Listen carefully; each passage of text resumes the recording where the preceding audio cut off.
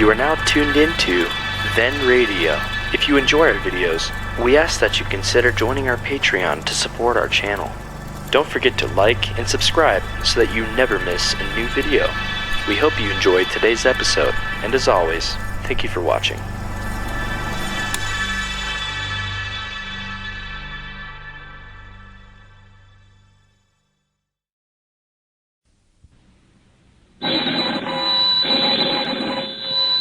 Granny's Abner, I believe that's our ring. I noticed, Lum, I believe you're right.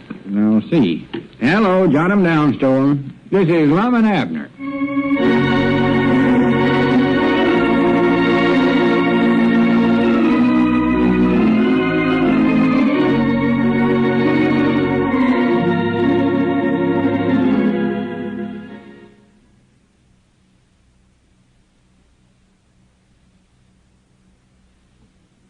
And now, let's see what's going on down in Pine Ridge. Well, it looks as though Abner and his wife will never get than the Johnson farm. Yesterday, after being passed up by the mail hack driver, they were quarantined when one of the Johnson children contracted measles. As we look in on the little community today, we find Lum in the Jot 'em Down store and library talking on the telephone. Listen. All right, can of sorghum, 5 yards of dress goods, polka dotted. And what else now, Mrs. Adams? We're having a special on hominy right now, cents under ceiling price. Yeah, all right then, Miss Adams. Well, no, I can't guarantee you'll get this order today. I'm having a little trouble with the delivers. See, Abner's still out of town. Oh, you had a call from him, huh? Whereabouts did he say he's calling from? Texas, huh? What else did he tell you? Uh-huh. Hey, Lum, I got a telegram. Oh, excuse me, I never noticed he's on the phone. Be through here in a minute, Grandpa. Yeah, it is nice that Abner's having such a big time, Miss Adams. Well, I'll do the best I can on delivering your order. Yes, Mom. All right, much obliged. Goodbye. Hey, Lum, I got a telegram here for Abner, and I don't understand the pigeon-toed thing at all. Don't understand it? How do you know what's in it, even? Do you open all the telegrams you deliver? No, of course not. That's against the rules of my profession. Well, how do you know what's in the telegram, then? Well, if you hold 'em up to the light, you can get a pretty close idea what's in it. Well, who's this one from? It's from Fred. You know, Abner's brother-in-law down in Texas. He says that Aunt Agatha's got there and wonders why Abner and Elizabeth ain't showed up yet. Oh, well, ain't nothing so hard to understand about that. Yeah, but the telegram was sent this morning, and I got a long-distance call from Abner last night. And he told me how he's enjoying himself down there in Texas. Oh, I see. Well, I can straighten you out on that quick enough, Grandpap. Abner and Elizabeth ain't down in Texas. Why, he is, too. I told you he called me from there. No, he never. He was calling you from the Johnson place, just 4 miles out of town. Johnson place? Are you sure that's where he's at? Sure, I'm sure. It's all the further they got. Why, that little varmint. That spavined-legged little varmint. Trying to make me think he's down in Texas when he ain't. That ornery little critter. Well, now, don't be too hard on him, Grandpap. It ain't altogether Abner's fault that they're stuck out there.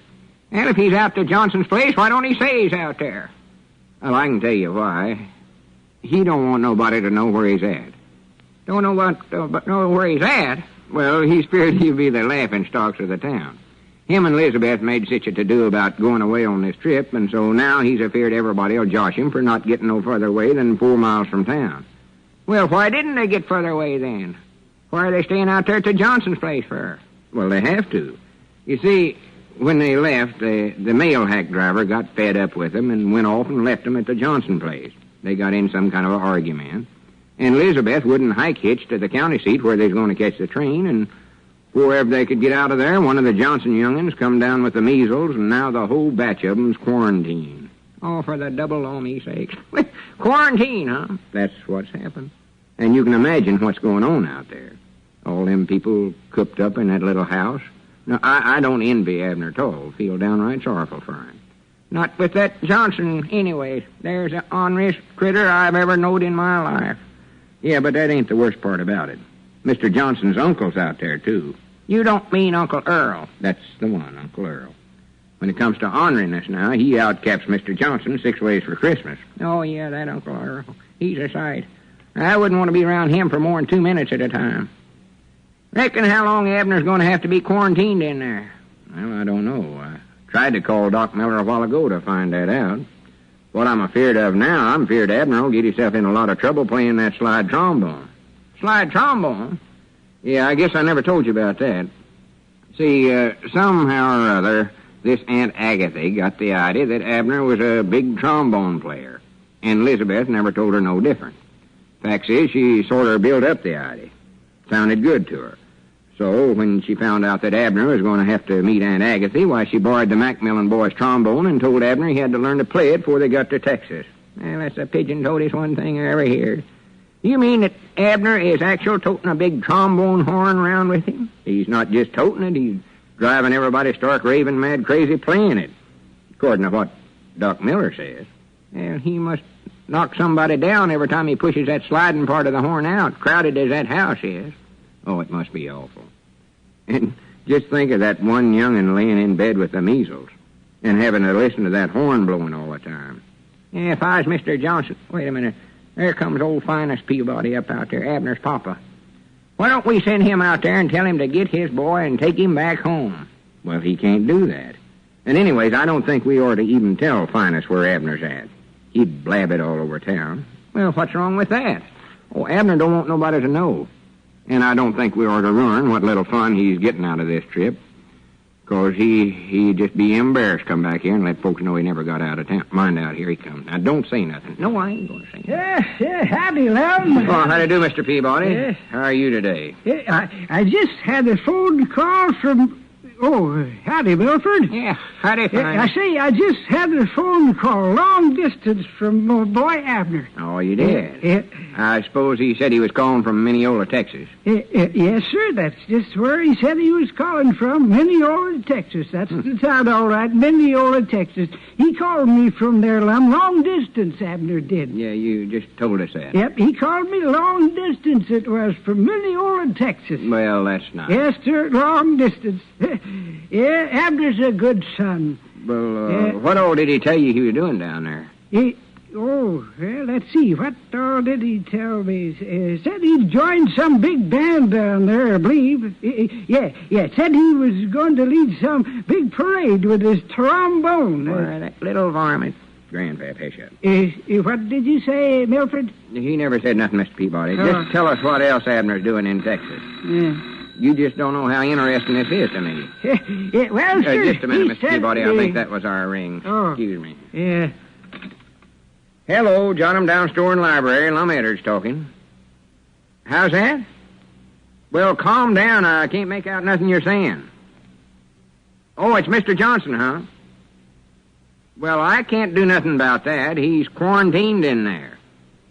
But Doc Miller says he can't leave, though. Well, take the trombone away from him. Well, wait till he ain't playing it then. Then you can get close enough to him to grab it. Well, you just have to figure it out for yourself then. Well, if I see Doc Miller, I'll see what I can do. All right, Mr. Johnson. Goodbye. Who is that, Lum? Oh, I forget now. Nothing important. Was it somebody in Texas? I heard you mention something about the trombone. Yeah, it was somebody from Texas, I think. Well, what did they say? What is Abner getting himself into that parade like he said he was going to? Well, I wouldn't say it was exactly a parade he's getting himself into. That must be it. Abner told me on the long-distance telephone that it was going to be the longest parade ever held anywhere in the world. Now, that's what he said. He did, huh? Yeah. Abner's a good boy, Lum. I'm proud of how he's turned out. I never figured he'd ever get to where he'd be leading a big, long parade, though. Well, I can tell you a thing or two about that boy of yours. Grandpap, recollect what I said. Yes, sir. Abner's a good boy. Leading the parade, my own son. I wished I could be there to see it. I'd stand there and cheer and wave my hat. Wait a minute, Mr. Peabody. There's the phone again. Just a minute. Hello, John, I'm down store. What's that? Emergency call? Who is this? Miss Johnson? Why, no, Doc Miller ain't here. Well, what's the matter? Is your young'un worse? Oh, for pity's sakes. Oh, you don't mean it. Well, I'll try to get hold of him. Yeah, all right, Miss Johnson. Goodbye. What's the trouble now, Lum? Uncle Earl and Mr. Johnson wrapped Abner's trombone around his head, and he's out cold. Hey, Mr. Johnson done that? Is he down in Texas, too? No, you might as well know the truth, Mr. Peabody. Abner's out at the Johnson's place. He ain't in Texas now. Well, I do know. Now, there's a true Peabody for you. I'm prouder than ever of him now. Prouder than ever? Why, sure, he said he was going to lead the longest parade in the world, but I never dreamed it'd run from many old Texas clean up to the Johnson's place. That Abner's a good boy.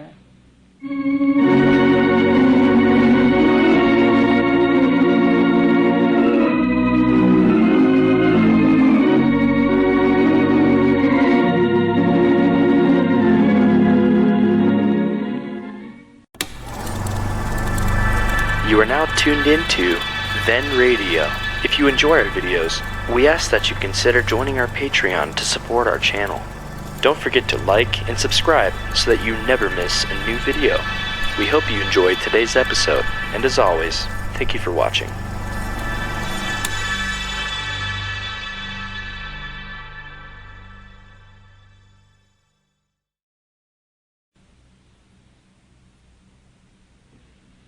And now, let's see what's going on down in Pine Ridge. Well, Abner, with his wife, has been stymied at the Johnson farm for nearly a week, while one of the Johnson children has the measles. At first, in order to avoid future ridicule, Abner tried to make the home folks think that he and Elizabeth were in Texas, as they had planned to be. But complications finally forced him to admit the truth. As we look in on the little community today, we find Lum in the Jot-'em-Down store talking to Abner on the telephone. Listen. Well, don't worry, Abner. Bad as I need you here at the store, I'll figure out some way to get you and Elizabeth back home. Well, I'll tell you, I'm so swamped with grocery orders that... Wait a minute. There comes Cedric. I'll get him to drive out and get you. Oh, what a beauty day. Yeah, well, I'll fix it up, Abner. You bet. Goodbye. Was that Mr. Abner you was talking to? Yeah, and he can come home today. All he has to do is wait till Doc Miller gets there this afternoon and tells him for sure they can leave. Oh, is the Johnson young'un over the measles? Practical, I guess. Well, why don't Mr. Abner and Miss Elizabeth go on down to Texas then, like they aimed on doing? Well, it ain't no use now. That Aunt Agatha they was going down there to visit has left Fred's place by now, so they wouldn't get to see her no ways. But the big problem is how to get them and all their suitcases back to town. Would you drive out there and pick them up, Cedric? Well, I'm awful low on gas coupons. Well, it's just 4 miles out to the Johnson place, and I need Abner here in the store the worst way. I ain't had no time lately to see to attend to my school board business. Oh, that reminds me, Mr. Lum. I'm supposed to tell you a message from Miss Platt. She sent me over here just special. She did? Well, what do you know about that? Must be lonesome. Well, so long, I got to get on back to school now. Well, wait a minute. You ain't told me the message yet. Mom? Oh, yeah, that's right. Let's see, message. For goodness sakes, hurry up and think of it. Oh, yeah, I know. Some feller's coming over to see you. What kind of a feller? Oh, I don't know. He stopped at the schoolhouse there. Some county education feller, I think she said. County education feller? Really, he must be somebody important. What's he coming here to Pine Ridge for? I believe I forgot that, I think. Well, when's he coming then? You ought to be able to recollect that. Oh, well, he's coming right over, I think. Oh, my goodness. Well, I better call Miss Platt and find out what this is all about. Yes, Mom. Cedric, you ought to learn yourself how to recollect things better. Well, I'm just too busy learning school junk to take up recollecting right now, Mr. Lum. I'm getting to be one of the leading scholars, I think. I wish Abner was back already. I can't run the school board in the store. Hello? Is this Miss Emaline? Emaline? Never heard him call her that before. Oh, yeah. Well, this is Lum. Mr. Edwards. School board president. Yeah. Yeah. Mom? Yeah, Cedric just told me. Who is he, anyway? Mr. Dennison. Oh, I see. Uh-huh. I see. Well, don't worry. If making a good impression on him will help our school, it's as good as done right now. Hey, Mr. Lum, I see that feller coming yonder now. He's coming now, Miss Emaline, so I better hang up. Yes, Mom. I'll check with you later. Yes, Mom. Goodbye. Grannies, this is a chance I've been waiting for. Miss Platt's bound to admire me now. Oh, what's that feller want anyways, Mr. Lum? Well, I'll tell you later.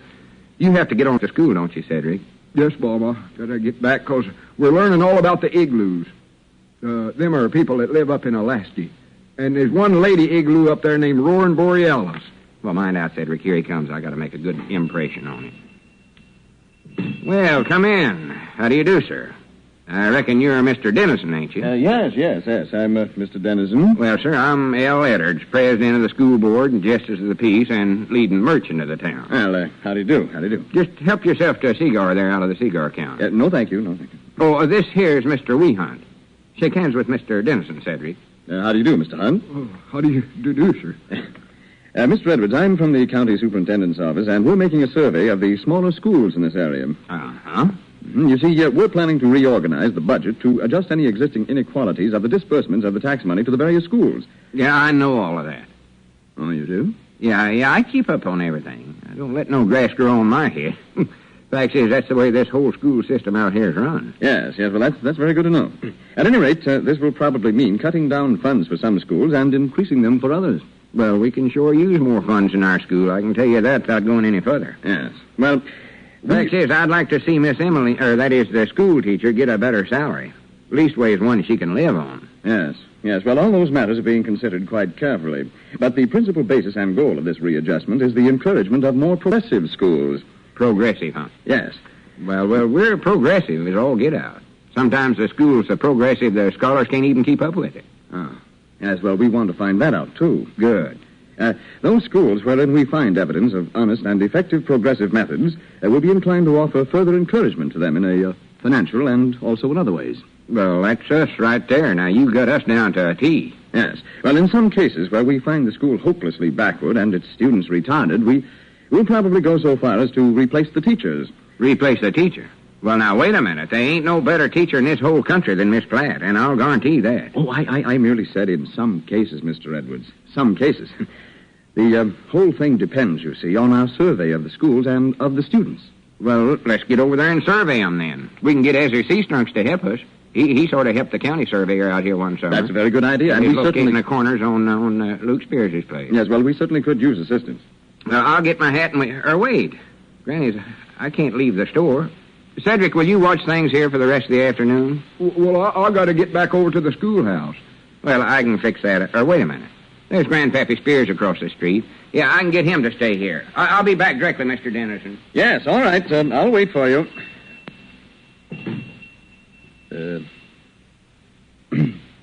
Yeah. Did you say your name is Mr. Hunt? Oh, Mr. Weehunt. Same as my papa. Oh. His name's Mr. Weehunt, too. Oh, I see. Rather odd name. I heard you mention, Mr. Weehunt, something about getting back to the schoolhouse. Are you the janitor there? Janitor? Yes. Oh, no, Mom. Old Vest generally does the janitor work over there. Oh, I see.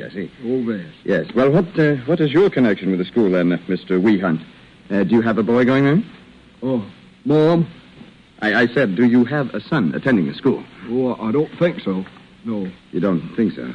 Well, what do you do at the school, then? Oh, I go there. I'm a scholar. A scholar? Yes, Mom. I'm one of the leading scholars there, I think. Oh. Oh, you mean you're taking some sort of postgraduate work? I don't know what I'm taking. I know we're studying about the igloos. Them are people that lives up in Alaska. Did you know that? As a matter of fact, I didn't. Well, that's what them igloos do. They live up there. I don't know. Most of them work in the ice house, I think. I've saw pictures of them sitting around on the ice that have a hole down the ice, and they fish down through the hole. They sit up there, and they got long teeth down in front. Igloos, then? Yeah. Yeah. And there's one woman igloo named Roaring Alice. I think that's her name. She must be a holy terror. I see. Yeah. Mr. Weehunt, pardon me for being personal, but just what grade are you in? Oh, I'm in the fourth reader now. The first time, too. How old are you? Oh, let's see now. How old am I? I voted last time, I know. Or that is, I would have voted, but I couldn't recollect who was running. Let's see, how old am I? And you say you're one of the leading scholars in your school? Yes, Mom. Yeah. Let me jot this down. About the igloos, you mean? Yes. Oh, it's nice stuff to know. Yeah. Something else I like in school is art drawing with crayons. Just love it.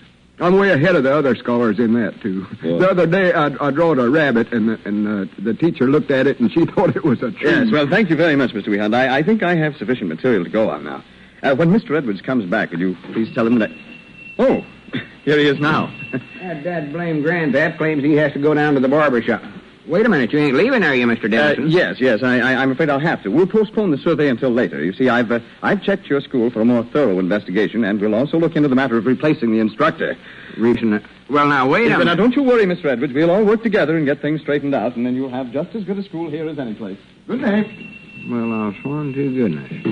Now, what in the world made him talk like that? Well, I don't know. Cedric, you've just got to drive out there to the Johnsons and get Abner. I've got to have more time to work on this. I can't let nothing happen to Miss Platt, or the school neither. Well, I got to get back to school, old Mr. Lum. Getting Abner's more important. Now, hurry up and get your... Wait, that was our ring. I hope that ain't Miss Platt wanting to know how I come out with Mr. Dennison. Granny's. Hello? Jot him down store and library. Who? Oh, say, Cedric's coming out to get you, Abner. Huh? Well, why not? Oh, for pity's sakes. What's the matter, Mr. Lum? Now Abner's come down with the measles, too.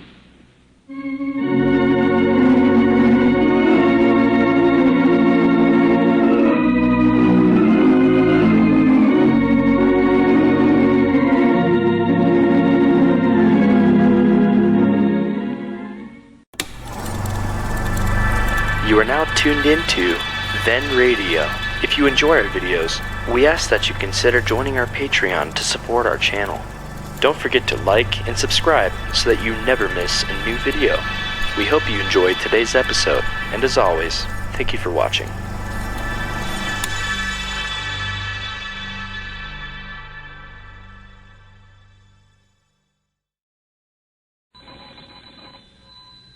Granny's, Abner, I believe that's our ring. I don't as long, I believe you're right. I'll see. Hello, jot 'em down, store. This is Lum and Abner.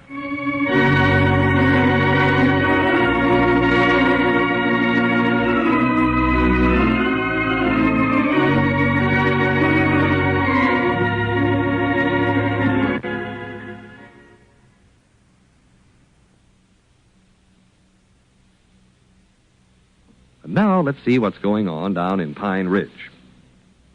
Well, Lum is finding life quite complicated these days, what with his partner Abner being quarantined in the Johnson farmhouse with measles, and a school survey being conducted which might possibly cause a change in school teachers, which would, of course, be quite a blow to Lum.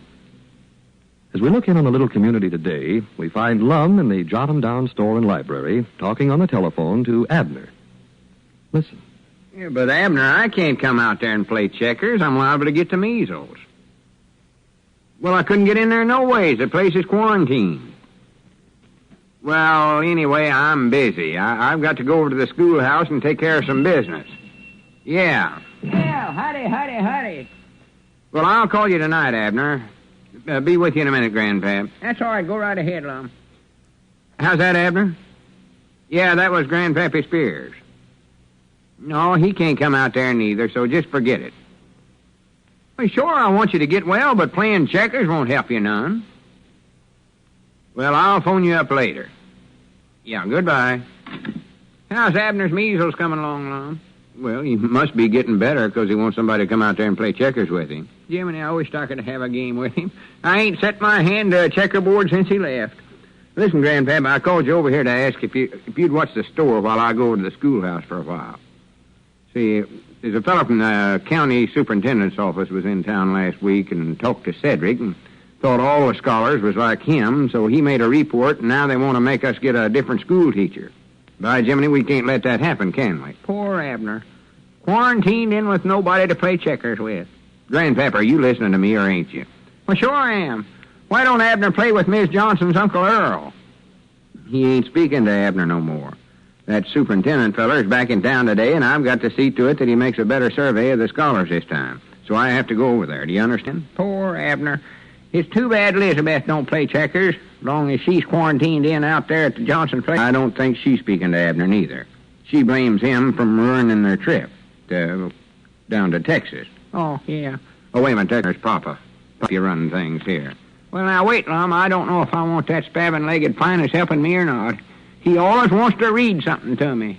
If there's anything I can't stand, that's it. Oh, he won't read nothing to you, I don't think. Oh, no, just look out. He's toting that scrapbook of his, one about the Peabody family. Well, you don't have to listen to him. And he can help you with the chores here. Yes, sir. How's everybody today? Oh, just fine. How are you, Phinus? Just in time to help Grandpap watch the store for a few minutes. Yes, that's good. I just happened to run across my scrapbook of the Peabody family today, Lum, and found a couple articles in here you might be interested in. Yeah, well, I ain't got time to hear them right now. There's one in here about Abner's cousin Leroy. Well, that's fine. Yeah, well, I'll be late. You go. Here's one of them articles I was telling you about, Lum. Run across it in my old scrapbook. Well, I ain't got time to listen to that as quick as I can. Wait a minute, Lum. This first article is about Abner's cousin Leroy. Yeah, well, I'll talk to you later. Yeah, hurry back, Lum. I got other junk I ought to be doing. It's about Abner's... you know Abner's cousin Leroy, don't you? No, I don't believe I ever knowed him. I just run across an interesting article about him in my scrapbook here. You'd be interested, Milford. Poor Abner. Nobody to play checkers with. What'd you say, Milford? I was talking about Abner. Oh. Poor little feller's out there quarantined in at the Johnson place, and he ain't got a single pigeon-toed soul to play checkers.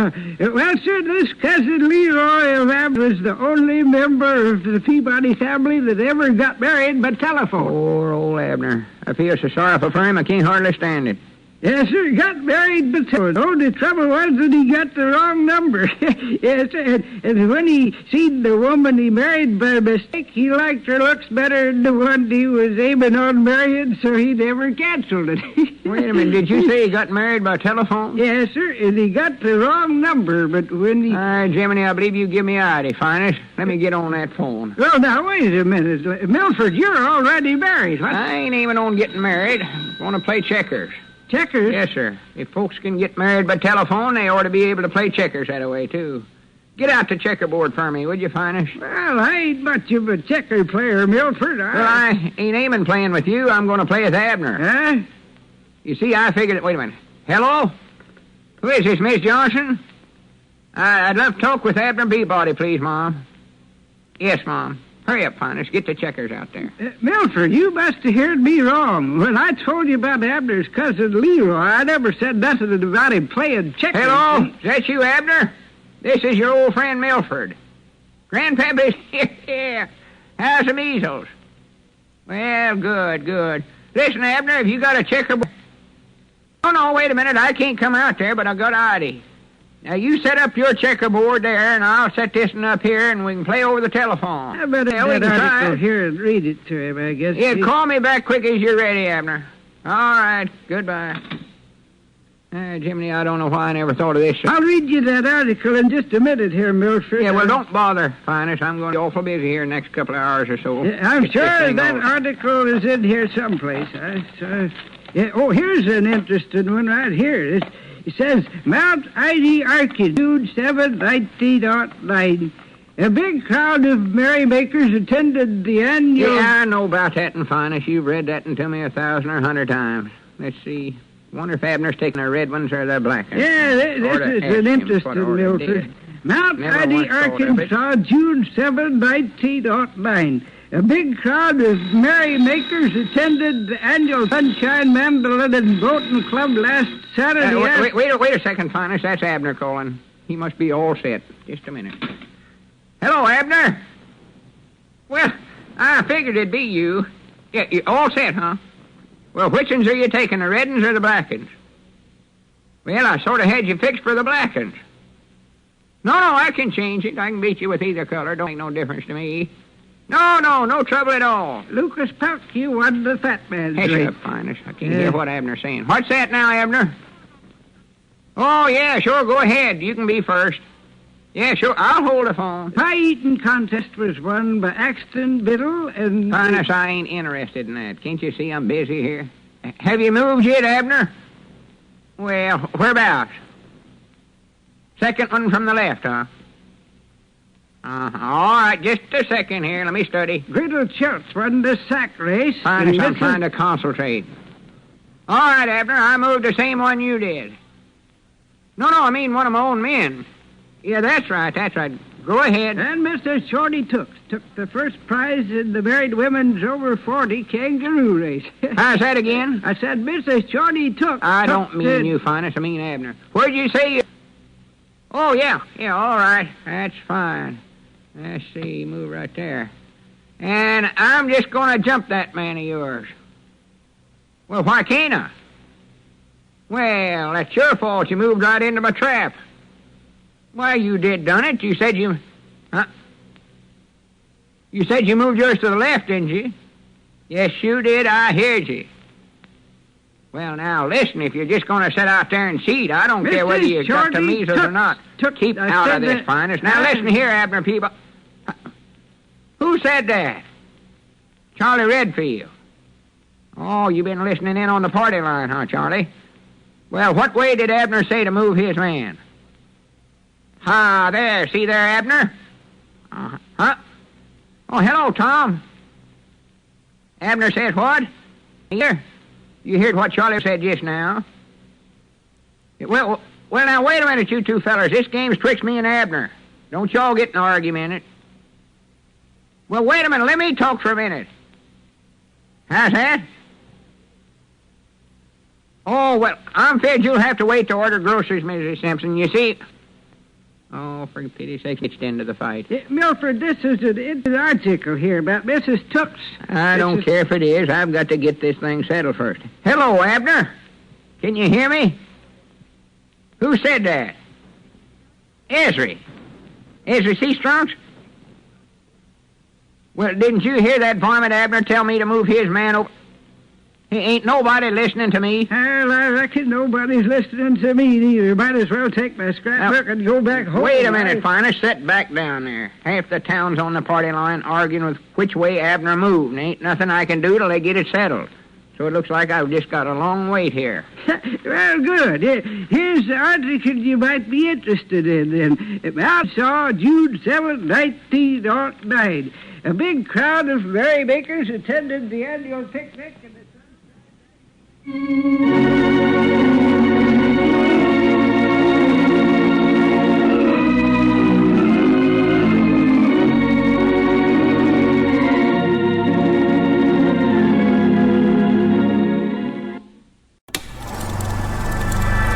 are now tuned into Then Radio.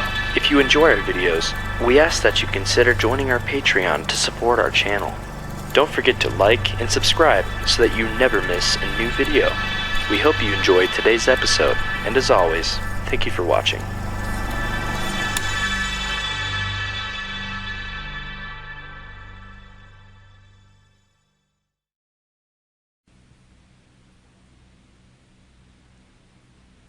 And now let's see what's going on down in Pine Ridge. Well, Lum is still burdened with the store duties, inasmuch as Abner is still quarantined in the Johnson home with measles. However, Lum managed to correct the impression received by the county school superintendent that all the students in Pine Ridge were like Cedric Weehunt. And so now both the schools and Miss Platt's scholastic reputations have been restored. As we look in on the little community today, we find Lum in the Jotham Down store talking to his partner on the telephone. Listen. Abner, don't keep calling me up. I got work to do here. I don't care what it is you got to tell me. I'm a busy man. Yeah, I got that school mix-up straightened out. But I've got a lot to do here at the store. Huh? Oh, yeah, they found out at the county superintendent's office that the other scholars weren't like Cedric. So they think we got a good school and we can go ahead and keep Miss Platt. Yeah, I thought so, too. Well, Abner, I ain't got time to gab all day. All right. What is it you got to tell me? The what? Aardvark. A African ant-eating mammal. For pity's sakes, I don't care what a aardvark is. Say, them measles ain't got you delirious, have they? Oh, I see. Well, can't you find something else to read besides a dictionary? Oh, well, the Johnsons must have some other book around there. Now, no, wait a minute, Abner. Don't read me no more out of that dictionary. I'm busy. Wait a minute. I see a customer coming up out there. I don't know who he is. Some fella I never have saw before. No, it ain't Pack Rat Watch. Well, look, Abner, I got to hang up because here he comes. Yeah, I'll talk with you later. Goodbye. Well, how do you do, sir? Come in. Thank you. What can I do for you today, sir? Why, You're a stranger in town, ain't you? Yes, I am. My name is Fulton, Clark W. Fulton. Well, pleased to meet you, Mr. Fulton. My name is Edwards, Justice of the Peace and a few other little things around town. How do you do? Perhaps you can help me. I'm looking for a man named Edwards. I was told I'd probably find him here. Well, I'll get out and try to help you. Wait a minute, I'm Edwards. Yes, I heard you. The man I want is Edwards. That's what I said, Edwards. Oh, I see. Well, are you president of the school board? Yes, sir, that's me. Well, Yeah. I guess Yeah. you're the gentleman I want then. You see, I was doing some research work among some reports at the county superintendent's office. Well, now, wait, stop right there. That business over at the schoolhouse is all, and Miss Platt is staying right here. Do you understand? I beg your pardon? You nor nobody else is going to get her away from us. I hired her for our teacher, and I granny she's going to stay here, and that's that. Well, I'm afraid I don't know what you're talking about. I think you must have me confused with someone else. You see, I'm a writer of educational books, and I... You're a writer, you say? Yes, and I... A book writer? Well, yes, and I... Well, what do you have to... Sit down, Mr. Fulton. I'd like to talk to you. See, I'm sort of a book writer myself. You are? Oh, yeah. Yeah, the last book I worked on was a humdinger. It was called My Torturing 2 Weeks as a Suffering Mortar. A suffering what? Mortar. You know what a mortar is, don't you? Well, yes, but I don't see how there could be a suffering one. Now, that's the only kind I know of. See, I wrote it while I was in jail. In jail? Oh, yeah. Of course, I just went to order, I think. I never finished it, though. I weren't there long enough. Maybe you could give me some ideas on how to finish it up. Well, I hardly think that's my field. Wait a minute. I'll get it out for you and read you some of it. That'll help. Don't bother. Really, No bother. I'm just proud to do it for you. I'll just read you a few chapters of it, and you can get the hang of it from that. Well, really, I don't have time to go into that matter right now. You see, I'm writing a book on abnormal psychology, and I wanted to interview... Psychology? Did you mention psychology? Yes, that's the subject of my book, Abnormal Psychology, and I was interested in... Granny, you have come to the right place. Yeah, if there's any one thing I know about, it's psychology. Well, that's fine. In that case, I'm sure you'll understand what I'm trying to do and undoubtedly be a great help to me. Oh, sure. Be proud to help you. I'm pretty busy during the daytime, but we can get together at night, and we'll have that book of yours done in no time at all. Well, I didn't exactly mean... Surely, I'll be proud to help you write it. Of course, I want my name on the cover of the book, though, natural. For, of course, far as the money goes, I don't care if it don't make too much money out of it. I like to look on book writing as a profession instead of just something to make money out of. Well, Mr. Edwards, I wasn't suggesting a collaboration. No, I know you wasn't. You said a book. Now, when do you want to get started on it? Tonight? Well, Mr. Edwards, all I really wanted was an opportunity to interview a boy going to your school and write him up in the book. A boy? Just any boy, you mean? Oh, no, this is a special case. As I started to tell you, I was looking over some records in the county superintendent's office, and I happened upon a report on a boy named Cedric Wehunt. Oh, that, yeah. Yeah, there was a fellow out here, about a week ago that sent that in. But I got that all straightened out now. Yes. Well, this boy appears to be an extremely interesting case. Just the type I'm looking for to illustrate the chapter I'm working on currently. You mean you want to write Cedric up in this book of yours? Yes, that's the idea. Well, Cedric ain't no psychologist. Well, no, of course not. But from the report, he evidently represents a certain curious type of arrested development. Arrested what? Arrested development. Well, Cedric ain't smart enough to represent nothing like that.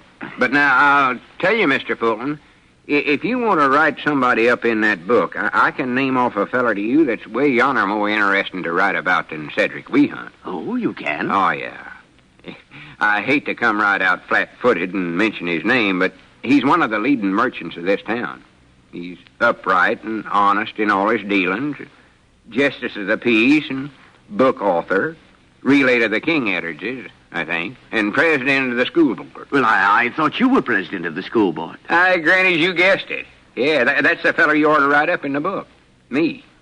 I can guarantee that everybody in Pine Ridge will buy a copy if I have to buy them for them. Yeah, well, Mr. Edwards, I'm afraid you have the wrong conception of the book. You see, it deals strictly with child psychology. Well, I was a child once. Fact is, that's the most interesting part of my life. Yeah, that'd be awful good to write up. Never had thought about that. You see... See, when I was just a little kid of a boy between the age of 7, I walked 10 miles through 6 foot of snow to school every morning, barefooted. Yes, well, that's very interesting, but the point of my book... Every night I done my lessons on the bottom of a coal scuttle by the light of the fireplace. Was that in a log cabin? Yes, sir. It was in a log cabin. Built out of logs, too. And did you split rails all day long? Yeah, with my bare hands. You weren't ever president of the United States, were you? No, I wasn't. That's a relief. But I did run for the office once. What? I never got it, though. Got beat out. Oh, my goodness. Maybe you would be a good subject for a book. Why, sure, that's what I've been trying to tell you. Not this book, of course, but another one I have in mind. Let me jot down a few notes here so I won't forget some of these things. No, go right ahead. I got the answer to the phone anyways. Think that was our ring. Yeah, here's a pencil right here if you want to... Oh, thank you. Hello, jot 'em down, store and library. Oh. What is it now, Abner? Uh-huh. Down to the B's already, huh? What? Bison. No, I don't know what it is. It's a large what? Shaggy-maned ox-like quadruped. Well, that's interesting. But I'm busy right now. Yeah, I'll talk to you later, Abner. No, never mind. I don't want to hear it. Goodbye. That was my partner. He's in bed with the measles, reading the dictionary. Reading the dictionary? Yeah, he wants to see how it comes out. Now, do you want to take down some more notes on my boyhood now? No, not right now. I want to run out and get some lunch, but I'll be back this afternoon. And in the meantime, I wish you'd try to arrange that interview with the wee hunt boy for me. Yeah, I'll fix that up for you. Yeah, I want to make one other phone call first. All right, fine, Mr. Lincoln. Edwards. I'll see you later. Yeah, so long. Oh, they cut down. Oh, hey, Mr. Fulton. Hey, you left your notes. Well, he'll be back. Oh, hello, Abner. Yeah, this is Lum. Yeah, wait just a minute. I want to look at some notes a feller left here. Hold the phone a minute. Granny, that sounds good. Hello, Abner. Listen, I got some wonderful news. Yeah, guess what? I'm going to be wrote up in a book. Yeah.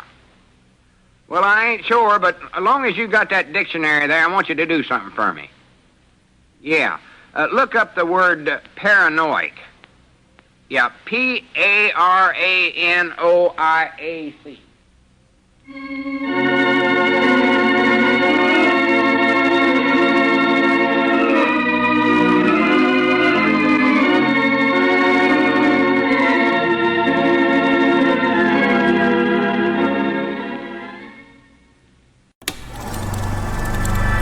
You are now tuned into Then Radio.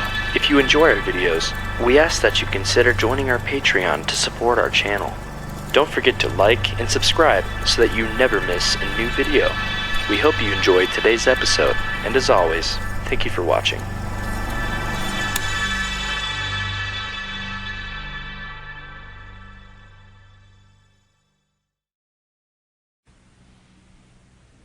And now, let's see what's going on down in Pine Ridge. Well, Abner is still out at the Johnsons' home with the measles, and Lum is having his troubles with a writer of child psychology books who has come to Pine Ridge to interview Cedric. As we look in on the little community today, we find Lum in the Jot-'em-Down store. Cedric is just arriving for his interview. Listen. Oh, come in, Cedric. You're a little early. Mr. Fulton ain't here yet. Oh, he ain't, huh? No, he ought to be here directly, though. Sit down. Yeah, I'll just wait. Say, what's that poster you got sitting in the window there about some feller named Kinney Institute? That ain't the name of a feller. That's the name of an outfit that helps young'uns with infantile paralyses. And it's a good outfit, too. If you ain't made a donate to the Kinney Campaign Fund, Cedric, I'd suggest you do it right away. Make a donate, huh? Yeah. See, this is the wind-up of a campaign to raise funds so that the Kinney Institute can carry on its good work. So I'd take care of that if I was you, Cedric. Yes, Mommy. If you think I ought to, I will. Well, sure, I think you ought to. See, when you make a donate to that outfit, what you're doing is helping some young'uns to walk again. So don't waste no time in doing it. No, Mom, I won't. Say, what's that Mr. Fulton want with me anyways? Well, I ain't sure, Cedric, but I think he wants to give you some kind of a psychology test or something like that. Oh, psychology, huh? Yeah, something like that. He mentioned something about giving you the alpha test. I believe that's what he called it.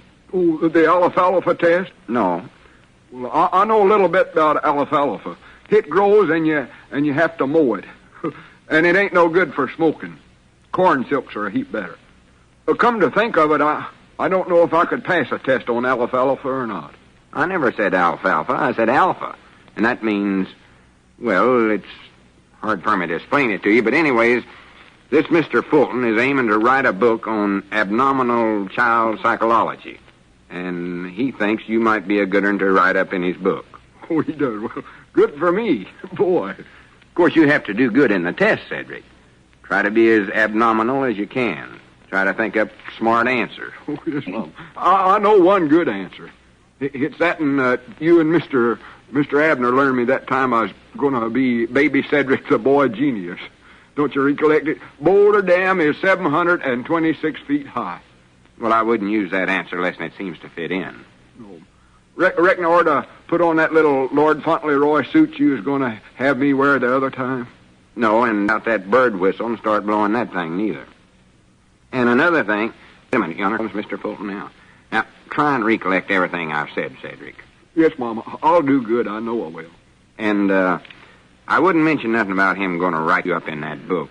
See, I wasn't supposed to tell you that part of it. Well, I am going to be in the book, though, ain't I? Mind out. Here he comes. Don't let on. Well, good morning, Mr. Fulton. Proud to see you again. Yes, well, good morning, Mr. Edwards. Has the boy arrived yet? Oh, yeah, he's here. Standing right in front of you there. You mean... Oh, my. Cedric, shake hands with Mr. Fulton. Yes, Mom.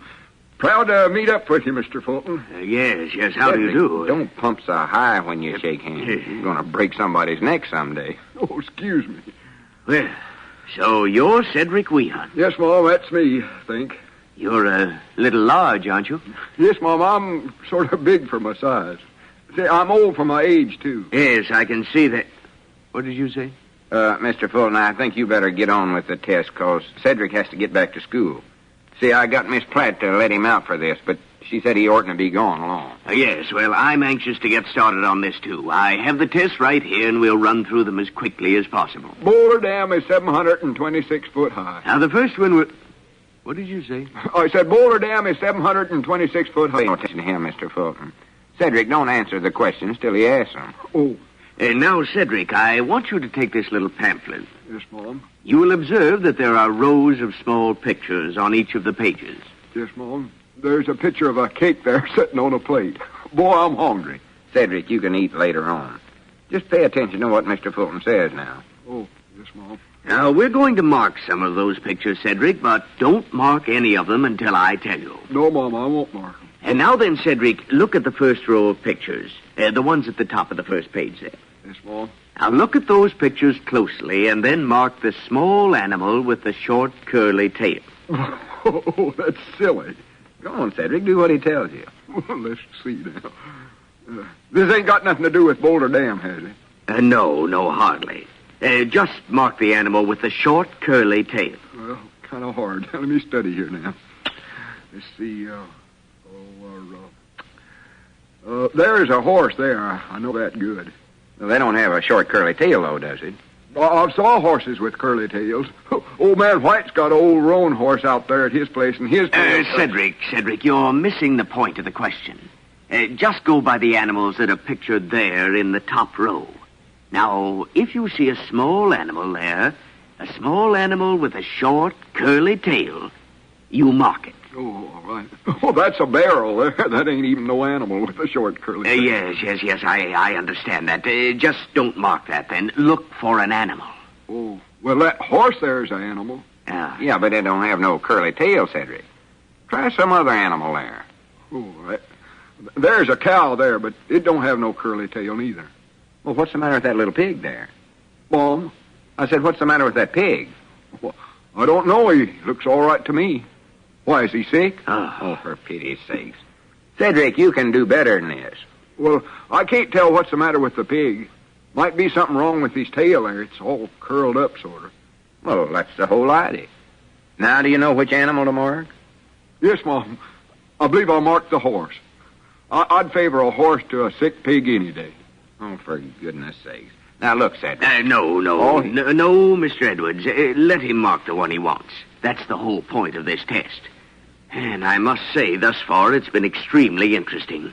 It reveals a type of reasoning that I've never run across before in all my years of study. Well, he's good, all right. It's nice of you to say that, Mr. Fulton. But Cedric can do better than that, even. I know he can. Yes, well, let's go on, then. Yeah, ask me how high Boulder Dam is. I know that good. Try me on that once. We'll come to that later. Now then, I wish you'd try to hurry this along from now on, and don't ask any questions. Just mark the ones you think are right and let it go at that. Yes, Mom.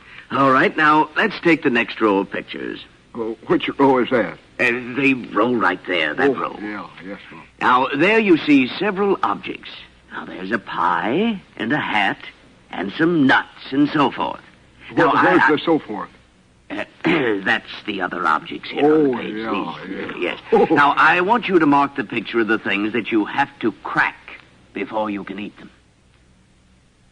Well, go ahead, Cedric. You can get that, and that's easy. Mom? Cedric, you ain't even looking at the pictures there. Well, I'm sort of worried, Mr. Lum. Worried? What about?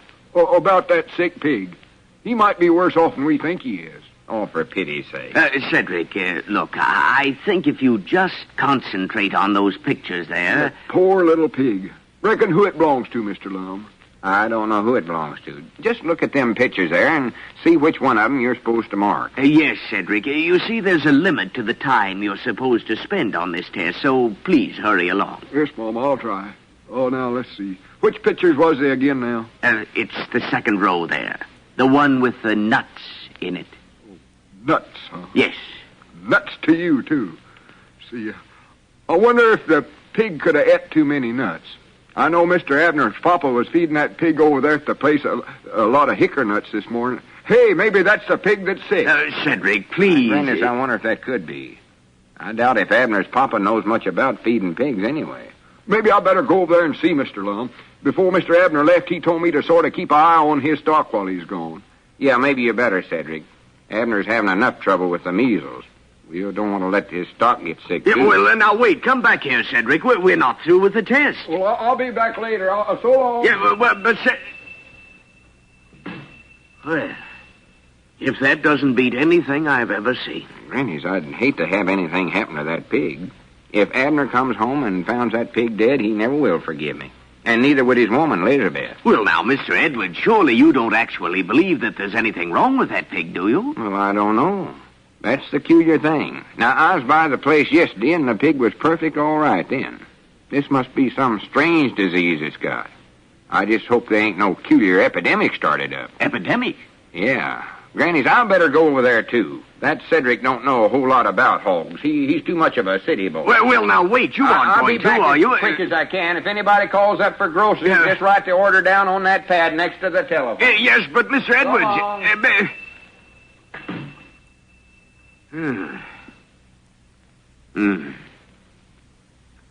By George, I wonder what is the matter with that pig.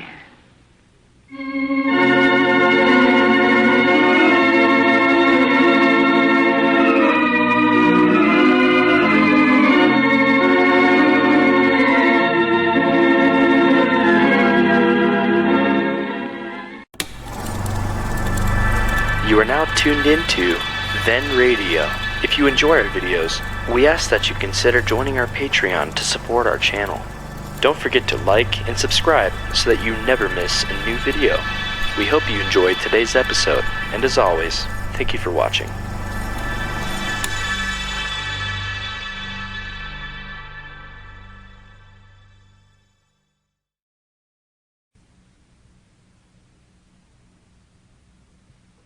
And now, let's see what's going on down in Pine Ridge.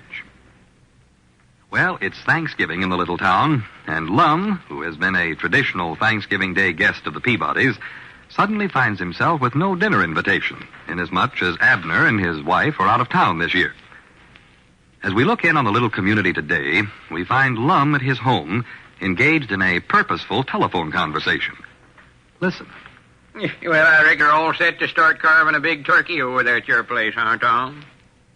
How's that? Oh, you've done it, huh? Oh, I see. Uh-huh. Yeah, well, I just called up to wish you a happy Thanksgiving, Tom. And give my best to the missus and all your... Grannies, I gotta hang up, Tom. Somebody's at the door.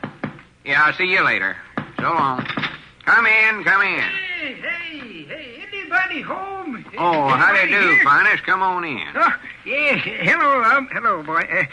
I just thought I'd stop in and say hello. I'm on my way over to the Quincy's. Over to the Quincy's? Yeah, I'm taking Thanksgiving dinner with them. Oh, well, that's nice. Yeah, it is nice. I think Abner sort of fixed it up for me. He did, huh? Yeah, as long as him and Elizabeth was going to be out of town this Thanksgiving, I think he sort of hinted around to Miss Quincy that I was going to be all alone. Oh, well, I'm sure Mrs. Quincy would have invited you to dinner without anybody having to hint around to her. Oh, yeah, she's a good woman. Yes, she is, Lum. Thoughty, too, yes. Yeah, but I know Abner did talk to her. Fact is, I heard him. Oh, you did? He didn't say nothing about inviting somebody else over there, did he? Who do you mean, Lum? Oh, nobody in particular. I didn't know whether I'd catch you home today or not, Lum. I thought surely you'd be on your way to somebody's house for dinner by now. Yeah, I sort of thought so myself. Yeah, Thanksgiving ain't Thanksgiving without eating with some... whose house are you going to, Lum? Well, I don't know, Phinus. Just got so many invites here, I don't know which one of them to accept. Uh-huh. You know how hard it is to decide them things. Yeah. Always feared you'll hurt somebody's feelings. Yeah, that's right. By the way, is anybody besides you going over to the Quincy's, do you know? Why, no, not that I know of, Lum. I didn't, why'd you want to know that for? Oh, no reason at all. They've got a pretty good-sized supper table over there at the Quincy's place, ain't they? Yeah, I believe it is. I don't recollect, though. And there ain't going to be many sitting around it, is there? No, I don't think so. Just Ulysses and his woman and a young'un more than and me. And you. Yeah. And you folks are going to be kind of lonesome sitting around that big table all by yourselves, ain't you? Oh, I don't believe so, Lum. We'll be so busy eating we won't have time to talk always. Yeah, that's right. Yeah, Granny's, Lum, by the size of that turkey they got, we're liable to be eating for a couple of days. They got a big turkey. Oh, it'd feed a whole army. The biggest turkey I ever seen. And, you should see that. Be ashamed to let all that go to waste, wouldn't it? Yeah. I mean, with just 4 of you there to eat it, and one of you is just a half-grown kid of a boy. Oh, we'll manage somehow, though. Yeah, I know, but trouble of it is... I'll say one thing for myself, Lum. I can eat. Yeah, especially when I set my mind to it. And Yeah, but you want to recollect your manners there now, Phinus. You don't want to make a gluten out of yourself. Oh, well, I won't... I'm... Be nice if there's somebody there that could sort of remind you about your manners. You might take somebody along with you to do that. Huh? Like, say, well, some friend of yours. Or some good friend of your son's, Abner. Well, let's see. Who could I take along? I might be able to make a good subject. About the only feller I can think of is you and... Yeah, who did you say? I said you. Yeah, but you've got so many invites already, you don't know which one to take, so Well, of course now, I ain't promised nobody definite. I'd love to try to talk you into this, but I know it ain't no use if you... Well, go ahead and try anyway. Huh? I'm an awful easy man to talk into things. Well, I wouldn't feel right having you give up all them other invites just to help me out, Lum. Well, no. I'm proud to do it, as far as that goes. No, I wouldn't think of it. You know, Phinus, I was just thinking. Huh? Everybody ought to observe today in the same spirit as they done back there on the first Thanksgiving. Yeah. See, the Pilgrim Fathers got up this big supper and shared it with the Indians. And they...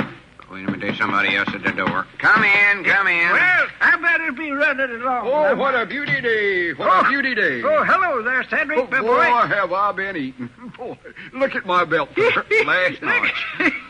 Yes, Have sir, you look ate already, Cedric? Yes, Mom, I sure have. Yeah. Never ate so much in my whole life, I don't believe. Well, I'm going to be doing the same thing pretty soon, Cedric. I can hardly wait to get over there. Boy, I'm just plumb stuffed. Do you know what all we had today, Mr. Lum? Well, if you don't mind, Cedric, I'd just as lief you didn't tell me. Had a stack of mashed potatoes about a mile high, all covered with the best gravy you ever tasted. Cedric, don't bother to tell me about it.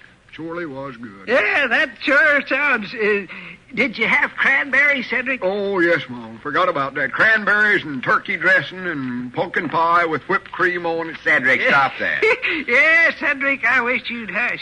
You're making my mouth water, Cedric. I'd better be getting on over to Ulysses' house right now. I'll see you fellas later. Oh, well, wait a minute, Phinus. Don't leave right yet. Oh, to be going, though, Well, Lum. wait just a second, though. I'm hungry, huh? What do you say me and you call up old Ulysses? Call him up. What for? Oh, I don't know. Just to talk to him. Say Happy Thanksgiving to him. and Well, all. I'm going to see him in about... I want to talk to him on with you. Well, it might be fun, though. I'm going to see him. I'd hate for Ulysses to be lonesome on a holiday like this.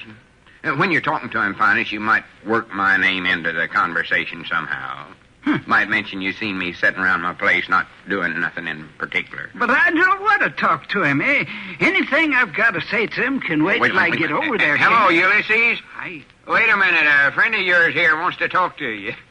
Here, Phinus, take a receiver. I don't want to talk to him. I'll be staying. Well, what'd you call him for, then? I never called Well, him. here, Cedric, you talk to him. Tell him I'm just sitting around here, sort of. Well, I can't talk to nobody, Mr. Lum. I'm too full. Boy, that was a good meal. And it looks like I'll have to talk to him myself. Hello, Ulysses. This is Lum Edders. Yeah. Oh, just only tolerably. Yeah, just called up to wish you a happy Thanksgiving. Yeah. Oh, not at all. I suppose you're getting ready to carve up a big turkey. Yeah. You know, Ulysses, I was just thinking we ought to get back into the spirit of the first Thanksgiving. Yeah. No, I mean one a long time ago. One way back in or a long time ago. Yeah, you see, the Pilgrim Fathers shared their dinner with their friends and Indians, and... How's that? Oh, I see. All right, then. Goodbye. What happened, Lum? Why did he quit talking for? Oh, he had to hang up. Some Indians some relays of his just come in unexpected. Oh, well, by thunder, I better be getting over there before I lose my place. I had a piece of mince pie, too. Forgot about that. Bigger than the pumpkin pie. So long, Lum. Goodbye, Cedric. Don't eat too much, Lum. Don't eat too much. Wish somebody had told me that. All that whipped cream and everything. Cedric, do you have to just sit there and keep talking about that? Mom? Granny, wonder if the Redfields have et yet. Maybe I ought to call good old Charlie up. Ain't talked to him for quite a spell. Just do that. How come you're calling up everybody today, Mr. Lum? Oh, I don't know. I just like to talk to my friends is all. Just getting into the spirit of the holiday. It's only natural for a feller like me to spread the holiday cheer. Hello, Charlie, old boy. Yeah, this is old Lum. Oh, just only tolerably. Well, thank you, and the same to you. You know, Charlie, I just been sitting here thinking about the Pilgrim Fathers. Pilgrim Fathers, I said. Yeah, how they used to share their dinner and all that stuff. I suppose you're getting ready to carve up a big turkey. Huh? Oh. How was it? Well, I'll be seeing you around, Charlie. Goodbye.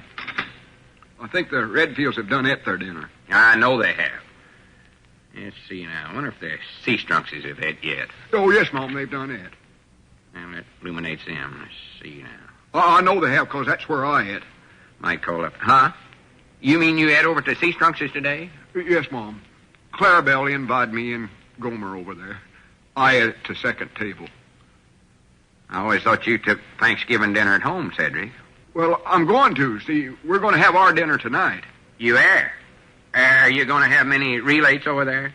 No, Mom, don't think so. Just Papa and Mama and me, my little brother. Well, what do you know about that? Cedric, my boy, sit down here. I want to tell you all about the Pilgrim Fathers. It seems that way back in the year 16, a long time ago, the Pilgrim Fathers always invited their friends and Indians to take Thanksgiving dinner with them. They always had a big turkey and sat around and smoked a pipe apiece. And wait a minute, Cedric, whereabouts you going? Well, that's a good idea. I think I'll go out and invite some Indians.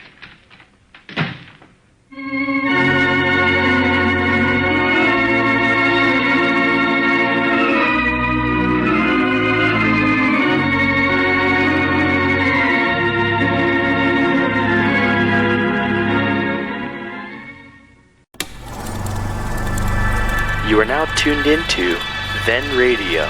If you enjoy our videos, we ask that you consider joining our Patreon to support our channel. Don't forget to like and subscribe so that you never miss a new video. We hope you enjoyed today's episode, and as always, thank you for watching.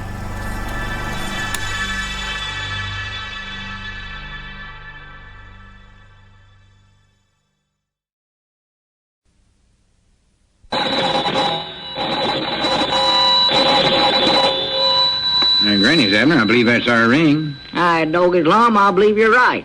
I'll see. Hello, jot 'em down, store. This is Lum and Abner.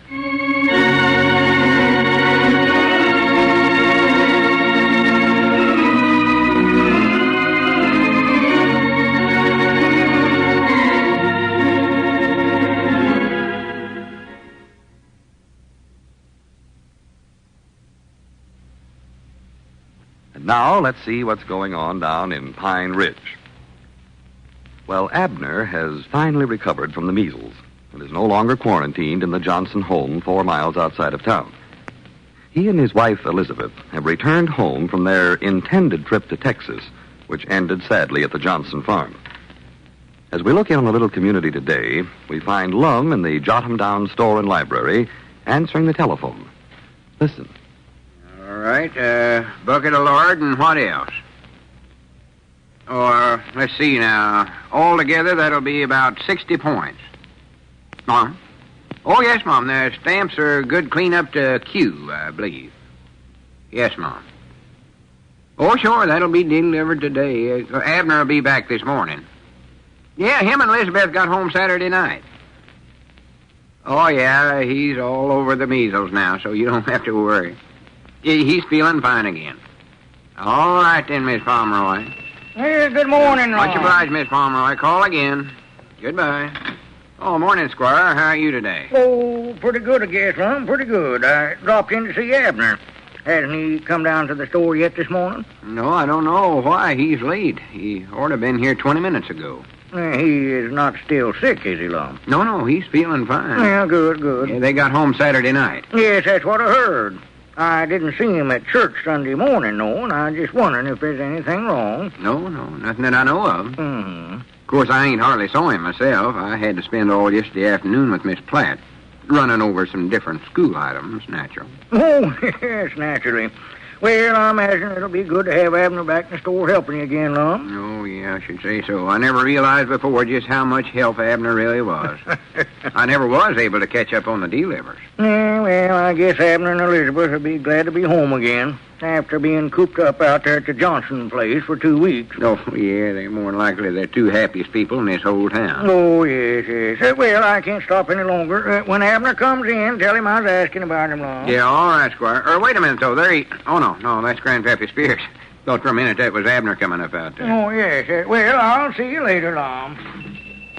Morning, Grandpa. Yeah, howdy, Squire. You just leaving? Yes. I have a man waiting for me over at the office. He wants to look at a little piece of real estate. Well, so long, Lum. Yeah, so long, Squire. Well, what you doing out so early, Grandpap?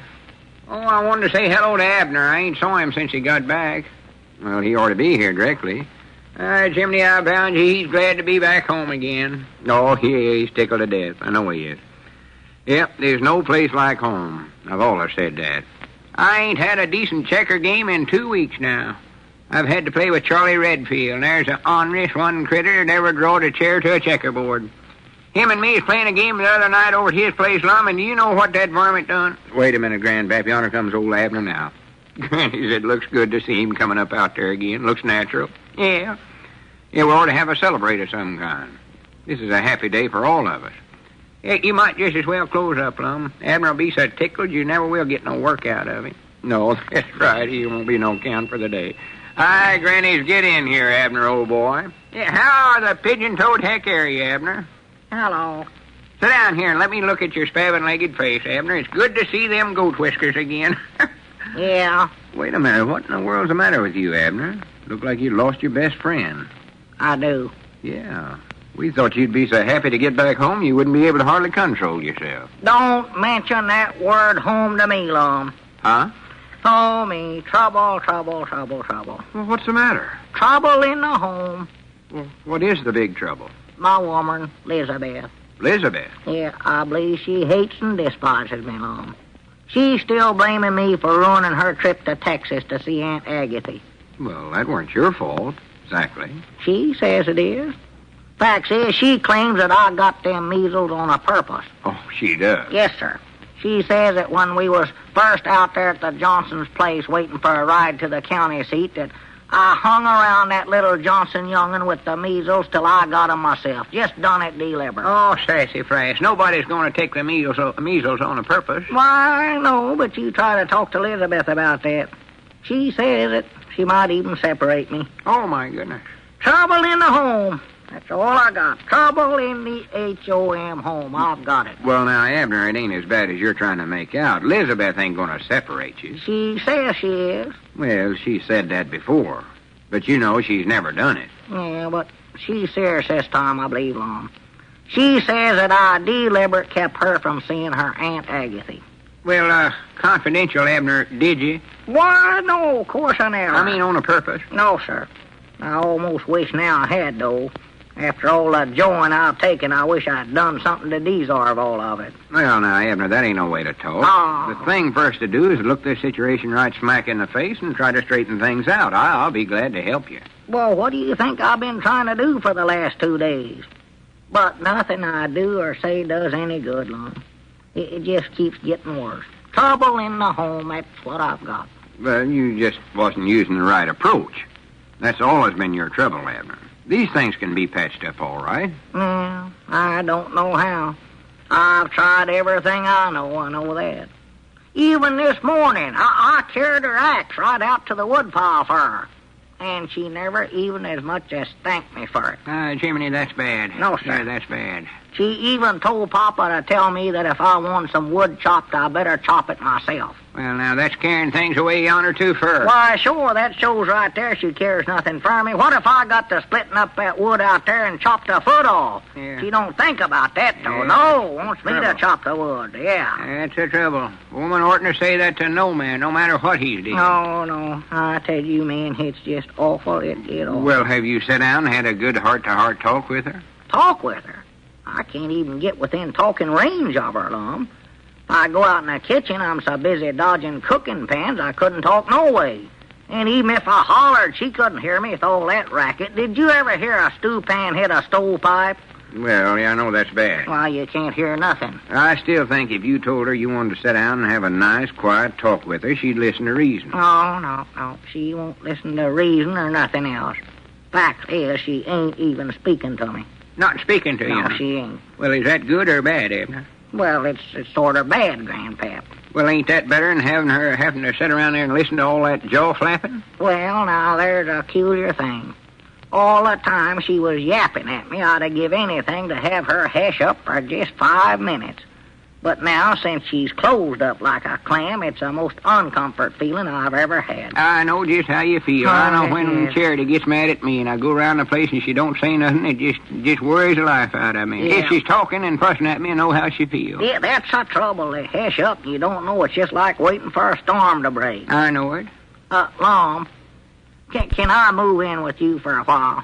Move in with me. Yes, sir, there just ain't no living with that woman the way she's carrying on, Lum. Granny's, Abner, that place of mine's awful small. I don't believe you'd be happy there. I'd be happy anywhere that somebody'd speak to me in a nice tone of voice. Yeah, but they wouldn't be no good place for you to sleep there. I don't care. I got that folding cot, but I don't know where it's at, and it's so hard to figure out how to put it I'll up. You'd go figure to it sleep out. before you I'll got it set figure up it for you. out.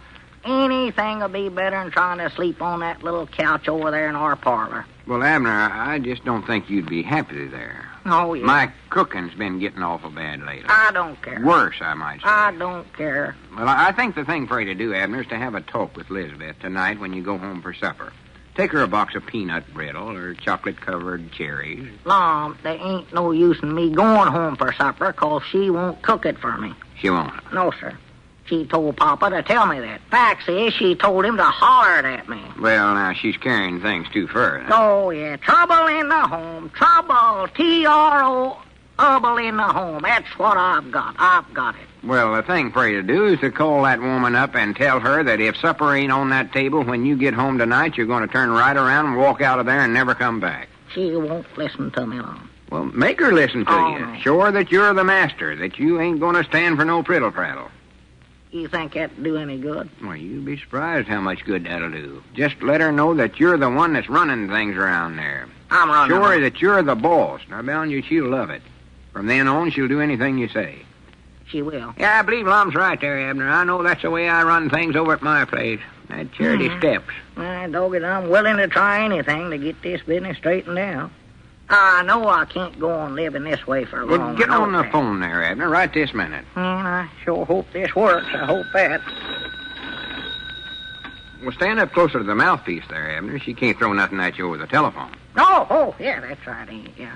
You reckon I ought to disguise my voice so she'll listen to me? Well, no, that wouldn't help none, because she wouldn't know it was you talking. Oh, yeah, doggies, I'll tell her. This time she just carried things a little bit far enough. Hello? Miss Peabody? Be firm now. This is Mr. Peabody. That's the time. Mr. Peabody. That's the way to do Well, now, just a minute. This ain't... Huh? Well, you listen to me. If there ain't no supper on the table when I get home tonight, I'm going to turn right around and walk out of that house and never come back. That's telling her. Huh? Oh! Doggy, she's going to break that receiver doing that someday. What'd she say? She said that was the best news she'd heard in 2 weeks. Oh. Getting back to that subject I was making, Lum. Oh, now it starts for me. What does? Trouble in the home. Trouble in the home.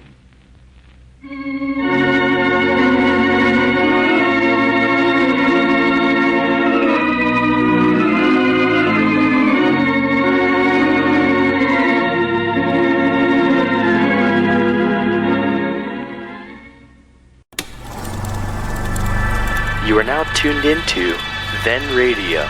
If you enjoy our videos, we ask that you consider joining our Patreon to support our channel. Don't forget to like and subscribe so that you never miss a new video.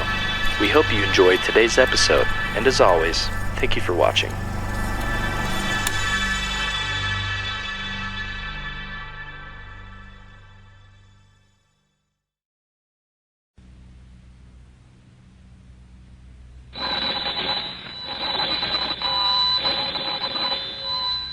Granny's, Abner. I believe that's our ring. Aye, doggies, Lum, I believe you're right. Now, see. Hello, jot 'em down, store. This is Lum and Abner.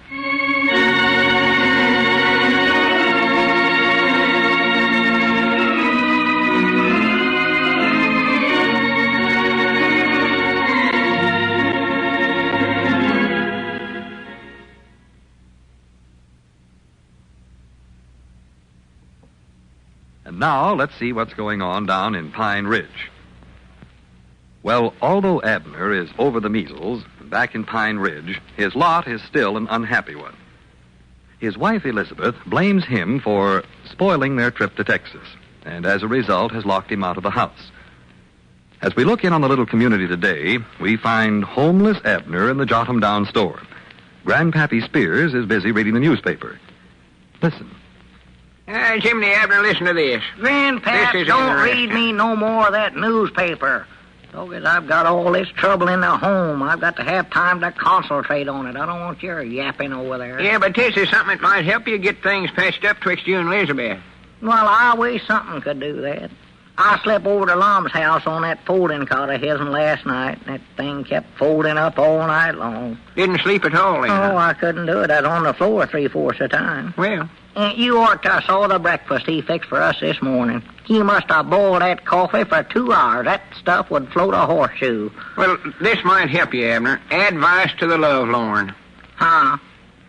by Miss Lovelace. Lovelace? Yeah, there's a column here where folks write in about their problems, and she gives them advice on what to do. Well, I know is maybe she can give me some advice, Grandpa. Well, that's what I said. Yeah, I reckon get in touch with her. Well, you have to write her a letter. Oh. Tells her address right here. Better do it right now, too. Well, you think I ought to be writing to some woman I don't even know? I'm having enough trouble with Elizabeth as it is. She ever found this Well, out. this is different, Abner. You're just getting advice. Everybody does it. Here, I got a pencil right here. Take that. Now, you get some paper and set something down here. Yeah, all right, I'm willing to try anything. I don't know how much she knows. She more likely had trouble all of her life keeping a man, but she's giving advice anyway. Yeah, well, anything will help me. I can't go on living this way, Grandpap. Fact is, I won't even go on living if I have to keep on eating Mom's cooking. I'll tell you that right now. Oh, what a beauty day. What a beauty day. Oh, howdy, Cedric. I never seen you coming in there. Well, I'm sort of in a hurry, Mr. Abner. I got to write a thing for English class and get right back to school. Well? And you got to help me, Mr. Abner. Yeah, well, I can't do it right now, Cedric. I got some writing of my own I got to do here. Well, howdy, Mr. Grandpap. Hey, hello there, Cedric. Well, I have to read this in front of the class today, so it's got to be a gooder. Yeah, well, I'm sorrowful, Cedric, but I just ain't got time to help you right now. Fact is, I believe it'd be better for you to do your own work anyway, Cedric. Why, of course it would, Cedric. You ain't never going to get to learn nothing if somebody else does your work for you. Yeah, now you just sit right down over there, Cedric, and concentrate. I bound you can write just as good a thing as any scholar in your class can. Well, I'll try. I'm supposed to read this in front of the class, though, and I sort of wanted it to be a good one. Yeah, I said that, didn't I? Yeah, well, if you want to know how to spell some words or something like that, well, me and Grandpap will help you here. All right, yes, Mom. Just concentrate good and hard now, and try not to bother us none, Cedric. No, Ma, I'll try not. And let's see now, Grandpap, I got this paper here. I reckon what I ought to put down first. Well, I just put down, Dear Miss Lovelace. Started out that way. Yeah, that sounds like a good idea. Dear Miss Lovelace. Be something different. What'd you say, Mr. Abner? Oh, nothing, Cedric. I just said, Dear Miss Lovelace. Is this a business letter? Yeah, it's a business letter. Now, don't bother us no more, Cedric. No, Mom, I'm going to be too busy writing here. 2 of them periods behind that, they generally do. One above the other, and I don't know why, but they do. Yeah, see, now, what ought I put down next, Grandpap? Yeah, let's see, let's see now. I better study a minute on that. Well, I can be putting down, how are you? I am fine. I know that goes. But you don't want to put that down, do you? Well, I've got to be polite. Besides, she might not know it's a letter if I don't start it out that way, Grandpa. Yeah, I guess you're right. Oh, yeah, Go ahead and put that down. I take my pen in hand to drop you a few lines to let you know how I'm getting along. Dogged, I forgot about that. Sure, that goes in natural. Yeah. Forgot how to write a letter, mightn't I? Wait a minute, what else are you putting down there? Just the weather's fine. How is the weather there? Well, I wouldn't waste too much space with prittle-prattle like that, Abner. You better get right in there and tell her your troubles. Well, I want to be friendly about this, Grandpap. Ain't no use to write a letter if you don't put all that junk in. You could just send a telegram if you just want to put the facts down. Yeah, but if you keep on saying everything's fine, why, she won't actually believe you got a problem. She'll think you're in trouble. Gotta make it sound like you're suffering something wonderful. Yeah, I never thought about that. I'll put that down, too. I am suffering something wonderful. Yeah, that's more like... Now it sounds more like the rest of them here in this column. Say, maybe we letters on how to write this, and how do they stand, Pat? Hey, Mr. Abner, how do you spell the? Why? The what, Cedric? Oh, just plain the, T-H-E-the. Well, that's easy. T-H-E. You ought to know that, Cedric. Oh, there ain't no you in it then, huh? Of course not. I didn't think there was. Or at least, wait, I don't think. Is it, Grandpap? No, of course he ain't. Oh, don't bother Abner no more, Cedric. No, Mom, I ain't. Yeah, well, tell me how some of them other letters starts out there, Grandpap. Get some idea. Yeah, let me look at them here. how do you spell A, Mr. Abner? Cedric, don't bother me over here. I don't know how to spell all them words. Figure out something for you. A, just A. Put a A down. That's all you have to do, just like a little Harry there, and only put a mark across the middle of it. That's A. Hey, here's one says, starts out, I am a young girl just out of my teens, and I wish... Just out of where? Teens. Well, that wouldn't sound right for me to put that down. I'm a young girl just out of teens. I'd get Miss Lovelace all mixed up. Yeah, maybe so. Well, here's another. Dear Miss Lovelace, I am the mother of 6 children, and my husband went away 6 months ago. Now, wait just a minute. Stop right there. I ain't the mama of no 6 young'uns, Grandpap. I don't believe this idea of yours is going to work at all the way we're starting out here. Well, you don't have to be a mama to write in. Well, I better not. Yeah, I think we better just forget these other letters and write one of your own. Yeah, I believe that's a better idea. Yeah. See where to leave off. Here's one woman wants to know what she must do when her husband starts beating her. Wish I knowed what I put there last. I can't read my own scribbling. Oh, I am suffering something wonderful. Couldn't make it out for a minute there. Yeah. Yeah, now just go ahead and tell her what's happened twixt you and Elizabeth. Yeah. Bare your very soul to her. I'll say me and my woman Elizabeth has trouble in the home. That's good. Yeah. Keep going. You're on the right track now. Trouble in the home. In fact, she has throwed me out of same. That's it. How's that? Now you're talking. Or writing. And then I can say she claimed I got the measles on a purpose and ruined her trip to Texas to see Aunt Agatha, which she hasn't for 23 years. How's that? All right. Hey. Yeah, put that down. Just set that right down there. 23 How'd you say to years. spell V again, Mr. Abner? That word seems to keep coming up all the time. Cedric, can't you see it? Abner's busy writing there. Well, I'm busy writing, too. That's why I gotta know how to spell V. Okay, that's a hard point on Spell it like you done before. Can't get it wet to suit me at all. Have you got all that wrote down yet, Abner? Oh, just about. I reckon what I ought to say next, Grandpap. Well, put down the problem now. A problem? The problem. What 2 times 2 is? No. Ask her how to get back home again. Well, I know how to get there. Getting inside and staying's what's worrying me, Grandpap. Well, put that down then. Let me see. Please give me a good suggest how I can get Elizabeth to take me back again. Yeah, How's that? That's fine. Now sign it. I see a lot of these others here put down the word anxious. Sign them anxious. Yeah, that's a good idea. I'll sign this in that way. Anxious Abner Peabody. Peabody. Yeah, that's good. I hope she gives me some good advice. Well, better be getting back to school, I reckon. Have you got that thing all wrote there, Cedric? Yes, Mom. Well, see, I told you could do it. Yes, Mom. Well, much obliged. It's all right, Cedric. Never helped you hardly at all anyway. Well, so long. Yeah, so long. Yeah, Hey, I just thinking, Abner, you don't want everybody in town to know about this trouble twixt you and Elizabeth, do you? Well, Lord, me know that's the one thing I want to keep quiet, Grandpap. Don't you tell us. Well, then you better put a P.S. on that letter there and tell Miss Lovelace not to print your letter in the newspaper. Not to print it? No, just tell her to send you a confidential's answer. My doggies, I'm glad you thought of that, Grandpap. My letter'd got in the newspaper, why everybody in town would have read it. You sure saved my life this time. Yeah. Put that and on if there. Elizabeth saw it, she'd be madder than a wet setting hen, too. I know her. Yes. How do you spell confidentials? Yeah, let's see now. K-O-N. Wait a minute, there comes Lum. Ask him how to spell it. That's one word I'm a little rusty on. Yeah, I'm rusty on that one, too, I believe. Confidential. Say, Lum, how do you spell confidentials? Confidential? Yeah. Why, it's, C-O-N-F-A-C. Oh, that reminds me. Next time you help Cedric with his lessons, try to do it right. Well, all I done was just help him spell the word "the." Well, he told me he was supposed to write a business letter, and you helped him do the whole thing. He said that? Yeah, and that's no way to start out a business letter. Dear Miss Lovelace, how are you? I am fine. Dear Miss Love, oh my goodness, Grandpap, he must have sat there and copied my letter word for word. Yeah, and he's going to read it in front of the class, too. Oh my goodness, I'm ruined, that's all there to it, I am ruined.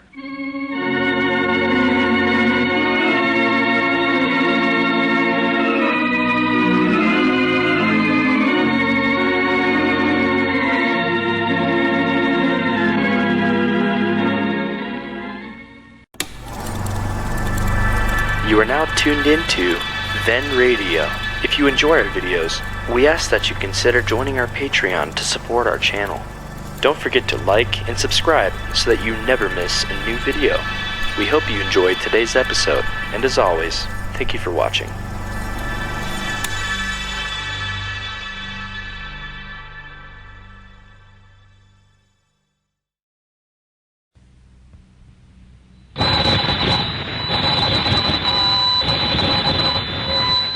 Granny's, Abner. I believe that's our ring. I Doggy's Lum, I believe you're right. I'll see. Hello, jot 'em down, store. This is Lum and Abner.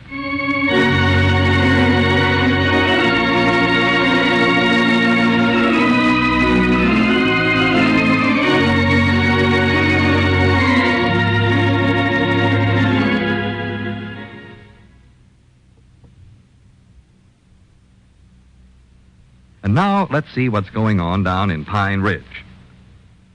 Well, yesterday, Abner, in an effort to get some advice on his current marital problem, wrote a letter to a love advice column. However, Cedric used the letter for his English composition and read it to his class. As we look on in the little community today, we find Abner in the Jot 'em Down store and library talking on the telephone. Listen. Uh-huh. Well, how mad is Elizabeth at me, Papa? Oh, I figured today being her birthday, she might be back in a good humor. Huh? Well, I know it's all over town, but it ain't my fault. It weren't no such a thing as Cedric Weehunt's fault. Well, I never told him to take that letter to school and read it in front of his class. I was going to send it into the love advice columns. Well, maybe I oughtn't to have did it, but it's done did now. Yeah, well, listen, Papa, every chance you get to say something nice about me around Elizabeth, well, you do it. Well, there ought to be something nice you can think of to say about me. Well, try to think of something then, Papa. Yeah, all right. Morning, Abner. Yeah, goodbye. Yeah, morning, Lum. That wasn't Miss Emaline you was talking to, was it? Who? Miss Emaline. That's Miss Platt, the school teacher. Oh, no, that weren't her. She ain't called me for any time this morning, has she? No, she ain't called. You sure she ain't? Yeah, I'm sure, Lum. I've been right here all morning. Only phone calls has come in had been folks calling up to say how sorry they are about this trouble twixt me and my woman, Elizabeth. Yeah, I reckon everybody in town knows about that by now. Oh, yeah, it's all over town. Abner, I want to ask you a question. I want you to give me a straightforward answer to. Right straight from the shoulder blades. Yeah, sure. What is it? Do you think Miss Emaline admires me? Admires you? Yeah, give me your honest opinions now. Well, I want the truth. Well, Lum, I ain't talked to her much. Special not lately, anyway. Well, has she ever said anything to you about me? Has she ever brung up my name? This is important. Well, Lord me, I don't know, Lum. I got too many worries of my own to bother with anything like that right now. You know, Abner, I can't figure out where I stand with her. Where you stand? Yeah, Miss Emaline treats me nice and polite, and she talks friendly to me, and always thanks me for carrying her school books home for her at night, but... Do you do that, carry her books? Well, it seems like it ain't no more than right that I do that, being president of the school board and all. Oh. Them books are awful heavy, you know. Oh, got that bound to big be. dictionary in there and that big geography. Wonder it don't kill her. Yeah, they ain't nothing for a frail little flower like her to be toting all by herself. Frail little flower? Yeah.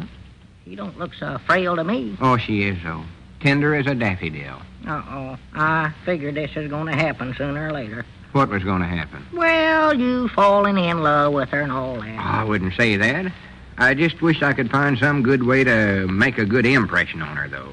Show her just what a fine feller I actually am. Yeah, well, Lum, I'm going to give you some good advice straight from the shoulder blades, too. Advice? Yes, sir. Don't marry no female woman. Look what's happened to me. Trouble in the home. That's all I've got out of it. Fact is, I ain't even got a home no more. Just trouble's all I got left out of this deal. Well, I'd run my home a little different than the way you run yours, though, Abner. See, yeah, that shows right there you don't know nothing about it, Lum. It's the woman that runs a home, not you. I found that out. She runs a home and you both, and facts is she'll run you out of the home if you don't do the suitor. Yeah, well, you have your ideas on it, and I'll have mine. Oh, by the way, here's a batch of mail for you. For me? Yeah, there's quite a few letters there for you. Just now picked them up at the post office. Brother land sakes. Reckon who can be writing to me now? I don't know. I was wondering that myself. Better open them up and see. Yeah. More than likely some of Elizabeth's relays tell me how they hate and despise me or something.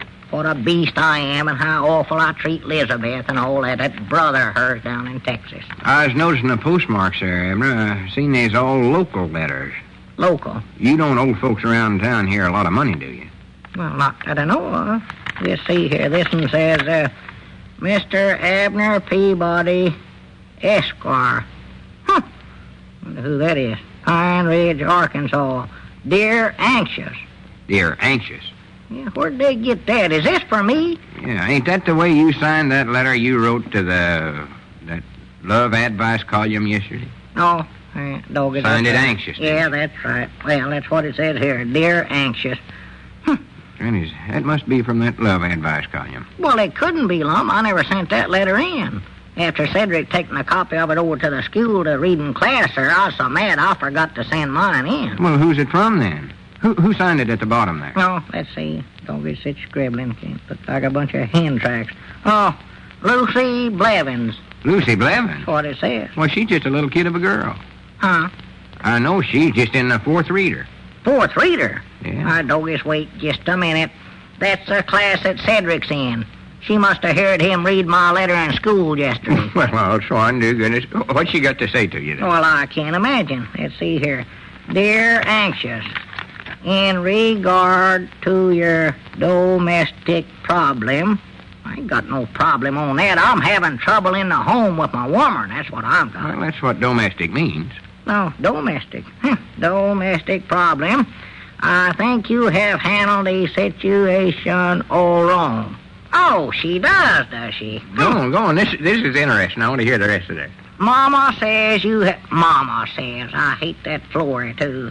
Mommy says you have got what is coming to you, but I will give you some advice that you should know. Go on, read some more. I want to hear it. I advise you to throw yourself at your wife's feet, throw myself, and say, oh, forgive me, please do. What was that? Throw yourself at her feet? Now, dog it, I know I ain't gonna do that. The way that Elizabeth feels now, she'd kick me in the face while I was down there on my knees. I wouldn't do that for $1,000. Go ahead. What else does the letter say? I ain't gonna read no more of that little smarty letter. Oh, go on. I ain't gonna have that little varmint telling me what to do, Lum. Abner, you oughtn't to call a little girl a varmint. That ain't nice. Well, she's a little girl varmint, then.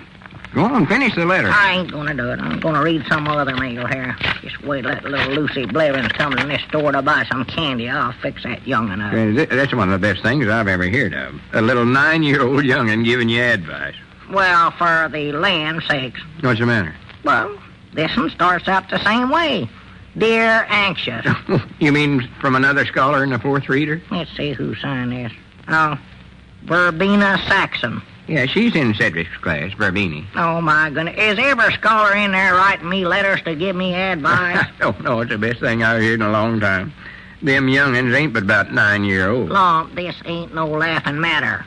I've never been so humilified in my whole life. Well, what does little Verbini have to say then? I ain't gonna read it. I don't know. Well, why not? She might have some good advice for you there. Well, if she has, I don't want to know what it is. And you stop making fun of me too long. I ain't making fun of you. You are done it. You're giggling. I can tell. I just want to know what Verbini has to say, so go on, read it. I ain't gonna do it. I won't. Well, here, I'll read it then. Go ahead if you want to. I ain't gonna listen to it, though. I can tell you that right now. Them little critters. Their mamas ought to tan their jackets. Give them some hickory tea. That's what they need. Dear Anxious, from your letter, it is plain to see that you need help. I do not. You are like too many modern men. You have fell into the bad habit of not being romantical enough. Prattle, prattle. To win and hold the love of a woman, you must treat her like a queen. Queen? Go back to the days when knighthood was in flowers. That's a good place for it, too. To make a good impression on your lady fair, be like Lochinvar. Like who? Lochinvar, whoever that is. I don't know him. I can't be like somebody I don't... He live at Cherry Hill? I don't know where he lives. Well, I don't either. Can't be like him then. Ride up to your house on a prancing snow-white charger. Huh? Sweep your beloved up in your arms and ride away in the sunset. Granny, that's Sounds pretty good, don't it? Now, rack him up and shoot again. Right up on a what? A charger, it says. I think that's a kind of a horse, I think. Of all the silly, idiotic, husking shuckings I ever heard, that beats it all. I wonder if that would make a good impress. Me to ride up on a horse and bulldog Elizabeth and try to carry her off? I just as lief grab hold of a wildcat as to do that. She'd kill you. Riding up there on a snow-white charger, sweeping her up. Granny, I wonder. Just wait till I get hold of that little Burbini. Thinks she's so smart, I'll beat that young'un to death. I better read what else she has to say here. Get all the details. Well, you'll have to get 'em by yourself, 'cause I ain't going to stay here and listen to another word of that prattle-prattle. I'm going over to... Well, I don't know where I'm going, but I ain't staying here, I know that. Well, wait a minute. What's the ring over there at... Oh, never mind. I know what it is. What's whose ring? Never mind. I've got it. Yeah, well, I'll see you later, Lum. So long. Yeah, so long, Abner. Granny, I wonder if this will... Oh, hello. Is this the liver stable? This is Lum Eddard's. Oh, just only tall, but how's yourself, Harry? Oh. Say, Harry, have you got a horse over there a feller could rent? Yeah, something sort of gentle that I could ride and carry a woman in one arm. Yeah, well, what I had in mind was a prancing snow-white charger.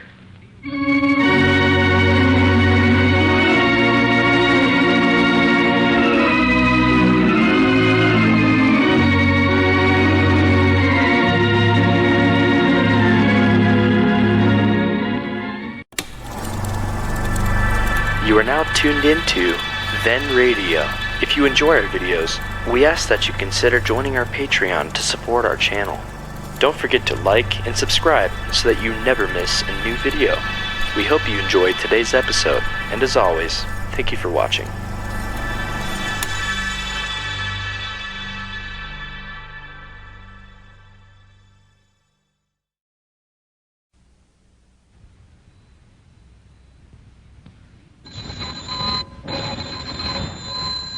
Granny's, Abner, I believe that's our ring. I doggies, Lum, I believe you're right. I'll see. Hello, jot 'em down, store. This is Lum and Abner.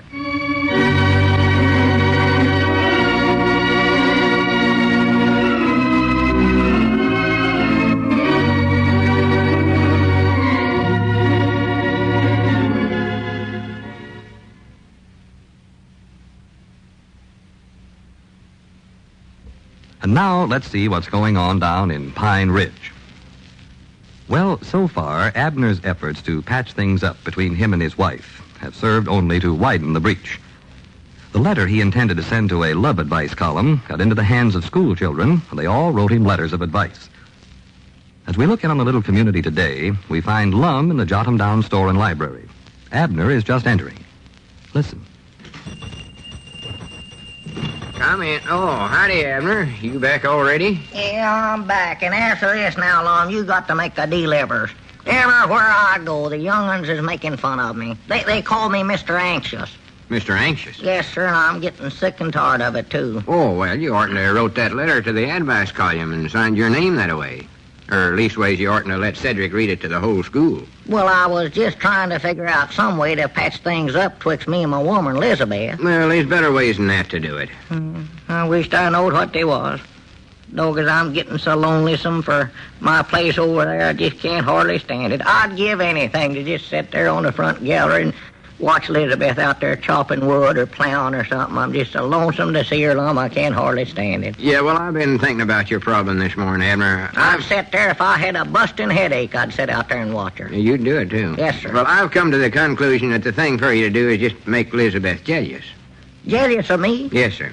I bound you that'll get her and you back together again quicker than any one thing a body can study up. Oh, no. That wouldn't work no good in my case, Lum. Well, you'd be surprised how good that'll work. No. You take a woman and she'll get riled up at her man, give him a good jawing, and lock him out like Elizabeth done you and everything else. But if they think some other woman's trying to take him away from her, why, they'll fight nail and tooth to hold on to him. Well, ordinary they might, but I still say in my case, Lum, that just won't work. Oh, yes, it would. I know what I'm talking about. Well, I doubt it. No woman wants to lose her man, unregardless of what kind of a feller he is. She's run me off so long. Well, it works even if he's a no-good, no-count, worthless, lazy, ignorant, ornery, good-for-nothing, low-down varmint of a man. It'll even work for you, Abner. Well, awful nice of you to say that, Lum. Well, I mean it. I mean every word of it. Well, much obliged. But how could I ever make Elizabeth jealous of me? Why, that's easy. Downright easy. Just be sore with some other woman. Oh, well, I don't much believe I'd know how to do that, Lum. I couldn't think of nothing to say to no woman. Oh, well, don't worry. I can tell you all that stuff. You can tell me. Why, sure. Well, you can't even think of nothing to tell yourself to say when you're with Miss Emaline. Oh, well, I think of plenty of things to Stand say. there and twist and squirm like a feller's being pestered by a wasp every time you're around her. Your ears get red and you I don't twist know your such feet. a thing. You do, doesn't it? There's times when I've talked to her a couple of hours hand running. Maybe I've so. done it. I doubt it. But I couldn't think of nothing, no. And I wouldn't know who to be sore with, no way. Well, that ain't such a hard problem. I can think of lots of women folks. Who?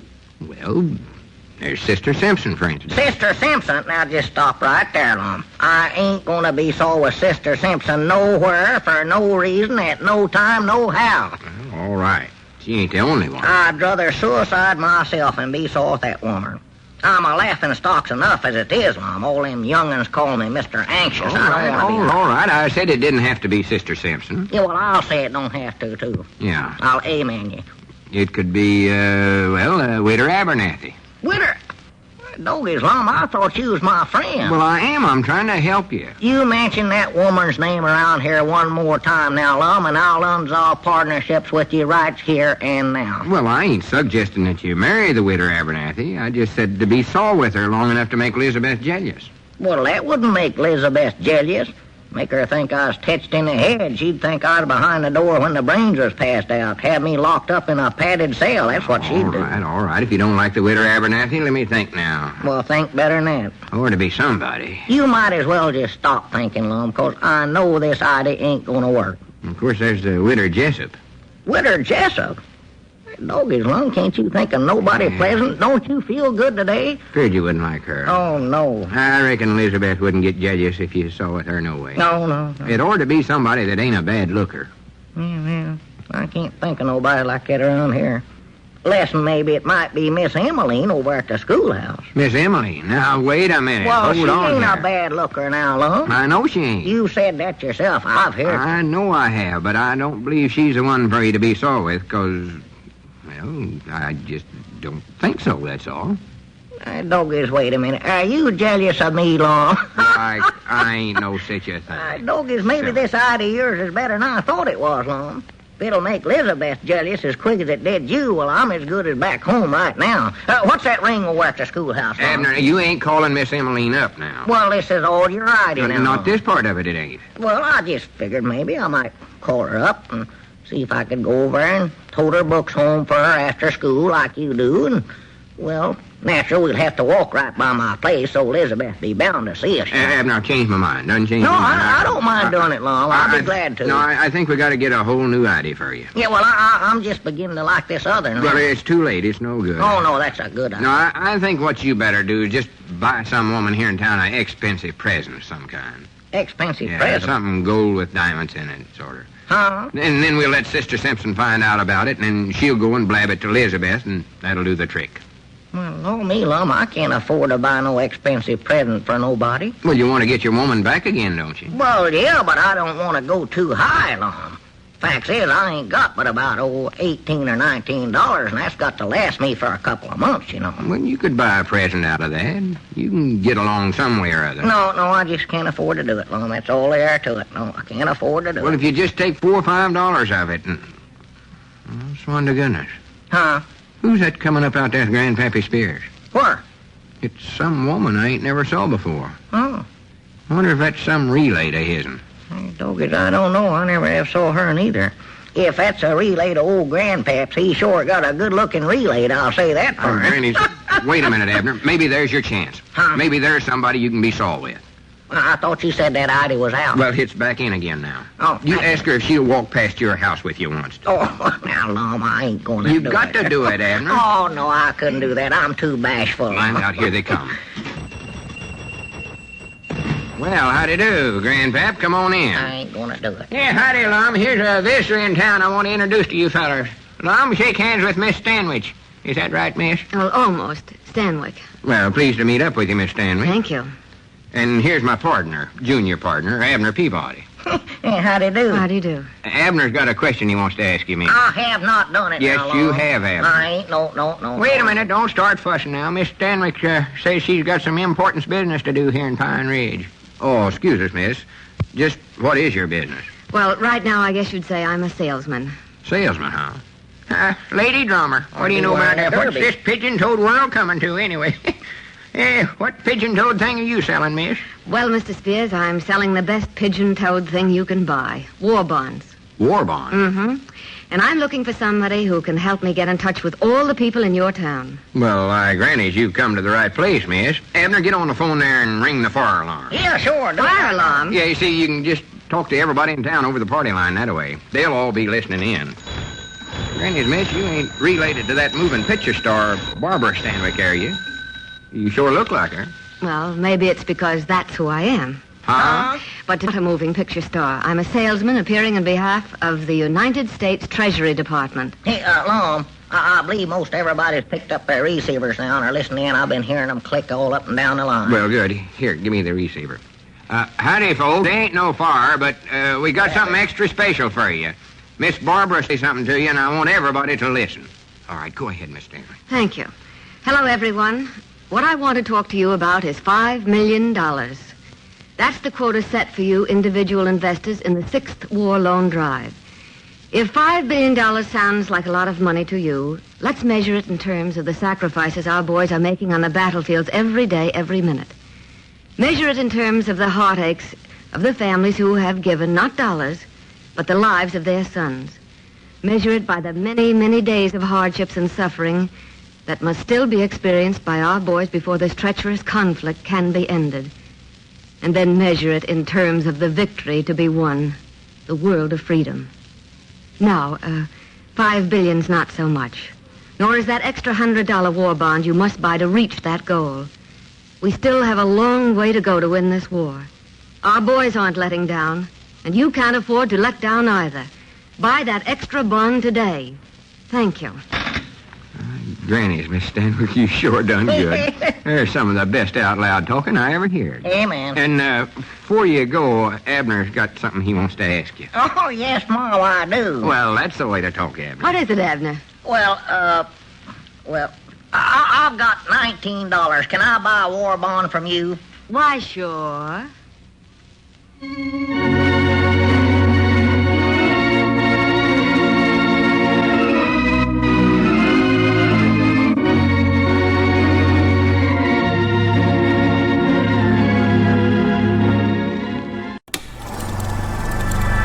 You are now tuned into Then Radio.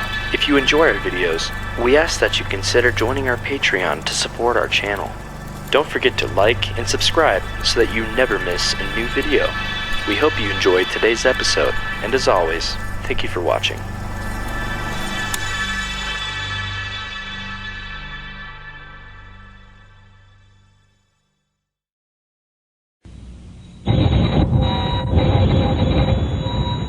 Granny's, Abner. I believe that's our ring. I dog it, Lum. I believe you're right. I'll see. Hello, jot 'em down, store. This is Lum and Abner.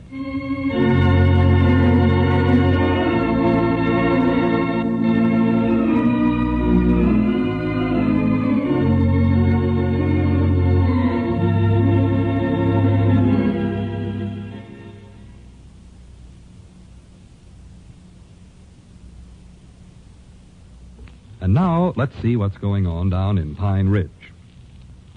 Well, all of Abner's efforts to effect a reconciliation between him and his wife have met with failure, and the old fellow doesn't know what policy to pursue next. As we look in on the little community today, we find Lum and Abner in the Jot 'em Down store and library discussing the situation as they take inventory. Listen. 19, 20... 21 cans of string beans, large. 21 cans of string beans, large. Check. Let's see here now. Yes, sir, that's exactly what happened, Lum. I just sort of stood around in front of my place there, trying to make up my mind whether I ought to go in or not, and then finally Papa come out and said that Elizabeth had told him to tell me not to hang around there no more. Yeah, you told me that. 12, 13 cans of string beans small. 13 cans of string beans small. Check. Check. Well, she ain't got no right to tell me that, has she, Lum? Well, I don't know what the law is. It's still 1 can of pineapple. 1 can of pineapple. Check. Check. Granny's we're might not out of that. Of course, my place. I mean to get back there, too. That Elizabeth, she can't keep me out of there. Of course you can. 2 cans of peaches, sliced. 2 cans of peaches, sliced. Check. Check. Might not out of them, too. I've just got to get back there. Just can't hardly stand it to be away from her. Yeah, I sort of think you've been using the wrong approach, Abner. Huh? 4 cans of peaches, whole halves. 4 cans of peaches, whole half. Check. Check. Wrong approach. Yeah. Instead of you crawling back there, you got to do something to make her come to you. Like what, for instance? 20 boxes of salt. Well, that ain't gonna make her come to me, Lum. She can get all the salt she wants. It's pepper she's having a hard time getting. That won't... Well, I never meant that. The 20 boxes of salt is part of the increase. Oh, yeah. I know you can take some salt and catch a bird by throwing Just it. write that down, Abner. 20 boxes. Oh, yeah. 20 boxes of salt. Check. Check. Well, what is something that'll get Elizabeth to come back to me? Oh, there's different things. I ain't sure just which is the best in yet. Well, just name off some of them. That's what I want to know. Well, I was just thinking maybe you could go on some kind of a... Not work? Stuff of a flagpole strike or something like that. Sitting on top of a flagpole. Yeah. Then you tell Elizabeth you won't come down from there till she asks you to come back home. Oh, Lord, that won't do no good, Lum. She'd just let me sit up there the rest of my life. I couldn't climb that flagpole down the street there no ways, Lum. Even if I could get up there ain't no place to sit down. Well, except that short point there for decoration on top of it.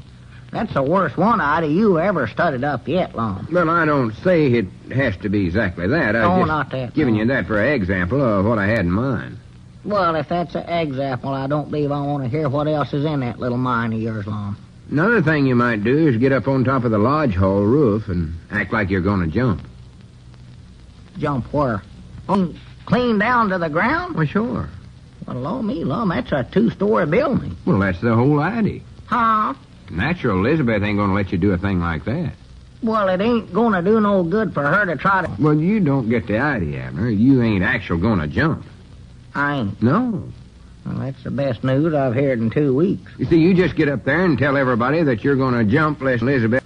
So natural Elizabeth will come racing out there and all mad I've done around. This worked out coming in there and go back. Well, no. But start swinging your arms like you're going to leap off of there. No. That's She'll be hollering up there begging you not to jump. Do Yeah. anything you want. She ain't going to be hollering up there begging me not to jump, 'cause I ain't going to be up there long. Going to get up there and start swinging my arms on top of no roof. Might get to swing them too far and they'd carry me right along with them. No, that idea's out right there before I started Well, I was just trying to help you, Abner's all. Well, try to help me with some ideas where I can stay down on the ground, Lum. You know what high places does to me. Well, all right. You don't need to do that then. I even get dizzy when I lick a airmail stamp. Well, we can think of something else. Oh, yeah, think fast before I get started on that. That's what I want. That's what I want to do right there. That's the So she'll idea. beg you to come home. Yeah, but I don't want her to go jumping. Jumping's out right Yes, now. see, we might chain you up to something. Chain me up to something. Yeah. I don't bite. I know. I ain't going to bite her. I want to live half it off. No. Oh, well, I ain't. You can tell her that right now. No, I read about a young fellow that done something like that one time. Did his woman? No. They chained him up. Himself to a radiator. Yeah, tied himself right to it. Said he was going to stay there till his girl agreed to marry him. Well, I'm done married, Lum. I don't want a new woman. I just want to get the one I got back again. Well, I mean, this chaining up business might work for that, too. I don't know. I don't like the sound of that chaining up stuff. Special on no radiator. A radiator, silly. You mean one of them you listen to? Huh? I don't want to have nothing to do with no They have chain. them in the hotels. Stove? They had one in the depot there at the camp. That idea's out, too. You ain't going to chain me to no stove. The whole thing, Lum. No. Let's see. You're a hard man. Well, Lum, can't you, like sitting around eating ice cream and cake all day and all night till Elizabeth tells me I'm home. That's a good idea. No, that wouldn't work. I believe I could, though. Just sit down there at Ed Beckley's drawer all day. Sit up there at the counter on one of them I might chain myself to the stool and sit there and just eat one dish of ice cream after another. The best idea, and chocolate's ice. Well, I could break it up with the ice cream soda in a while. Yes, sir, I think I've got it, Pyle. Just hope Lord all this for me. Yes, sir, Abner, you're going on a hunger strike. Fix me a big banana split. Right now, you eat a single meal. Elizabeth says, Abner, come home. Well, wait a minute. Without eating meals, I'll starve to death. That's a habit with me. I won't eat every day. Well, natural. That's why you're doing it. Huh? See, you've got to think something drastic so she can come to you now. Well, ain't the ice cream idea sort of drastics? Gonna take a lot of money, and for me, that's drastics, Lum. Yeah, but it ain't drastics enough. Oh. You ain't in no danger that way. I ain't, huh? Oh, I suppose a feller could to death that way, but you can do it a heap quicker by starving yourself. Well, Oh, you can. I believe I'd be willing to take a little longer time at it and try that ice cream idea, Lum. No, that ain't no good. From now on, no more meals for you. Well, Lum, that's going to be awful hard on a feller of my type. Your type. The type likes to eat. There must be some other idea, Lum. Oh, there's lots of other. This'll best, Abner. This'll make a strong impress on a woman like Liz. She knows how you enjoy. That'll prove to her right there how much you think of her and how anxious you are to be back with her again. Tell him right. Doggies, going without meal at all to me. I don't know where I could do that or not. Well, if you make up your mind to it, you do it. Make up my mind, my stomach. The thing to do is start right. Elizabeth hears about it, and that'll start her to worrying about you right off the bat. Well, supper tonight, too. Oh, my goodness. And no meals tomorrow or the next day or the next or as far along as it takes to change Elizabeth's mind. Well, I would like to wait till I'll get a better start in the morning, I believe. No, if you don't start now, you never will. Here, think of it like this. If you had your druthers, which would you rather have? A big supper or have Elizabeth back? Well, that's sort of a hard question, as hungry as I am now. Well, if you stick to this hunger strike, why, you'll get both. Now, say, how about it? Will you do it? Well, all right. That's the way to talk. Now you'll get summers fast. You just watch and see. Well, I hope so. Now I'm in this hunger strike, well, I reckon I better make a phone call here. Well, wait a minute. Don't call up Elizabeth. Let her find this out some other way. It'll have more effect on her. I ain't calling her. She won't speak to me no way. Who I'm calling is Luke Spears down there. Hello? Is this the lunchroom? This is Abner Peabody. Oh, tolerably. Say, Luke, would you stop some sandwiches this afternoon? Yeah, but if I'm going to go without my meals, I gotta have something to munch on between times, ain't I?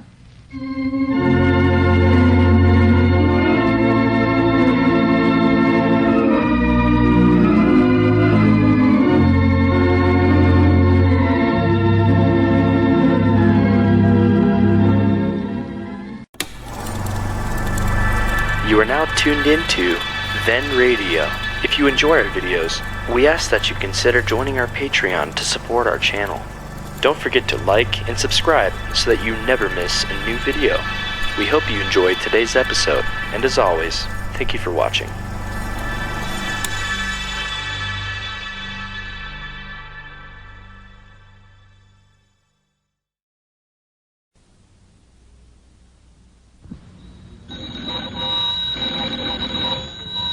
Granny's, Abner. I believe that's our ring. Aye, Doggies, Lum, I believe you're right. No. Hello, jot 'em down, store.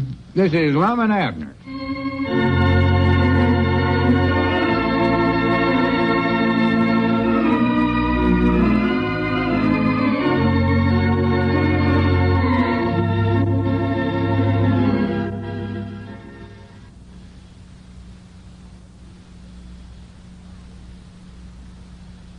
And now let's see what's going down in Pine Ridge.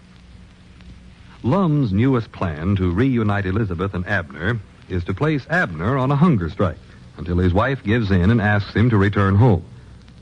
This is the second day of the hunger strike. And as we look in on the little community today, we find Lum having a fairly difficult time keeping Abner in line with this new plan. Listen. Abner, get away from that cracker barrel. Well, Lum... Hurry up now. Put that cracker back. Here, let me look in your hand. I ain't got nothing in there. Put that right back in there. Which hand? The other.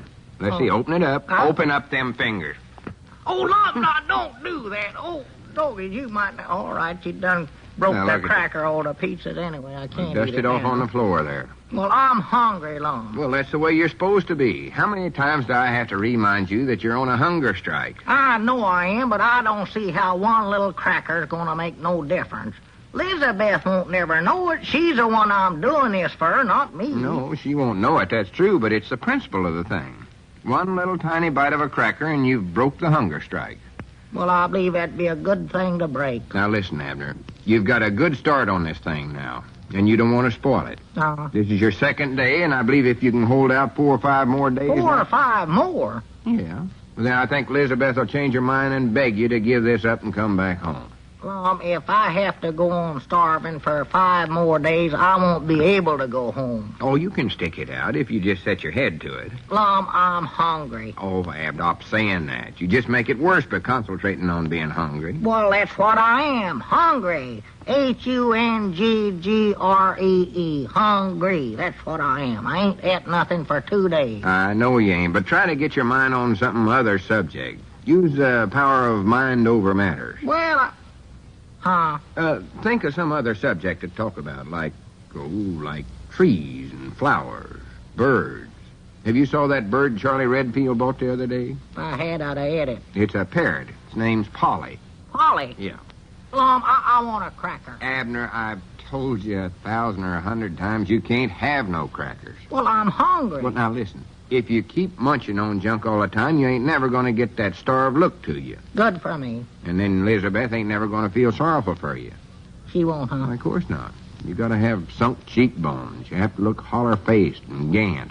Yeah, I don't know about my face, but my stomach is sure holler. Just look there. How much too big my pants are for me. Look at that. Good, all right, but it ain't good enough yet. You got to get to where you look terrible and feel terrible and everything else. Sort of faint. Scrawny. Ain't there some other way you can go on a hungry strike without not eating? No, it's the only way you can do it. That's silly. I'll think up a new one here. Now, get your mind on something else, Abner. Think about the store business or something. Maybe you better get out and make the delivers. Make the delivers? Yeah, the fresh air will do you good. Help you work up a good appetite. No. I doggies, that's going too far. Here I am starving to death, and you want me to tote some great big old heavy groceries all over town. Oh, you ain't that weak. Not yet, anyways. You ain't got a whip you want to use on me, have you? Well, now, don't be sarcastic, Abner. I ain't being mean to you. I'm just trying to help you get back to your happy home again. Well, you asked me to get you back in your house. I know it, Lum, but I can't tote them baskets of groceries. There just ain't no 2 ways about it. I'll fall right flat on my face. Well, that's good. Huh? Try to fall over near your place so Elizabeth can see you. Oh, man. That'll work on her sympathy, sure enough. Doggies, I don't know why I ever let you talk me into this hungry strike in the first place. There ain't nothing about it that I like. Look how I'm shaking here, Lum, just like a dog on a wet sack. Look at that. Wait, wasn't that our ring? You keep jabbering there, I can't hear nothing. Oh, no, I'm so hungry I can't hear nothing either. Oh, there it goes again. Yeah, that's it, all right. Might be Elizabeth right now, starting to getting worried about you. She ain't half as worried about me as I am, I'll tell you that. Hello, I'm down store in library. Lum Edwards talking. Starving to death. Oh, how are you, Ezry? Varmint comes over here, I'll bite him. Well, good. How's that? Oh, is that going to be Saturday night? Well, I'd like to, Ezry, but I'm feared I'm just going to be too busy. Abner might do it, though. I might do what? Yeah, he'd be glad to serve on a committee. I know he would. I ain't got the strength to serve on nothing. Yeah, all right, that'll be fine, Ezry. You betcha. Goodbye. What you got me into now, Lum? Oh, you'll enjoy this. The annual initiation of new members is being held over at the Lodge Hall Saturday night, and Ezry wants you to serve on committee. He does, huh? He's the Grand High Purple Horned Eagle this year. I know he is. Worked up from just a plain lavender eagle this month. I know. But he ain't going to get me to serve on no committee Saturday night, 'cause I ain't going to live that long. Oh, you will, too. I wish Pretty they wasn't sure having that initiation right now, 'cause it all is taken out of the lodge treasury. They won't even have enough money left to buy me a wreath. Oh, it's silly, Evan. They won't. They could make a special assessment for that. Well, that'd be nice. But you ain't going to die, so just get that idea out of your head. The reason I suggested you for a committee was because I thought it'd give you something else to think about. Well, what committee am I going to be on? Having the lodge robes clean? I'm generally on that committee. No, I don't know what it is. Ezry said he'd let you know that later. Yeah, it better not be too much later. I'll never find out. I'll be laying there on the floor starved to death. Right in the middle of a grocery store, too. That's going to hurt our business, Lum, me laying around here dead, you know. Abner, will you stop talking that way? Well, it will. First thing you know, you're going to get yourself to thinking. Wait a minute. There comes Cedric. You can talk to him. That line off of eating for a while. I ain't sure I want to get my mind Oh, on what a halfway beauty day. Yeah, howdy, Cedric. Oh, pretty good. I'm all out of breath. I school hopped all the way over here. Well, come on in. What you got in the box there, Cedric? Oh, just my lunch. Huh?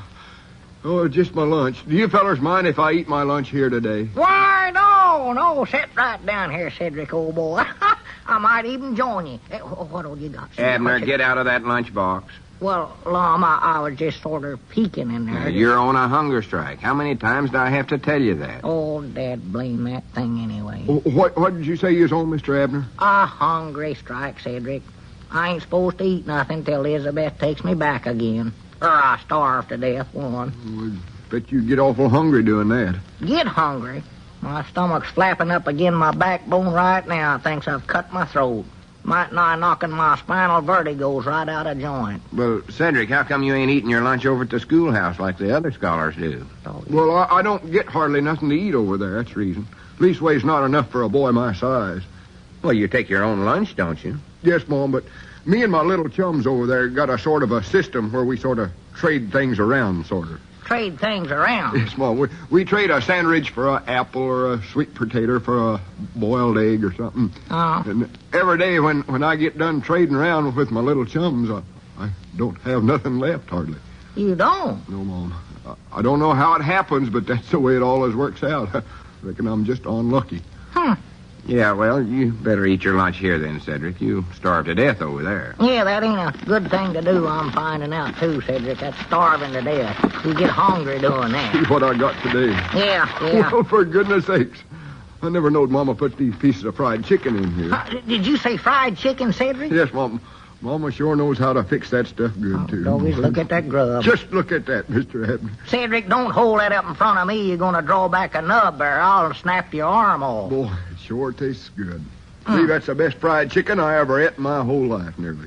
Cedric, would you please hash up? Yeah, kind of be careful what you say about eating around Abner, Cedric. Fact is, you better go on back over to the schoolhouse, Cedric. I believe it'd be safer for you to take a chance with your little chums than to stick around here. Well, this won't take me long. When I'm this hungry, I like to eat fast. Oh, you've been hoarding, that's what you're Here, doing. Mr. Abner, will you hold a box for me while I peel a sweet potato? Oh, sure, I'd love to. No, wait a minute now. Give me that box. It ain't safe for you to hold it, Abner. Doggies, you better get Cedric out of here then, Lum. He's just torturing me to death. That's what he's doing. Yeah, I guess you're right. Cedric, you better go back to the room and eat where Abner can't see you. Eat room's a good place to eat anyway, Cedric. Yes, Mom. Doggies, it's the worst one day I ever spent in my whole life. Oh, I dropped a hard-boiled egg. Well, what do you I'll think? get it, Cedric. Abner, get your hands off of that egg. I'll pick it up. Oh, Dad, blame it anyway. Yeah, I got to watch you every minute. Here you are, Cedric. Now get on back to the feed room there. Yes, Mom. Just wait till this hungry strike's over. I'll eat this whole town clean out of grub in one Now, day. there you That's go what I'll again, do. Abner. That's all you think about. I told you it'd be a heap easier if you'd just get your mind on some other subject. Yeah, I reckon you're right. See, what else can I think about? Well, you might think about the international situation. Wait a minute, there's our ring again. If that's a grocery order, it'll help you to get out and put that order up for them. Well, I hope they order a couple of boxes of crackers. That's what I hope. Hello, jot them down, store and library. Oh, Ezra, he's right here. Spend the rest of my life. Here, Abner. Ezra decided. Good. Here, yeah, take our yeah, receiver. thank you. Hello. Yeah, Ezra, this is Abner. Head of what committees? Oh, What's the matter, Abner? You're turning pale. you know what committee I'm on, Lum? No. Food and refreshments. I've got to barbecue a hog and then make sandwiches out of it to serve to that bunch of fat glutens over there at the lodge hall.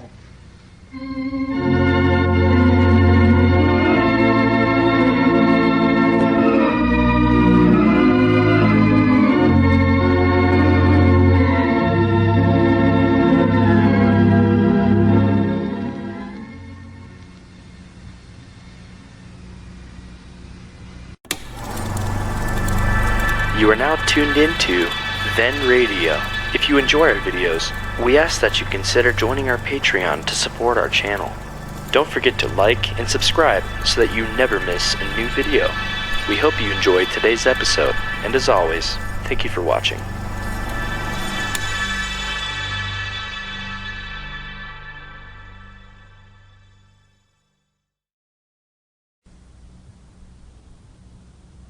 And now, let's see what's going on down in Pine Ridge.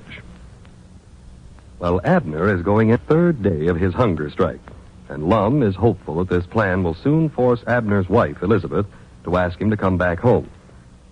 As we look in on the little community today, we find Lum in the Jot-'em-Down store and library. Abner is just entering. Listen. Hi, Granny's, where you been, Abner? You ain't been eating, have you? No, I ain't been eating, but I'm going to start pretty quick now.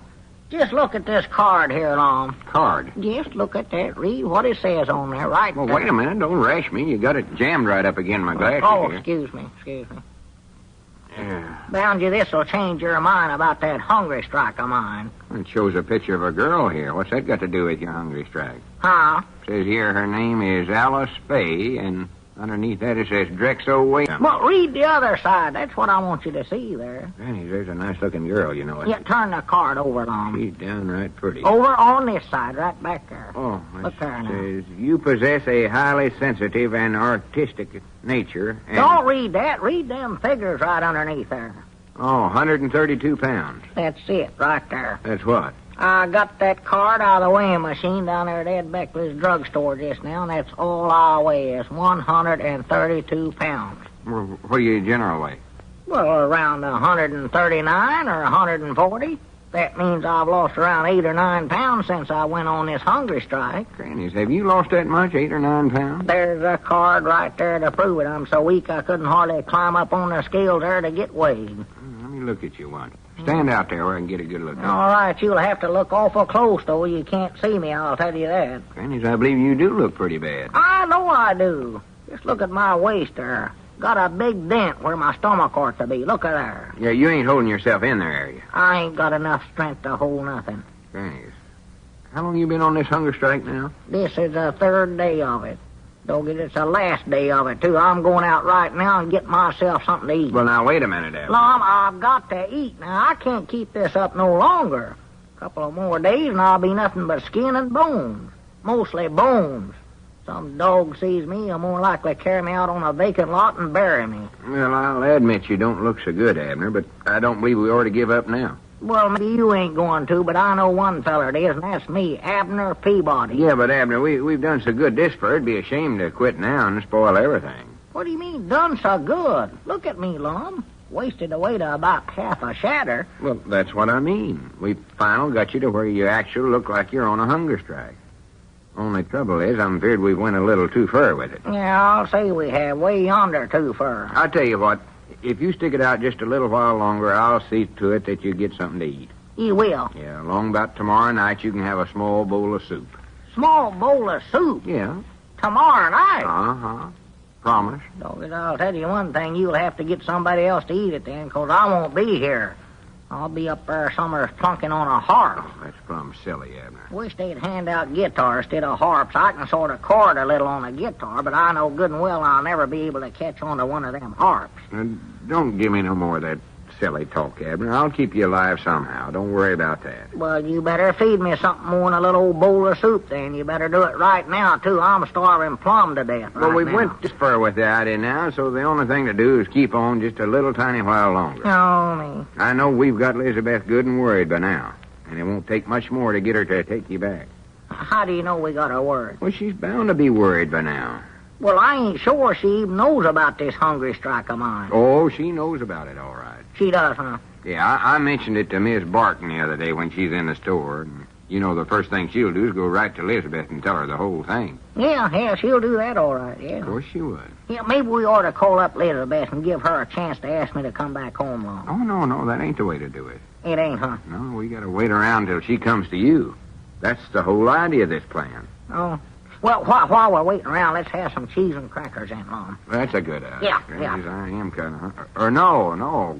Abner, you gotta cut that out now. But, Lum, look at me. I've never been this skinny in my whole life. Just take a look at me here. I know you ain't, but if you ever expect to get... Granny, wait a minute. Look out yonder. Huh? Where? Now ask me if we've got Elizabeth worried or not. What are you talking about? Just look over across the street there. Who do you see standing there? Over there in front of Dick Huddleston's place? Yeah. Well, for the land sakes, that's Elizabeth. Well, sure it is. Who's that she's talking? Oh, Sister Simpson, yeah. Granny, that ought to prove to you that this idea of mine's going to work. You reckon she's going to come over here and ask me to come back home now? Oh, no, not yet. But we sure got her worried, I know that. Well, it's a working, Abner. I know this was a good idea. How long do I have to wait before she asks me to come home? Well, I don't know exactly. See, she's just dying to ask you right now, but she won't do it because she's a woman. Huh? See, when a woman takes a stand on something, then she finds out she's wrong, it takes her a little while to bring herself around to where she'll admit it. Oh. Well, reckon what she's doing standing over there talking to Sister Simpson for then? Well, she's just hanging around trying to get a look at you, more than likely. Oh. See how bad you actually look by now. Well, Now, Granny, wait a minute. That's what you better do. Yeah. Do what? Go out in front of the store and let her get a good look at you. The way you look now will sure enough raise up her sympathy. You believe it will sure enough, Oh, huh? I know so. It will, huh? Oh, you just step out in front there where she can get a good look at you once. Now, bound you inside of a half hour, she'll call up here wanting to talk to you. Oh, begging you to come home. You sure enough believe she will? Oh, sure. Doggy, let me get out there then. You sure I look bad enough now, Lum? Oh, yeah, you look terrible. I oughtn't to starve for another minute or two, huh? You're the scrawniest looking one human I ever set eyes on. I can't hardly stand to look at you even. Well, good for me. Yeah, I'm ashamed to be partners with such a looking feller. Doggy, hooray for me. I'm proud to hear it. Proud to hear it. So you get out there now and let Elizabeth see you in this condition. Yeah. Be sure and let her get a good profile of you so she can see how you complete lost that nice round stomach you used to have. You reckon I'd better go over there where her and Sister Simpson are standing and get close to them? No, she can see you all right if you just step out in front of the store. My condition will show up that far away, huh? Oh, yeah, because you look like a different person altogether. Well, maybe she won't even know me. Think I'm somebody else or something, Lum. Oh, no, she'll recognize you all right. Hurry up and get out there before she leaves. Yeah, all right. Wait a minute. Here comes Grandpap up out there. Dad, blame it all anyway. Don't make no difference. You can still go out there. Act like you're sort of picking up papers or something like that. Cleaning things up out there. Yeah, that's a good idea. I'll get out there right now. Hey, howdy, Grandpap. Yeah, howdy, Abner. You going, Summers? Yeah, I'll be right back. Yeah, howdy, Grandpap. Come on in. Just in time to see the climax of a successful hunger strike. How's that, Lum? Just watch out in front there, Grandpap. Watch Abner work on Elizabeth's sympathies. Well, what in the pigeon-toed world is that spavined-legged idiot doing anyways? Sauntering backwards and forwards out there like he's lost. What's he looking for? He's letting Elizabeth get a good look at how terrible and skinny he looks. So she'll feel sorrowful for him and forgive him and all that stuff. Oh, that hunger strike thing he's on, you mean? Yeah. And it's sure working good, too, if I do say so myself. See, I studied this whole thing up for him. And I'll say one thing, you sure got him scrawny looking. He ain't got no stomach left at all. I know he ain't. All right, Granny, just look at Elizabeth over across the street there. Is she ever staring at Abner? Them two are as good as back together in their old home right now. Yeah, they ought to be, too. No sense of them being apart this way. It's a pity. Of course it is. Now, Granny, look. Elizabeth can't stand it no more. She's walking away. There's a good sign if I ever seen one. What's she going in Dick Huddleston's store for? That's Sister Simpson going in there. Elizabeth went out the other way. See her? Oh, yeah, I see her. Going towards home. You reckon I done any good, Lum? She turned around and left. I know you done some good, Abner. Elizabeth was staring at you something wonderful. She was, huh? Oh, yeah. That is, till she couldn't stand to look at you no more. I don't get I hope it's going to help. You reckon she started over home to cook me up a big batch of victuals for supper? I don't know. I just got to get back to eating now. That's just all there to it. I'm just starving. Was that our ring? I don't know. Maybe it was. You reckon that's Elizabeth called me up already, Lum? No, it couldn't be. She's still walking up the road, Johnny. Oh, yeah, well, she can't call from the road. I know that. I'll see who it is. Or on the phone. She can stand there and holler, but she can't call on the telephone. Hello? Jot him down store and library. Lum Edder's doing the talking. Or I don't think she can. I never have tried. Is that Miss Simpson? Oh, it's Sister Simpson. Sister She's Simpson. just talking to Liz. Oh, good. What's she step? Why? What's that? Elizabeth said what? Well, don't she know that he's been on a hunger strike and he... Hello? Hello? Oh. She hung up. Well, what did Elizabeth say to her, Lum? Hurry up, tell him. What did Elizabeth say? She said for the first time in your life you've got a decent-looking figure. Huh? And trouble of it is, she thinks you've reduced just to spruce yourself up for some other woman, and now she's done with you forever, she said.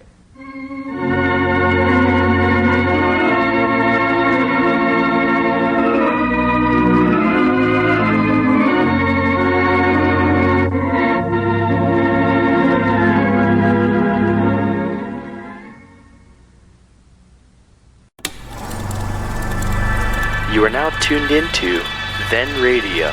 If you enjoy our videos, we ask that you consider joining our Patreon to support our channel. Don't forget to like and subscribe so that you never miss a new video. We hope you enjoyed today's episode, and as always, thank you for watching.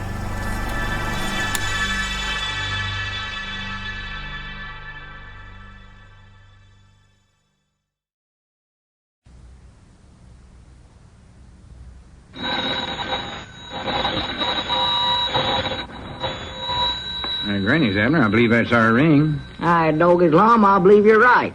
I'll see. Hello, jot 'em down, store. This is Lum and Abner.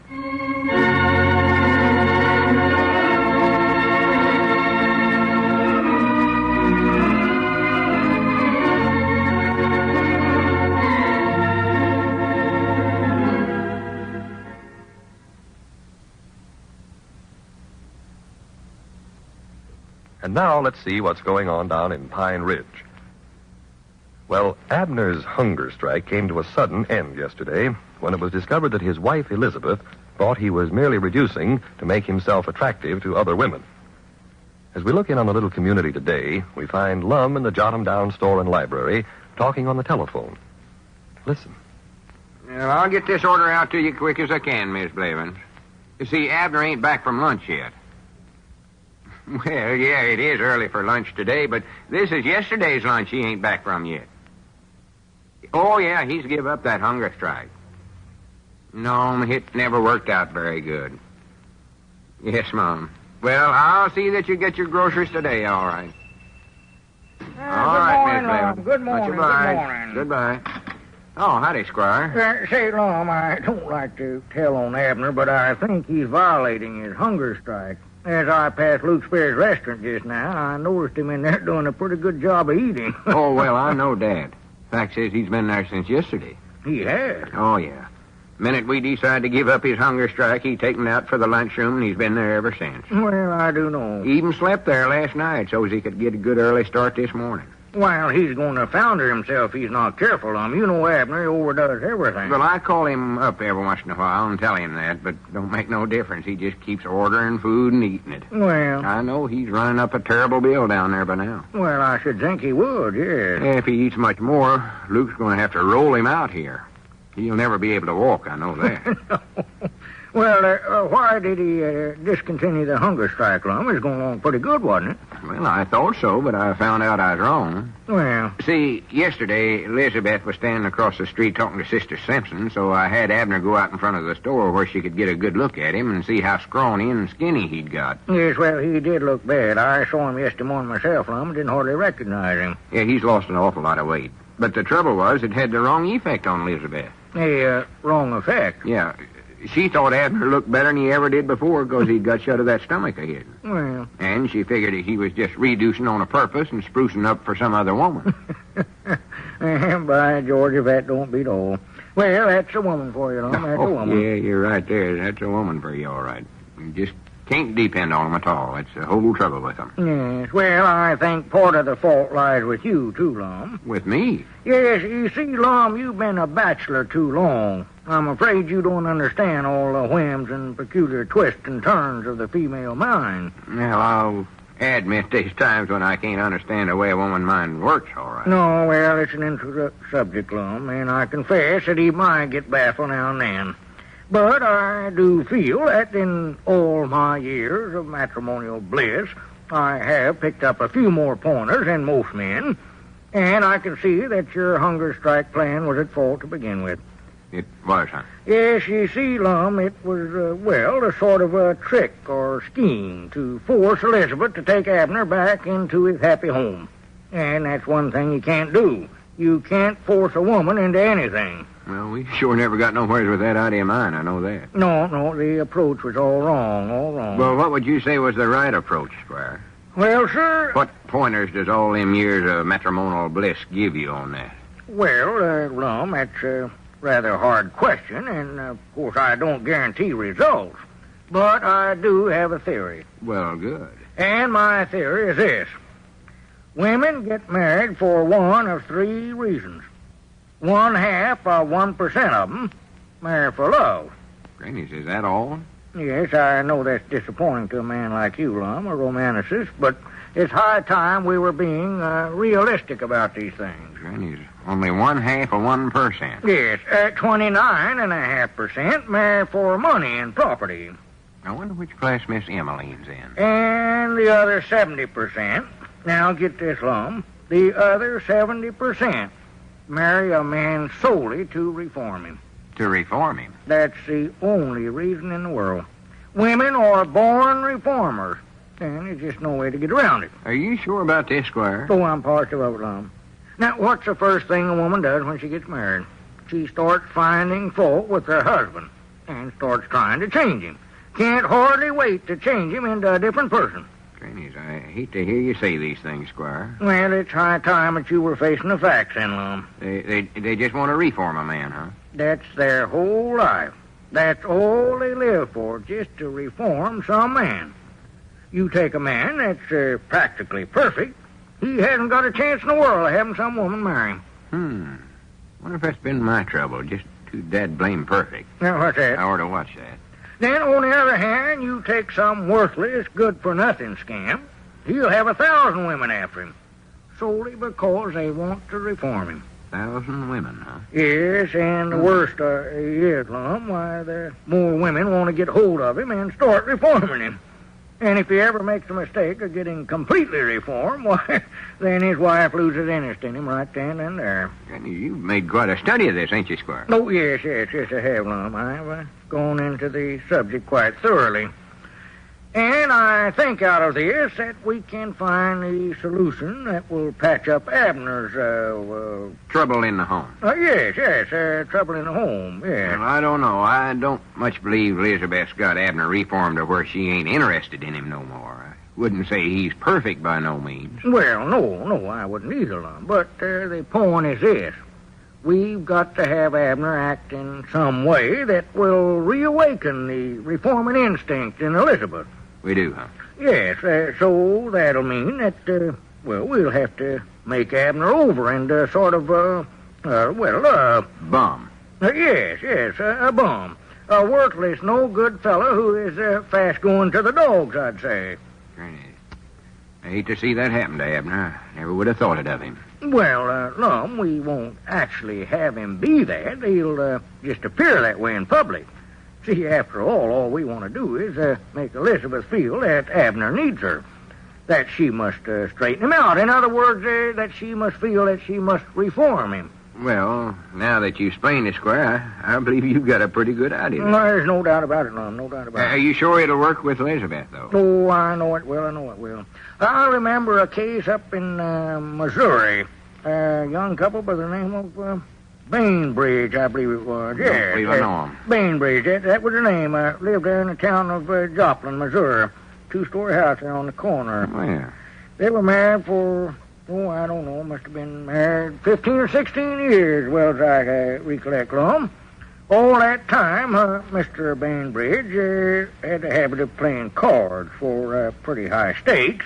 And he generally lost. There comes Abner out there. Oh. I'm anxious to explain this new idea to him. Oh, yes. Look at that stomach on him.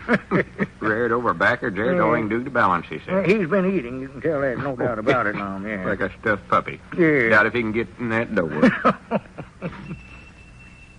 Oh, man. Am I full? Oh, howdy, Squire. Come on in here, Abner. you no-good bum. I got something to tell you.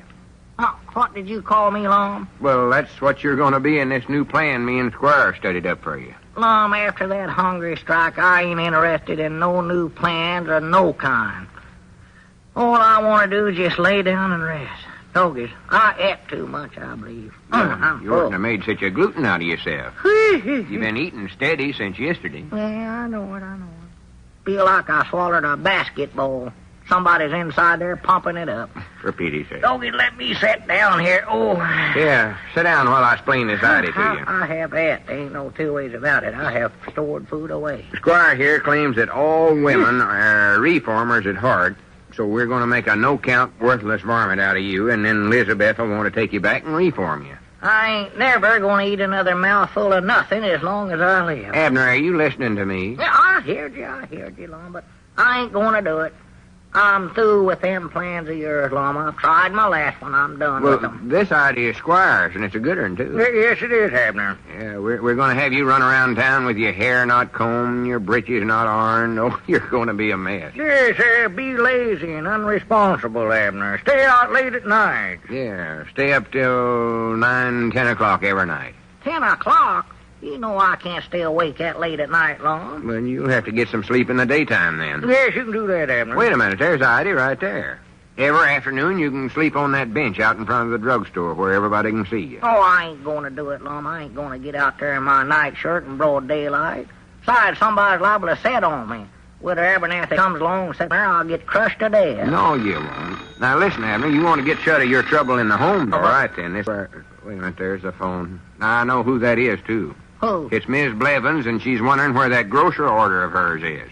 Oh. Abner, you better get it on over there for her right away. Me? Well, sure, you. Well, I can't do a thing like that, and you know it, Lum. Well, why can't you? 'Cause I'm lazy. No count. No good. I'm a worthless bomb. Besides, I got to get down to that bench there and get some sleep so that I can get out and prowl tonight.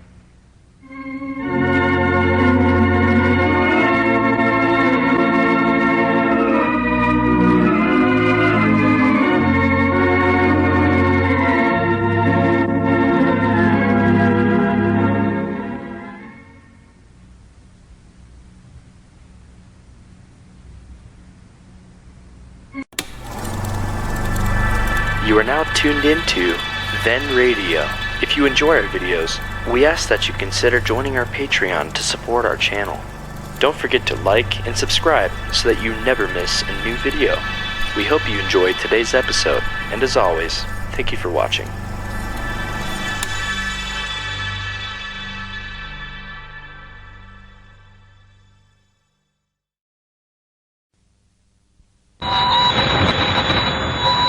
Granny's, Abner. I believe that's our ring. I dog his Lum. I believe you're right. I'll see. Hello, jot 'em down, store. This is Lum and Abner.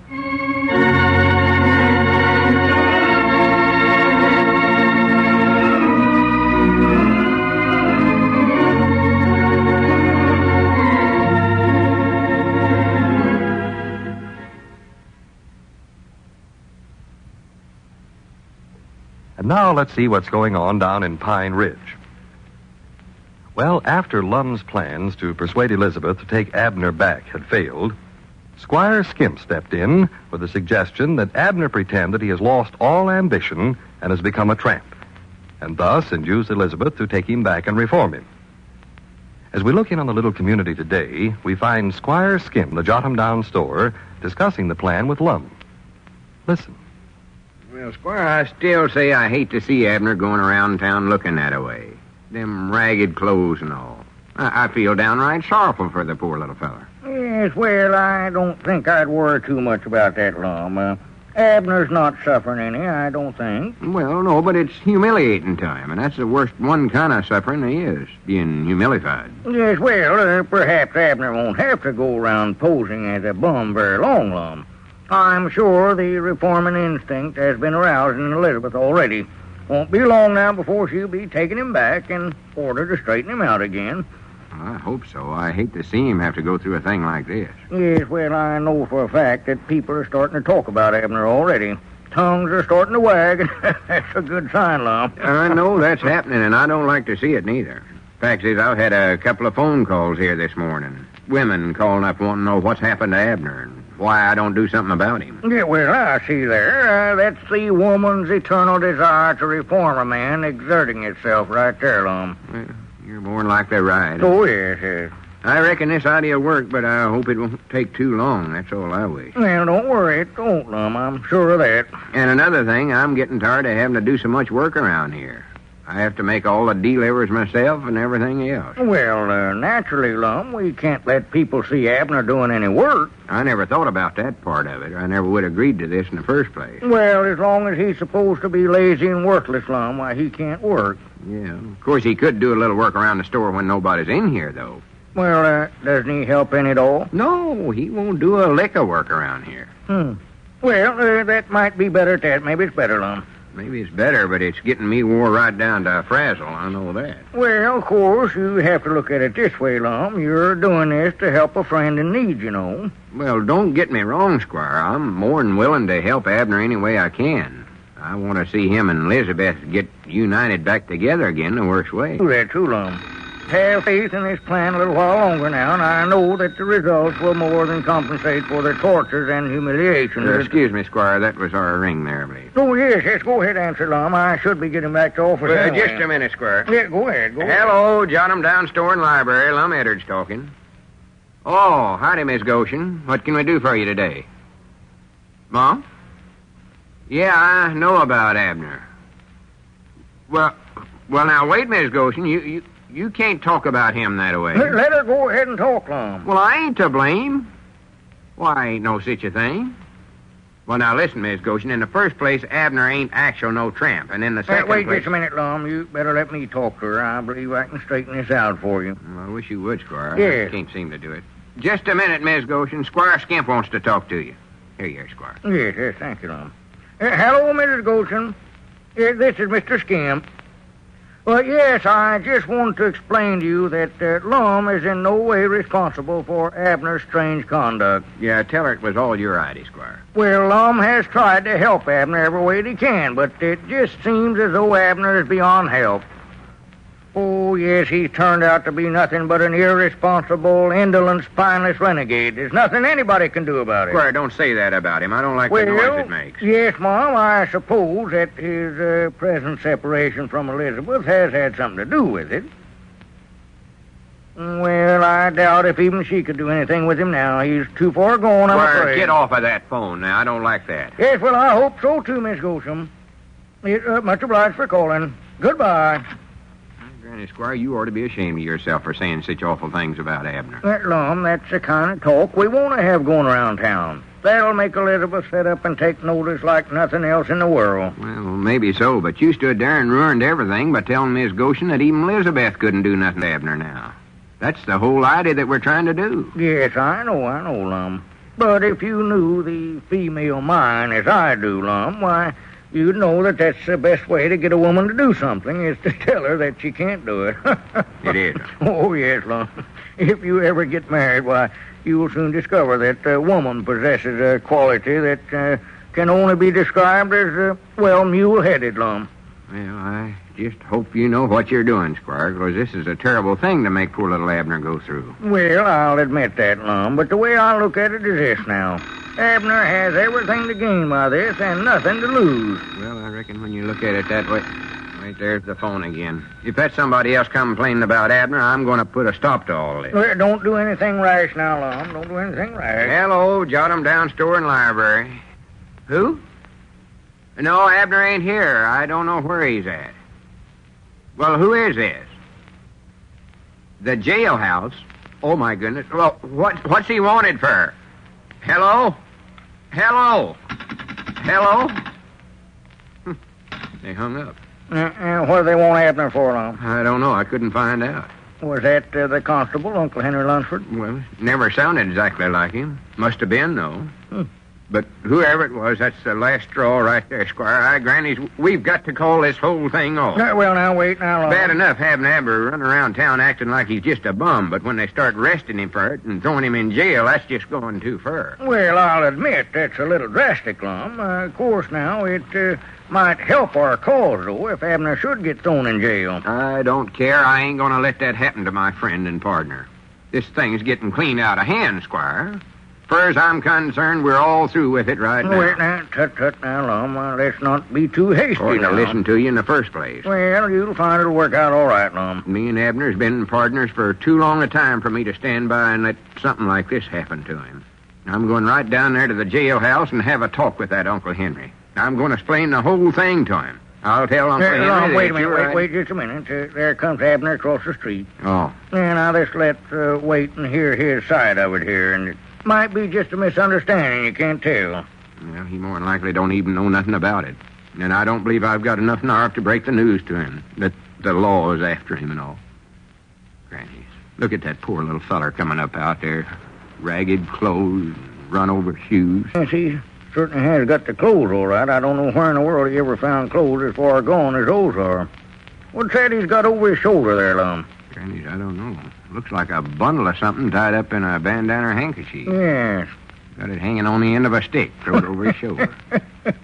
I do know.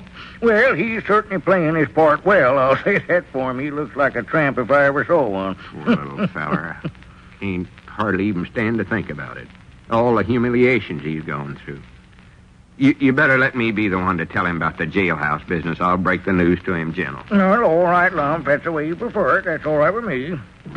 Come on in here, Abner, old boy. Yeah, howdy, Lum. Howdy, Squire, old kid. Abner, old boy, I got something to tell you, but maybe you better sit down first. Yeah, sure, I'll sit down. I'm getting pretty good at that, you know. I believe I'm finally going to catch up on my setting if I do this long enough. Before I go any further, Abner, I want you to know that no matter what happens to you, I'm going to stand by you. Well, good. Hooray for you. Say, you fellas want a sandwich? A sandwich? Yeah, I got some tied up in this bandana handkerchief here if you want one. Where in the world did you get them? Huh? You ain't been going around asking for handouts, have you? Why, no. I got these sitting down there at Frank Foster's filling station. A little Boy Scout give them to me. A Boy Scout? Yeah, a car drove up there to get some gasoline, and this little Boy Scout was sitting in the back seat with his mama eating her lunch there, and they just kept staring at me. Finally, the kid got out of the car there and handed me a stack of sandwiches. Then he made a little check mark on the card and got back in. Oh, my goodness. What he's more than likely doing was his good deed for the day. Well, they was good sandwiches, I know that. I ate one of them and then give Frank one. I still got a couple left here, Lum. I don't want any. Spar? No, thank you, Abner. No. Well, they're pretty good.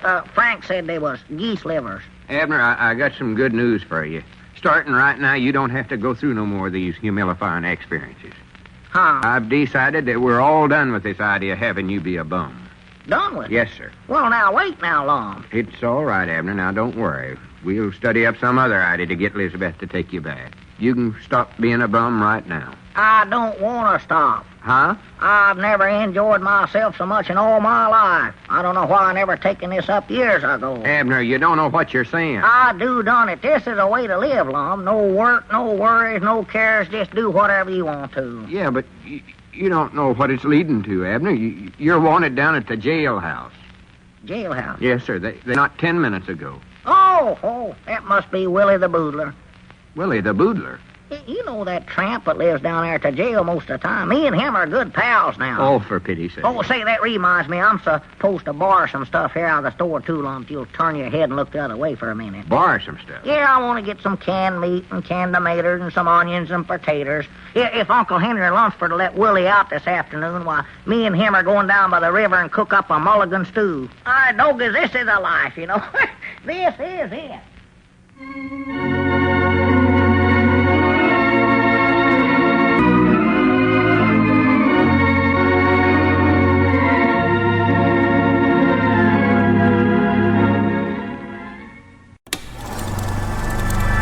You are now tuned into Then Radio. If you enjoy our videos, we ask that you consider joining our Patreon to support our channel. Don't forget to like and subscribe so that you never miss a new video. We hope you enjoyed today's episode, and as always, thank you for watching.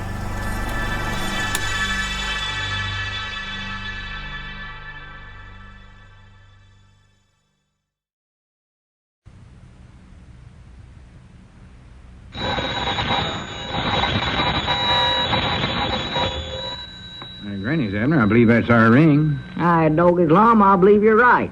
I'll see. Hello, jot 'em down, store. This is Lum and Abner.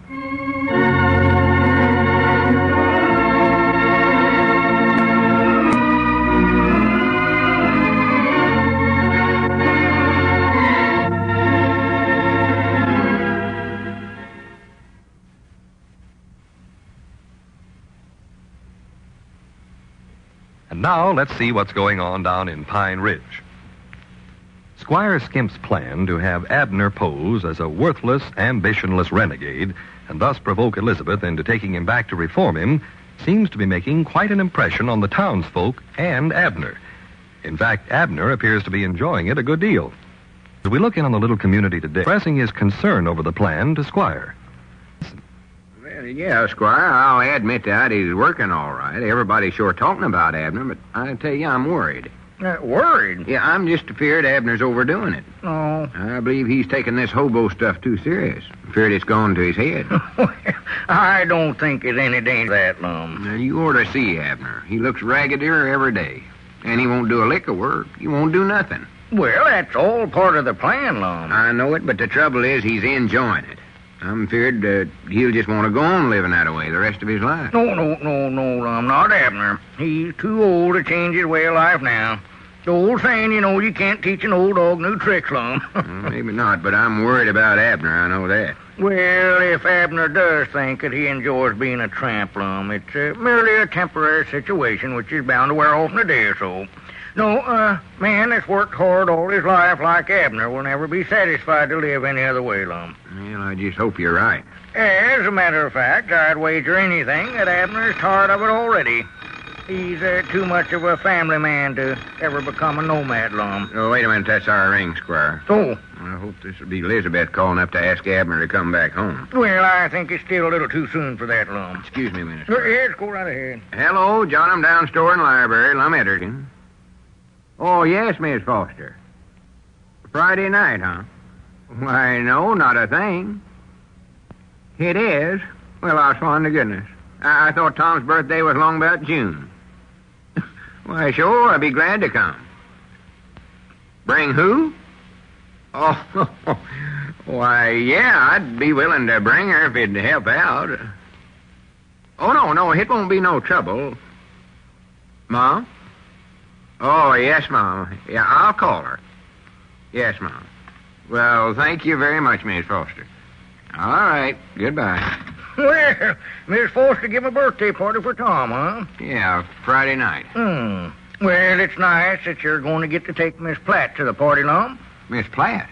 How'd you know I was going to take her? Well, that's not very hard to tell. I could tell by the tone of your voice on the telephone there.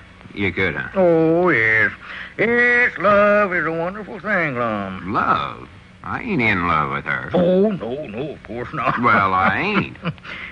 You better get on the phone there and call her up, Lum. You don't want to let an opportunity like this slip through your fingers, you know. Well, she's more likely busy teaching right now. I hate to interrupt her. Well, I don't think she'd mind being interrupted for that, Lum. Sitting over there day after day teaching history and geography can get a little dull, I imagine. Wait a minute. That was your ring, wasn't it? Yeah, I believe it was. It might be Miss Platt calling you right now, Lum. Granny, do you reckon it is? Well, it could be. It's possible. Squire, will you answer it for me? Well, Lum, I don't believe... Go on, Squire, please. I ain't studied up nothing to say to her yet. Well, all right. It seems a little silly, though. Granny, where's my comb? Hello. This is the John 'em Down store. No, this is M.K. Skimp. Abner's not here.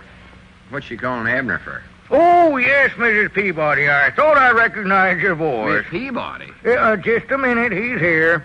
By George, Lum, it looks like our plan has succeeded a lot sooner than I anticipated. Is that actual Elizabeth calling? Yes, indeed it is. This is certainly good news, too. Granny, let me get at that phone. Yeah, be careful how you handle this now. I know just what to say. Go ahead. Hello, Elizabeth? Yeah, this is Lum. No. No, honest, Abner ain't here. Fact is, he ain't been here all day.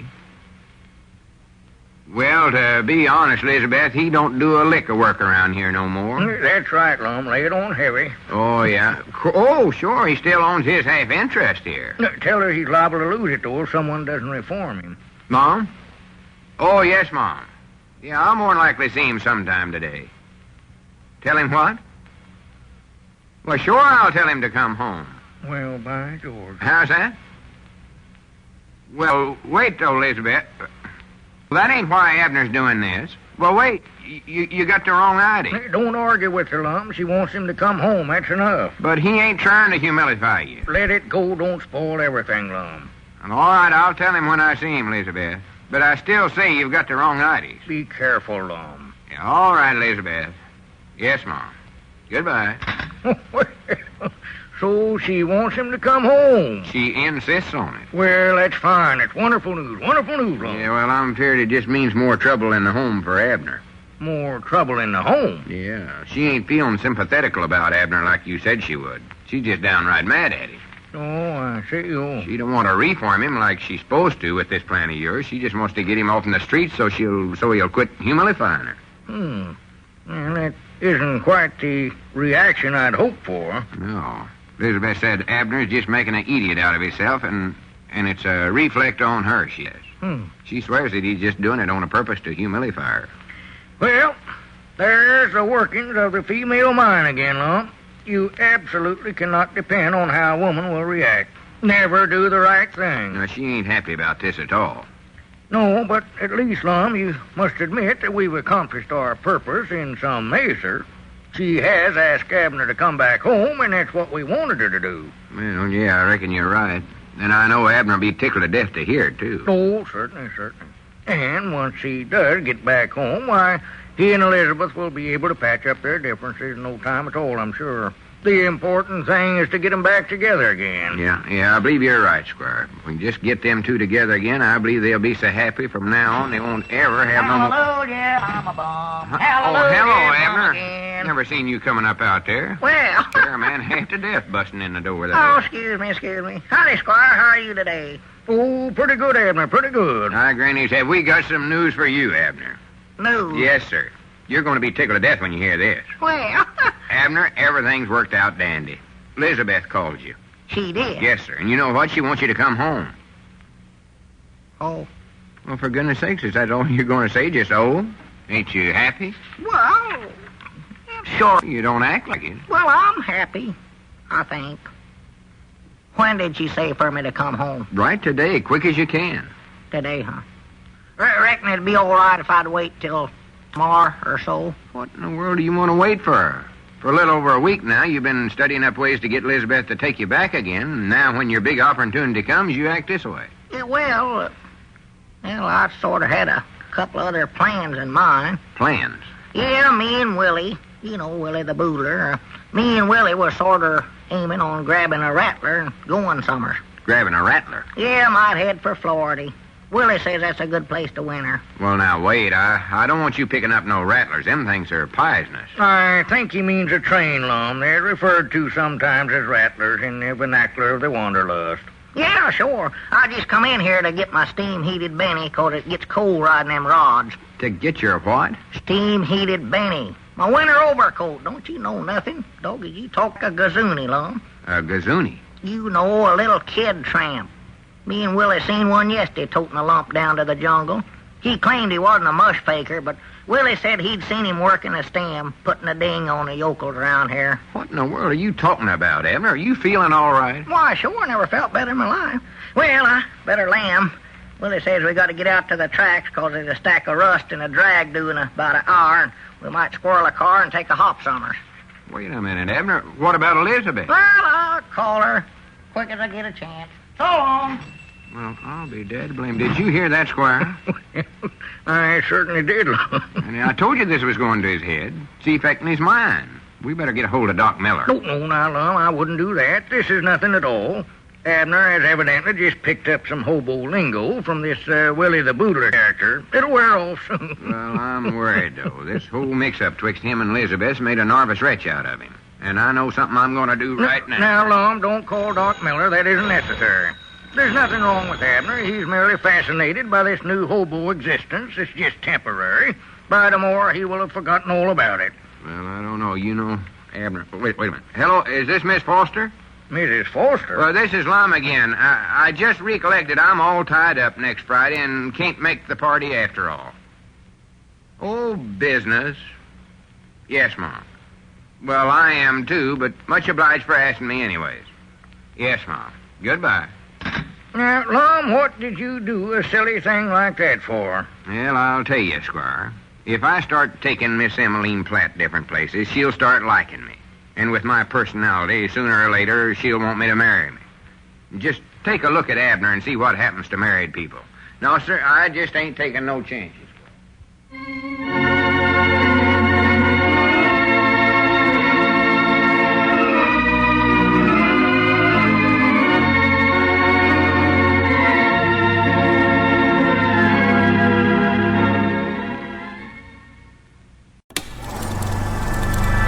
You are now tuned into Then Radio.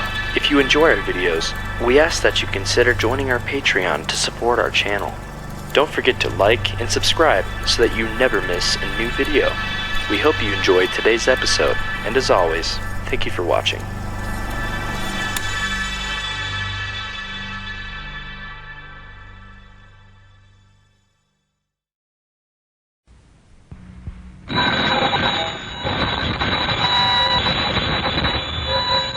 Granny's, Abner. I believe that's our ring. Doggies, Lum, I believe you're right. I'll see. Hello, jot 'em down, store. This is Lum and Abner.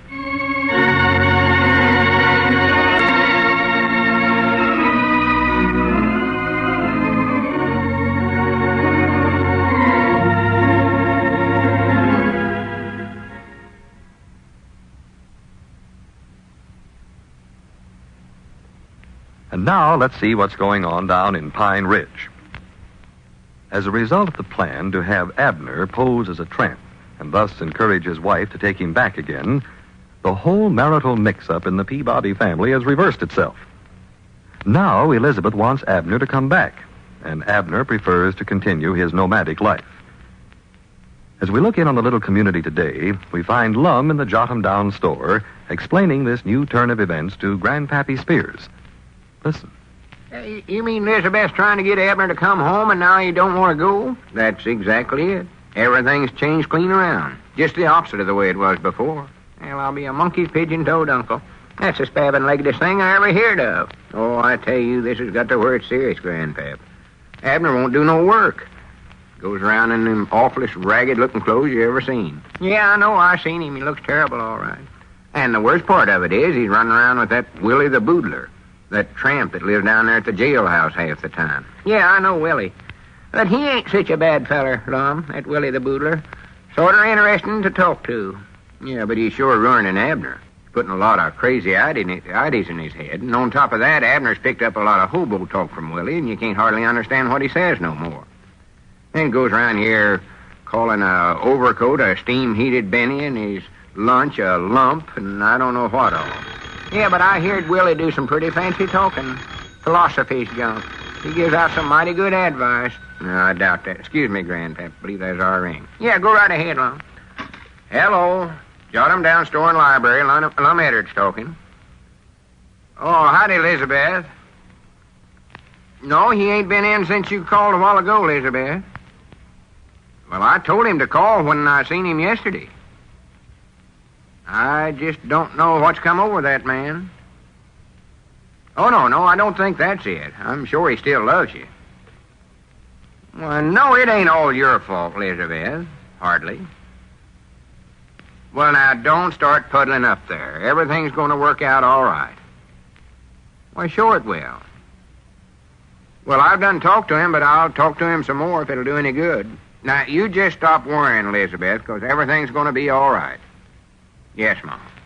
All right, Elizabeth. Not at all. Goodbye. Grannies, I feel downright sorrowful for that poor little woman. Trouble in the home, huh? Nothing else. Here she's come right out and admitted that the whole mix-up was all her fault, but still it don't do no good. By Jiminy, if I was her... Wait a minute. Here comes that little varmint up out there right now. He ought to be ashamed of himself for treating that poor little woman that way. That little knock-kneed varmint ought to jump on him. I'm a bum. Hallelujah, bum again. Granny, Abner, come in here. I want to talk to you. What happened to the door there? I knocked the bell down. I'm glad of it. Nothing worries me. Howdy, Grandpap. How old you yokels today? Now, don't start that crazy talk, Abner. You just sit down there, because I've got some serious things I want to say to you. Good. I'd love to hear 'em. I've got plenty of time. That's one nice thing about this. I've always got time now to sit down and hear what somebody's got to say. You know, I'm learning a lot these days, Lum. Well, you're going to learn a lot more right now. Good. Say, Grandpap, how about a game of checkers? I ain't got time right now, Abner. I got to stop by the lumber yard and pick up a bundle of shingles. Shingles? Yeah, Charity says I got to get that leak in the roof fixed. Oh. Fact is, I better get going right now or I'll get a good jawing when I get home. I'll see you fellers later. Yeah, all right, kid. Yeah, so long, Grandpap. I Better fix that bell back on the door first chance we get. Did you hear what that Grandpap said? Got to get home and fix a leak in the roof. Well, what's wrong with that? If you don't get at them things right away, they get worse and worse, and then it takes a lot of money to fix them. Like that bell on the door, we got to get that thing fixed. Money. Got to do it.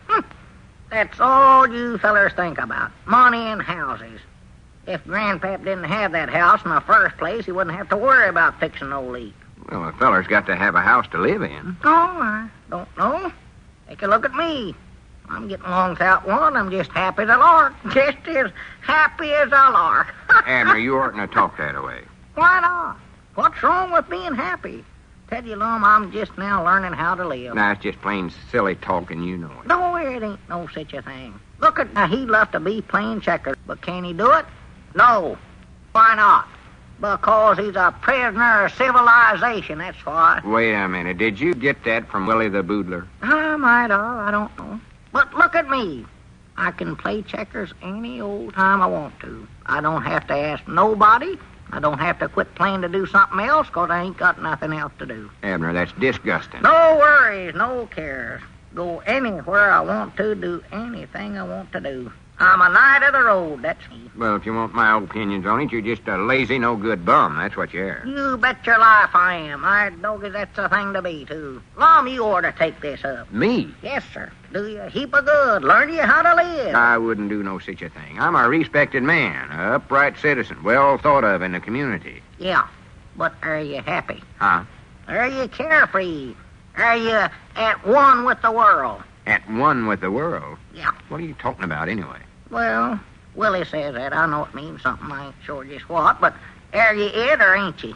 Abner, this is all such disgusting talk. I ain't going to discuss it with you no further. Where do you sleep at night? I sleep at home, natural, in the bedroom, on a good bed. Uh-huh.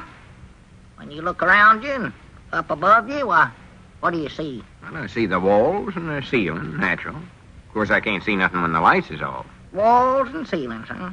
4 walls. 4 prison walls. Every morning, them same 4 walls. Every night, the same ceiling. What are you driving at, anyway? Well, take me, for instance. I ain't cooped up in no little old prison. The whole world's my home. I got trees for my walls. The grass is my bed. I got the ever-changing star-lighted sky for my ceiling. Oh, my goodness. You've heard that. I kiver up at night with a blanket of moonbeams. Aye, Granny, you know what's going to happen to you. You're going to catch the pneumonia sleep out like that. Us knights of the road don't know what it means to be sick. You don't, huh? No. Achoo! Yeah, I can see right now that you don't. Doggies, it's Granny, dusty what a in here. sneeze. Yeah, shows right there I ain't used to being cooped up in these little old bird cages. Now, just a minute, Abner. Don't you go calling the Jot-'em-Down store a bird cage. Made a good living for the both of us for a long time now. Well, you might call it a good living. I can see now, though, it was all a mistake for me, Lum. Leastways for a knight of the road like me it was. Knight of the road, huh? That's me, Ben'l Stiff Abner, old Jungle Joe. Oh, me. I better be getting back to Jungle, too. I gotta lift a lump summers and join old Willie in a mulligan. Well, just a minute, Bindle Stiff. Before you go traipsing off, there's a few things I want to take up with you. Go right ahead, boy. One of them's about your woman. Elizabeth's called here I don't know how many times for you. She's begging you to come home now. Oh, well, I'll call her quick as I get time. Well, you better do it right away. And then there's some papers here I want you to go over with me. Our taxes due again. And there's some OP&A forms to fill out. We've got to start working on our income tax, too. Yeah, well, you take care of them things, Lum. Well, I need your help on them, though. These things is awful complicated. Besides, I've got to have your signature on them. Lum, I ain't interested in none of that kind of junk no more, them man-made laws and taxes. Well, you have to be interested in it, or whether you want to be or not. Don't forget you're a half owner of this store. Oh. Well, it's going to cause me all that bother. Why, you can just have my half the store. Don't believe I want it no more. You don't? No, sir. See, Lum, owning stuff just causes you a lot of trouble. The less you got, the less worries you have. More time you have to enjoy yourself. Get out and live for a change. Yeah, but, Granny, you just can't walk out and leave this way. Why can't you? Who says you can't? Well, I don't know, but... Why be a slave to civilizations? Be the master of your own life. Get shut of your worries and cares. You know the only problem I've got right now, Lum. You mean you've just got one problem? Yes, sir, one. And this is it. I can't decide whether I want to go to California or Florida for the rest of the winter. Well, now, wait a minute, Abner. You know you can't actually go to neither one of them places. Who says I can't? Well, nobody, I reckon, but you ain't got enough money for one thing. The way me and Willie travels, we don't need no money. Just squirrel hop a drag or ride the rods and we'll be there. Yeah, but how about food? You're going to starve if you don't eat. No, well, we'll eat, don't worry. Our poke gets low, well, we can work a little here and there. Just get enough in our strides to get a bite at a grab stand. And if we don't want to do that, we can just put the ding on the gilly for a lump. You can do what now? Well, we'll eat, don't worry about that. And every meal we'll eat in some different town, too. Never the same place twice. Travel all over the world. Follow the birds, north in the summer, south in the winter. And it don't cost you nothing, huh? That's a word that we don't even use, Lum, at cost. Granny, you don't have to figure no income tax, neither. As long as you ain't got no income, how can you? Well, Abner, I've still got to have a talk with you about Elizabeth, but before I do, I want to make a phone call. Sure, go right ahead. I've got plenty of time. I ain't in no hurry no more, Lum. Don't need to go nowhere till I get good and ready. If I miss one stack of rust, there'll always be another along. What's a stack of rust? Well, a railroad engine. A drag's one of them long, slow freight trains. Wait a minute. Hello, is that you, Squire? This is Lum. Lum's awful ignorant for his age. Oh, just tolerable. Say, Squire, are you still interested in buying the Jot 'em Down store? I just can't talk to him no more. Well, I ain't sure just yet, Squire, but chances are I might take my steam-heated bin in, squirrel hop a stack of rust, and a drag for Florida.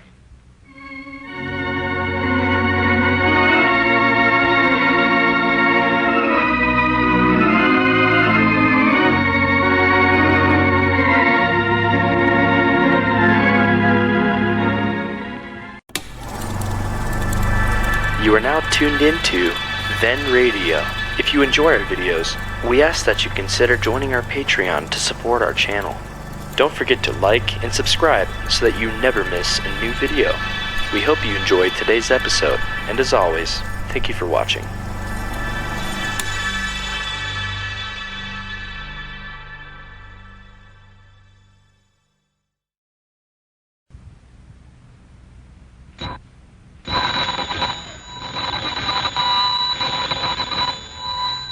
Granny's, Abner. I believe that's our ring. Aye, doggies, Lum, I believe you're right. I'll see. Hello, Jot 'em Down store. This is Lum and Abner.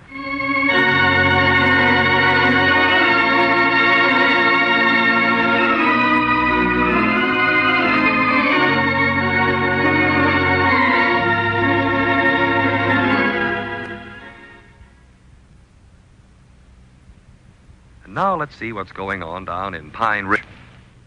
Well, Abner apparently still prefers his newly adopted knowing the pleas of his wife Elizabeth to return home. As a matter of fact, he nearly talked Lum into joining him. As we look in on the little community today, we find Lum in the Jot 'em Down store and library, and Abner is just entering. Listen. Come in. Well, for goodness sakes, if it ain't Bindle Stiff Abner, old Jungle Joe. Howdy, Lum. I thought you and Willie the Boodler'd be on your way to Florida by this time. Well, I ain't going, I don't think. Well, what in the world's the matter with you? Sound like you just lost your best friend. I do, huh? Yeah. I thought you hobos was always happy and carefree. No worries or nothing. Sleep out in the open with the ever-changing sky for your ceiling. Lum, cut it out now. With the green trees for your walls and the grass for your bed. Lum, I wish you'd stop talking that way. Well, I don't know. I thought you had a pretty good idea there after all. I know you might not have talked me into it yesterday. Just lucky for me that Squire Skimp never taken me up on that deal when I wanted to sell him the store and go to Florida with you. Fact is, I'd still like to go. Well, you'll have to go by yourself, you do, 'cause I don't believe I'm going. What's the trouble? How come you changed your mind? I feel awful. Awful? I just ain't no good, that's all there to it. Just no dad blame good. Well, now, Abner, you ain't as bad as all that. Yes, Hardly. I am, too. Here I was going to rush off to Florida and leave Elizabeth here without even saying goodbye to her or nothing. I'm just a varmint. Well, I'm glad to hear you final talking this way. Well, what changed your mind? Well, I got a hearing from little Pearl this morning. Oh, from Pearl. Well, for goodness sakes, how is she? Oh, she's fine. Well, where's she at now? I know the last time you heard from her, she'd been sent overseas, but you never knowed whereabouts she'd went. She's in France now. In France? Yeah, it says right there on top of her letter, says somewheres in France. Well, I'll swan to goodness. That don't hardly seem possible. No. Little Pearl, a growed-up nurse clean over in France. Bless her heart. Bless her little heart. Well, what all does she have to say, anyway? Oh, different stuff. Says she heard something wonderful. They could use a lot more nurses, she said. Well, I ain't surprised the way the war's going now. The closer you get to winning, the tougher it gets, seems like. Yeah. What else did she say? Well, down at the bottom there, she says that I hope you and Mama are getting along fine. Oh. Doggies, I'm glad she ain't here to see what idiots her Mama and Papa's been making of themselves. Oh, I wouldn't say that exactly. Well, it's the truth, Lum. Their little Pearl is over there working in the hospitals, helping wounded soldiers, and here me and Elizabeth are wasting our time having this silly squabble, this trouble in the home. Well, why don't you end it right now, Abner? Why don't you call up Elizabeth? Tell her exactly how you feel.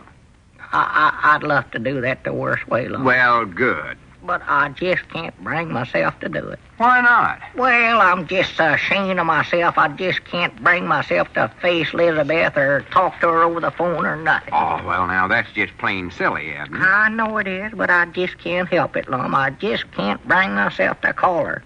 She ain't tried to call me today, has she? No, I think she feels just about the same way you do. Oh. She's sort of ashamed of herself, too. Claims the whole thing's her fault. So I know you just get on the phone. Well, for pity's sakes. Look at Cedric rushing in there. For the land's sakes. Hey, take it easy, Cedric. You're going to knock something over there. Well, say, do you know who's in town? Major Brooks. Major Brooks? I don't know no Major. Oh, yes, you do. He's Robert Brooks, Bob Brooks. He's a friend of the Macmillan boys. Wait a minute. You don't mean Robert Brooks from Little Rock? The feller that was Ernest Macmillan's classmate over there at the University of Arkansas. Yes, Mom, that's him. Well, I do know. Is he actually in town, yes, Cedric? Yes, Mom, he's on his way home to see his family. Oh. He just got back from the war, and you ought to see the medals that feller's got. Well, got a lot of medals, huh? Oh, yes, Mom. I know them all by heart, too. Well. He's got the Distinguished Flying Cross and the Air Medal with 4 silver clusters on it and 2 presidential citations. For the land's sake. And he shot down 4.5 ME-109s, confirmed. Confirmed. What does that mean? That means it's official, I think. Oh. Yes, Mom. And besides that, he shot 190 wolves. 190 wolves? Oh, me, are we fighting wolves now, too? Oh, wait a minute. Cedric must have that wrong. I think what he means is a folk wolf 190. Oh. It's kind of a German airplane. And 190 ain't how many. It's just part of the name of the airplane. Oh, yes, Mama. I believe it was just 2 of them. And you know what else he done? Huh? He collided with a German airplane right up in the air. You mean them 2 airplanes run into one another whilst they's flying around? He done it, yes, Mom. Huh. It was over Frankfurt, Germany, I believe. And it clipped off 5 feet off in one wing of Robert's airplane. Oh, my goodness alive. But he said he got back to his home base somehow and crash landed. Doggies, he must have had a rabbit's foot with him. Oh, he's done a lot of things. And he destroyed 2.5 airplanes on that mission, too. Doggies, that boy is sure a goer. A goer. I'm going out and find him and look at them medals some more. Yeah. I'll see you fellers later. Yeah, all right, Cedric. Well, oh, me. My grannies, I can't hardly believe it. No. Robert being a major now. No, sir. I recollect the last time I seen him was, must have been 3 years ago. Over there at Little Rock, dropped into the bank there and had a talk with Robert. That's right. He did work in the bank, didn't he? Oh, yeah. Now here he is, a big officer with a whole batch of medals and decorations all over him. All right, Doggies, Lum, I believe I'll go with Cedric and try to find Robert. I'd love to see him. Well, wait a minute before you go, Abner. I think you ought to call Elizabeth. You ought to do it right this minute, too. Well, Lum, I'd love to the worst way, but I just wouldn't know what to say. I just wouldn't know how to start out even. Oh, well, you think of something. Once you get her on the phone and hear her voice again, Wait a minute. Look who Grandpappy Spears is bringing in here. Who, Elizabeth? No, it must be Robert. Just look at that uniform. Oh. Grannies, don't he look handsome? Oh, Lord, I bound you his mama just gonna be tickled to death to see him. Yeah, howdy. Hey, look who I got here, Yes, fellas. sir. Doggies, come in here, Robert, old boy. Let me shake your hand. Grannies, if you ain't a sight for sore eyes, how are you anyways, Robert? Oh, just swell, Lum. How are you fellas? Oh, we're fine, Robert, just fine. Hey, wait a minute. Call him Major. Can't you see he's a major now? Oh. See that there leaf on his shoulder? Yeah. How does it feel to be a major, Robert? Major? Oh, well, I don't know, Abner. Going back home for a few days, huh, Robert? Yeah, boy, and am I looking forward to it. I'll bet you are. Well, when did you get back from overseas? Just about a month and a half ago, and since I've been in Santa Monica. Santa Monica, California? Yes, at the Army Air Force Redistribution Station. They sure treat us well there, too. Well, good for them. Tomorrow's the first anniversary of the place. Yeah, well, Robert... First anniversary. Been in business a year, huh? Right. Just what is a redistribution center? Well, it's a rest camp for pilots returning from all theaters of war. It's a swell place for a rest while waiting for assignment to a new duty. Well, that's fine that they got a place like that. Yeah. Whereabouts overseas was you at, Robert, or ain't you supposed to tell that? Oh, Lum, that doesn't matter now. I was stationed in Italy, England, and France. Italy, England, and France. France? I Dogus, how's little Pearl?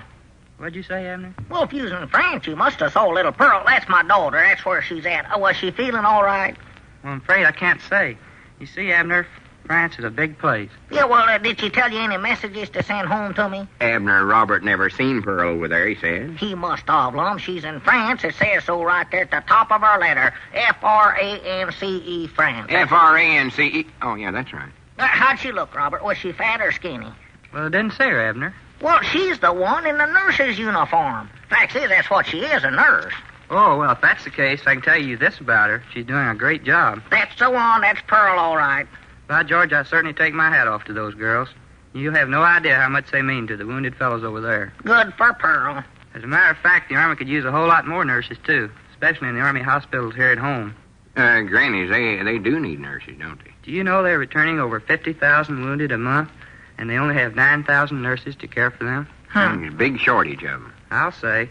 You see, there's a lot of boys coming home that weren't as lucky as I am. They're going to need a lot of care and attention. I reckon that ain't no dream. Well, Robert, what was little Pearl wearing that there wristwatch we sent her when you seen her, the one with the Mickey Mouse picture? Abner, for goodness sakes, how many times do we have to take don't get, wait a minute, I got either. Let me get to that telephone. Now, just a second. What are you up to there, Abner? I don't know what's the matter with me standing around here not thinking of this before. Robert, you'll be in town this evening, won't you? Yeah, Abner, I'll be here about 9 o'clock. Well, good. Wait a minute. Hello, Elizabeth? Well, this is your man, Abner. What are you having for supper tonight? Huh? Well, good. Well, slap on an extra plate, 'cause I'm bringing home a feller's been knob-hobbing around with little Pearl over in France. Yeah, Robert Brooks from Little Rock. He's a major now. Yeah, well, we'll see you tonight. Goodbye. Grannies, Abner, do you realize what you just done there? Sure, I just invited Robert here to come. Well, I'll be dead blamed. I talked to Elizabeth. Yeah, and everything's patched up now. Well, Robert, let me shake your hand again. You've ended my trouble in the home.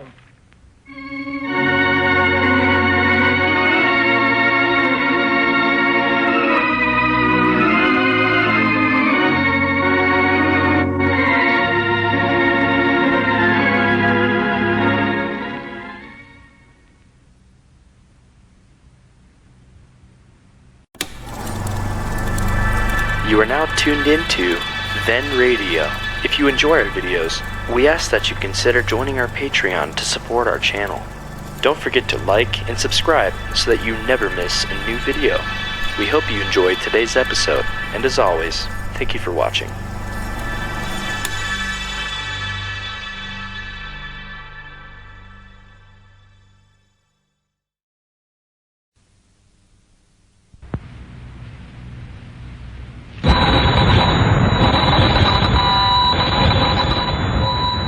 Grannies, Abner, I believe that's our ring. Dogus Lum, I believe you're right.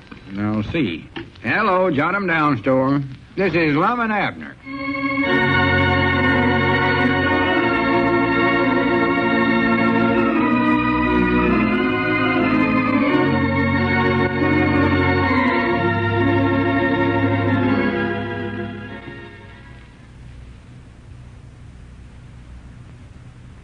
And now let's see what's going on down in Pine Ridge.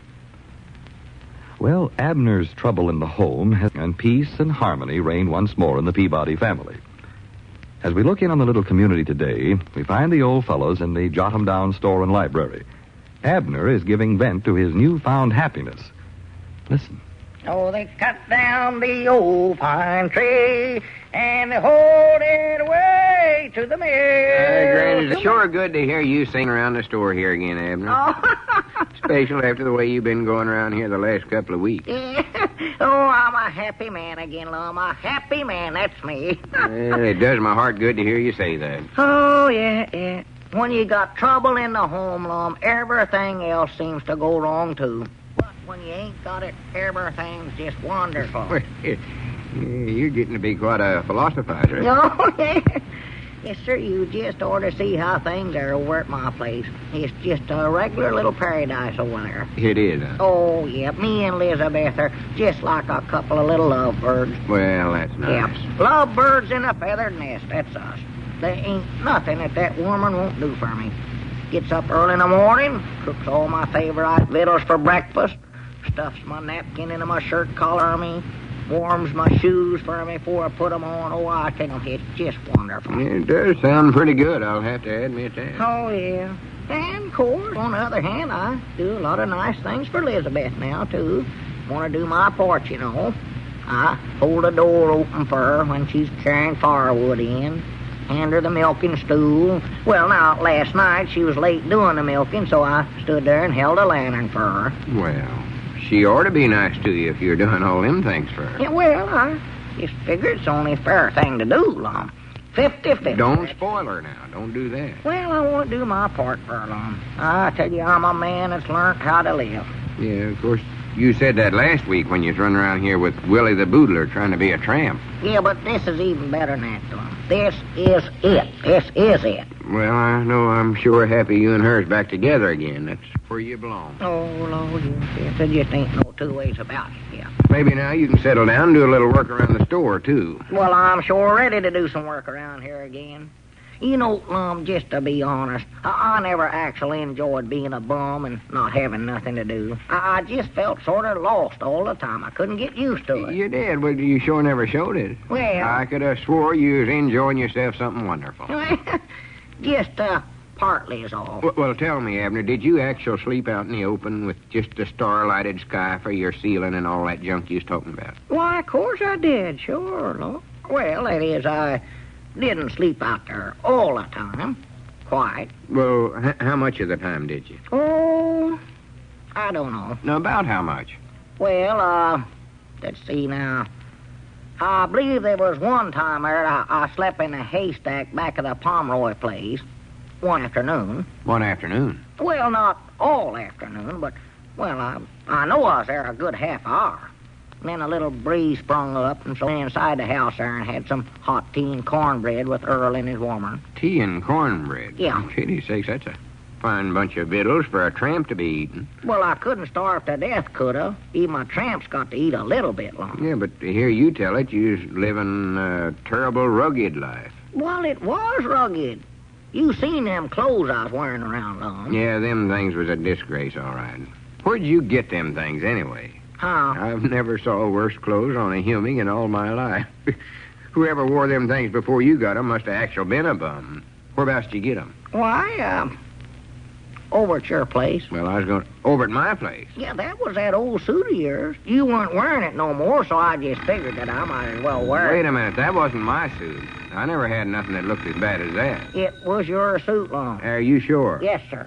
Well, what right did you have taking my old wait a clothes? minute, Lum. That was our ring, I believe. I better answer the phone. No, I'll answer it. But don't you go away. I want to have a little talk with you. Well, you never did wear that old suit no more. Hello, jot 'em down store and library. Lum Edwards talking. Who? Oh, yeah, he's here. Just a minute. Here, Abner, it's for you. Who is it? I don't know. Some man. More than likely your old friend Willie the Boodler, wanting you to have tea summers. Hello? Who? Oh, well, howdy, Emmett. Oh, just tolerably well, I reckon. How'd yourself? Oh, you heard about me and Elizabeth, huh?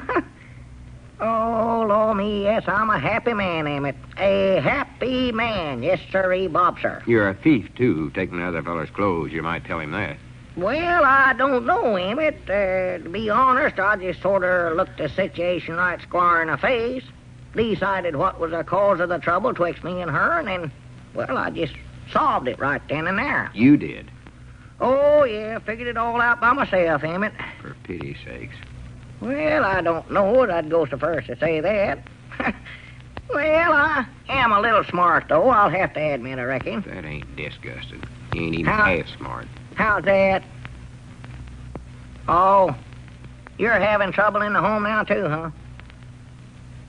Well, I don't know, Emmett. I'd be proud to help you. I don't exactly know what advice to give you, though. There's a fine place to come for advice, I'll say that.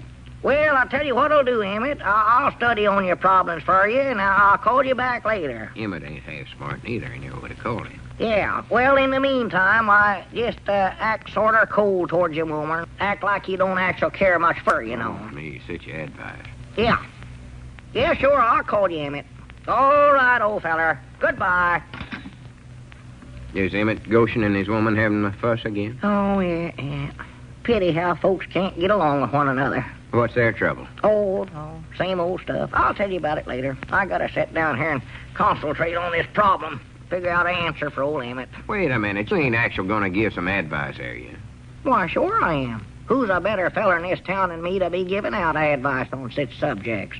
Look how I handle my own problems in the home. I'm a happy man, ain't I? I know you are, but you never solved your own problems yourself. I done it. I done a mighty good job on it, too. Yeah, but wait, don't forget I studied up a whole batch of plans there trying to get you and Elizabeth back together. Yeah, none of them worked, old Lum. Well, no, but... Well, the last plan did work. Squire Skimp studied that up. Yeah, but both him and you wanted to quit it, though. Said it weren't working out good at all. I was the only one that had sense enough to stick to it till it worked, old Lum. Maybe so, but yeah. You oughtn't to go around giving advice, though, Abner. You're just going to get Emmett into way yonder more trouble than he's in already. Well, what makes you think that, now? Well, look at me, for instance. I thought I was helping you by studying up them plans for you, but I just made it worse every time. I admit it. Oh. I know I had some good ideas there, but it just goes to show that you can't meddle in somebody else's affairs. Every feller's got to figure his own problems out for himself. Yeah, well, maybe you're right. I don't know. I know I'm right. Just follow my advice, Abner. Don't never give nobody else no advice. Well, wait a minute. I believe that door ring again. I hope that ain't Emmett calling back already. If it is, let me talk to him. Yeah, I will. Hello, jot 'em down, store library. Yeah, this is me. Who's calling? Oh, well, how are you, Ari? Huh? Oh, well, thank you, Ari. It does seem good to be back in the home again.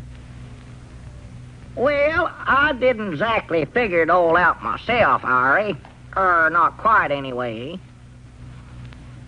Well, yeah, I suppose I do deserve a lot of credit, no doubt about that. Careful now, careful. Huh? Well, I'd love to tell you what to do about your home situation, but... Abner, watch out now. Yeah, well, Ari, let me study on this a while, and I'll call you back. Oh, me. You betcha, Ari, old boy. I'll call you. Goodbye. For pity's sakes, Abner, you know better than to tell him a thing like that. What did I just get done telling you? Well, Lum, he insisted. I don't care if he did. If these fellers need help with their home problems, I ought to help them. Oh, prittle prat. For me to keep all my talents I got to myself. Talents, he says. I'm a living example of what you can do with married life if you just set your head to do it. I'm the one feller that's found out how to make it a beautiful, happy thing. Swan do goodness, Abner. You can get carried so far away with ideas like this, I'm surprised you ever get back again. You know, Lum, maybe I ought to let everybody in on this. Help husbands and wives all over the world. Cherry Hill, New York, everybody. Now, wait a minute, Abner. Stop right where you're at. Maybe I ought to run one of them advice columns in the newspaper. Oh, for goodness sake. Doc Abner. Doc Abner? Old Doc Peabody. I believe that sounds better. Bring your troubles to old Doc Peabody. Now, if this ain't the most disgusting thing I've heard in a long time, I don't know what is. All right, doggies, I've got an ID. Yes, sir, Bob, I believe I've got an ID. Abner, get away from that phone now. I don't know what you're up to, but whatever it is, it ain't going to turn out good. I know that. Wait a minute. I know What's the what matter I'm with... doing here. What are you doing now? Well, now you're giving the fire alarm I ring. know what I'm doing, Lum. I know what I'm doing here. Hello? Yeah, hello, everybody. There ain't no fire. This is Abner Peabody. I got a special announcement to make. Abner, I'm warning you now. You're going to get in trouble. Folks, are you suffering from TIH? TIH? Trouble in the home? If you ever just bring your problems to old Doc Peabody. Oh, me. Free advice, cheerful giving to one and all. Make your appointments now. Hi, Granny's Abner. Give me that receiver. Yeah, go ahead, take it. I'm done with it. I want to have a little discussion with you, old Doc Peabody. Well, good. That's fine. Just write your name down on that pad of paper right there. Write my name down? Why, sure. You don't expect to see me without an appointment, do you? Don't get I'll tell you, old Doc Peabody's a busy man.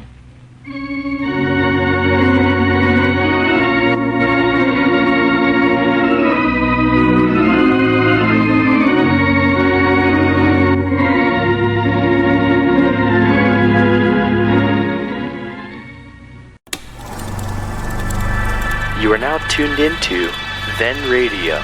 If you enjoy our videos, we ask that you consider joining our Patreon to support our channel. Don't forget to like and subscribe so that you never miss a new video. We hope you enjoyed today's episode, and as always, thank you for watching.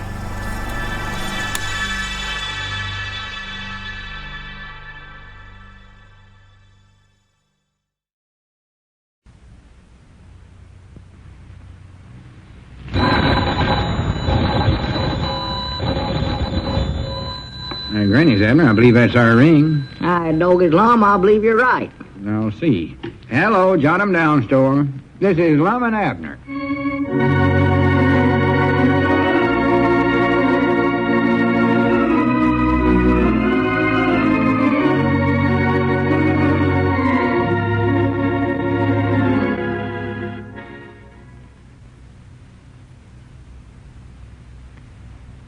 And now let's see what's going on down in Pine Ridge. Well, as the result of Abner's newly acquired domestic harmony, several other unhappy husbands have called him asking for advice on how to solve their problems. This convinced Abner that his mission in life was to become an advisor on marital relations, and he's dubbed himself Old Doc Peabody. As we look in on the little community today, we find Old Doc Peabody in the Jot 'em Down store. Lum is just entering. Listen. Come in. Oh, it's just you, Lum. Yeah, it's me, and I want to have a little talk with you, Old Doc Peabody. All right, fine. Let's see now. Let me look right here. Yeah, I believe I can give you a pint mint with me along about 2 o'clock this afternoon. Just bring your problems in at that time, and I'm bringing my problem in right now, and this is it. Are you going to take that sign down in front of the store? Sign. Now, don't try to act innocent. You know what sign I'm talking about. Do I? Of course you do. Who else would put a sign that says, "Are you suffering from trouble in the home? Get free advice on all problems from Old Doc Peabody." Oh, that sign, yeah. I believe I did see that out there, yeah. See it out there. You put it out there, and you're going to take it down, too. Well, Lum, if I take that down, why, nobody know I'm in business here. Business? Yeah. Do you call that a business? Giving out free advice to folks that don't need your advice in the first place? Lum, they need my advice. They're demanding it. You was here yesterday when Emmett Goshen and our Hodgekins called up here wanting me to help them with their home problems. Well, that's just two fellers. And I bound you by now they've both regretted they ever asked you. There ain't no such a thing. Because I give them some pretty good advice on how to handle a situation. Has it helped them any? Well, I don't know yet. I ain't exactly heard. These things take a little time, you know. Yeah, you more than likely won't hear from them neither. Because they won't even be speaking to you no more after all this trouble you'll be getting them into. I ain't getting them into no trouble. I'm getting them out of it. Well, I ain't got time to argue with you about that. Just see that you take that sign down. That's all I'm interested in. Well, Lum, I can't take it down now. That's my business sign. Ah, prittle prattle. Well, it is. I gotta have a sign. Just see that the sign's took down, that's all. Well, I can't take it down right away. I know that because I got a customer coming to see me, and he's got to know where I'm at. A customer? Yep. Called me up for a pint mint about an hour ago. Now, who in the world is a big enough idiot to get a pint mint to see you? Lum, now you can't talk about my customers that way. Who is it? Well, I just ain't going to tell you. Granny, I'd love to see this. Do you mind if I sit here and listen? No, sir. This is all confidential stuff. Nobody can listen. Fact is, I even try not to listen myself. I wouldn't miss this for the world. What time is this customer of yours coming? Why, I ain't going to tell you. I believe I'll call up Dick Huddleston and get him over here. Huh? He'd love to get in on this, too. I might even charge admission to see old Doc Peabody in action. Now, listen, Lum, now, don't you do no such a thing now. Don't you go ruining my whole career. Career? Yeah. Is that what it is now? I believe you're just jealous because you ain't got a career, too. Jealous? Me jealous of you? Yes, sir. I know good and well that's on it. I don't get... Wait a minute. Lum, will you go back in the feed room? Yonder comes my customer. Whereabouts? Right out there. I don't see him. All I can see is Cedric coming up out there. Well, that's him. Cedric's your customer? Yeah. You mean he actually called you up for a pint, man? Well, he never actually called up for that reason, but after I told him about this new business I'm taking up, why, then he decided that mind out now, Long. Here he comes, mind out. Oh, what a beauty day. Yeah, come on in here, Cedric. Proud to see you. Just sit down in that chair over there, and I'll be with you in just a minute, sir. Yes, Mom? Lum, don't you have some work to do back in the feed room now? No, I ain't got a thing in the world to do right now. Not a thing in the world. Just thought I'd sit around and rest for a while. Dad, blame you, Lum. What's the matter? What have I did? Now, Lum, you just got to leave now. That's all there to it. This is confidential. Well, I won't listen, hardly. I got to mark prices on them new canned goods anyway. I'll be busy. Well, all right, then. Just see that you don't listen at all. Lum. I'll do my best not to, Abner. Well, now, Cedric, my boy, I guess I'm ready for you. Well, good. Are you comfort in that chair there? Yes, Mom, I think so. Are you relaxed? Mom? Well, never mind. If you're comfort, that's enough. Let's see now. Now then, my boy, what's your name? My name? Yeah. All this information is kept confidential, so you don't have to worry. Just tell me what your name is now, lad. Grover Cleveland. All right. Now, next, Grover Cleveland. Yes, Mom. Cedric, now, that ain't your name. Oh, I know it, but as long as you know my other name, I figured you wanted me to give some different name. Oh, no, you've got to give your right name. I can't help you none if you ain't going to tell the truth. Got to make a clean breast of everything. Now, what's your name? Grover Cleveland. I'm getting to like that. Now, listen, Cedric. Well, I reckon it don't make much difference. It's your problem we're interested in. My problem? Yeah. Now, begin right at the beginning, Cedric, or Grover.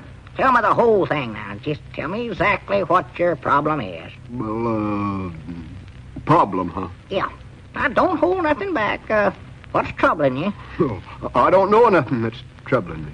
Cedric, I told you I couldn't help you unless you told me everything. Now, don't hold nothing back. Tell me what this big problem is that's bothering you so much. Well, I ain't got no problem that I know of. Now, Cedric, you must have. Everybody's got problems. Not me, I ain't got none. Listen, Cedric, everybody that comes to me has got problems, and you're here to me. Now, don't be bashful. It's going to make it a heap easier on both of us if you'll just come right out flat-footed and tell me everything. Well, I ain't got nothing to tell you, though. Well, think hard now, Cedric. I'm thinking. I'm studying. Well, what is it that's making your life so sad and unhappy? Well, I ain't sad and unhappy. I'm happy. Oh? Yeah. Well, that's brave of you, Cedric, to try to cover up your sorrows that way, but just recollect, I'm here to help you get shut of all your suffering, Cedric. To get shut of my suffering? Yeah, but just don't let it worry you, Cedric. We'll figure it out somehow or other now. Just try your best to be cheerful. Yes, Mom. Every silver cloud has got a lining, you know. Mom. Let's see. Now then, little friend, exactly what is it? Trouble in the home? I don't think so. No, I got a good answer for that, if that'd been it. Sorry. Is it trouble with your girl, Clarabelle? No, Mom, I don't believe so. When did you see her last? I seen her yesterday, I think. Did everything seem to be all right then? Yes, Mom, just dandy fine. Only yesterday. My, how fast these things can happen. Has she spoke to you since you seen her last? No, Mom, come to think of it, she ain't. Oh, my, that's just what I figured. Just exactly what I figured. That's bad, huh? Oh, me. She ain't even called you on the telephone, huh? No, Mom. Well, how did it all start? Well, let's see now. Doggone it, I don't believe I recollect now. More likely just some little thing. That's generally how most of these tragedies start. Oh, my goodness. Something that ain't importance at all, but oh, my, the trouble they can cause. Yes, Mom, they sure do. Sakes. What does your parents say about this? Mom? Your mom and papa, what do they say about your trouble? I don't recollect them saying nothing about it, hardly. Nothing? No. Oh, what a shame. What a pitiful shame. Here's a boy all wrapped up in trouble, and he can't even turn to his own mama and papa for help. Just a cast-out, practical a orphan. Gosh, poor me. Has anybody else talked to you about this, my boy? Tried to help you in any way? No, Mom, not that I know of. Oh, my poor little feller. No friends. Not a friend in the world. I feel so sorrowful for me, I don't know what to do. Oh, I don't blame you, Cedric. How about the fellers you work with over at the war plant? Ain't none of them tried to help you even? No, Mom, not a one of them. Oh, I'd have feared of that. I would have feared of that. Them are all your enemies working amongst you over there. Here you are, standing beside him every day. Every night I'm working the graveyard. Oh, every night, then. Putting on like they're your friends. Oh, yes. But all the time they're glad you're in trouble, Grover. Some of them might even start it themselves. More than likely hoping that you'll have a nervous breakup so they can get your job. Get my job? You poor little feller. Lost your girl. Papa and Mama won't help you. No friends. Your health gone. Now you're losing your job. Bless your heart. Bless your little heart. No, Mr. Abner, what can I do? What can I do? That's what I want to know. I just don't know, Cedric. I do not know. But just try to work it out the best way you can. That would be my advice to you. Doc Peabody says work it out. Thank you, Mr. Abner. That's all right. That's all right, Cedric. Proud to help you. Drop in any time that you're feeling bad. Recollect, try to be cheerful. Yes, Mom, it'll be hard, but I'll try it. So long. So long, you poor little outcast. Poor little fella. That poor suffering boy. Lum, I wish you could have just heard his sad story. And don't worry, I heard every word of it. And I must say, that was a fine job you done there, Abner. Oh, it weren't so much. I just done the best I could for him. All I can say is it was a lucky thing he come to me when he did. I'm just glad that old Doc Peabody could start him back on the road to happiness.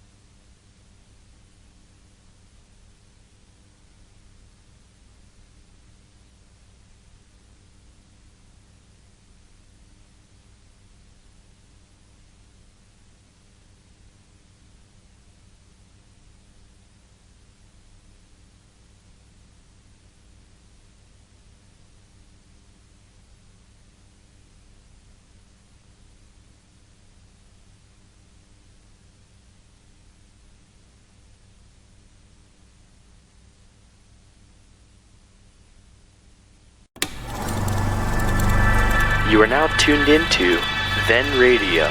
If you enjoy our videos, we ask that you consider joining our Patreon to support our channel. Don't forget to like and subscribe so that you never miss a new video. We hope you enjoyed today's episode, and as always, thank you for watching.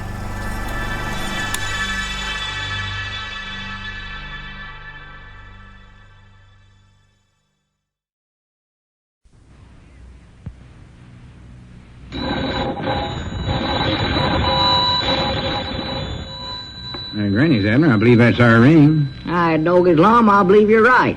I'll see. Hello, jot 'em down, Storm. This is Lum and Abner.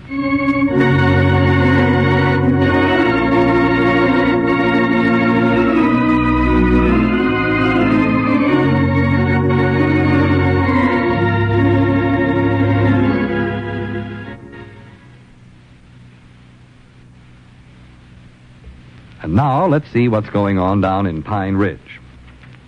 Well, Abner, or Old Doc Peabody, as he now calls himself, is firmly convinced that he has at last found in the world. He set up an office in the room of the store and is giving out free advice to confused husbands. He has several customers already. However, it remains to be seen if they are satisfied customers or not. As we look in on the little community today, we find Old Doc bidding goodbye to a customer as Grandpappy Spears waits his turn. Listen. Well, that's all right, Mr. Pomeroy. I'll just be more than proud to help you. Be sure and let me know now how everything comes out. So long. Yeah, what trouble is Earl Pomeroy and his woman having now, Abner? Grandpap, see, these little talks that I have with my customers, they're all confidential, you know. Oh? That's the way you have to run a business like this, you know, that advice business. Just got to do it, Grandpap. Yeah. But what was the trouble they was having then? Well, I told you, Grandpap, I can't tell you. I wish you'd call me Doc Peabody, too. All right, Doc Peabody. I don't see what harm it'd do, though, if you told me. I ain't going to tell nobody else. You know how I am, never repeat nothing. Hardly. Well, I just can't tell you, Grandpap. That's all there are to it. Let's see here. Let me look my list over here. Well, I believe here, according to your next scrap here. Yeah, you could at least give a feller a little hint, Abner. I'm a good friend of Earl's, you know. Yeah, Grandpap, I don't allow myself to give out any of that information, so just forget about it now. I bound you Earl would tell me if I asked him. All right. Go ask Earl then. I'll do it. All right. I'll do it. Well, come on now. If you want to have this consultations with me, why, you better get back to my office. You're going to miss out on it. Don't forget, old Doc Peabody's a busy man, you know. I've got appointments one right after another. Fact is, I have to limit my customers to 10 minutes of advice apiece. Is Earl's woman jealous again? Hurry up, Grandpap. I ain't got time to dally-diddle around here. I'm coming. What are you going back in the feed room for? I thought you said we was going into your office. Well, this is my office. Lum made me move back here. See, he's sort of again me taking up this work anyway. I think the whole thing is that he's just jealous of me. Oh, you say Earl's woman is jealous? I said Lum was. Jealous of Earl? Oh, no, of course not. Of me. Oh, have you been running around with Miss Pomeroy? Oh, of course not, Grandpap. Such talk. That Earl has got problems, ain't he? No wonder he's coming over here for advice. Just a minute now, Grandpap. Before you get everything wrong, I want to tell you got it all mixed up. Well, who's running around with who now? Let's get this all straightened out here. Nobody ain't running around. They ain't? No, sir. What do you reckon causes that, Abner? The war? Huh? I thought it generally just had the opposite effect on people. Oh, my goodness alive. Well, here, Grandpap, now, sit down right there on that box there. Box? Ain't you got no chairs back here? Well, I just got this one here that I sit in. Lum won't let me have none of the other chairs back here. Well, how come you get a chair and the customers don't? Well, I'm the one that gives out the advice, ain't I? I've got to do the thinking. So natural, I have to have a comfort place to sit and think. If I didn't need advice so bad right now, I'd go and trade somewhere else. Somewhere where I could sit in a real chair in comfort. Oh, for the land's sakes, I never seen anybody as fussy as you are in my whole life. Well, you at least ought to have a stool for a feller. Well, sit down on that box. So you sit up there on a box in the store and play checkers by the hour. You ain't too good to sit here for a few minutes. Quick as I get things squared around here, why, I'll get better furniture in my office.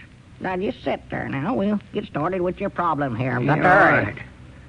Yes, sir, the whole thing started... Wait a minute. Whoa. Stop right where you're at. What's the matter now? just noticed here it's 20 seconds before 2 o'clock. Well, what of it? Well, your appointment with me don't start till 2 o'clock sharp, Grandpa. Oh, well, I'll wait. If I start running you in ahead of time, why, then everybody else will want me to do the same for them. I've got to watch that, all them I don't things. see what difference it makes, as long as you're just sitting here not doing nothing. All right. It's 2 o'clock now. We can start.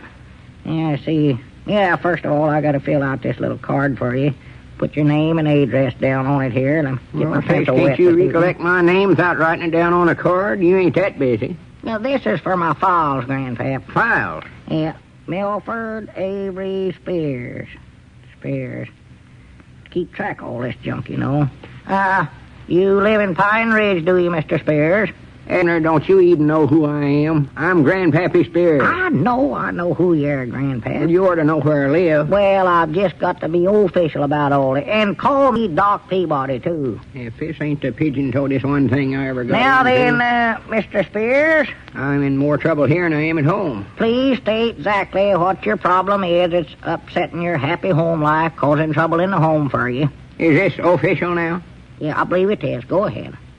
Yeah, it's official. Abner, I'll tell you. Doc Peabody. Oh, yeah. Sir, Doc Peabody, I'm a miserable, unhappy man. Good. Go on. My home life has caused me a batch of suffering. Fine, that's just fine. Now, well, exactly what is it that's bothering you, Mr. Spears? Well, sir, Abner, Doc, it all started when, Earl Pomeroy never went and beat up his woman, did he? Beat her up? Oh, of course he never, Grandpa. I was going to say he sure ain't the type to do a thing like that. Oh, no. But then you never can tell, Abner.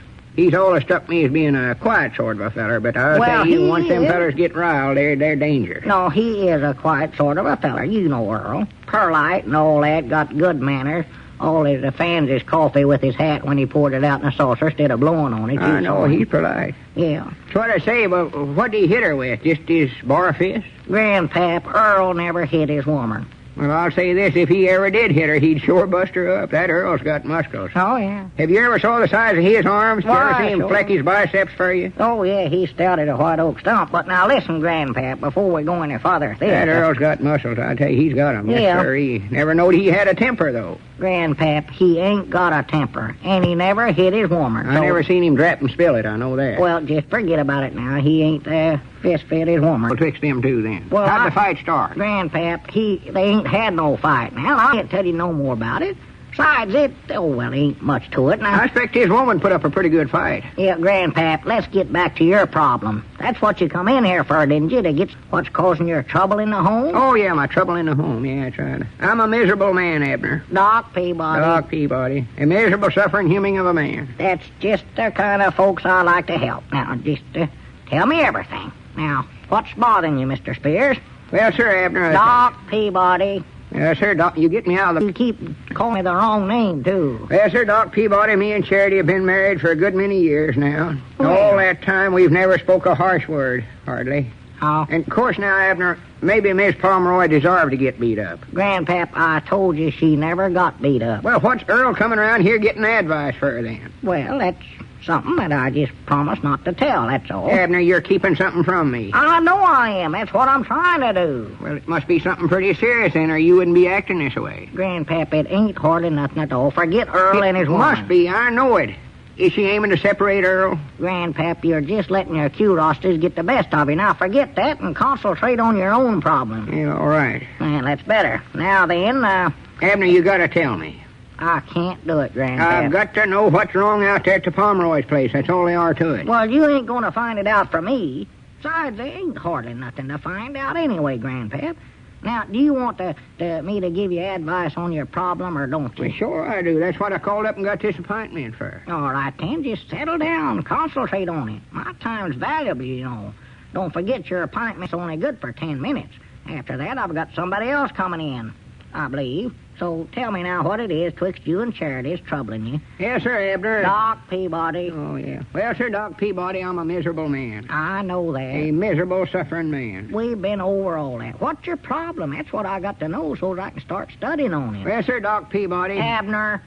No, you got it right that time. Doc Peabody, that's right. Well, sir, Doc Peabody, for years, me and Charity was as happy as any two humans in this pigeon-toed world. Uh-huh. Never a harsh word was spoke twixt us. Uh-huh.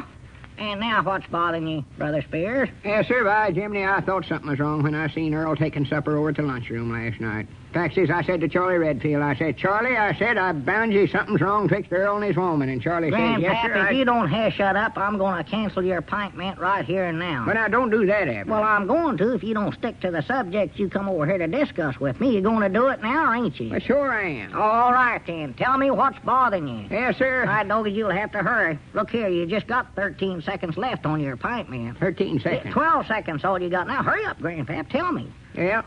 Would you promise to give me an answer? Sure I will. That's what I'm here for. All right, then here's what's bothering me, Doc Peabody. Yeah? What's the trouble twixt Earl Pomeroy and his woman? Charity says if I come home tonight, I'll find that out. She's going to lock the door.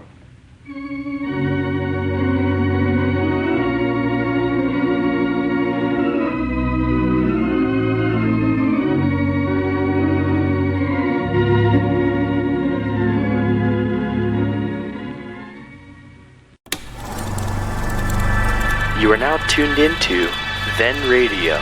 If you enjoy our videos, we ask that you consider joining our Patreon to support our channel. Don't forget to like and subscribe so that you never miss a new video. We hope you enjoyed today's episode, and as always, thank you for watching.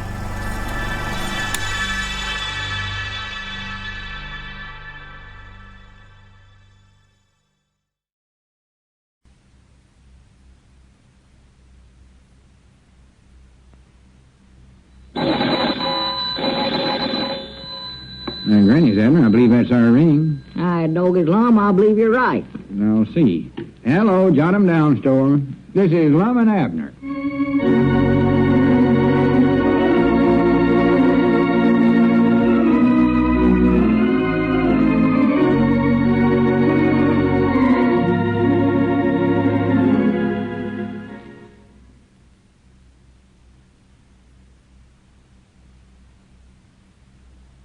And now, let's see what's going on down in Pine Ridge. Well, as Christmas draws near, the old fellows are forced to pay less attention to their outside activities and confine their efforts to handling their youth. As we look in on the little community today, doing a little Christmas business over the phone with Ed Beckley at the drugstore. Listen. Yeah, well, we're having quite a Christmas rush out here, too, Ed. Oh, yeah. Yeah, we've run plumb out of silver tinsels.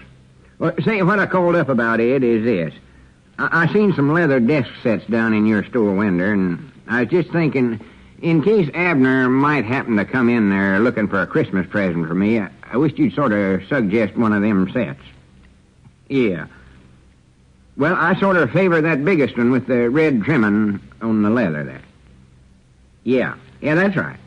That $7.49 one. Say, you couldn't have my initials put on that, could you, Ed? Costs extra, huh? Well, you might suggest it to Abner anyway. And if you do put my initials on there, I wish you'd use them fancy curly letters. Yeah. Well, I'll surely appreciate it if you hint around to him about this. Yeah, it will make a nice present. Leastways, it'll be a heap better than a necktie rack. Yeah, that's what he give me for the last 4 years, hand-running. Yeah, I've got my necktie hanging on one of them. Never have figured out what to do with the other 3.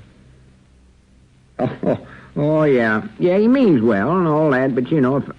Oh, there he comes back from the delivers, Ed. I better hang up, and whatever you do now, don't tell him I called you about this. No. Jingle bells, jingle bells, jingle... Yeah, well, much obliged to you. Excuse me, See you later. So long. Who was that? Oh, just a grocery order, I think. Oh. Say, Abner, have you done all your Christmas shopping yet? Oh, Lord, me, no. Don't look like I'm going to get time to do it, neither. Told them delivered. I see you got put up there whilst I was out that last batch. Yeah, they've been coming in pretty thick and fast, all right. Like about 5 or 6 trips today. And every one of them is a heavy one, too, with all them candy and nuts and oranges and fruit and stuff in there. Oh, by the way, did you take that basket of groceries out to the widow Jessup's place? Yeah, I taken it over. I had an awful hard time getting her to keep it, though. You know how proud she is. Yeah, well, what'd you finally do with it? Well, I finally just told her we had a contest of some kind here at the store, and she won a basket of groceries. Well, you reckon she believed that? Well, to be honest, I doubt it, Lum, but leastways it'd give her a reason to take it without hurting her pride, you know. Yeah, well, you had a good idea there. Yeah, of course, she never win the contest. No, well, who did win it? Oh, what's the matter with me? No, we never had none. I just made that up. Sure. Be sure and remind me to set aside a few toys to take over to her young'uns on Christmas Eve. Yeah, sure. Well, I reckon I better start toting out some more of these orders here. Which ones you want to go first, Lum? Well, I believe these on the end here, Abner. Right here? I say, you ain't got all your Christmas shopping done yet, huh? No, not quite. See, now, who are these for? Pomeroys? Don't get such scratching. I wish you'd print this stuff on here. Barton? Blevins? You know, there ain't many shopping days left till Christmas, Abner. No, I reckon not. Oh, Redfield. I couldn't make it. I made one deliver over to the Redfields today. Yes, sir, just 2 more shopping days till Christmas after today. And that ain't many. Oh, me, what's in this order for the sea strunks? A batch of bricks they going to give their young'uns this year? You know, if a feller waits too long with his shopping, the things he wants to buy are all gone, generally. If I was you, Abner, I wouldn't wait too long. No, I won't.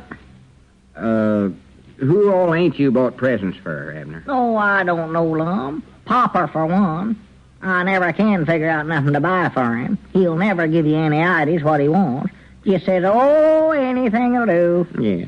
And if you get him something, why, looks at it and says, oh, couldn't get a pipe, huh?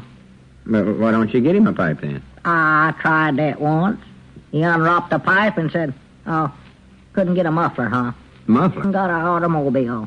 No matter what you get for him, he always says, oh, couldn't get... Well, who else ain't you bought presents for yet? For this Christmas? Let's see now. Oh, I can't think now, Lum. I can't concentrate. I'm thinking about these orders. I wished you wouldn't get me anything. Not nothing? Well, not hardly nothing. Oh. Don't go spending a lot of money on me this year. Time and all that. Well, I wouldn't feel right about it at all, Lum. Well, of course, if it'll make you feel better, you might pick me up some little trinket of some kind. Yeah, I'll think about it. Just some little thing, like something made out of leather, maybe. Yeah.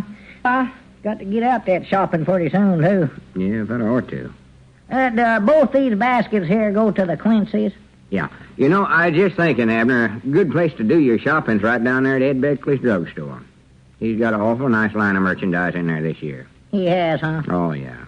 He's got things down there like, well, different stuff. Might save you a lot of trouble if you just run down there and look things over, sort of. Yeah.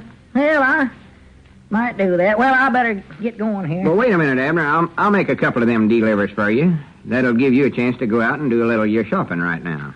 Like, say, down at the drugstore. That later, Lum. No, you don't want to wait too long. Ed's like... If he's sold out of one thing, I'll buy something around here. I know that. Well, wait a minute, Abner. Well, what is it you want, Lum? Why, say, I just noticed my desk over there. Your desk? Yeah, look how sort of ragged it looks. Yeah, well, I ain't got time to straighten that up for you now, Lum. Well, I never meant for you to straighten it up, Abner. I was just thinking that if a feller had a... Cedric. Yeah, he always sits on your desk when he comes in here. I don't believe that'll make your desk, though, Lum. I'll clean it up for after Christmas. I know I won't have time till after then. Well, I don't want to put you to no bother, Abner. I just thinking a fellow that's president of the school board, besides being a owner of a store, he ought to have a better-looking desk. Yeah, he ought to, I reckon. I don't know where you could get to buy a new desk, though, now. Well, you wouldn't have to buy a whole new desk. All you'd have to do is, well, the most important part of a desk is the top of it, or what sits on it.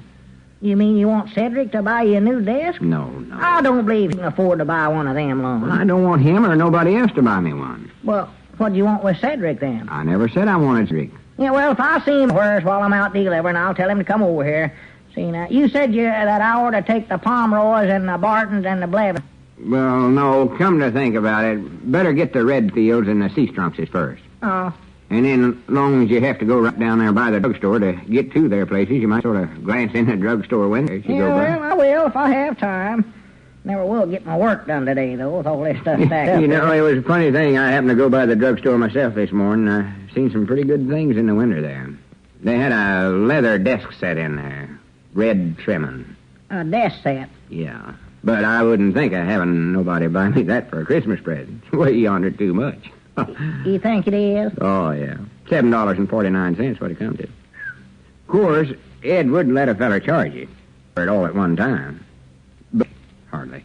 Well, I don't know. It Don't think. sounds like it might make a pretty good present. Yeah, but I really don't want much for Christmas, Abner. Special the way things are this year. Just some little knock-knack, a calendar or something. A calendar. Yeah, I don't care what I get this year. You mean one of them calendars with a picture of that Indian girl, hand up to her face, looking out over the cliff looking for a horse, and she's sitting on it all the time? Well, it don't necessarily have to be a calendar. Well, what would you like then, Lum, now that we brung up the subject? Oh, I wouldn't know what to suggest, hardly. Huh? I'd rather just leave that up to you, Abner. I'm sure you can find some little thing down there at the drugstore. Like what? Oh, I don't know. I ain't much interested in receiving presents, tell you the truth. The way John would rather give 'em. Well, Nothing's too good for my friends and business partner. yeah, I'm your partner. I've always felt that way. So, you see, I wouldn't know what to say. Wouldn't want to suggest nothing like a desk set, for instance. Well, wouldn't that be pretty good? At $7.49?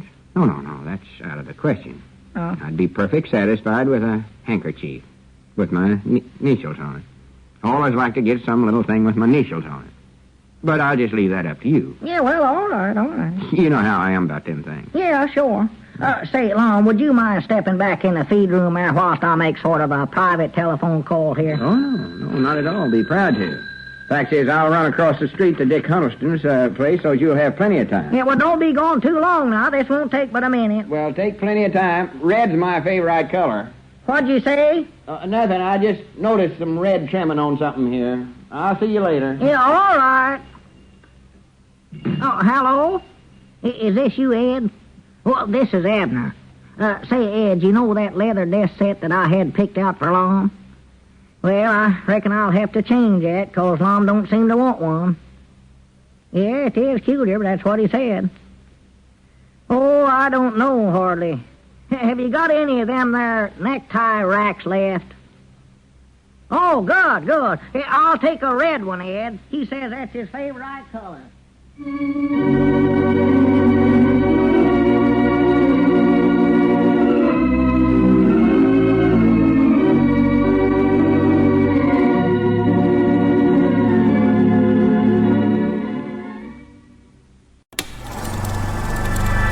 You are now tuned into Then Radio. If you enjoy our videos, we ask that you consider joining our Patreon to support our channel. Don't forget to like and subscribe so that you never miss a new video. We hope you enjoyed today's episode, and as always, thank you for watching.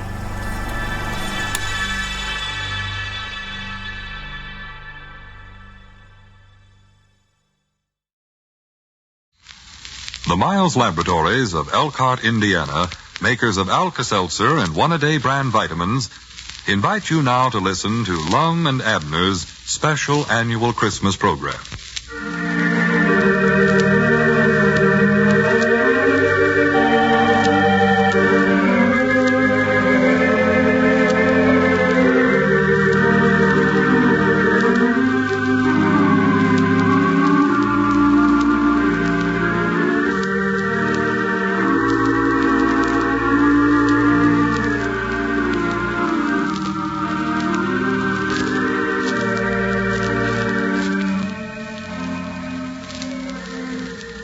This being the Christmas season, Lum and Abner and their sponsors have wished that they might do something for you, their radio friends, that would add still more pleasure and enjoyment to the occasion. With this thought in mind, your old Pine Ridge friends are repeating their traditional Christmas program.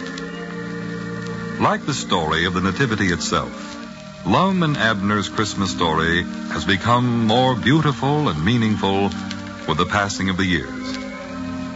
It was in 1933 that they first told this simple legend of a humble event that took place here in America, in Pine Ridge. A tale which reflects the story of Bethlehem's wondrous miracle.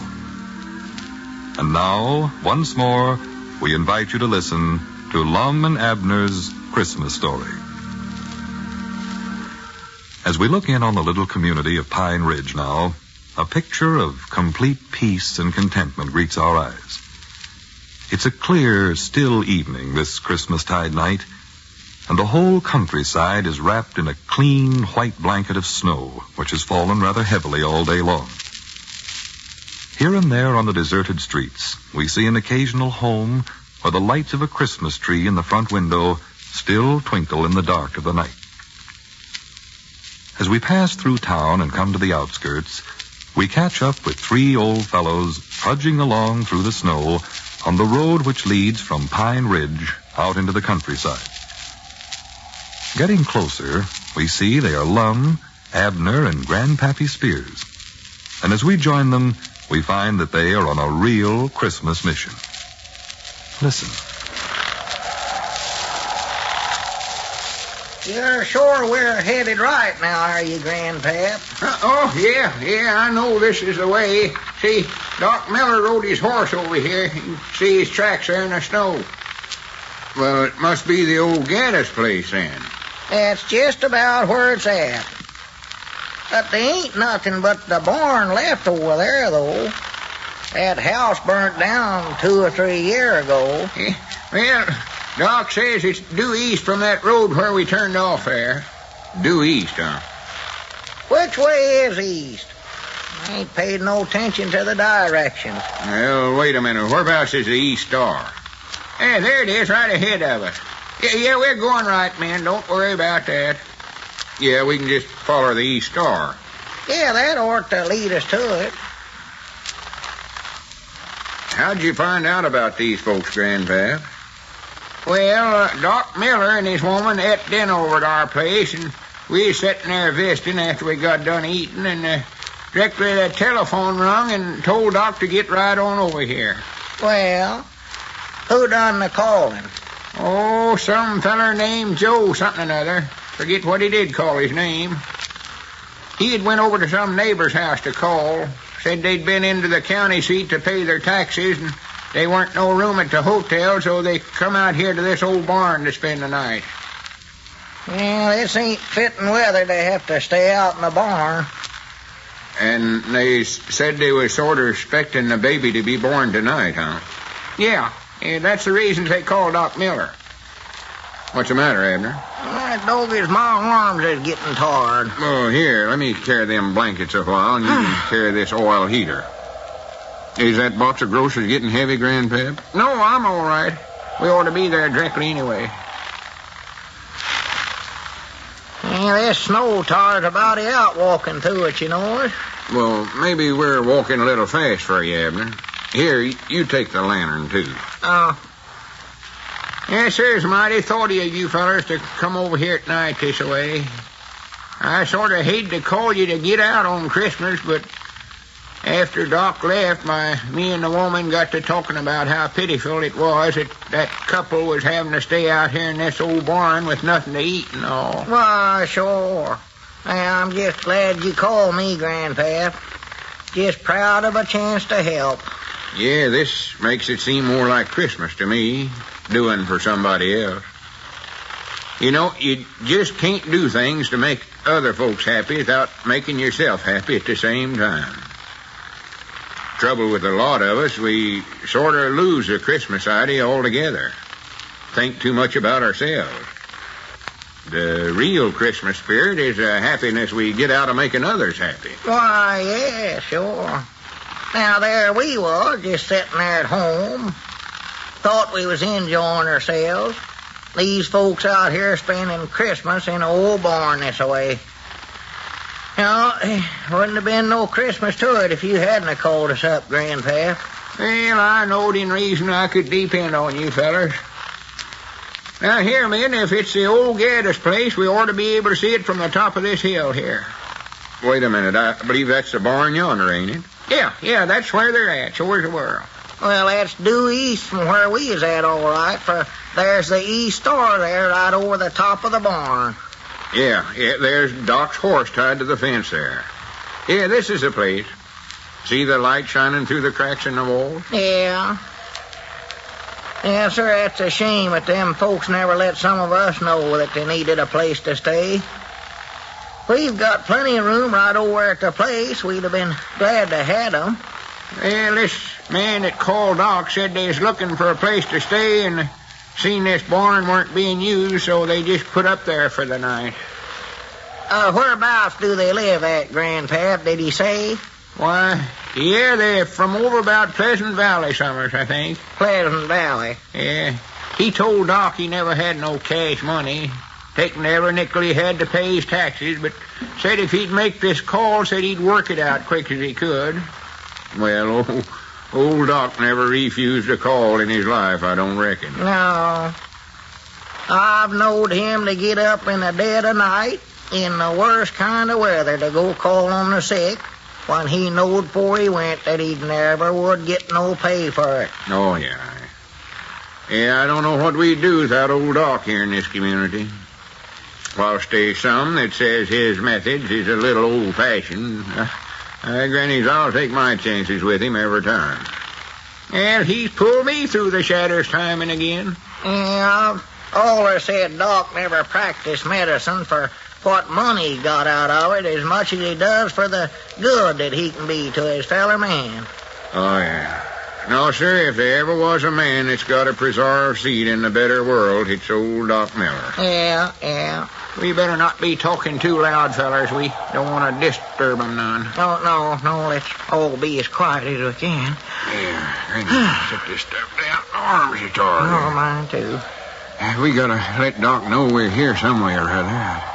I reckon it won't hurt nothing to tap on the door sort of gentle. No, go ahead, Lum. They more likely be needing this oil stove. I don't hear a sound in there. I don't believe you knocked quite loud enough, Lum. Maybe they never heard you. Wait a minute. Here comes somebody at the door. Oh, howdy, Doc. Well, hello there. What are you three old codgers doing out here this time of the night? Why, we just got to thinking after you left, Doc, these folks might be needing something. Yeah, Doc, we brung an oil stove and some bed covers here. And here's a box of groceries. Well, they're sure needing them, then. Haven't any heat of any kind in there. Using what little hay was left for a bed, I piled it all up in the manger and made a pretty good bed, but now these covers will come in awful handy. Oh, how's the lady, Doc? Well, getting along as well as could be expected, Lum. Well, I'll take these things on in and have her husband light this heater and warm the place up a little. Yeah. You men had better stay out here for a little while. Oh, yeah, sure. You go ahead, Doc. We'll wait out here. If there's anything we can do, Doc, let us know. Yes, all right. Thank you, Grandpa. Doc, what kind of work does this feller do? Why, he said a while ago that he was a carpenter by trade, Lum. Said he'd been out of work for quite a while, though. Well, I better get back inside. Yeah, sure. Said he was a carpenter, huh? Yeah. I was just thinking, Abner. We've been talking about building that loading platform at the back door of the store. I think it's a pretty good idea to get this feller to help us. Yeah, that's a good idea, Lum. And we might get him to do a little fixing up in the store there, too, while he's at it. Well, he'll want to be nigh his wife and baby for a few days now, I reckon. Why, sure. Quick as Doc thinks it's safe for him to be moved, I'm going to just insist on him coming right on over there to our place and staying. Yeah, that'd be the best place in the world for him, Grandpap. Aunt Charity, that woman of yours, could take better care of him than anybody I know of. Yeah, she'd get a sight of enjoyment out of looking after the baby. She just loves children. Oh, me. That woman of yours, Grandpap, has mothered every young'un in the community, I reckon. I was just thinking here. Here we are, three old codgers, getting along in years, standing around out here waiting for a little baby to be born. It's sort of like as if we was waiting for somebody to take our place. Well, of course, we don't like to talk about such things, I reckon, but we've about served our time then, I reckon. It won't be long before we'll have to move on.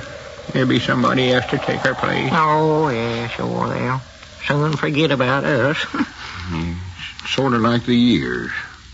Here, 1944's almost gone. There's been a lot of things happen, but it'll soon be forgot. There's been lots of joys and happiness.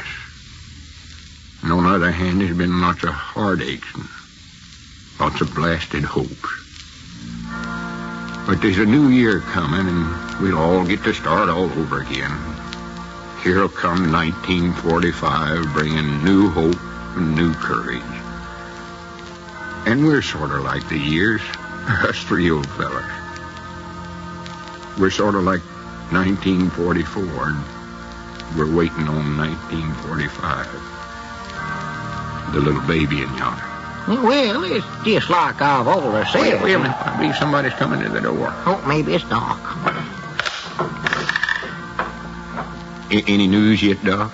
Well, men, it's a fine baby boy.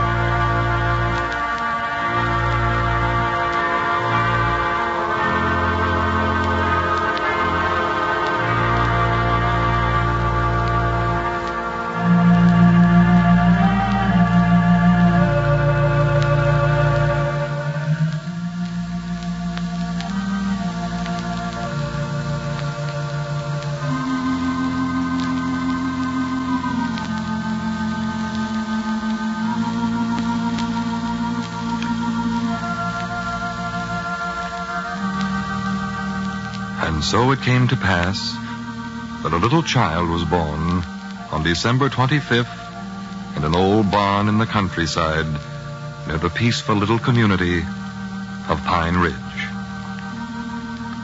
Friends, we hope you have enjoyed this Lum and Abner's traditional Christmas story. May the spirit of peace and goodwill which it brings remain with you through the years to come. This is the Christmas wish for you and yours from Lum and Abner and their sponsors, the makers of Alka-Seltzer and of One-A-Day brand vitamins. A very Merry Christmas to you all, always.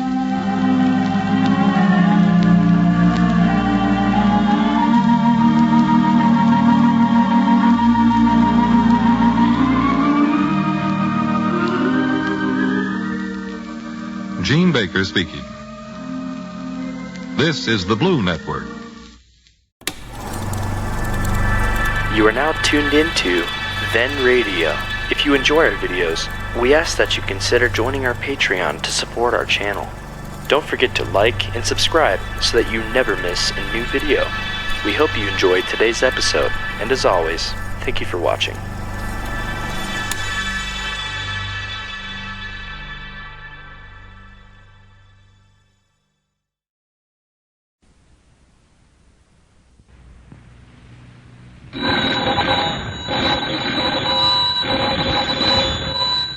Granny's, Abner. I believe that's our ring. Aye, Doggy's Lum, I believe you're right.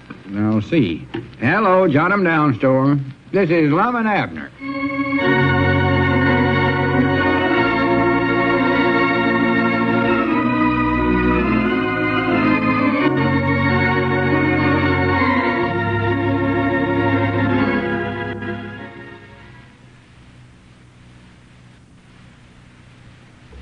Now, let's see what's going on down in Pine Ridge. Well, old Doc Abner Peabody is still in the advice business, handing out free counsel to unhappy husbands with great abandon. As we look in on the little community today, we find the old fellows in their jot-em-down store and library. Old Doc Peabody is talking on the telephone. Listen. Yeah, that's right, Will. And then down there at the bottom, I want you to print... Old Doc Peabody in big letters down there. Make it big red letters. For goodness sakes, Abner, what are you doing? How's that, Will? Well, yeah, that's what I want on the handbills there. Just put there, if you got trouble in the home, insult old Doc Peabody. Trouble in the home. I'm so tired of hearing that, I don't know what to do. Consult? Just a minute. Is that the word I want there, Lum? Consult instead of insult? I don't even know what you're talking about. I think your first idea fits you better, though. Oh, hello, Will. Yeah, well, I reckon just fix it up however it's supposed to be. Well, you more than likely know more about them things than I do. Yeah. He knows anything at all, he does. Well, when would you have 'em done? Well, get 'em out earlier than that if you can, Will. I know there's a war going on, but I need the handbills. Yeah, stop the war, get out the hand. Yeah, all right. That'll be fine, Will. Goodbye. Abner, are you actual having some handbills printed up? Why, sure I am. Feller can't get nowhere without advertising them. What are you going to pay for the handbills with, though? Why, with money, of course. Yeah, but where are you going to get the money? That's what I mean. Why, Well, I got some money coming from a store here, ain't I? Well, that's just it. Any money you make on the store, you're losing in your other business. You're going to bankrupt yourself if you ain't careful. I am, huh? Why, sure, you can't run a business that way. If you was making some money on this advice stuff, it'd be different. You got all outgo and no income.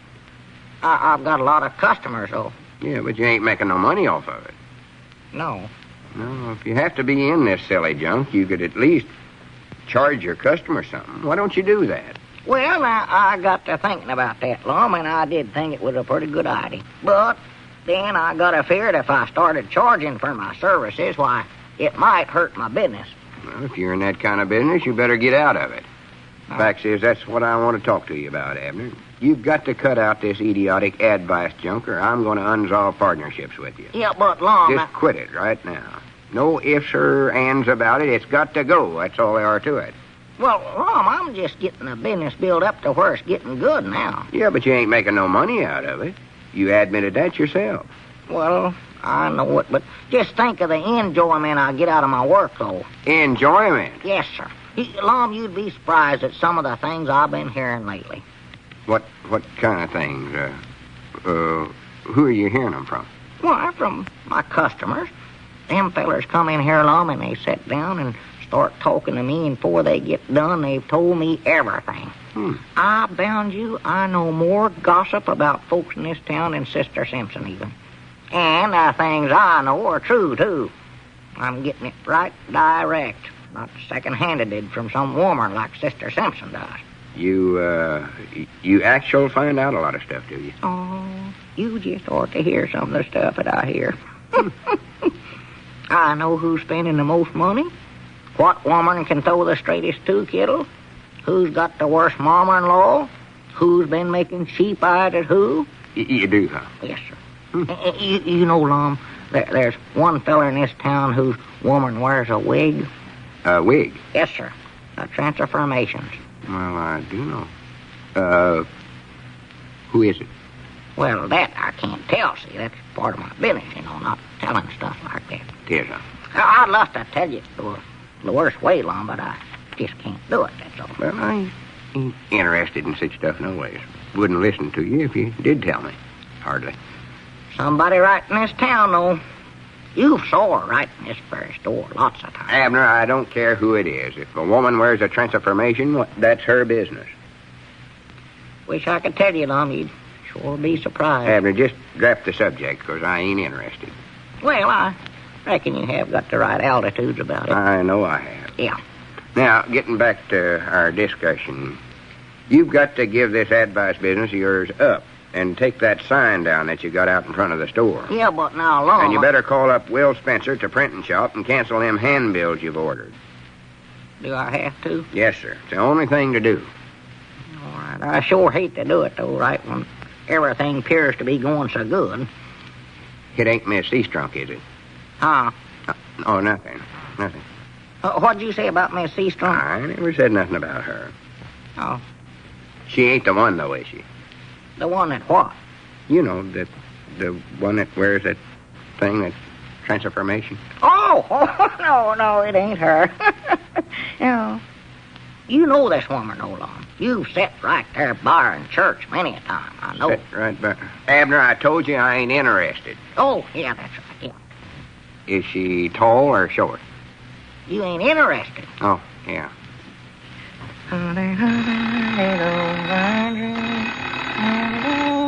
Wait a minute, where about you going? Just going out to take that sign down like you told me to. Well, you better hurry back, though. There's our ring that's more than likely a grocery order. I want you to put it up. I'll be right back. It won't hurt for you to do a little work around here. Hello. Jot 'em down, store and library. Lum Edder's doing the talking. Who? Oh, yeah. Well, same to you. Well, yeah, well, Abner will be here directly. Who is it calling? Oh, how are you, Emmett? Yeah, I'll take the message. You what? Well, I do know. Are you sure about that, Emmett? Yeah, sure, I'll tell him. Oh, not at all, not at all. Goodbye. Well, doggies, it seems a shame to take down a pretty sign like this after all the work I went... got a message for you, Abner. Message? Yeah, from Emmett Goshen. He just now called. Oh, Emmett, huh? Yeah, one of my customers. That is, he was one of my customers when I was still in that business. Yeah, I don't know where to believe this or not. Why? What did Emmett say? Well, he said he wanted to thank you. Huh? He said he followed your advice, and it patched all his troubles up in his home just like magic. Said it worked wonderful. Well. He just joshing, ain't he? Why, no, he ain't joshing. All my customers tells me that. They do, huh? Why, sure. You mean these fellers around town actual follow your advice, and it worked out good? Why, natural. I tell you, Lum, I got talents for this line of work. Just a shame that I have to give it up now. Special since I'm so good at it, and after all the things I've been hearing lately. You know what I found out the other day, Lum? I don't want to know. I don't want to hear it. There's a certain feller in this town that's sort of sweet on the schoolmarm, Miss Emaline Platt. I don't care who's sweet on... Miss Emaline? Yep. Wish I could tell you who it was. You'd just die. Abner, are you telling the truth? Of course I am. I get all this stuff direct. Who is it? Who is it, I tell you? I told you I can't tell you, Lum. Abner, you gotta tell me. This is importance to me. Thought you said you weren't interested in none of this stuff. Well, this is different. I am interested in this, and I gotta know. Who is it? I promised I wouldn't tell. You've got to tell me, Abner. I may as well admit it to you. I'm sort of aiming on Miss Emaline being the future Miss Edwards. Future Miss Edwards? Why, Lum, you old rascal. There, you drug it out of me now. Don't you go tell nobody that. I don't tell things to nobody. When's the wedding going to be, Lum? Well, I don't know. I ain't got that fur yet. Oh. But you got to tell me who this other feller is, Abner. I don't want nobody else to go beating my time. Well, now, just a minute. I wouldn't worry much about this other feller. Well, I am worried, though. You don't know what this means to me. I've picked Miss Emaline out to be my one and only. My grannies ain't nothing going to stop me this time. Well, got my mind made up. Well, Lum, I believe that you could do better than this other feller. Almost. Did this feller come to you for advice in regards to Miss Emaline? Yeah, he come in here and see me. I can't tell you who it is, though. Well, did you give him some advice? Yeah, sure, I give him some. Weren't my best advice, though, I don't believe. Leastways, not my level best. It weren't, huh? No, I got better advice. Good than for that, you. Yeah. Abner, tell me, all these other fellers you've been giving advice to, did it actually work for them? Tell me the truth. Why, sure it worked. Honest it did, Lum. You call up our Hodgekins, Ulysses S. Quincy. Call any of them, they'll tell you. Well, how do you know what to tell them? Well, that's the funny part. I don't know. Just, sort of seems to come natural to me. You ain't got supernatural powers, have you? Huh? Grannies, I've made up my mind. I want to get an appointment with you, Doc. Appointment? Yes, sir. Oh, well, no, I'm out of business now, Lum. See, I've took my sign down. Well, put it back up. Don't stand there like an idiot. Huh? Beginning right now, you're back in business. And don't give me none of your second-rate advice, neither. I want the genuine, high-class, grade A stuff.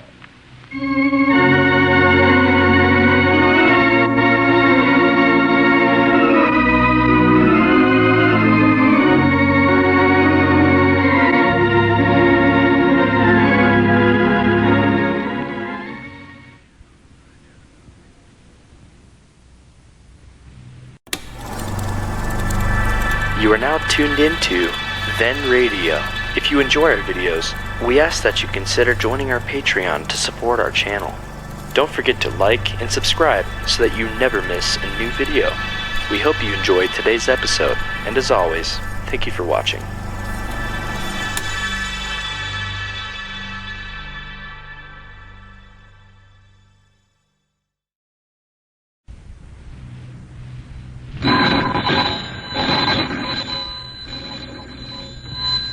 Granny's, Abner. I believe that's our ring. I dog it, Lum. I believe you're right. I'll see. Hello, jot 'em down, store. This is Lum and Abner.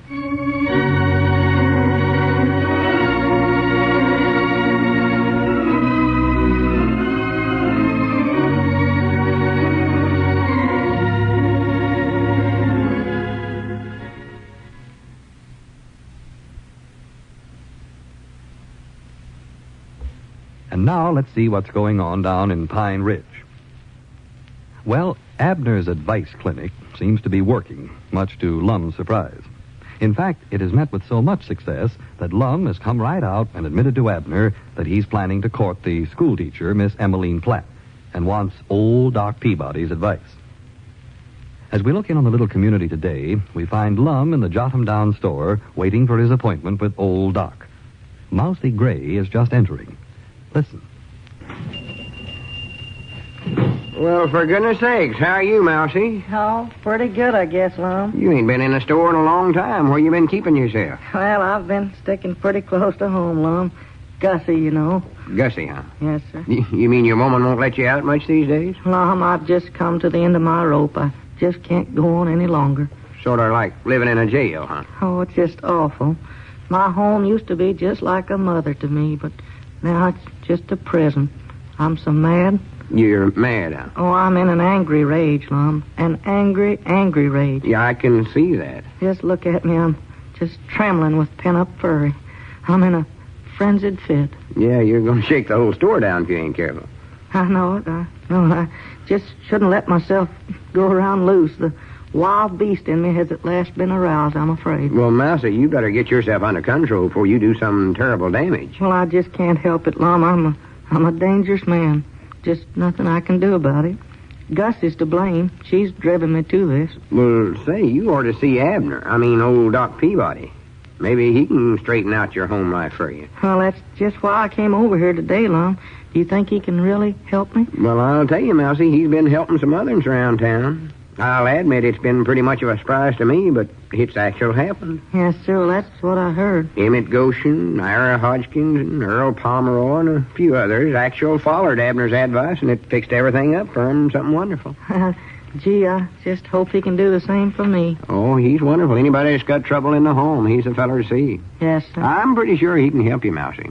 When Abner first took up this advice business, I scoffed at it. Scoffed? Yeah, I tried to talk him out of it. But I believe Abner's got a natural talent for it. I never figured he was special long on brains, but here's one thing I believe he's cut out for. Fact is, just twixt me and you, I think he's got supranational powers. You mean supernatural, Lum? Yes, sir, that's exactly what I mean, supranational. Abner admits himself that he don't have to spend a lot of time thinking up what advice he gives. He said it just seems to come to him natural. Well, he's the man I'm looking for, then. How soon can I see him? Well, I don't know. He's got a customer back there now, back in the feed room. That's where his office is at. Yes, sir. Well, when will he be through? Well, that customer's time's up right now, but there's another customer waiting. Oh. Where is the other customer? I don't see anybody else in here. Well, it's me. You? Yeah, I believe this is the first time in my life I've ever come to Abner for advice. All this before, I was the one that had to give him advice. Well, why do you need this kind of advice, Lum? You're not a married man. Well, no, but... Well... Are you planning to marry the school teacher, Miss Emaline? What? Is that it? Well, yeah, but don't you go telling that to nobody else, Mousie. Oh, no, sir, I won't tell it. I've got too many troubles of my own to bother its ears, Lum. How soon do you think Abner can see me? Well, I don't know. Charlie Redfield's got an appointment with him following mine, so I'm afraid you're going to have to wait a little bit. Oh, well, gee, I'm afraid I can't wait, Lum. I've got to get back home before Gussie discovers I'm gone. Well, Mousie, it oughtn't to be over a half hour before you can see him. I know, but I don't want to get into any argument with Gussie. As mad and raging as I am, there's no telling what I might do.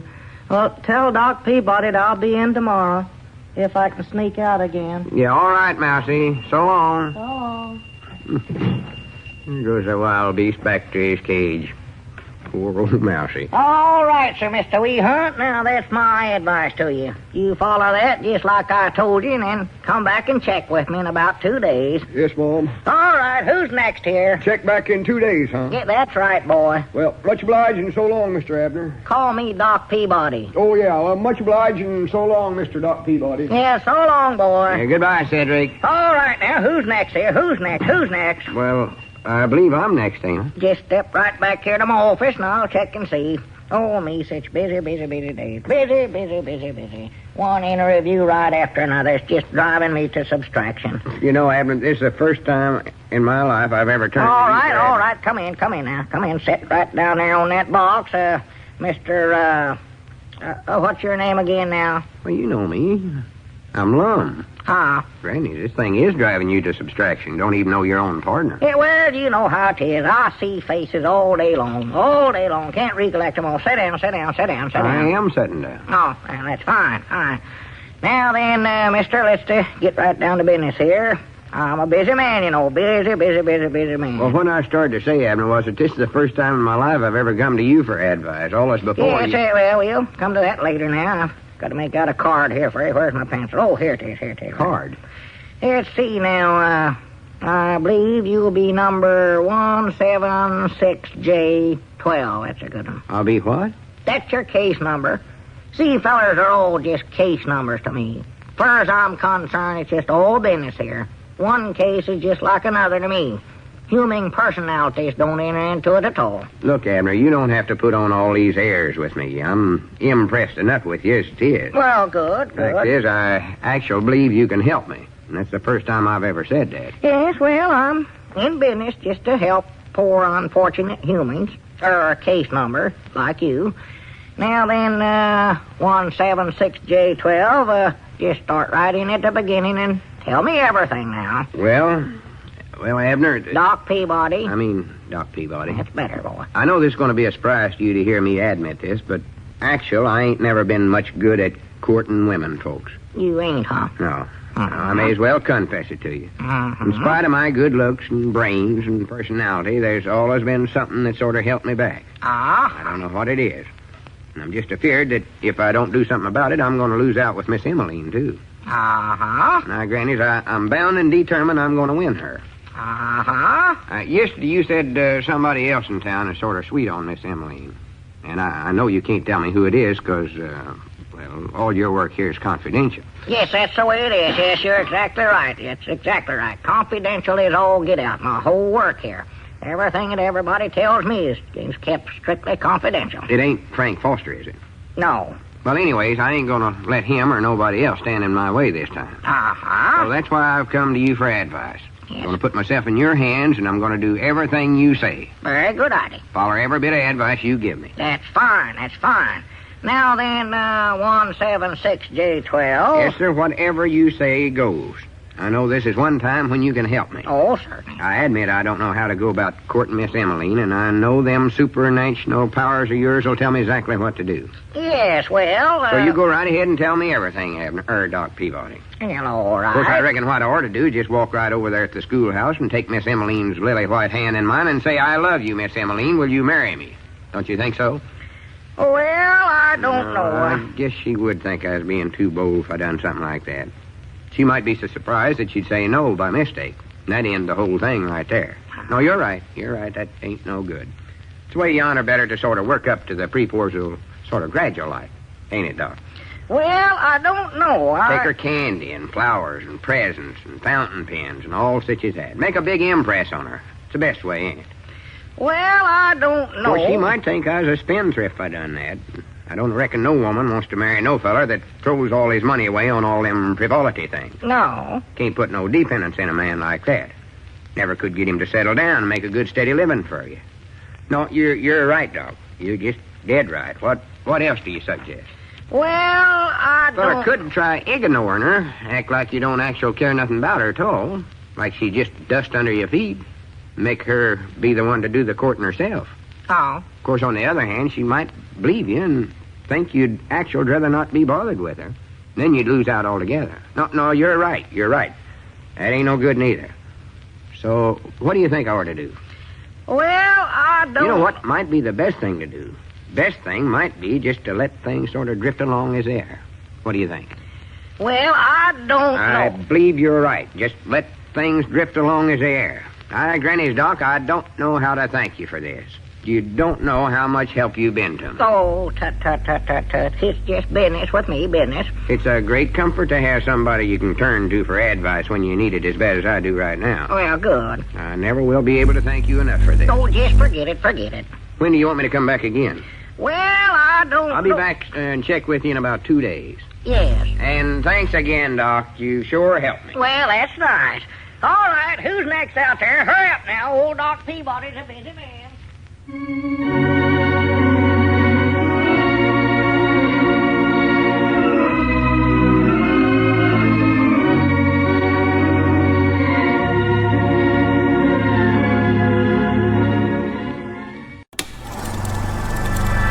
You are now tuned into Then Radio. If you enjoy our videos, we ask that you consider joining our Patreon to support our channel. Don't forget to like and subscribe so that you never miss a new video. We hope you enjoyed today's episode, and as always, thank you for watching.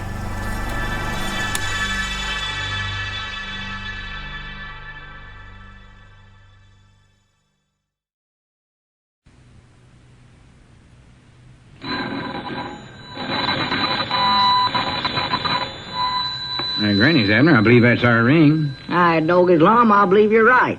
I'll see. Hello, jot 'em down, store. This is Lum and Abner.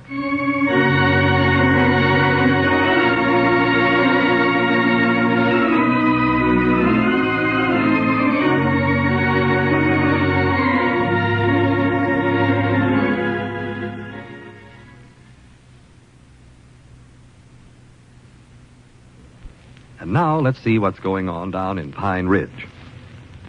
Well, after Lum saw the successful results that other men were obtaining by following the advice of Abner, or old Doc Peabody, he too turned to Abner for sage counsel in conducting his courtship of the schoolteacher, Miss Emaline Platt.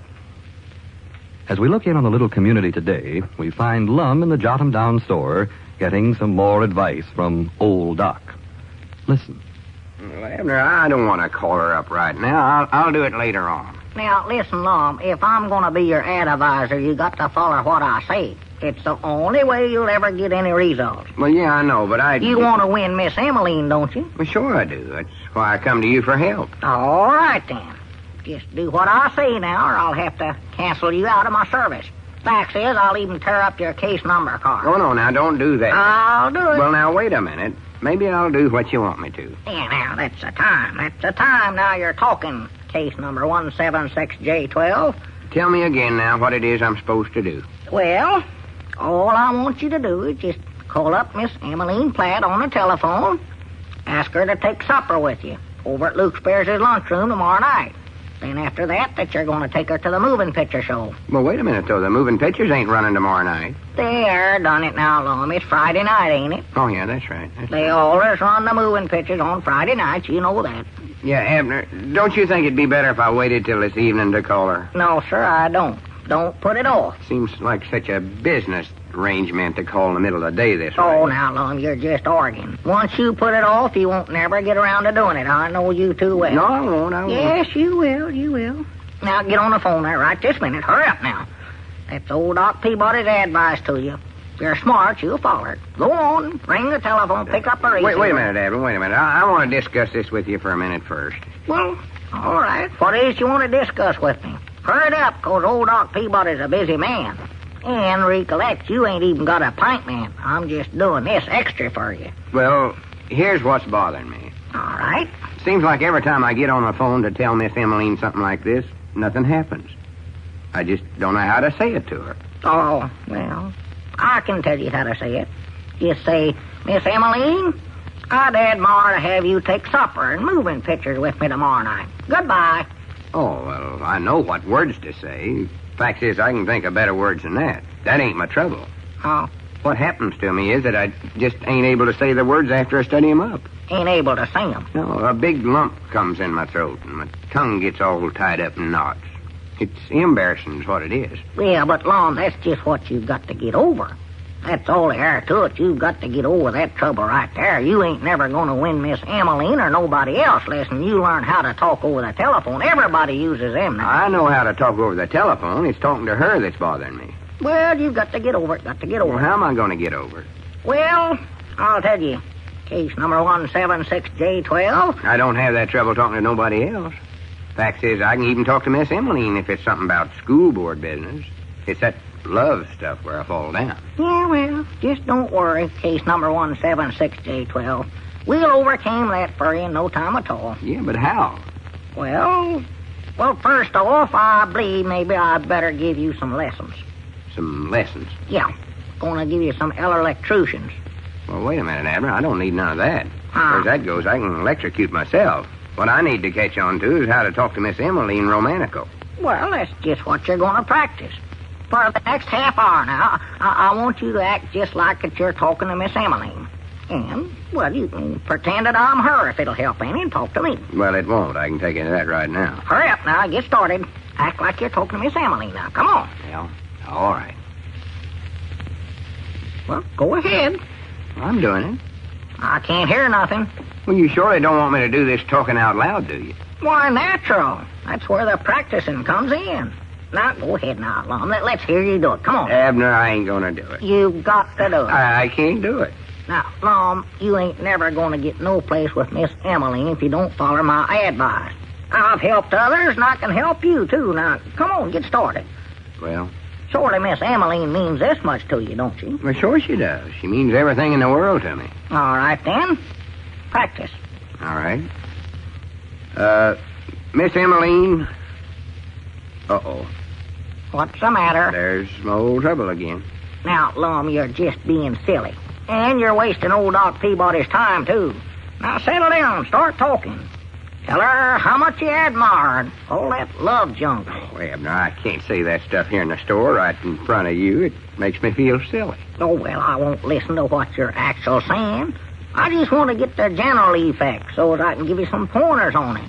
See if they're using the right tones of voice and all that stuff. Yeah, but it's going to look awful ridiculous if somebody comes in and sees me standing in the middle of the store saying sweetheart and darling and I admire you and all that stuff. Well, you can use some other words then. I don't care what words you use for this practicing. I'm just interested in the tones of your voice. I want you to get used to talking in a soft, romantic voice, not get all tongue-tied while you're trying to do it. Well, what other words can I say? Well, I don't know. Wait, just a minute here. Here's Ida. Take this newspaper and read something out of there to me. I've done read the newspaper. I know you have, but I want you to read it out loud. And while you're doing it, why, pretend that you're talking that sweet and romantical stuff to Miss Emaline. Then I'll check on the tone of your voice. You think this'll actually help, huh? Well, it helped one of my other customers. Wait a minute, it wasn't the one you said was sparking at Miss Emaline, was it? No, it weren't him. Abner, who is that fella? You just got to tell me. I can't do it, Lum. I promised I wouldn't tell. Now, hurry up. Start reading something out of the newspaper. Recollect now, use soft, low, romantic tones. All right. I'll just read this article right here. Yeah. Miss Emaline. Yes, Lum? The need for more experienced seamen in the merchant marines is the most critical manpower problem facing America today. Uh-huh. With the European war... A little more romantical, sir. With the European war mounting to a climax... That's better. And with a long, bitter struggle ahead in the Pacific, the minimum number of experienced seamen who must be recruited during the next 12 months has been set at 43,000. Now you're going, Lum. This goal must be met if we are to succeed in keeping our armies supplied and our casualties down. Granny, did you hear that, Abner? 43,000 experienced seamen are needed. Just keep going there now. You're doing fine. All right. This great need has been created by the fact that men are leaving the sea faster than they can be recruited. And untrained seamen cannot replace able-bodied seamen, especially during war times. Granny, I wonder what they're leaving their jobs for. They ought to know how important they are to the war. They're just like soldiers and sailors. Here, Lum, stick to your practicing there now. Oh, yeah. Wait a minute, it tells here some of the reasons they're leaving their ships. As many desire to get set in a shore job before the war is over and the rush starts. Pennies, that day's still a long, long way off. Nobody ought to be worried about that yet. Keep going on your practicing. Yeah, just a second. Others fear that the merchant marine will be cut down after this war as it was after the last. Oh, well, I read something about that just the other day. Some big warship executive said that our present merchant marine would have to be run at full size for at least 3.5 years after the war's over. So there's something else they don't need to worry about. Lum, are you practicing or ain't you? Yeah, sure. Looks to me like all them experienced seamen ought to get themselves back into the merchant marines. Pennies, we need them fellers, because there just ain't time now to train new men to take their place. Are you listening to me, Lum? Yeah, it says here what they need most are mates, engineers of all classes, able-bodied seamen, firemen, oilers, and water tenders. It says here that they can even use radio telegraphers, cooks, and bakers that don't actually have no sea experience. Lum, you're forgetting your low, soft, romantic tones. Oh, yeah, I had forgot about that. Recollect. Let's see here now. By the way, I was getting it pretty good there for a while, though, wasn't Yeah, you're doing fine. Just keep that up, and you'll win Miss Emaline Shores the world. Well, good for me. Reckon I practiced enough? Well, I don't know, Lum. I believe I have. I believe I got it down pretty good now, Abner. Think I'll call her up right this minute. Well, that's the time. Yes, sir. That's the way I like to hear my customers talk. Yes, sir. I believe you've given me just the confidence in myself I've been needing. Well, just don't get scared now, and you'll be all right. You know just exactly what you're going to ask her, so don't let nothing stop you. Wait a minute. Hello, Miss Emaline? This is Lum. Soft, low tones now. Well, what I called up for was to ask you... Keep going now. Ask you, well, what I wanted... I thought maybe... That is, if... Uh-oh, there's his Adam's apple starting to bob up and down. Well, see, I figured... He's whipped right I'm feared I got the wrong number. For the land's sakes, Lum, stand up there and ask her what she's going to. Well, I can't recollect what it was, even. What is it we've been talking about all morning? Oh, yeah. Hurry up. Hello, Miss Emaline. That's our time. What I wanted to ask you is this. Do you know that the merchant marines need 43,000 experienced seamen in the next 12 months?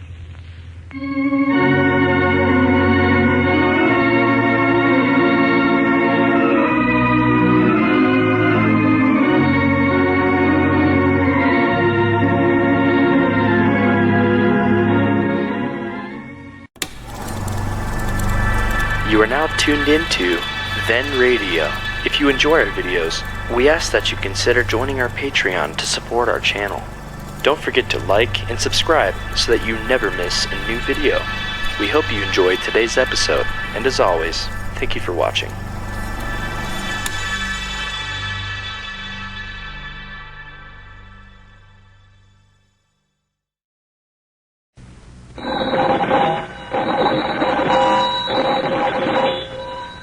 Granny's, Abner. I believe that's our ring. All right, Doggy's Lum, I believe you're right. I'll see. Hello, Jot 'em down store. This is Lum and Abner.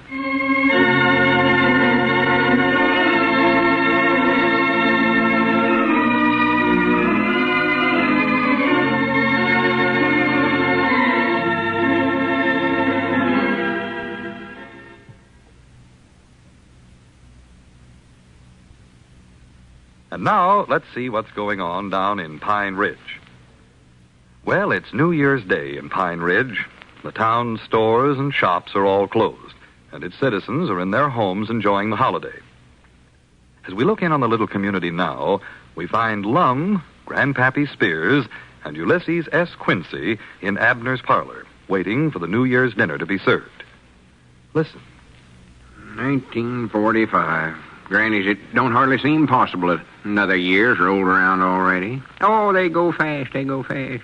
When a man gets up to our age, they whiz by like walking by a picket fence. Yeah, it won't be long now, fellers.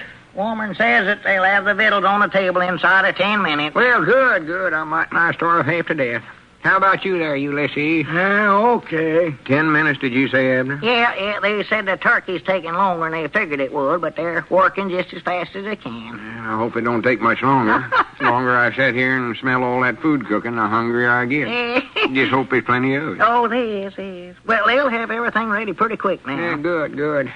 Can you move over a little bit there and let me sit down on the sofa, Ulysses? Okay. I'm getting tired of running twixt the parlor and the kitchen, finding out how the women folks are coming along. Oh, yeah. Doggies, 1945. Don't seem hardly like it's another year rolled around already, does it? No, it sure don't. No, sir. Say, Grandpap, if you're done looking at them snapshot photographs of little Pearl there, why don't you hand them to Ulysses? Yeah, I'm done with them. Here you are, Ulysses. Some of these folks I couldn't make out there who they was. Yeah, I've saw 'em, Grandpap. He saw 'em, Abner. Oh, well, let Lum look at 'em then. I've saw 'em, too. Oh, well, has everybody saw 'em? Yeah, we've all saw 'em. They're sure interesting, ain't they? Uh-huh. It's nice to see photographs of Pearl and her friends. She just sent these pictures to us about a week ago. Yeah, you told us, Abner. She sure looks nice in her nurse's outfit, don't she? Yeah, she sure does. I believe she's growed some, ain't she? No. Fact is, she ain't as heavy as she was when she left home. And if you want my honest opinions, I think she looks better this way. Yeah, I agree with that. But you know Elizabeth, she just can't hardly wait to get Pearl home and fatten her up again. Yeah, I know Charity's always wanting to fatten somebody up, too. She thinks every girl she sees is too skinny. Yeah, same with Elizabeth. Hey, better rush out in the kitchen again, Abner, and see how they're coming out there. I was just out there, Grandpa. Well, see if you can't hurry 'em up a little there. Yeah, well, all right, in a minute. Say, did you see this one photograph here of little Pearl standing twixt them other two nurses? Yeah, I saw that. Well, Pearl wrote their names down right there on the picture. One of them's named Peggy, and the other's named Margie. Did you see that, Lum? Yeah. See the one here on the left? That's Peggy there. Yeah, seen that. Did you see it, Ulysses? Yeah, I saw it, Abner. Yeah, I seen it, too. Better get out to the kitchen, Abner, and check. Well, I know they ain't done yet, Grandpap. Why don't you just sit back and take it easy? You ain't going to starve to death. Just relax, Grandpap. This is New Year's Day. It's a holiday. You're supposed to rest today. Yeah, you're right, I reckon. Of course, a feller does get hungry while he's resting, Well, even if it is New Year's. just concentrate on the resting then.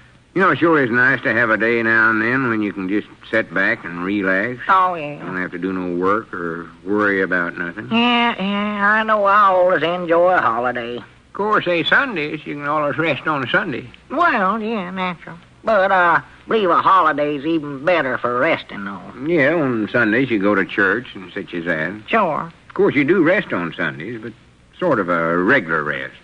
Holiday is an extra one sewed in, sort of. Don't you agree with that, Ulysses? Okay. Yeah, I never had looked at it just that way before, but you're just right about it, Mom. Yeah, well, I Dead feel right. the same way. But, you know, it's a peculiar thing. Somehow or other, Elizabeth just don't seem to look forward to holidays much anymore. She don't. No. I just don't know what's came over here late years. But no, just this morning, for instance, now, when she climbed out of bed about 5 o'clock to start making the turkey dressing, why, she said something about being glad when the holiday was over. That is cute, yeah. Yeah. Reckon what made her say a thing like that? I don't know. She said something else about it, too, but by that time I went back to sleep again, never heard her quite clear. Well, maybe she just didn't like getting up that early. Why, it couldn't be that. That ain't but about an hour earlier than she generally gets up. Yeah, now, I'll tell you, I've noticed Charity doing a little grumbling on holidays here late, too. Yeah, same with my woman, Carrie. Well, being a bachelor, I wouldn't know about that. But it looks to me like women folks just don't appreciate a day to relax in. Must not. Of course, maybe it's just 'cause they don't work every day like us men folks does, and so they don't appreciate a change. Doggies, I believe you hit it right on the head there, Lum. Well, being a bachelor, I can stand off and see these things better than you fellers can. Yeah. I wish I could see 'em better. For instance, now this morning I went downstairs, along about 10 o'clock, I reckon it was, to have Elizabeth fix me some breakfast, and you just ought to saw how she was bustling around that kitchen. She just might nigh knock me down. And I said to her, honey, why don't you take it easy? Just sit down for a few minutes. Read a book or something. You know, she got so mad she might nigh took my head off. Yeah, that's gratitudes for you. That's Here you was, just what I thought. thinking for helping her. Sure. I even offered to get her a book to read. Told her I'd been reading an awful interesting one upstairs in bed that morning. I sure she'd enjoy it. And you know, that just seemed to make her madder. Oh, they're hard to understand, all right, women folks. That is no dream, boy. Well, didn't she give you no explanation for getting so mad? Well, no. All she could think of to say was, how could she find time to sit down and read a book with all that cooking to do? Yeah, I've heard that one, too. I believe they say that so much they begin to believe it. You know, I don't believe Elizabeth's left that stove since 5 o'clock this morning. You'd think she was married to the thing. I know exactly what you're talking about, Abner. The only time she's got away from it is when she slips outdoors to chop some more wood to keep the thing going. Well, the whole trouble is that women folks just ain't efficient workers. They don't plan things out. Of course they don't. All you actually have to do with a turkey is just push it in the oven, let it cook itself. Don't have to stand there and watch the thing all day long. It ain't going to get up and run off. Well, I tell you, I think what it is mostly is that curiosity gets the best of them. Oh, yeah. Just plain out-and-out curiosity. Yeah. They got to keep opening up that oven door and peeking in there. Got to keep poking it with a fork, punching it. Yeah. You'd think they's afraid the thing wasn't dead yet. They Gonna don't fly away. They don't cook it. They just worry it to death. They do that. They sure do, Grandpap. Yeah. Well, just like I say, they ain't efficient workers. No. Now, you take a man and put him out in that kitchen, he'd get the job done in an hour anyway. Why, sure, less than that. I know I get a lot of my own meals over at the place, and don't take me over 15 or 20 minutes. Yeah, well, of course, now you're just alone, Lum. For a whole batch of people, it ought to take a little longer, I reckon. Yeah, but it don't take 2 or 3 days longer. Oh, of course not. I know Charity started a couple of days ago to cook up some cranberries for this dinner. Well, of course, it was 3 days ago at Elizabeth. Doggies, wait a minute. There's a good sign, fellers. Dinner must be just about ready, 'cause there's your woman out there in the yard, Ulysses, rounding up the young'uns. Look out the window there. Yeah, she's doing that. We're practical got her feet under the table right now. Yeah, at least ways I believe that's what she's doing. Let me get a better look out the window, and I'll tell you. Yeah, that's it. That's Well, hard good. at the young'uns. Good. Doggies. Has Earl Pomeroy got a new wagon? Not that I know of. Well, that looks like a new one sitting over in his yard. Just look over there once. Don't them look like bigger wheels than he had on that old wagon of his? And look at there. Oh, wait, I know what it is. Huh? That's his old wagon, but he's got new wheels for it. Oh! Yeah, I heard him over at Caleb's place the other day trying to get some new wheels for it. I reckon he found some. Well, they look like pretty good ones from here. Well, wait a minute. Ulysses, it wasn't you that was looking for a set of wagon wheels the other day? Yeah, I got to get some summers, I reckon. Well, why don't you try to make a deal with Earl for his old ones? Near as I can recollect, he wasn't in such bad condition. Say, that's a good idea, Ulysses. You ought to do that. Yeah. Believe if you worked it right, you could get a good price on them. Act like you ain't actually interested in buying them. Why, sure, just act like you're willing to take 'em off his hands for him. Abner! Oh, Abner! Don't let him know what you got any use for him yourself, you know. Abner, your woman's calling you. Come here, Abner! Oh, yeah, what is it, honey? Get the kids around the table and y'all come on. Dinner's ready. Oh, well, Elizabeth, can you put the victuals back in the oven and keep 'em warm for just a few minutes? Well, we got to go over to Earl's place and look at some old wagon wheels. Come on, fellers, let's go over there.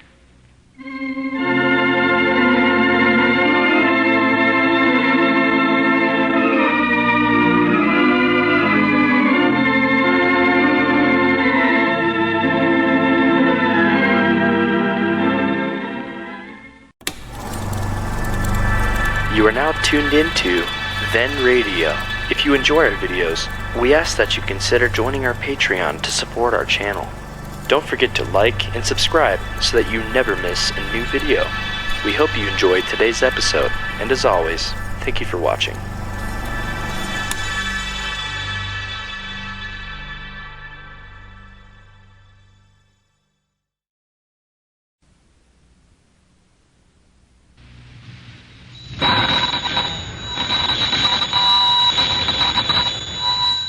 Granny's, Abner. I believe that's our ring. Doggies, Lum, I believe you're right. I'll see. Hello, jot 'em down, store. This is Lum and Abner.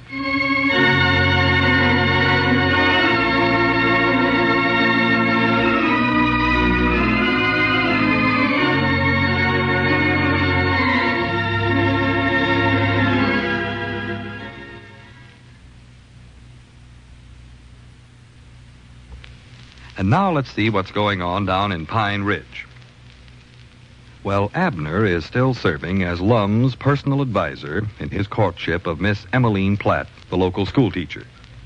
And so far, old Doc Peabody's counsel has not produced great results, and Lum is a little discouraged. As we look in on the little community today, we find Abner in the Jot-'em-Down store and library. Lum is just entering. Listen. Come in. Oh, well, morning, Lum. Yeah, morning, Abner. Doggies, I've been waiting for you, Lum. Waiting for me? Yeah, I believe I got some new advice to give you. This is going to work good, too. Well, Abner, I don't know. Maybe I don't want no more advice from you. You don't? No, I appreciate all you've tried to do for me and all that, but I'm just feared it ain't done me much good. Huh? I don't think it's the right kind of advice for me. Well, now, Lum, there ain't nothing wrong with my advice. It's just that you don't actually follow it. That's the trouble. Oh, yes, I do. I followed it. No, not like you ought to, no. See, my advice has helped others, Lum, and it can help you, too, if you'll just give it a good chance. Well, I have given it a chance, though, but it ain't working out no good at all. Well, that ain't what my other customers say. You ain't holding out your best advice on me, are you? Just giving me your second-rate stuff. No, I'm giving you the best advice I've got. My grade A stuff, honest I am. Well, it ain't good enough, looks like. I've done a lot of things you've told me to do. Send her a box of peanut brittle and try to talk soft and romantics when I go over to the schoolhouse to discuss school business. Always wore a necktie whenever I went over there, but it never done no good. Well, did you tie your tie sort of crooked so that she could straighten it out for you? Yeah, I had the knot halfway around to the back of my neck. I don't believe she even noticed it. Doggy, that's peculiar. Hey, did you pull one of your coat buttons half off so she'd say, "Oh, you poor boy, you need somebody to look after you," and start sewing it back on? Yeah, I pulled all my coat buttons clean off, but it never done no good. Now I just have to sew them back on again. Or to make you do it's what I ought to do. Well, sir, I just can't understand it. Ain't you noticed no change at all in Miss Emaline's altitude towards you? Not the slightest, just like it always was. Well, leastways, you ain't losing ground anyway. Yeah, but I want to do better than that. Well, Lum, exactly how does she act towards you? Just tell me everything now so I'll know the whole thing. Well, you know, she acts nice enough towards me when I go over there, friendly and all that. Fact is, she's awful nice to me. But she's nice to everybody. She just happens to be a nice person, that's all. But I can tell awful easy ain't no love light flickering in her pale blue eyes. I looked in 'em. It ain't there. Ain't, huh? No. Well, I'll tell you, Lum, I still believe this new suggest I got for you will change everything up, though. Well, I don't think I want to bother to listen to it, even, Abner. Your suggest just don't seem to work. Well, now, Lum, they work for others. I mean, they don't seem to work good on Miss Emaline. Well, I don't know. They're working all right for that other fella that's sort of sparking at Miss Emaline. Well, I don't care who they're... Huh? That other feller? You mean the one you was telling me about the other day? Yeah. I'll give him some of the same exact advice I'll give you, and he claims that it's doing a pretty good job for him. Grannies, wait a minute. You mean you've been telling me and my rival the same stuff? Yes, sir. So that proves it's good right there. Why, you double-crossing little varmint. You can't do that. That ain't fair. Well, I come to you first. Now, Lum, now, don't forget what I told you. This is just business with me. You fellers are all just case numbers to me.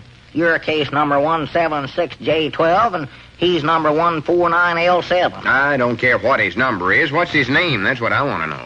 Lum, now, how many times do I have to tell you that I don't allow myself to give out that information? Oh, prattle. You can tell me who it is. Ain't gonna hurt nothing. No. It's again the rules of my company. Your company? Yes, sir. The old Doc Peabody Advice Bureau and Company. Well, now, that's plumb silly, Abner. Long as me and you been friends and partners here in the store business, I've set up with you when you're sick, now, lent you money when you're needing. I ain't gonna weaken. Help Elizabeth make the crops one year while you're down at the fevers. I ain't gonna weaken. Now, come on and tell me. No. As friend or friend, who is it? I can't tell you. Are you sure it ain't Frank Foster? I know it ain't him. He's going with Lucy Saxon. Is it Ezra Seastrunk? Ezra? He's married. Yeah, he's got a roving eye, though. I've always known that.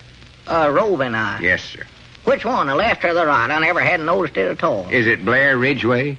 Lum, there ain't no use in guessing, because I ain't going to tell you who it is, even if you do guess his name. A fine friend you've turned out to be. Well, Lum, I'm sorrowful that I can't tell you, but see, when a feller takes up the advice business, that's just how he has to run things.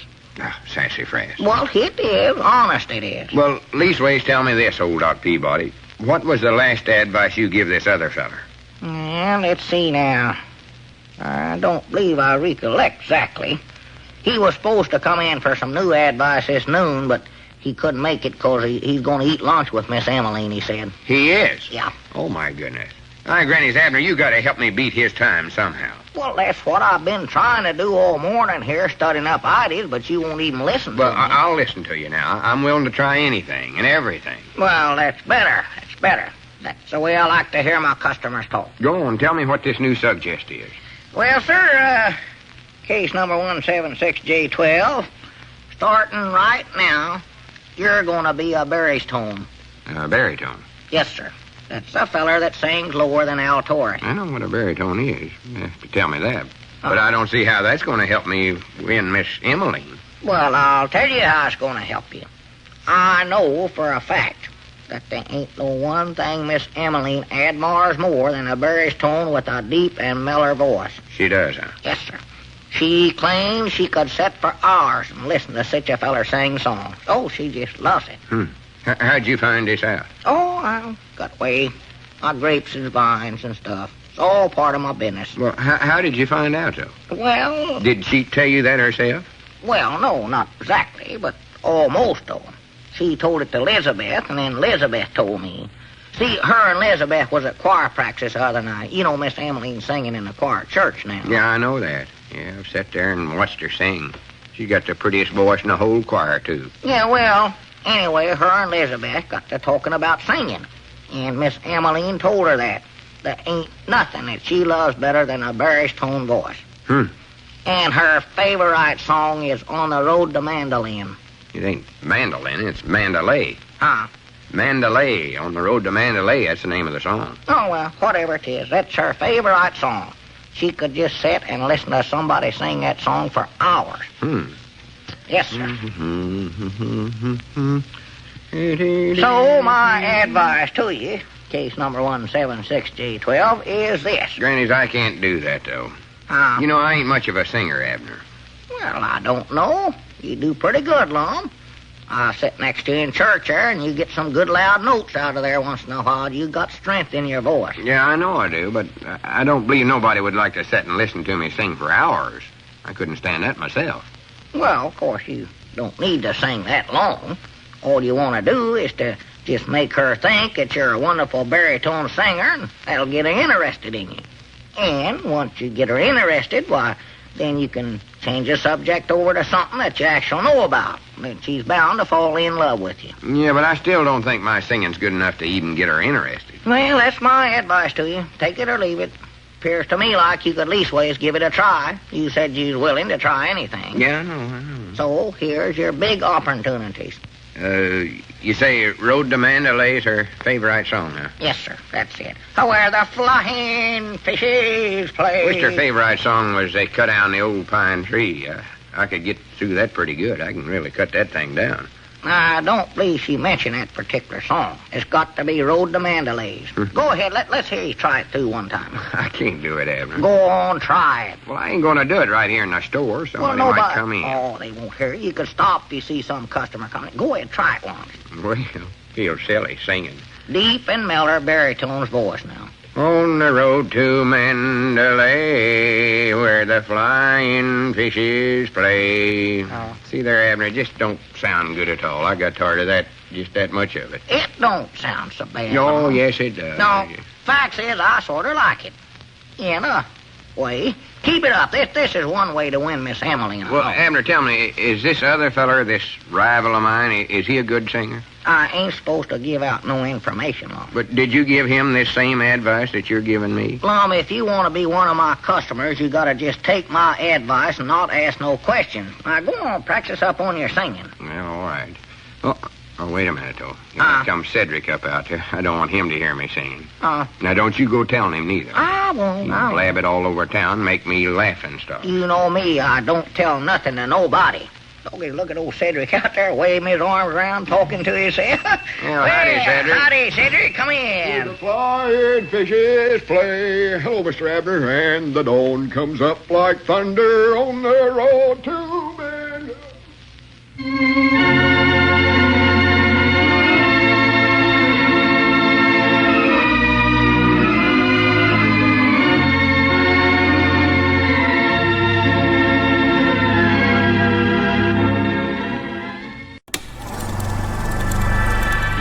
tuned into Then Radio. If you enjoy our videos, we ask that you consider joining our Patreon to support our channel. Don't forget to like and subscribe so that you never miss a new video. We hope you enjoyed today's episode, and as always, thank you for watching.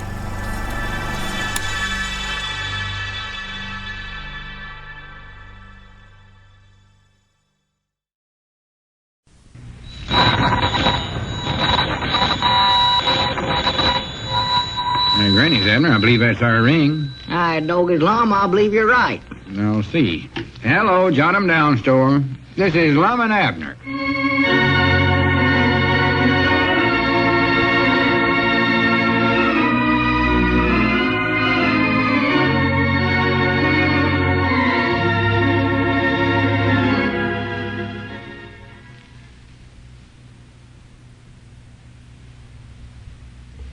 And now let's see what's going on down in Pine Ridge.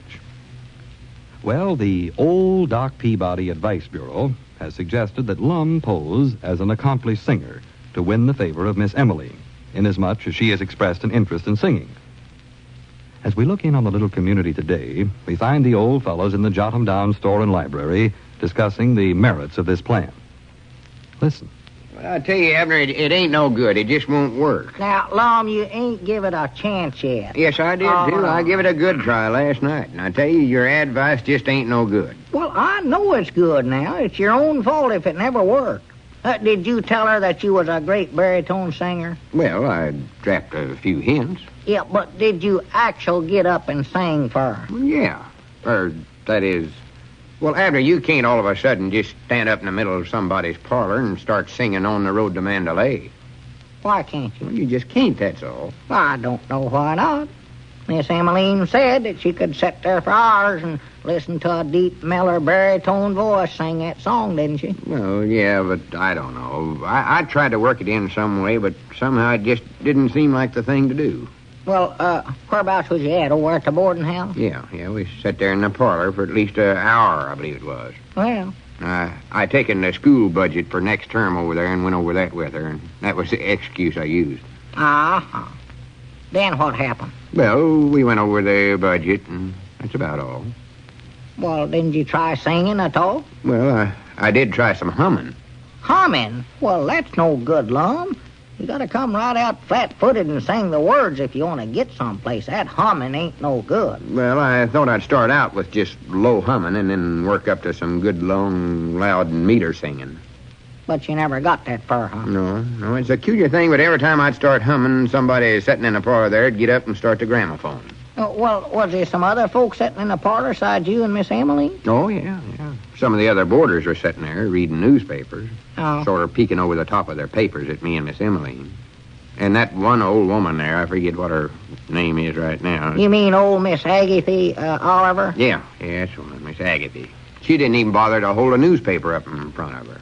Just sat there and stared right direct at us the whole time I was there. Oh, yeah, she's a starer, that Agatha is. Yeah, she can. I don't know of anything that makes you feel as uncomfortable as having somebody stare at you. I know good and well I couldn't get up and sing with her sitting there. Yeah, well, tell me some more about this humming.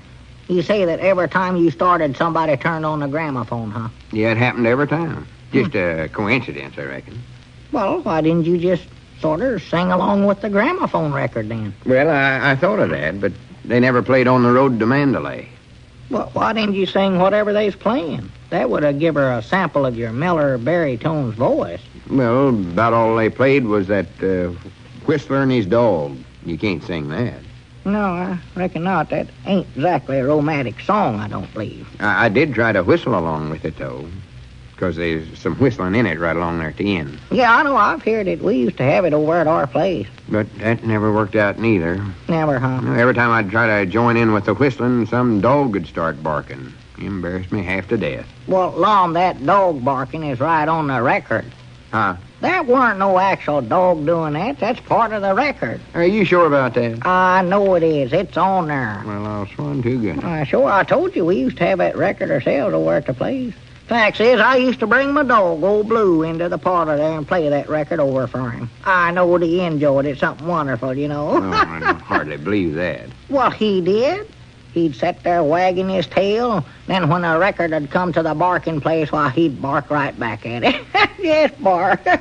I tell you, there was quite a friendship struck up twixt old Blue and that record. Oh, that's silly. Well, it's the truth, Lum. You know that when little Pearl accidental stepped on that record and broke it, about 6 years ago, old Blue, he sulked around there for months. Sulked? He done it, crawled clean back up under the house, and we couldn't even get him to come out for his meals. He just might not wasted away. Well, I don't know whether to believe that or not, but I know that my singing never affected Miss Emaline like that record did your dog. I know that. Well, I still say that you never give this singing idea enough of a chance, Lum. How great of a singer did you tell her you was? Oh, I don't know. Them things are hard to say, Abner. Well, I don't think they're so hard to say. They weren't hard for me to say. Yeah, but when you're sitting there... Wait a minute. Have you been talking to Miss Emaline? Well, not just right plumb direct. See, what I done, I told Cedric a lot of things to tell her when he went over there to school this morning. What kind of things? Well, just things about your deep, mellow baritone's voice, and how you was the best singer in the community, and how you always used to win all the singing contests. Singing contests? Yeah. I never win a singing contest in my whole life, and you know it. Oh. You can't go around telling stories like that, Abner. You got to tell the truth. Well, see, Lum, I never come right out flat-footed and told him that you actually win any contest. All I done was just say, Cedric, would you be surprised if I told you Lum had won a lot of singing contests? And Cedric said, yes, Mom. Then I just let the matter drop He right said there. he'd be surprised. Yeah. So now if a rumor gets started about that, I don't see how I can stop it. Yeah, but somehow it just don't seem honest to me, Abner. Of course, it won't work no way, so I guess it don't matter none. It would if you'd give it a chance, it'd work. No, I've studied up a new plan to get Miss Emaline interested in me. A new one? Yeah, I don't know where it'll work or not, but it's better than stand up in the middle of the parlor singing On the Road to Mandalay, I know that. Yeah, well, suit yourself, I don't care. I've got too many other customers to worry about just one anyway. Here's what I sort of had in mind. See how this sounds to you. No good, I don't like Well, it. wait till I tell it to you. Don't No. start running something down. Wait a minute, I think that was our ring. You get it, Abner. I want to study on this plan of mine some more. Yeah, you're just wasting your time, Lum. Old Doc Peabody's a place to get advice, I'll tell you. Hello! Jot him down, Store and Advice Bureau Company. Old Doc Peabody doing the talking. Free advice to them that has trouble in the home. Mom? Oh, well, hello, Miss Emaline. Miss Emaline? Wait a minute till I comb my hair. You heard what? Oh, yes, Mom. Who? Sorter. Well, I reckon the reason Lum never told you is 'cause he's so modest, you know. Does she want to talk to me now? Why, he's been singing for years and years. His only trouble is he's just so bashful it's hard to get him to do it, you know. Abner, don't tell her no more about that singing stuff. I'm scared of that. How's that, Miss Emaline? Oh, I don't know. Just a minute. Hold the receiver. Lum, how many singing contests do you reckon you won? Oh, I don't know about... Wait a minute, I never win no contest. Well, think of some number she wants to know. Abner, you may as well tell her the truth. All right, I'll tell her the truth. That's better. Hello? Tell her and get it over with. Yeah, well, Lum says he don't know how many contests he's win. Well, you know how it is. After you won so many of them things, you just can't keep track of them anymore, I Oh, for reckon. goodness sakes, you're making it worse. Yeah, did you ever hear him sing On the Road to Mandalay? Or here in Pine Ridge, I mean, but that song. Yeah, that's his favorite song. It's yours, too. Abner, Well, please don't tell her no more of that. yeah, you ought to hear him sing it once. He can just stand there and sing it for hours in a deep and mellow baritone's voice. Oh, for pity's sakes. Why, of course he still sings. Well, it's hard to talk him into it, but once you get him started, you can't hardly stop him. His voice is just as good today as it was 20 years ago. Fact is, I believe it's better now. Deeper and mellower. Abner, you better hang up now. How's that? What? Oh, sure, I'll hold the phone. Yes, Mom. What does she want you to hold the phone for? I don't know. She just said she wanted to speak to some woman that's with her. I never got the name. Some woman? Yeah, Doggett, you ought to hear how excited Miss Emaline is about your singing, Lum. I told you this idea of mine's going to work out good. Yeah, but I'm feared I can't measure up to what you're saying about me. You know I can't sing that good. Well, you Hardly. can practice up a little. Won't take much. That's all you need is practice. Do you sure enough think so? Why, sure. You've got a good singing voice. It don't actually sound so good, but you've got one. No, you're just saying that. No, I ain't. I believe you're one of the best singers over at the church. Well, I ain't so bad, I don't reckon. Oh, you're loud. There are a couple of notes I'm pretty good on. Yeah, you hit 'em all the time. I know Saturday nights when I'm sitting in the wash tub in front of the stove there, I can get some of the prettiest tones on Pretty Red Wing you ever heard. Oh, the moon shines tonight on Wait a Pretty minute, Red... wait a minute. Hello? Yes, Miss Emaline. A surprise? Well, I do know. What is it, Abner? What is it? Oh, Lum will be tickled to death. Of course I am. Next week, you say that is? Did she ask me to go to a party or something? Why, you bet I'll tell him. Yeah, I know he'll be proud to do it for you, too. What is it, Abner? Yes, Mom. Now, that's all. Goodbye. Well, hurry up, Abner. Tell me, what is it she wants? Oh, doggy say, that reminds me of something, too. Lum, when you're in Hot Springs next week, would you mind stopping at the 10-cent store there and getting me a new pair of spectacles? I ain't going to be in Hot Springs next week. Well, you have to be, Lum. That's where the contest is at. The contest? Yeah. What contest? The singing contest. What are you talking about? That woman with Miss Emaline is from the Arkansas State Choral Society. Miss Emaline just entered you to represent Pine Ridge.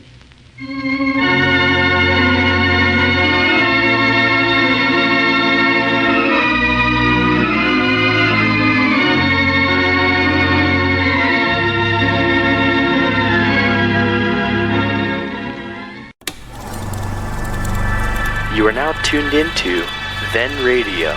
If you enjoy our videos, we ask that you consider joining our Patreon to support our channel.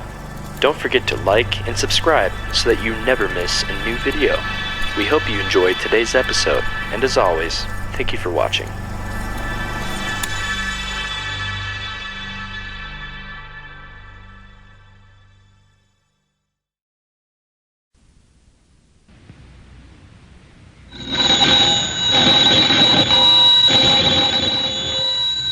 Granny's, Abner. I believe that's our ring. Aye, doggy's Lum, I believe you're right. I'll see. Hello, jot 'em down, store. This is Lum and Abner.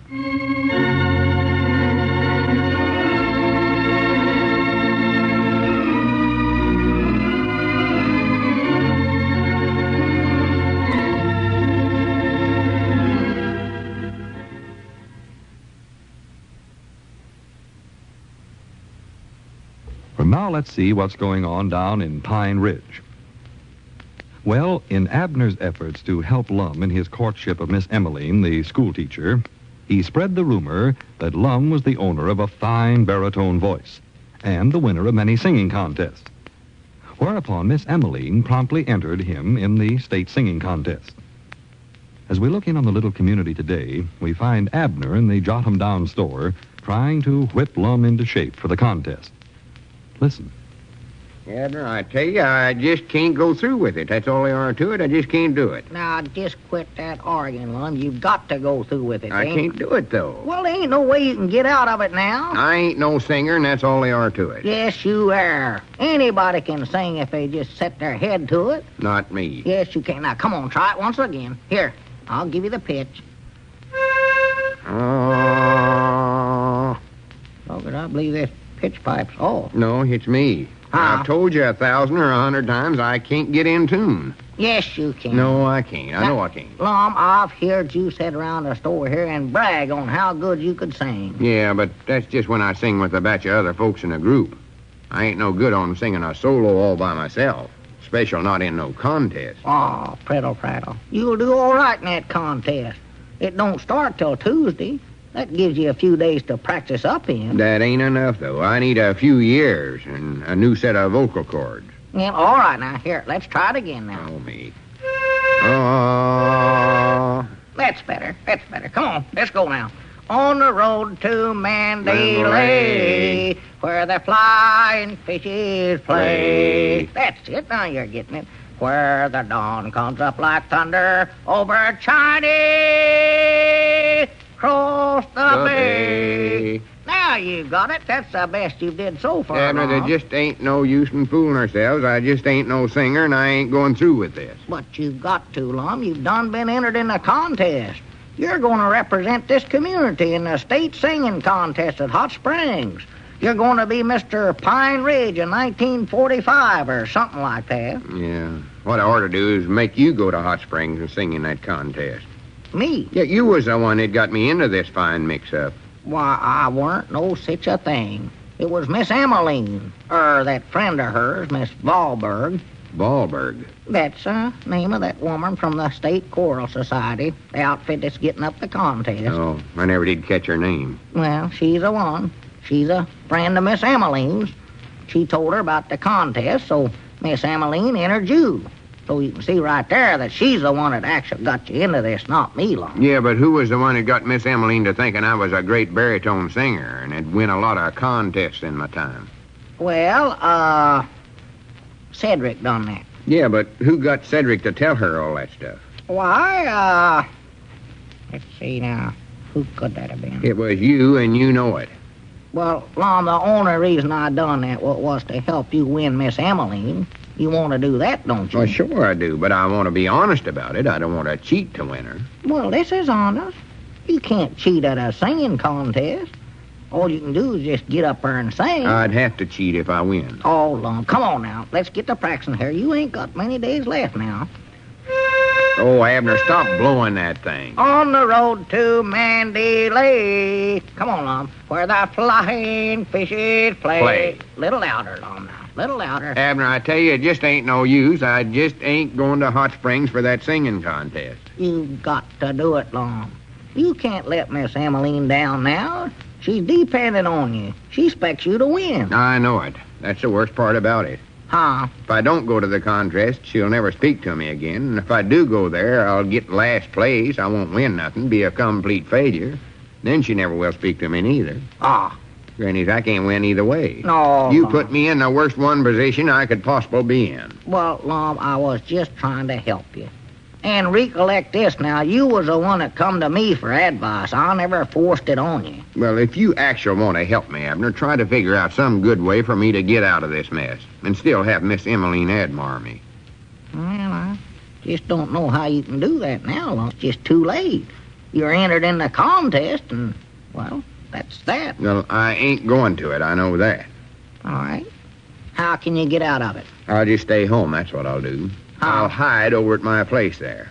You can bring me some victuals after dark. And the contest just lasts 2 or 3 days, don't it? Yeah, 3 days, Miss Emaline says. Well, I can easily stay over there 3 days. The rest will do me good anyway. Yeah, but what's going to happen when Miss Emaline finds out that you never even went to the contest? Well, she won't find out. Blessing you tell her, and I know you won't do that. You're such a fine friend of mine. Oh, I won't tell her, no. But that friend of hers, Miss Wahlberg, she's bound to. She'll call long distance back here and ask Miss Emaline why you never showed up over there. Yeah, that's right, ain't it? Why, sure. Yeah, I never thought about that. Well, think about it. I am. Oh. Maybe I can say that I went to Hot Springs but got mixed up there and never did find the building where the contest was being held. Yeah, I don't believe nobody's going to believe that, Lum. Maybe I could say I got run over by a streetcar. Streetcar? Oh, Lum. Well, I'll study up something. I'm going to have 3 days with nothing to do but sit around my place over there, or to be able to study up at least one good idea in that length of time. Yeah, you ought to. I've got my doubts, if you can, though. I think you ought to go to Hot Springs myself and go ahead and enter the contest. Abner, that's plumb ridiculous. Well, Lum, you might win it now. Oh, sassafras. I know better than that. You never can tell about such things. The judges might mark your name by mistake or something. I'd go if I was you. Well, you ain't me, and I ain't going. Oh? I'd never in the world get up enough nerve to stand up in front of a whole big batch of folks and sing a solo all by myself. Well, you won't exactly be singing all by yourself. There's lots of other singers entered in the contest. Yeah, but I'm supposed to sing by myself, not in a quartet. Well, I know Miss Emaline said there was one 7-year-old young'un gonna sing in it. Doggies, you surely ought to be able to beat out a little 7-year-old boy. Sure, I ought to be. Granny, it'd be awful if I didn't. Why, of course, that's what I say. Next will be Mr. Little Lum Edwards. Huh? No, I can't do it, Abner. No, Lum, you're just talking plumb silly. Oh, there'll be a lot of grown-ups in there, too. Don't forget that. Yeah, well, maybe some of them will get Larry's jitting us just before they sing or something. I'm the only one who'd get anything like that. No, Abner, I've got a lot of talents, but singing solos in contests ain't one of them. Yeah, suit yourself. Just seems to me like you're throwing away a awful good opportunity to get Miss Emaline to admiring you. But if you ain't interested, why, I reckon that's your own business. Well, I'm interested in getting her to admire me, all right, but I don't believe this is the way to do it. She loves baritone singers with deep Miller voices. I know that, but I'd be scared to death to ever get up there in front of all them. Wait a minute. Was that our ring? I don't know. Did it ring? Yeah, it rang. Better see who it is. Might be the wholesale house calling up about that bill we ain't paid them yet. Oh, want me to tell them they got the wrong number, huh? No, tell them we'll send them a check after the 15th. Yeah, all right, All right, I'm coming. Don't ring yourself off. Hello, jot 'em down, store and library. Abner Peabody doing the talking. We'll send a check after the 15th.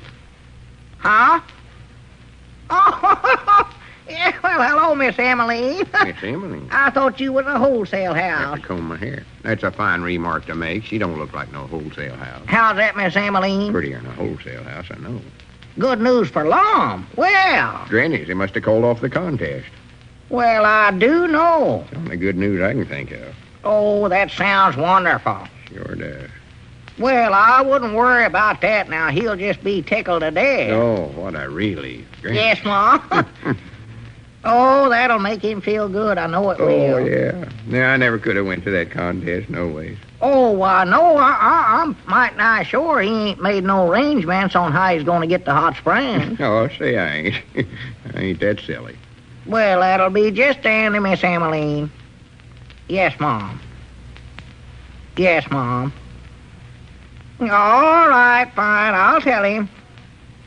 Oh, no, I know he won't be mad about this, no. Mad? About calling off the contest? That's a gooder. Yes, Mom. Mom. To death over. All right, I'm fine, not Miss winning. Emaline. Well, much obliged for all your trouble. Goodbye. What happened? Why did they have to call off the singing contest? They ain't called it off. They ain't? No. Well, what's that good news she was telling you? Oh, I was just fixing to tell you, Lum. Miss Emaline said that the town's getting up a sort of a celebrate to wish you a lot of luck and give you a big send-off when you leave for Hot Springs. Huh? The whole town's going to be there. Everybody's going to wave banners, and the band's going to play I don't know what all. Oh, my goodness. So it looks like you're going to have to leave town whether you want to or not. Well, I can tell you one thing. I may leave town, but I ain't going to Hot Springs. I'll just hide up in the mountains, hermit myself. Oh, no. You're going to Hot Springs. How do you know I am? 'Cause Miss Emaline has made arrangements for that Miss Ballberg to drive you there direct in her car. Oh, me. Come on, Lum.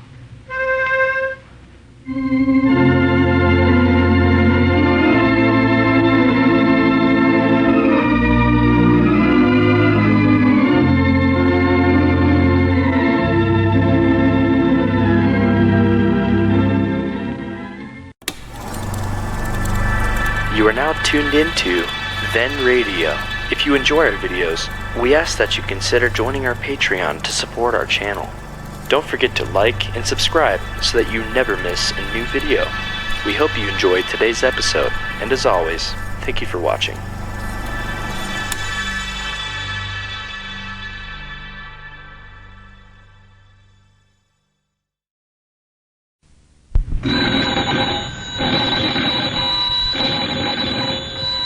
Granny's, Abner. I believe that's our ring. I dog it, Lum. I believe you're right. I'll see. Hello, jot 'em down, store. This is Lum and Abner.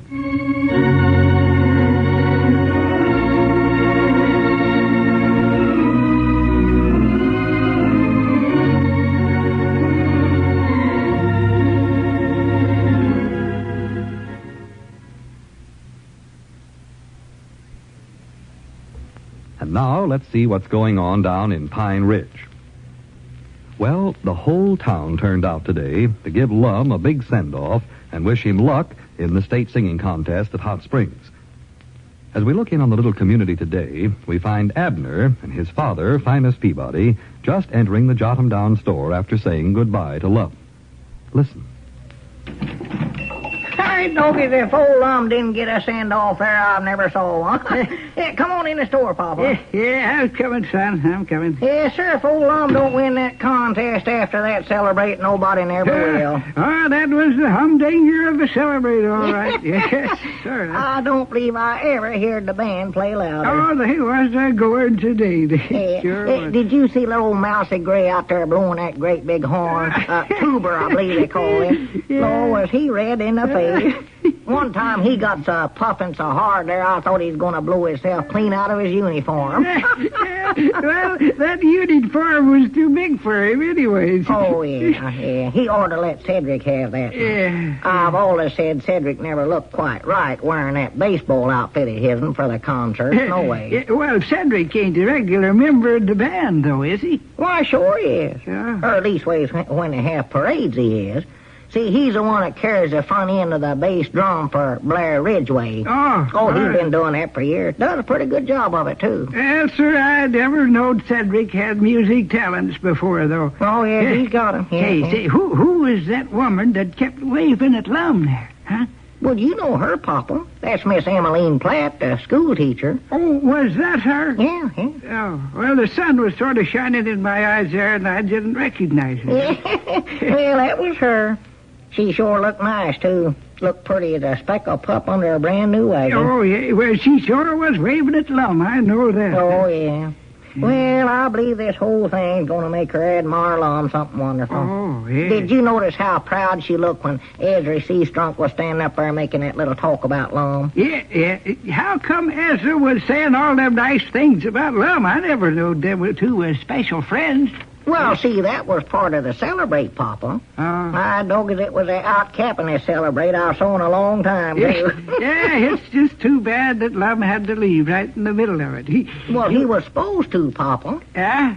See, the whole idea of the celebrate, it was a big send-off for Lum. Everybody was out there wishing him good luck in the singing contest. Yeah. Didn't you understand that? Well, I don't know. I know something was going on. Never paid much attention, though. I always enjoy listening to a good band number, though. Yeah, well, didn't you see the signs that folks was carrying? Good luck, old Lum. Make Pine Ridge proud of you. Bring home the bacon, all that. Well, if he can bring home some bacon nowadays, I'm for it, whatever it is. Well, see, Papa, he ain't actually going to bring home no bacon. I didn't think so.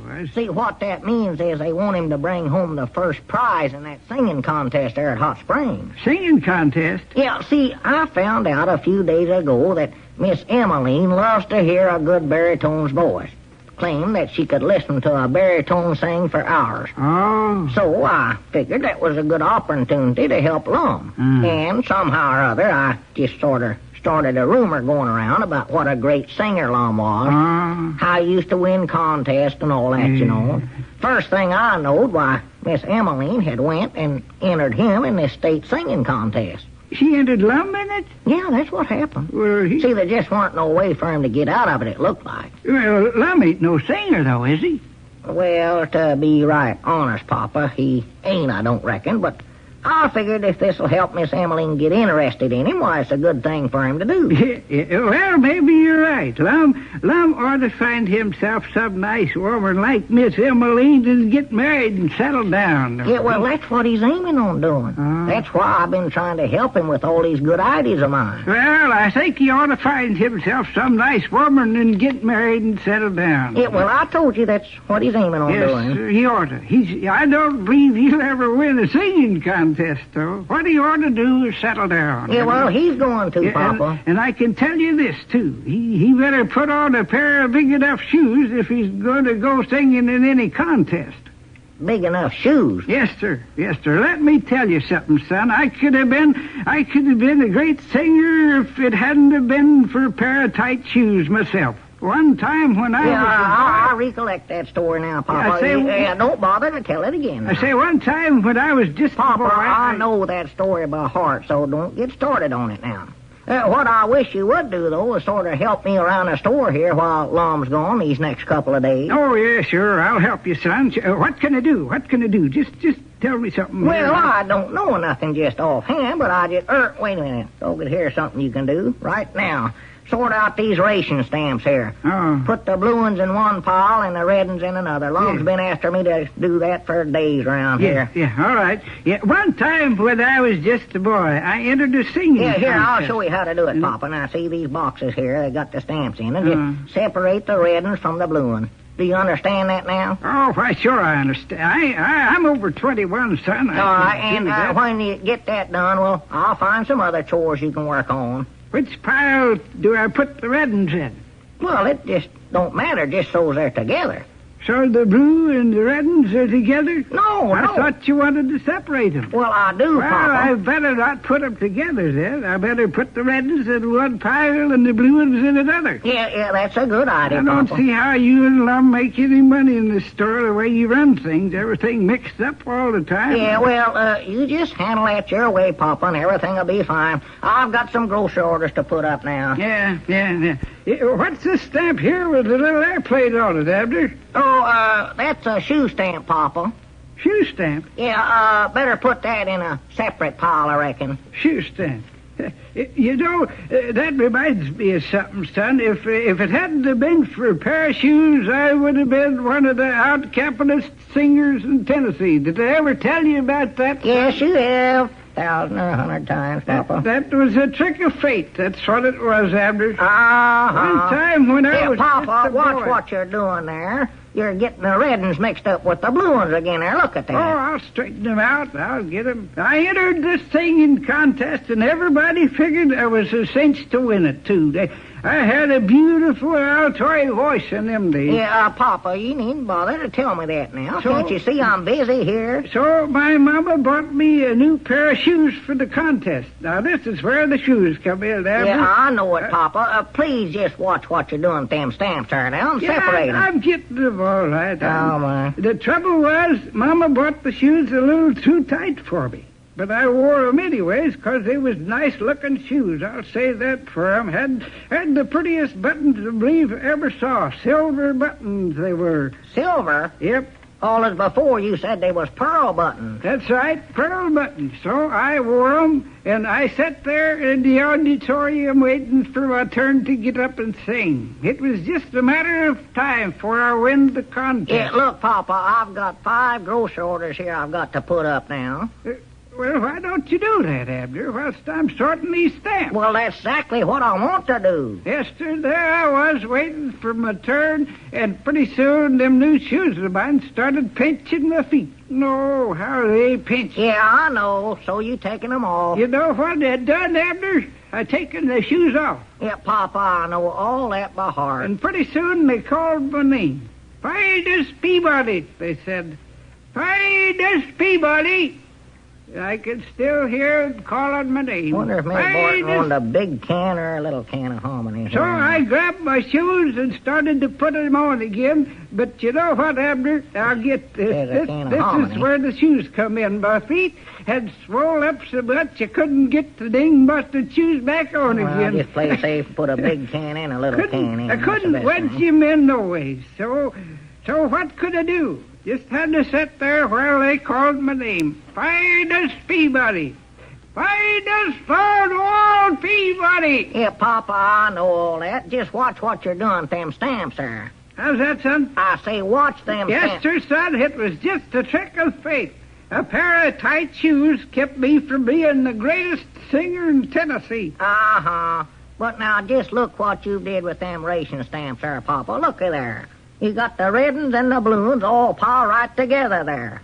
Together, huh? Yeah, look at them. They're right in front of you. Yeah, I was noticing that. You know, Abner, I believe I got a better idea. What's that, Papa? I believe it'd be better to sort 'em and put the red ones in one pile and the blue ones in another. Oh, my goodness alive. Sort of separate 'em that way. Yeah, that's a good idea, Papa. Yeah. You do it like that. Yeah, all right. You need somebody like me around the store to figure these things out for you. Uh-huh, we sure do. Too many details. Now, let's see. What's this stamp here with the airplane on it? I told you once, Papa, that's a shoe stamp. Shoes? Yeah. Oh, that reminds me. Abner, did I ever tell you about the time a pair of tight shoes kept me from being the greatest singer in the state of Tennessee? One time when I was just a boy...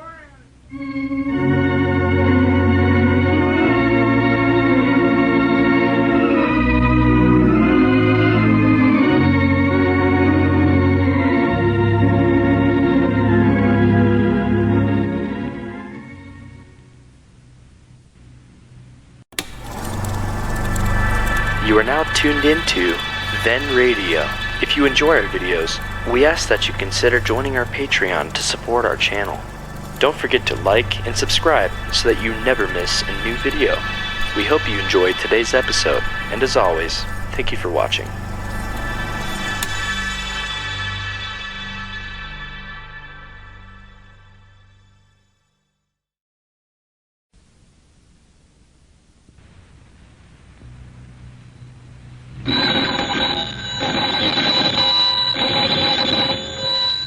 Granny's, Abner. I believe that's our ring. Doggy's Lum, I believe you're right.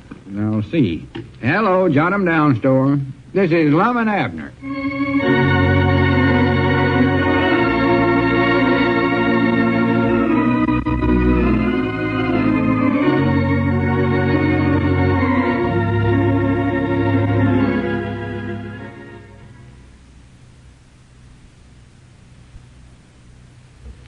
And now let's see what's going on down in Pine Ridge. Well, Lum left for Hot Springs yesterday to enter a state singing contest as part of one of old Doc Peabody's plans to help Lum win favor with the schoolteacher, Miss Emaline Platt. As we look in on the little community today, we find Abner and his father in the Jot 'em Down store. Abner is just saying goodbye to one of the clients of his advice bureau. Listen.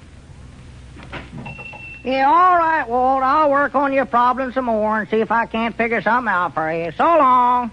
Hey, what's trouble in the Walt Bates, son? Oh, same old thing, Papa. Trouble in the home? Oh, no, over at the war plant. Oh. Some government fellers warned him that he's fallen behind in his war contracts a little bit lately, and it's got him worried. Yeah, well, why don't he do something about it? Well, he's trying to. That's why he come to me for advice. See, lots of his workers over there go away for the weekend, and they don't get back till about Tuesday, and that way they lose a full day's work. What do they do? What do they go away for? 'Cause there ain't nothing for 'em to do for amusements here in Pine Ridge, they claim. Well, there's the moving picture show. That runs every Friday and Saturday night, don't it? Well, yeah, but that ain't enough, looks like. They want to dance or something. I don't know. I ain't figured out nothing to suggest to him, though. I know that. Well, let's see. Maybe I can figure out something. Well, now, I wouldn't bother about it, Papa. I'll work on it when I get time. Well, since old Lums went to Hot Springs, I just ain't hardly had no time for my advice bureau. Oh, by the way, have you heard anything from Lum yet? Yeah, I got a postcard from him this morning. Where'd I put that thing there? Shows a picture of a hotel, and he's marked a X on it showing a room that he's staying in. Has he sang in that idiotic singing contest yet? Well, he hadn't when he wrote the card. What did I do with that? I put it in my pocket here somewhere. He'll never win no singing contest, not with his voice. Well, he might now. Peculiar things happen every once in a while. Leastways, he's got Miss Emaline interested in him at last, and that's something. Where'd I put that He'll card never now? win no singing contest. No, if I throwed that his thing in voice. the stove. Dogged, I had it here. Well, I do know. There comes our Hodgekins up out there. Our? Yeah. This is the first time I ever saw him outside of his livery stable. If I didn't think he was chained to that place. Well, howdy, R. Come on in. Howdy, Abner. Oh, hello there, Mr. Peabody. Hey, howdy, howdy. What can we do for you today, Ari? That is a nice day out, ain't it? Yes, it is. Awful nice, yeah. Say, Abner, are you still, is this your advice bureau of yours? Do you want some advice, Ari? Is that it? Yeah. Well, good. Just step right back in my office. Papa, will you sort of keep eye on the store here? Yeah, sure. I want to work on Walt Bates' problem anyway. Well, now, don't bother at that, Papa. Come on, R. This is my office right back here in the feed room. Now, don't tell nobody I come here for advice, Abner. Oh, no, of course not. All my work is confidential, R. Strict confidential. Just sit right down there on that box there. Now, just what is your problem? Well, it's,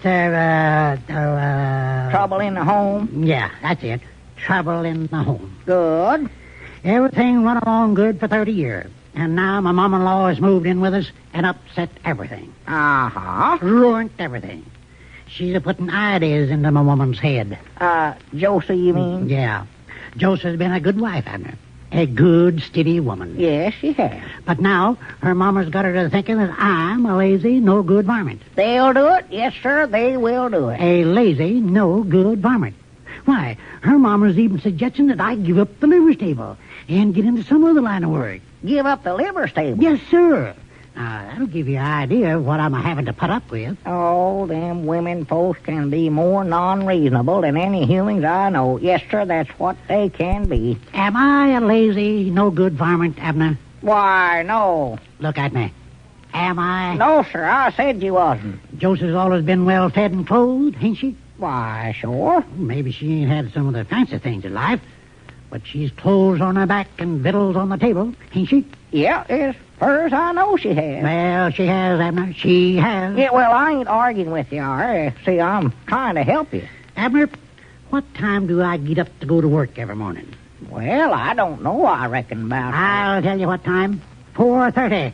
Every morning for 32 years now, I've got up and went down to that there liver stable. Never missed a morning. And them there two women claims I'm a lazy varmint. Oh, how can they say such things? How can they do it? I started out as a liver stable man, and I'm gonna die a liver stable man. That's my life work, Abner.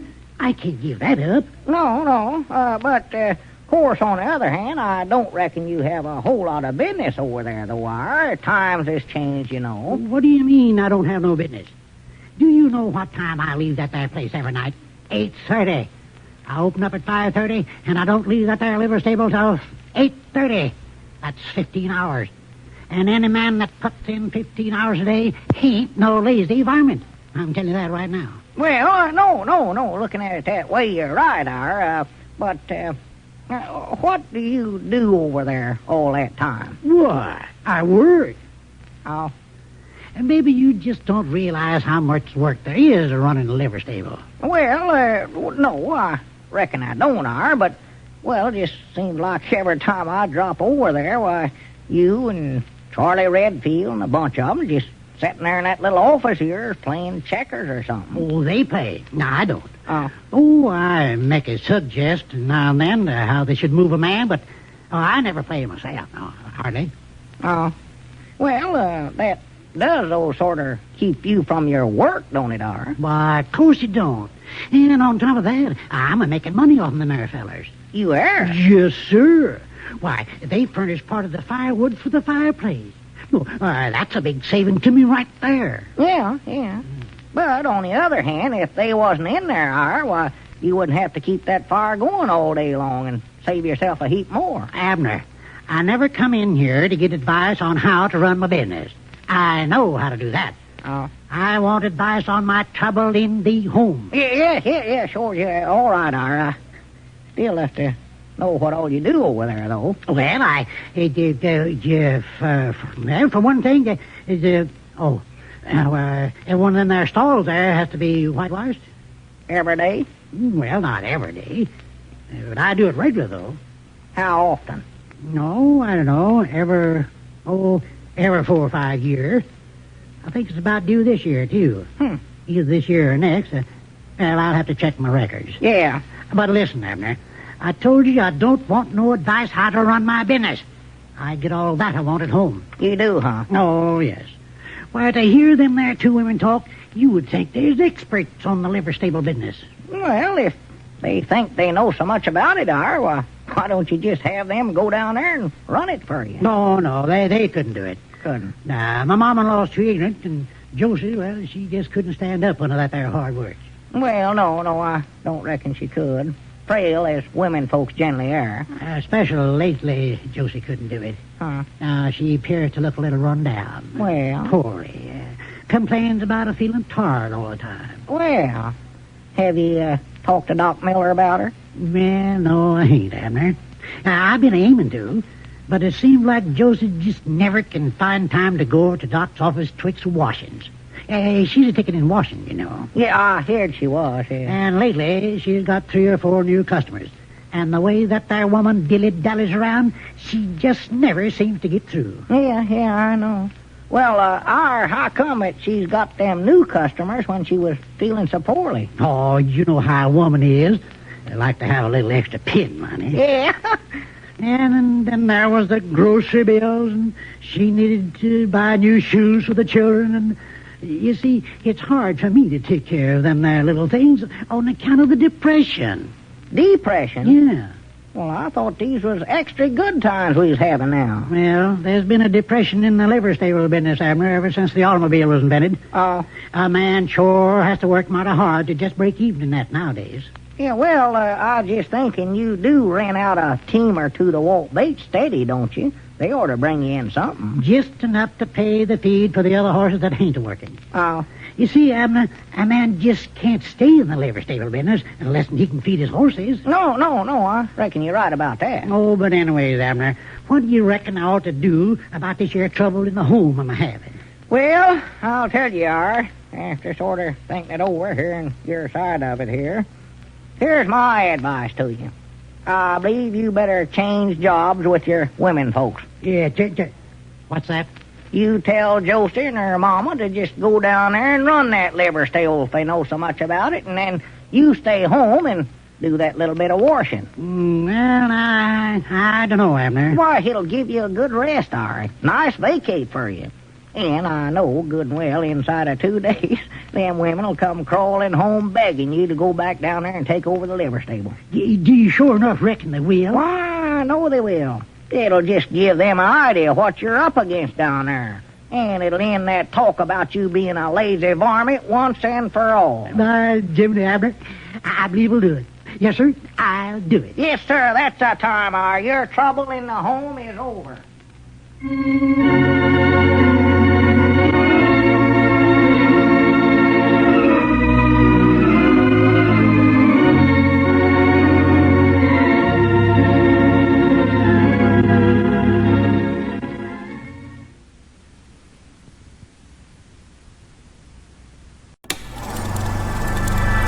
You are now tuned into Then Radio.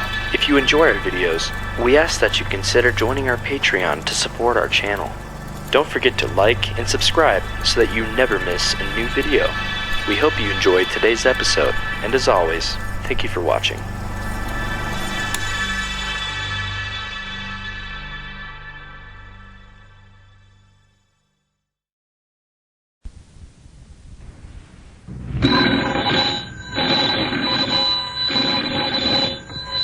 Granny's, Abner. I believe that's our ring. I dog his Lum, I believe you're right. I'll see. Hello, Jot 'em Down store. This is Lum and Abner.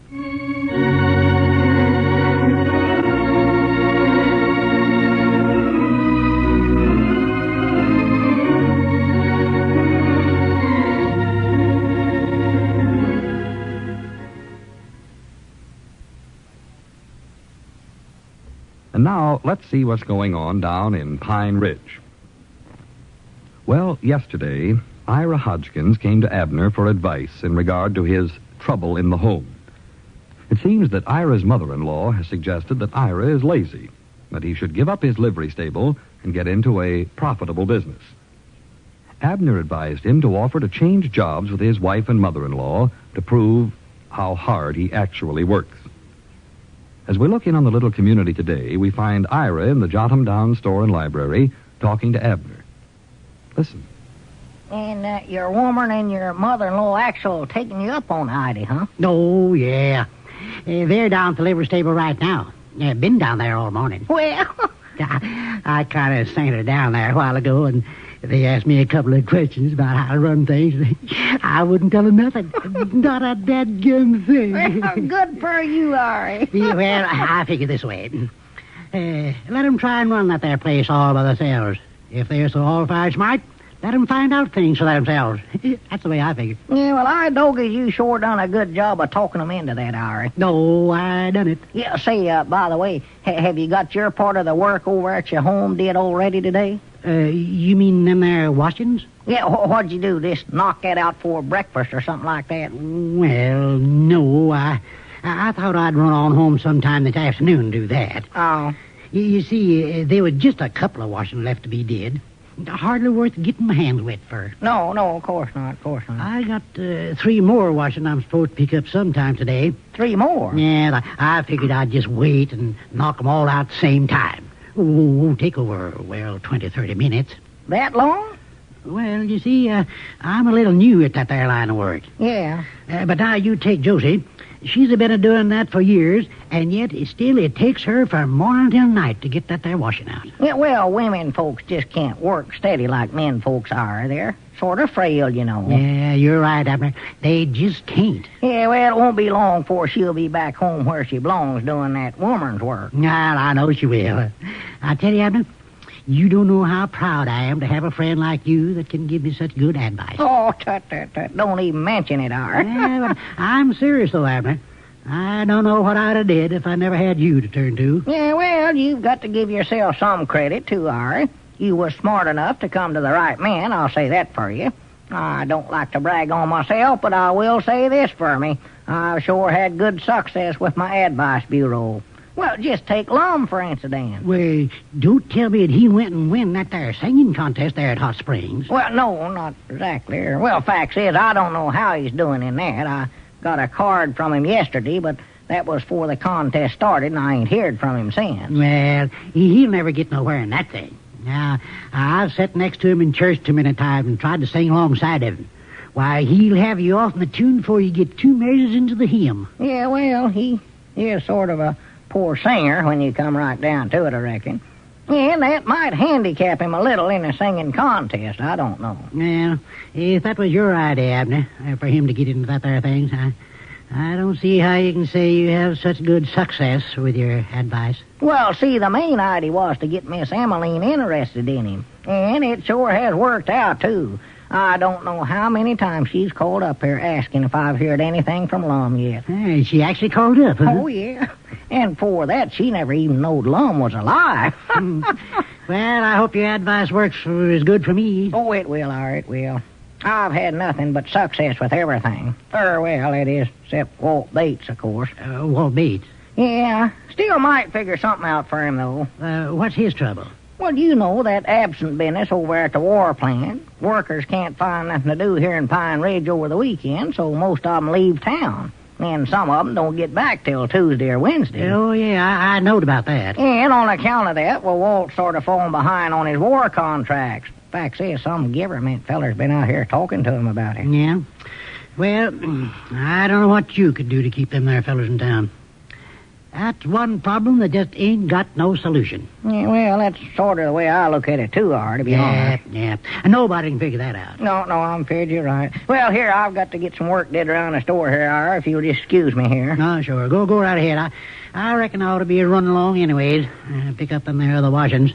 Miss Blevins is one of them. Yeah, well, maybe you ought to do that. Sorrowful I have to break up our little talk here, but I've just got about twice as much work to do here since Lum's gone, you know. Why, I thought your papa was a-hepping you around the store. Well, he was, but he ain't showed up today. This morning at breakfast, he said he had some big problem he's working on. I ain't saw him since. Well, I believe I'll run along, Abner. I might stand her down by the livery stable and peek in the window there and see how they're getting along. That's one of the funniest sights I have ever saw. Yeah, well, I can imagine. They got no more idea what they're doing around down there than a man in the moon. Why, of course not. More likely trying to feed them horses sandwiches and cocoa. Well, no telling what they'll do. Well, I hope they don't bankrupt me before I get back in there. Well, how can they bankrupt you, Ari? You admitted just that you don't make no money over her, just barely breaking even. Yeah, but they'll figure out some way to bankrupt me. You don't know them there two women. Oh, well, they won't be in there long enough to do nothing like that. Facts is, I bound you right this minute they're just dying to get back home to that nice, easy washing job. If you went over there right now and asked him... Oh, well, there's Papa finally showing up, I see. Oh, you reckon I ought to ask Jost if she wants to trade back now? Oh, no, not yet, Ar. No, I wouldn't do that yet, no. Yeah, where you been, Papa? Working on the problem, son. Working on the problem. That's right. Howdy, Ar. Howdy, Mr. Peabody. What problem's that, Papa? Yeah, sir. I need to locate about 6 more teams. Teams? Teams of horses? Teams of horses, sure. What do you want teams for? I got a whole stable full of them over there. Oh, she's already figuring on them. She needs 6 more sides of what she's got. Yeah, wait a minute. What are you talking about, Papa? Why, Ira's wife and mom-in-law have rented that old CCC building right outside the town, and they're going to have a box supper and dance there every Saturday night. Who is? That'll cut down that absenteeism. Papa, now, for the land's sake, just stop a minute. What in the world are you talking about? Oh, what's that there about hiring teams? Yeah, she needs 6 more. 6 teams. My women, you mean? Yeah. Well, your mom-in-law done most of the talking. You're going to charge him $1 a head. Who's going to charge who $1 a head for what, Papa? The livery stable is. They're going to charge these workers over at Walt Bates's war plant $1 a head to tote them out to the dance every Saturday night. Yeah, that way they won't use essential gas and tires because they're going to use horses and wagons and have an old-fashioned hayride. Yeah, well, now, wait just a minute now, Papa. You won't have to worry, son. You won't have to. I told you I'd work out Walt Bates's problem for you, and I've worked it out already. Well... Walt's is for the idea 100%. Too. Well, wait a minute now. Let me get this here straight, Mr. Peabody. You mean my livery stable is going to haul all them there workers out there and charge them $1 a head? Yeah, that's the way I figured it out. Everybody's for it, but we'll need 6 more teams. Why, of course I will. Fine, Jimmy. Here, let me see. There must be 200 or 300 workers over there. That means I'm going to take in $300 a week. 300? Dog is why sure it does at $1 a head. Abner, I'm rich. Well, good for you, Ari. Look at me, Abner. I am rich. Yeah, I know you are. Yeah. Here, Abner, shake my hand. Shake the hand of a rich man. Yeah, well, how to do, sir? Pleased to meet you. Here, Mr. Peabody, you can shake my hand, too. Just because I'm rich, I ain't above speaking to my old friends. Well, I'm proud to hear that, Ari. I was afraid you'd change. No, sir, not me. I may be a millionaire, but I'm still Ari Hodgekins, the livery stable man to my friends. Shake my hand, Abner. Yeah, well, I've done did that, all right. Oh, yeah, well, them there two women, they said I never knowed nothing about running a livery stable. Why, they wanted me to give it up even. And now look at me. Gotta get 6 more teams. Don't you worry none about that. I know where there's 4 I can get down at Cherry Hill. And I know I can get the other 2, Summers. The fact is, I'd better go up to the livery stable and take charge of everything right now. Yeah, well, wait a minute, Ar. What about them washings that you was supposed to pick up at Miss Blevins' house and them others? Well, you call up Miss Blevins and ask her if she'll do my washing instead. Oh, see you later, Abner. Yeah, so long, Ar. Bye, Mr. Peabody. Goodbye, Hey, doggies. Yeah, Papa, you done good there. Yeah. How come you to study up a good idea like that anyway? I don't know. I just knowed what Walt's problem was, and I just figured it out, that's all. Well, it's sure working out good for everybody. You deserve a lot of credit for that. No. You know, it just looks like giving out good advice just natural runs in the Peabody family, don't it? Oh, yeah, it does. It sure does, son. Yeah. Say, maybe me and you ought to go into business together. The advice business? Yeah. Aye, doggies, that's a good idea. Why, sure. Peabody and Peabody. Advice give while you wait.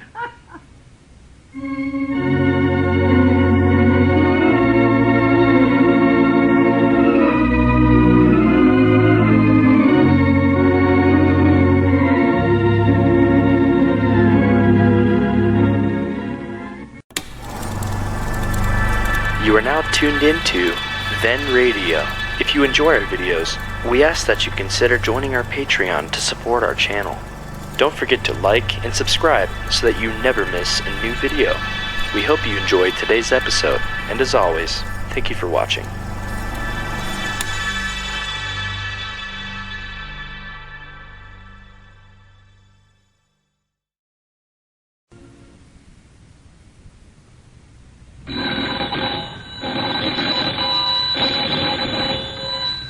Granny's, Abner. I believe that's our ring. Aye, doggies, Lum, I believe you're right.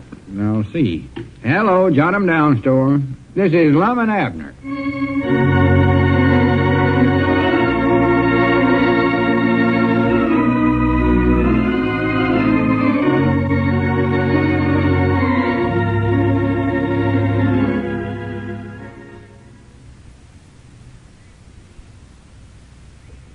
And now, let's see what's going on down in Pine Ridge.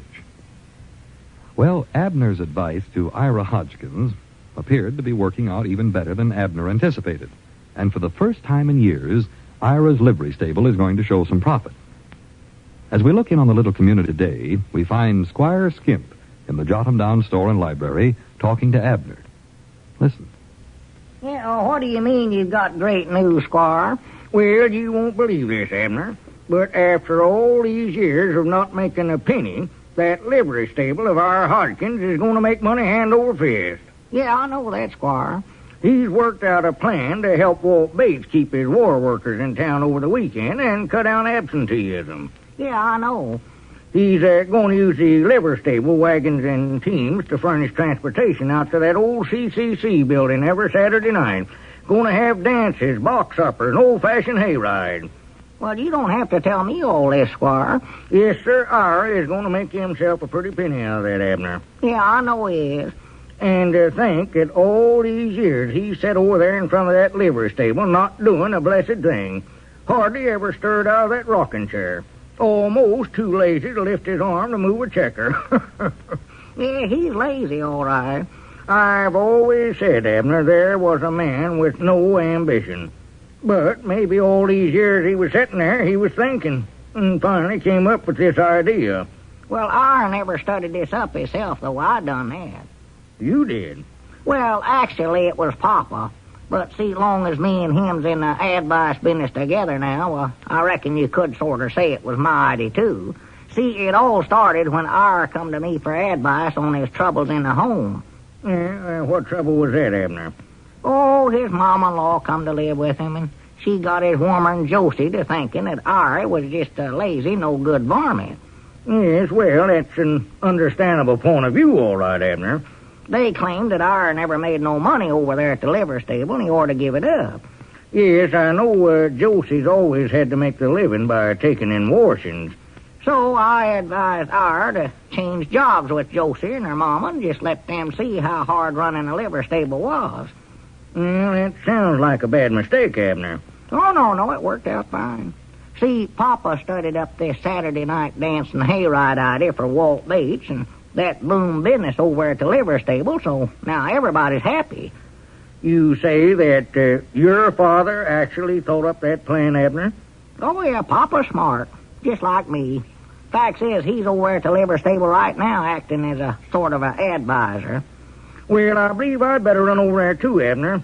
Now that Ira is a wealthy man, why, he'll need to carry more insurance. Yes, all right, Squire.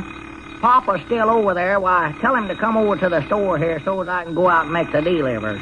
Yes, I'll tell him, Abner. I believe that was your ring there. Yeah, I heard it. So long, Squire. Hello, Jot 'em Down store and library. Also, Peabody and Peabody Advice Bureau. Old Doc Peabody Jr. doing the talking. Mom? Oh, how are you, Miss Emaline? No, Mom, I ain't heard a word from Lum since that first postcard. Yeah, it is sort of cutie, I reckon. Oh, no, it ain't nothing wrong. He's just so busy singing in that singing contest that he ain't got time to write, I reckon.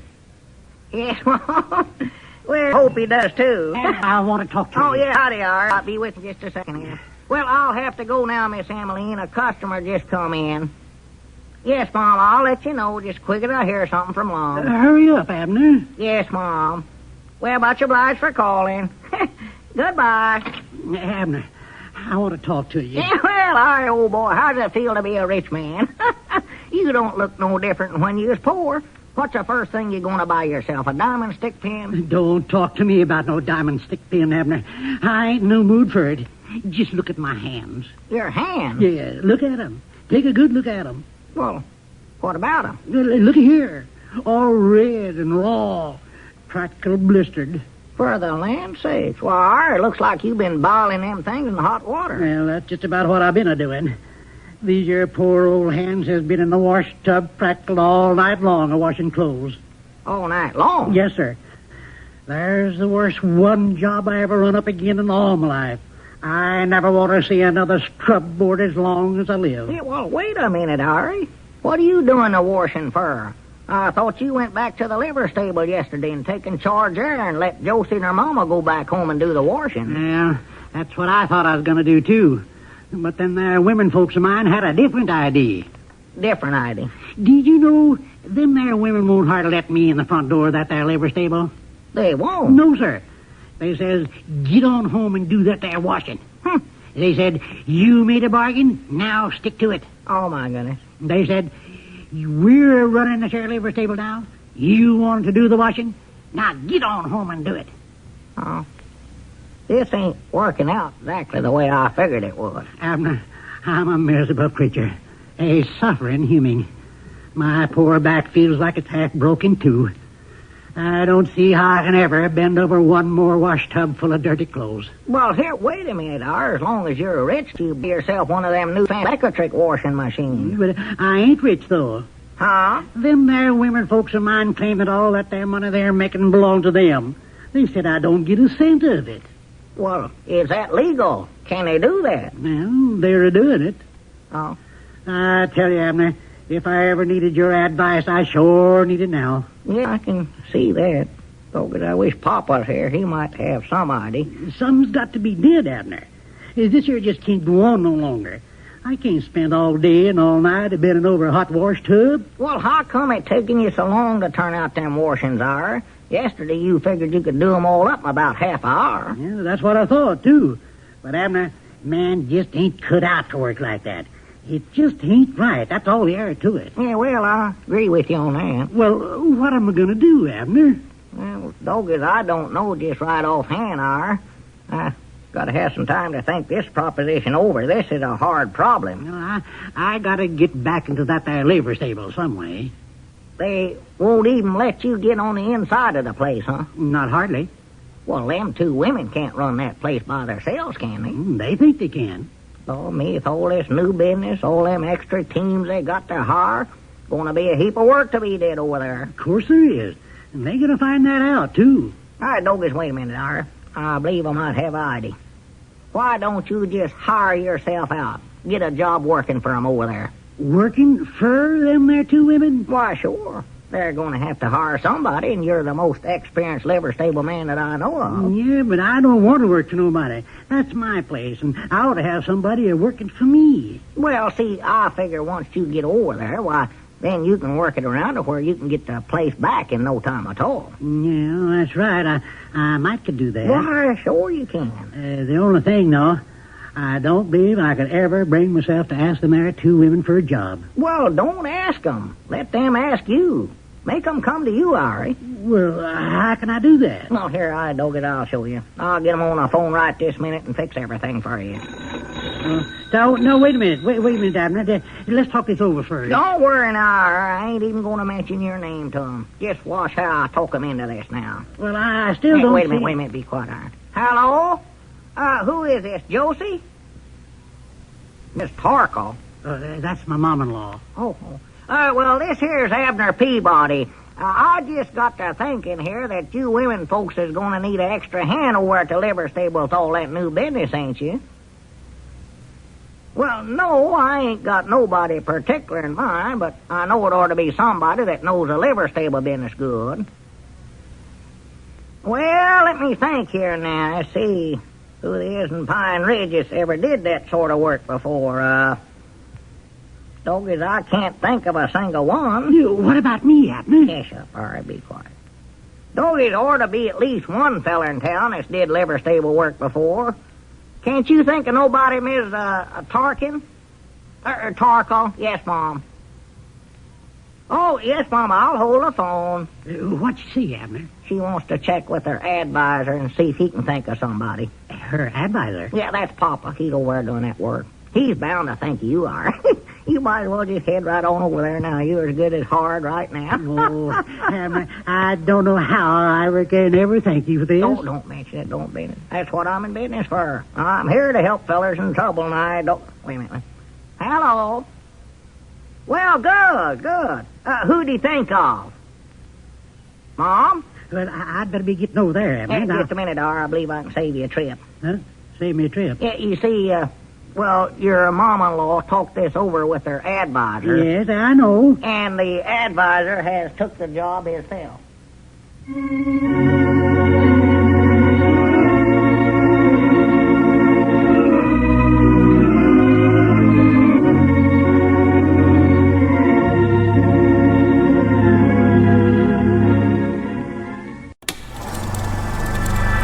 You are now tuned into Then Radio.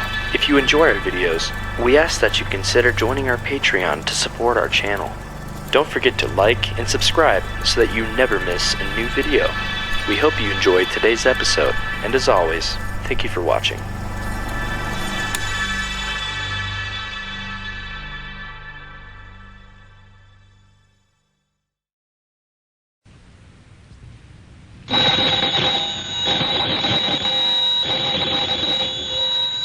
Granny's, Abner. I believe that's our ring. Doggies, Lum, I believe you're right. I'll see. Hello, jot 'em down, store. This is Lum and Abner.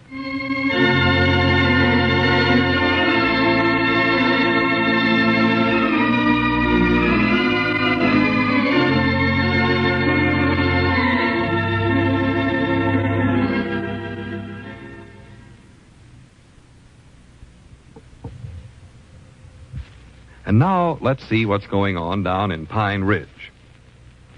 Well, this is the day that Lum is expected to return home from the singing contest at Hot Springs. So far, Abner has not learned the results of Lum's efforts in the contest. As we look in on the little community today, we find Abner in the Jot 'em Down store and library. Grandpappy Spears is just entering. Listen.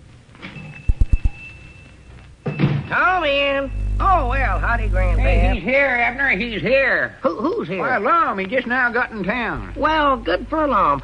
Did he say how he come out in the contest? No, I ain't had a chance to talk with him yet. I think he stopped in down there at the barber shop, and I raced up here to tell you he's coming. Oh, well, I'm proud you done that, Grandpa. Doggies, I'll sure be glad to see that old rascal again.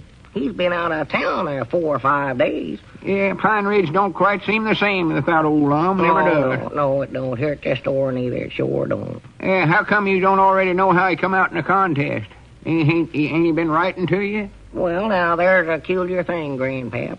He sent me that first postcard, tell me how he was having an awful time and suffering, and that's the last I heard from him. Huh. Well, he must have win for he'd have come right over here. He wanted to stop by the barber shop and brag on it a while, I reckon. You reckon he did, sure? Well, could have been. Well, I don't know. I hadn't heard a word from him, not a word. I didn't know he was over there suffering, though. Well, he said he was, and that card I got from him said he wasn't having a good time and he was suffering. You know, he was dreading that singing contest, scared to death. Jiminy, you don't reckon he went and suicided himself, do you? I don't, I never thought about it. Wait a minute, what's the matter with us? He's right here in town. You said you just now seen him. Oh, yeah, that's right. Sure, what's the matter with me? Feller can't walk around after he's suicided. No, of course not, of course not. Well, I wished he'd hurry and get up here. I want to ask him how he come out in that singing contest. Yeah, well, I was just thinking, Grandpap, I don't much believe we ought to ask him that. Oughtn't to ask him? No, it'll be too embarrassing for him. As bad as he's bound to have did in the contest, why, he ain't going to want to talk about that to nobody, I know. And he won't talk about it if he never win, and he won't want to talk about it if he did win. If he won it, he won't be speaking to you. Well, we better not mention it, I don't believe. Yeah, I'd love to know what happened, though. Yeah, well, we'll find out someday.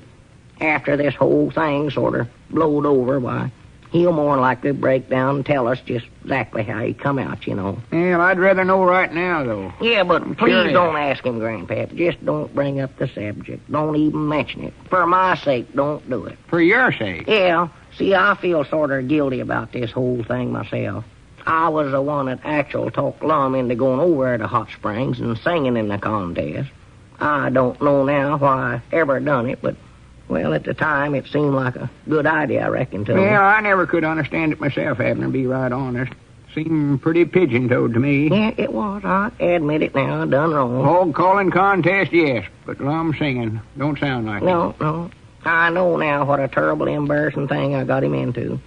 I just hope he's still speaking to me, though. Oh, he'll speak to you all right. Well, I don't know. Unless he win, that'll go to his head. He won't speak to nobody then. Well, he ain't been writing to me, you know that. Dog, as I'm almost afraid to face him. Well, now, you oughtn't to feel that way, Abner.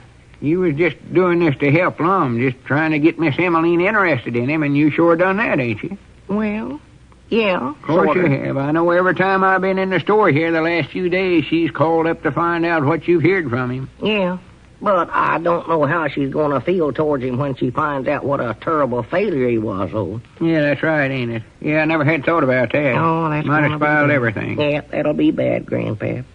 See, she's been so proud of Lum ever since I got her to thinking that he had such a wonderful baritone voice, you know. Well, Abner, you don't reckon there's a chance that Lum win that contest? Maybe second or third place, leastways. No.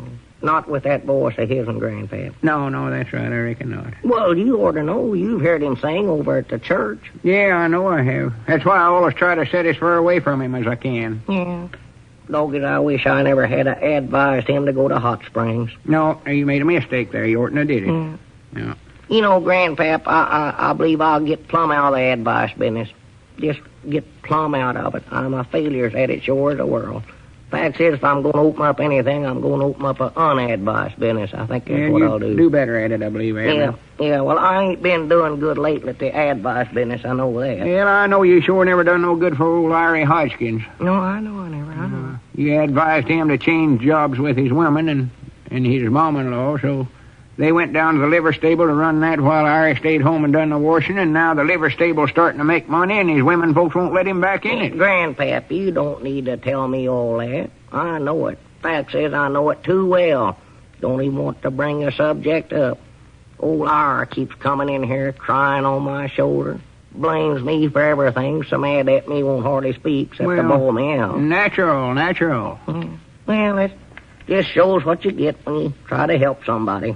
Just gratitudes for you. Lose a friend over trying to help them. Well, Abner, no feller ought to go around trying to tell some other feller how to run his business. I don't know how you come to start that in the first place. What in the world ever give you the idea that you could start an advice business? Well, I advised one or two fellers about different things, and turned out pretty good, and I just sort of thought I had a talents for it. All right, Jiminy, wait a minute. Huh? There he comes. Huh? There's old Lum. He ain't changed a bit. Oh, well, he's just been gone a few days. Natural won't be much of a change. Look at them steps he's taking. Recollect now, don't start asking him nothing about the singing contest. Oh, no, I won't. I'd sure love to, though. I'm just dying to find out how he come out. Well, howdy, Lum, old boy. Come on in here, you old rascal. Well, howdy, Abner. Hello there, Grandpap. Well, howdy, Lum. Come on over here and sit down, Lum. Dog, it is sure good to see you home again. Well, it's sort of nice to get back again. Yeah, more than likely be a little dull after all, after everything. Yeah, well, so. How did you come? I mean, how was your trip, Lum? Oh, pretty good, Grandpap. Wasn't bad. You know how trips are. You go and you come. Uh-huh. Yeah, that's the way they are. You go and you come. Yeah. How you feeling, Lum? Oh, I'm feeling pretty good. A little tired, of course. Especially my voice. Oh. Say, that reminds me, Lum, how did you... up, Grandpap. Oh. I suppose you fellers been wondering about, wondering different stuff about me. Yeah, we have, yeah. I've been wondering, how you're feeling. Oh, I'm feeling pretty good. Well. Little tired in my voice, though. Uh-huh. You know how a feller's voice will get when he uses it quite a lot. Yeah. Reckon so. Abner, don't you reckon we could just ask him? No, Grandpap, no. Well, sit down, Lum, old boy. I don't... oh, yeah, sitting down, ain't you? Well, I reckon you've been sort of wondering how everything's been going at the store here, Lum. Well, to be honest, Abner, I just ain't had much time to think about the store. I've been so busy with my... Well, I've been busy. Oh? Yeah, been pretty busy. Well, that's nice. Abner, don't you think we... No. Well, well, how are you, Lum? Oh, you said you was feeling all right, though, didn't you? Yeah, I'm all right. A little tired in the voice is all. Oh? The voice. Yeah. Was anybody in the store asking about me while I was gone? Was any phone calls or anything? Well, yeah, Miss Emaline called. She did? Yeah, the fact is she called my night every day you was gone. Well, bless her heart. Did she ask about anything in particular? Yeah, she wanted to know how you come out and, well, she wanted to know how you was feeling, I think. Is that all she asked? Well, that's all I can think of right offhand, I believe. Oh. She didn't ask about anything else, huh? Well, it's hard for me to recollect, Lum. I've been so busy here at the store since you've been gone. Uh-huh. Yeah, sure, been busy. Papa helped me out some, or I never would have got to work, did. Yeah. Say, Grandpap, you started to ask me a question a while ago. What was that? Well, what I wanted to find out, Lum, is how you come out... Grandpap. Huh? Don't you have to go on home now? I know. I don't have to go home or no place else. Didn't Charity call you and tell you to get on over to the place or something? Not that I know of. Fact says she's over visiting Miss Pomeroy today. Oh. Well, just watch yourself then. Yeah, all right. What's the matter? Is it too hot in here for you, Lum? Notice you keep opening the front of your coat there. I believe it is a little warm in here, now that you mention it. Well, I hadn't noticed it. Fact is, I thought it was sort of chilly. Didn't you, Grandpa? Yeah, I did. I just sitting here wishing I had my fascinator on. But if you're too warm, Lum, I'll open the window for you. No, don't do that. I don't want to put you to no trouble. Why, it ain't no trouble. Be proud to do it for No, me. don't bother. I'll just slip my coat off here. It's too tight for me anyway. Yeah, well, if you'd rather. Of course, I'll still be glad to open up the window. For the land's sakes, Lum, what's that pinned on your vest there? Looks like a ribbon of some kind. Oh, well, that little old thing. I forgot it was still on. Yeah, what's it for? Oh, I don't know. I forget just now. What does it say on there? What's that printing stuff? Oh, don't ask me. I never did pay no attention to it. Well, wait a minute. Stand still so's I can read it here. Yeah, there was so much clappering and hollering and whistling whenever they pinned it on me, I never did notice what it said. 4th Annual Choral Society State Singing Contest. First prize, solo division. First prize? All right, Doggies, Lum, did you win first prize? Is that what it says? Why, Lum entered, you old rascal. Well, congratulations. All right, Doggies, I knowed all the time I'll give you the right advice. Yes, sir, I'm a advisor if I ever seen one.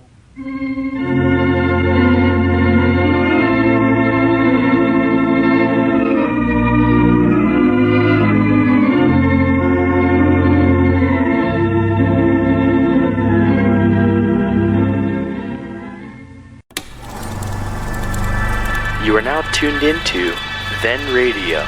If you enjoy our videos, we ask that you consider joining our Patreon to support our channel.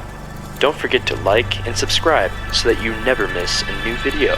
We hope you enjoyed today's episode, and as always, thank you for watching.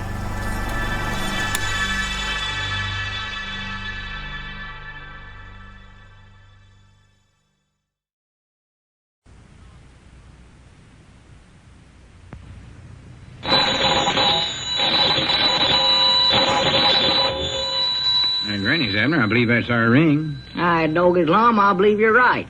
I'll see. Hello, jot 'em down, store. This is Lum and Abner.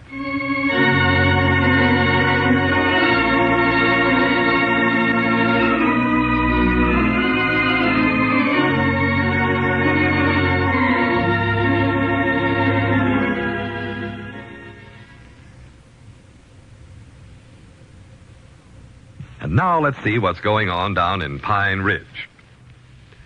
Yesterday, Lum returned from the singing contest at Hot Springs and succeeded in thoroughly surprising everyone by displaying the first prize ribbon in the solo division.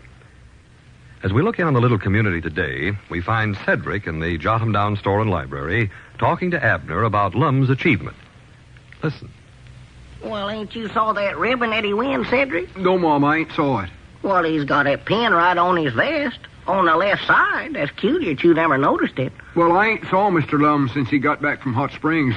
Maybe that's why I never noticed the ribbon. Oh, well, that might be the reason, yeah. Did he actually win that state singing contest or whatever it was? Why, of course he did. That's how come he got the ribbon. Sakes. How could he win something like that? Well, I don't know, Cedric, but he sure done it. He must just have natural singing talents that we never knowed about before, I reckon. Well, I never knowed about him, I know that. Of course, you could say that I deserve some of the credit for this big success that Lum's made out of himself, too, Cedric. See, I was the one that encouraged him to go to Hot Springs and sing in the contest. Well, how did he do it anyway? Just stand up there all by himself and sing loud as he could? Well, I don't know, Cedric. Is that what they go by, who can sing the loudest? No, I don't think so, Cedric. He sort of sings by main strength, I know. Yeah, well, they don't go by that altogether, I don't reckon. How pretty you sing and how you can warble a note and all that counts, too, I think. Well, just exactly how did he win the contest? I don't know, Cedric. I ain't been able to get Lum to tell me much about it so far. He just keeps saying that it weren't nothing. Acts like winning singing contests is something that he done every day. I know Papa's been wondering how he done it. He said Mr. Lum must have, what was that word now? He said Mr. Lum must have bribed the judges. Oh, no, now, Lum wouldn't do nothing like that. That's sort of unlegal. Lum wouldn't do nothing unlegal if his life depended on it, I know that. Well, Papa said that's the only way he could figure it out. Yeah, well, I think your Papa's just a little jealous is all, Cedric. Yes, Mom. I'll tell Papa that. No, don't do that, Cedric. Just forget what I said. Quick as I find out some more stuff from Lum, I'll let you know, and then you can tell that to your Papa. Yes, Mom. You know, I just thinking here this morning, Cedric. Always before, when Lum done something great, why, he's always went around bragging on himself so much that I got sick and tired of even seeing him in the store. But now, when he won't tell me hardly nothing, why, he just got my curiosity up to where I can't hardly stand it. What was that again now, Mr. Abner? I say, nothing. Just skip it, Cedric. Yes, Mom, you better tell me what it is you said, though, so I'll know what it is I'm supposed to skip. Well, it weren't nothing, Cedric. By the way, how come you ain't in school this morning? Oh, we're having an extra long recess today because Mr. Lum's over there talking to the teacher, Miss Platt. Oh, is he over there? Yes, Mom. Some kind of a school business, they said. Yeah, I'd love to hear that school business. Oh, Mr. Eddard, you're such a hero to win the contest. Mom. Oh, it weren't nothing for a feller like me, Miss Emaline. Ha, ha, ha. Mom. Oh, please sing something for me in your Miller baritone voice. Oh, well, all right. She's a real sad tomato. She's a busted Valentine. Cedric, for the land's sakes, cut that out. Well, you asked me to sing. Well, I never meant you. I was just imitating Lum and Miss Emaline. Well, see, that sounded pretty good, though, didn't it? She's awful sad tomato. Cedric, now hush that up. Maybe I ought to enter that singing contest, too. Reckon when the next one's going to be? I don't know, Cedric. But I hope it ain't going to be for a long time. She's a sad, sad tomato. Cedric, I wish you'd stop that. That just sounds terrible. What's a sad tomato, Mr. Abner? I don't know, Cedric. Don't know. Must be something or they wouldn't bother to write a whole song about it. Yeah, well, I don't know. I don't keep up on such things as that. You better be getting back to school, too, Cedric. I got work to do around the store here. Oh, they won't be done talking yet. Well, just sit there and be quiet then. See, I got to put up that order for Miss Palmer over Reckon here. what a sad tomato is. I put that up. I don't believe I have. Tomato sometime. Say, Mr. Abner. What is it? 2 cans of corn. Reckon me and Mr. Lum could team up together. Team up? Yes, Mom. Him and me could be a singing trio and go to New York and be in a big show, maybe. Oh, yeah, sure, yeah. I'd love to see that show. Yes, Mom, I would, too. Only I'd be singing in it, so I'd never get to see it, would I? Uh-huh. Can of baking soda, box of tapioca's here. Don't want it anyways. That's just my luck. Can of cola. Here I am in the first big show I was ever in, and now I won't even get to see it. Doggone the heck anyways. Cedric, watch your language here.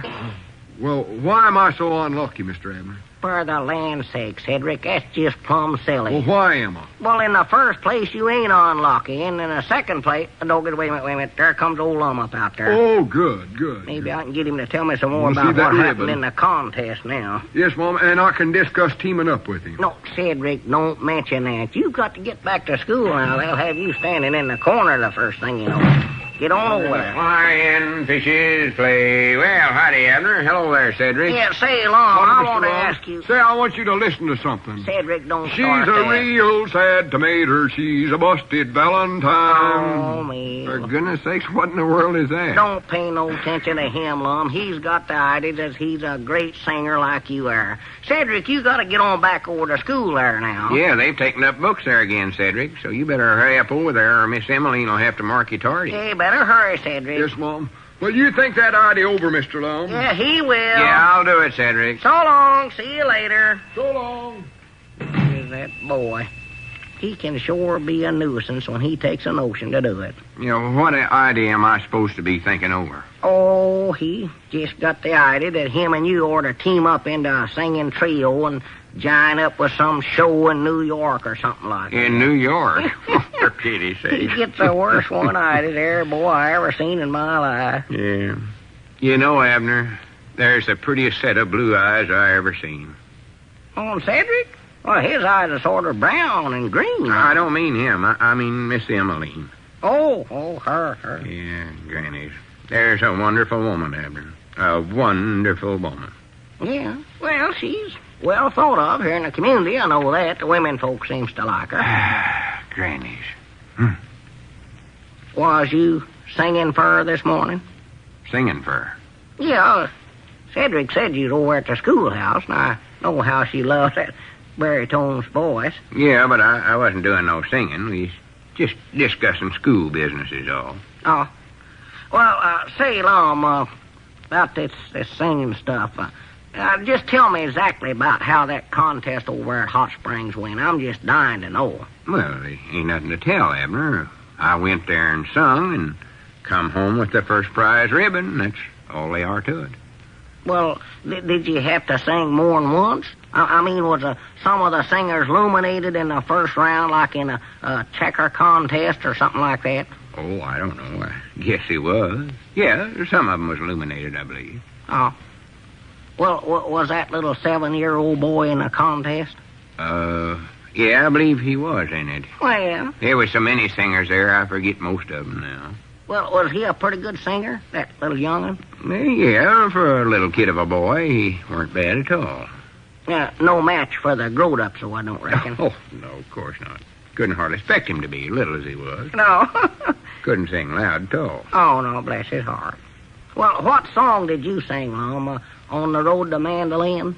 Mandalay. Yeah, I sung that. Well, every time you sung, did you sing that, or did you just sort of switch around to something else? No, I stuck to that one pretty close. Oh. Well, Lum, just be honest now. How did you manage to win first prize?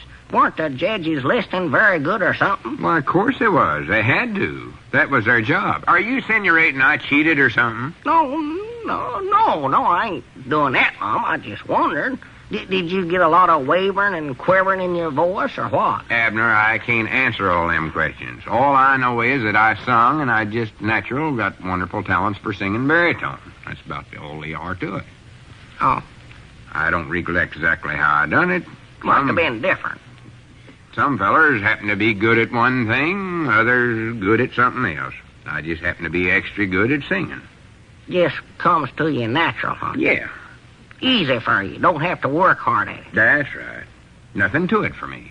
Dogged, I wished I had talents like that. I would just love to be able to sing that way. Are you going to take this up steady and make a careers out of it, Lum? Oh, I don't know. Hadn't really thought much about it. I suppose I'll more than likely get a lot of offers. Hollywood and moving pictures and radio and all that, but I don't know. Yeah, wait a minute, I believe that's our ring. I'll guess you sit there and rest now. Don't get hard I doubt if I'll take many of them offers. Hello, jot 'em down, store. Abner Peabody doing the talking. Oh, yes, Miss Simpson. May just wait for television, I don't know. Just When around is the that? corner. Why, sure you would. Oh, I know he'd love it. Of course I would. Why, it ain't no bother at all. It's so easy for him, you know. Yes, well, I'll tell him. All right. Goodbye. Oh, what was that? Hey, Douglas, there's good news for you, Lum. Sister Simpson has you all set to sing a solo for the Woman's Charity Bazaar, and they want you to sing the same song that you sung in the contest. Oh, for pity's sakes, call her up and tell her I can't be there. Can't be there? I've lost my voice. I can't hardly talk now. What was that, Lum? I said I've lost my voice. Can't you hear nothing? Oh.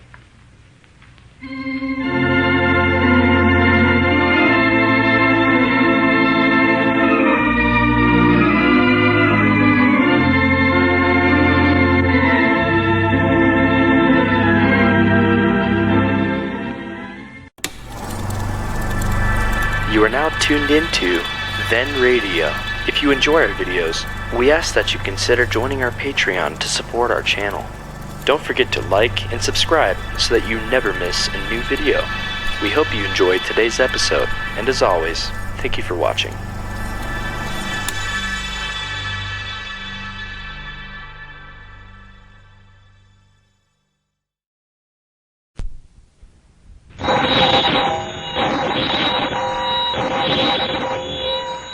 Granny's, Abner. I believe that's our ring. Hi, Doggie's Lum. I believe you're right. I'll see. Hello, jot 'em down, store. This is Lum and Abner.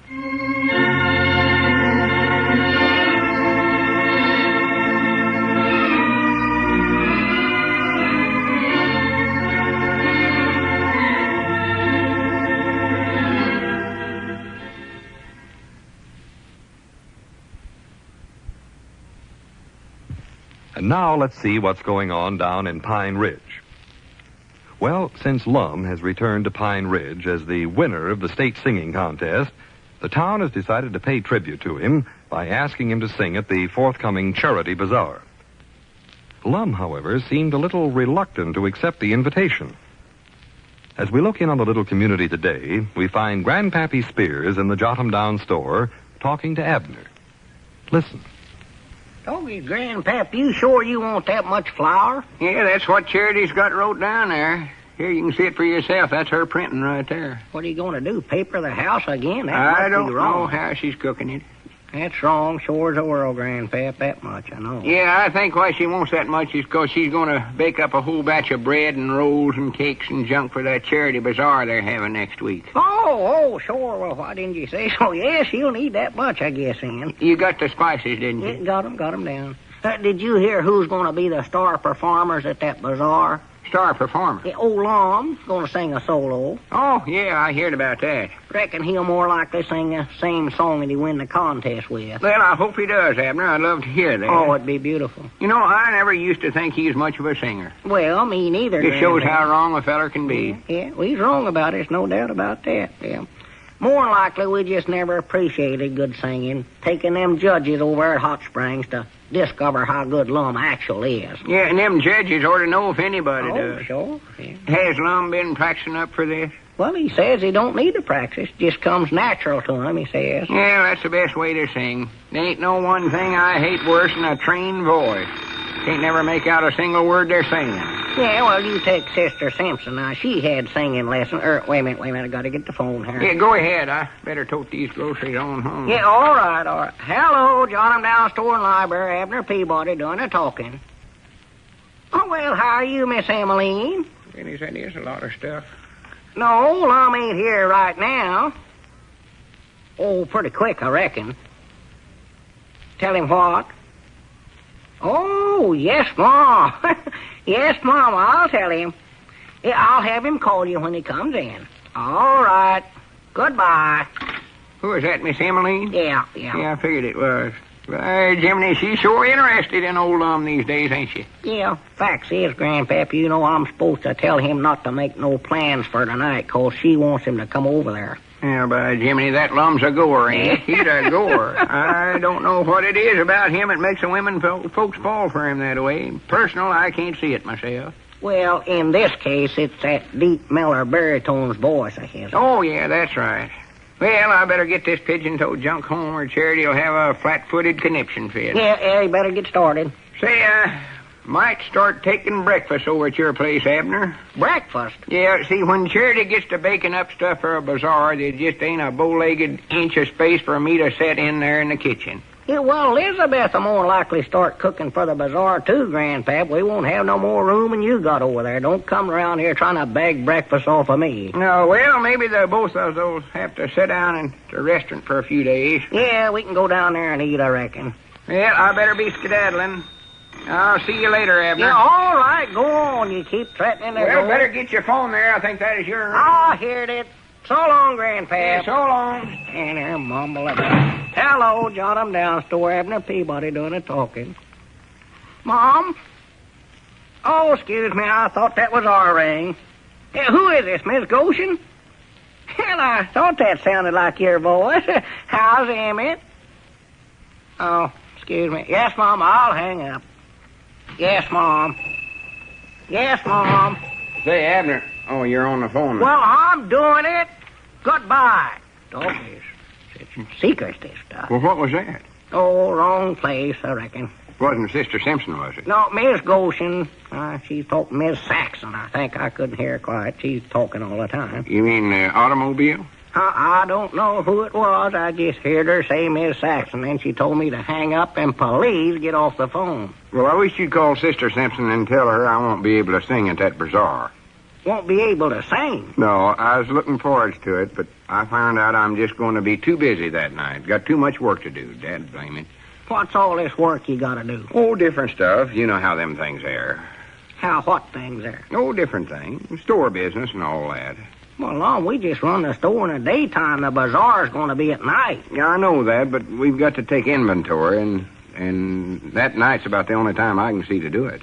Well, we've always been able to do that in the daytime before. Yeah, but things are different now, Abner. Help's hard to get, and everybody's got to work longer hours. Things are different. Ain't no getting around it. Yeah, but, Lum, don't you recollect No, sir, that's the only way I can figure it. Have to do it that night. Business before pleasure. I've always said that. You never practiced it, but you said Singing is a big pleasure to me, but I just can't let that influence me now. I've got to get my work done first. Yeah, but, Lum, don't you recollect I've done took the inventories? Yeah, I done it while you was over at Hot Springs singing in the contest. Papa helped me with it, a little. You ought to recollect that. You was the one that suggested I do it before you went away. That's right, ain't it? Why, sure. Yeah. So you see, Lum, you don't need to worry about that at all. I bound you're glad that you told me to do that now, ain't you? Oh, yeah, terrible glad. Tickle plum today. Now you can go on over and sing with a clean conscience. Yeah, that's good news, all right. Of course, I ain't so sure I could sing over there with a clear conscience. Why not? Ain't no work to do. If any comes up, I'll be glad to do it for you. Dog, is the whole town's looking forward to hearing you sing, Lum. Yeah, I know, but I'm afraid it just hurt Frank Foster's feelings, Abner. Frank Foster?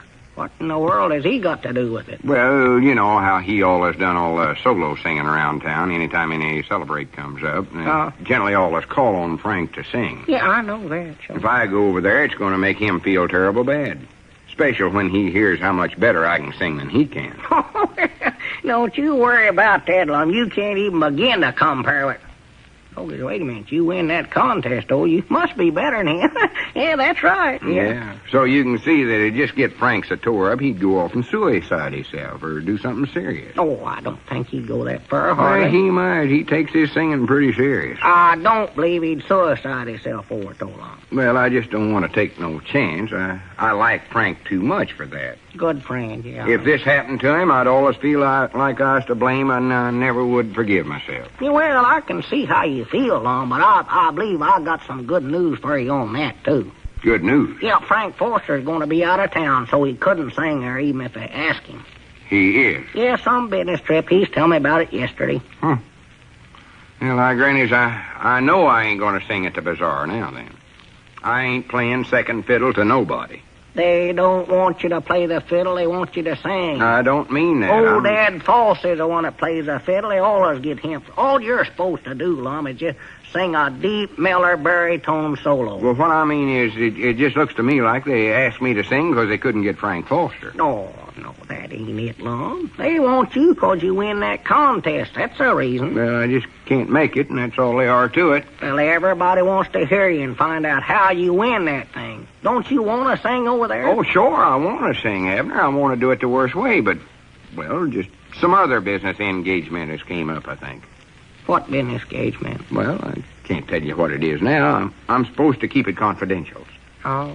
I'm sorry about this, but that's the way it is. So you better call up Sister Simpson and tell her I just can't make it. Yeah, all right. Everybody's sure going to be disappointed, though. Special Miss Emaline. I know she's looking forward to hearing you. Yeah, I know it, but I just can't help it, Abner. Yeah, by the way, that reminds me you're supposed to call her, too, Lum. I am. Yes, she called here a while ago and told me to tell you not to make no plans for tonight. Says she wants you to come over there to her place. Wants me to come over there? Yeah. Are you sure about this? That's what she said. Said, tell him not to make no other appointments for tonight. Well, bless her heart. There's a wonderful woman, Abner. And you're supposed to call her. Don't forget that. Oh, don't worry. I'm going to. Her ring is 2 shorts and a long and a short. Don't tell me what the ring is. That's one ring I know forwards and backwards. Doggy sure looks like her and you are hitting it off pretty good these days, Lum. Oh, yeah. When she looks at me with them big blue eyes of hers turned up at me, I'll tell you. Wait a minute. Hello, Miss Emaline? Doggy, look at him. This is Lum. Blush. Hey, I understand you called up a while ago. He's ready to beat. Why, no, I ain't planned a thing for tonight. Look at him. Oh, sure, I'd love to. Twisting, squirming like a feller being pestered by a wasp. About 8 o'clock, huh? Oh, no, I'm sure I haven't planned a thing for tonight, honest. If he had, he'd call it off. Bring what? Oh. Happy comeback. Yeah. Oh, yeah, that's wonderful. Best news I've heard today. Yeah. Sure. Yeah, I'm happy, too. Well, I'll see you tonight, Miss Emaline. Yes, Mom. Goodbye. Doggies, what happened to you there, Lum? You sort of run down there during that phone call. Sound like you come unwinded.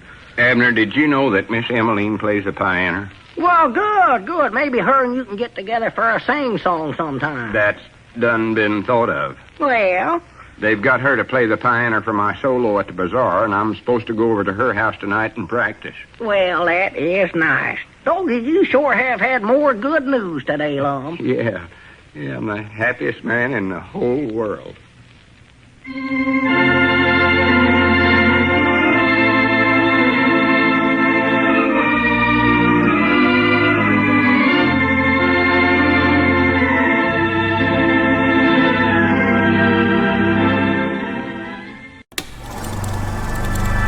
You are now tuned into Then Radio.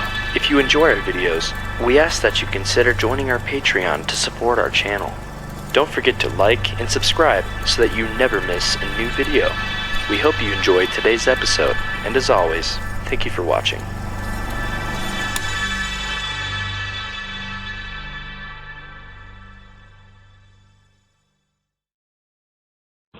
And now let's see what's going on down in Pine Ridge. Well, when contest winner Lum was scheduled to sing at the Pine Ridge Charity Bazaar, he appeared to be trying to sidestep the engagement.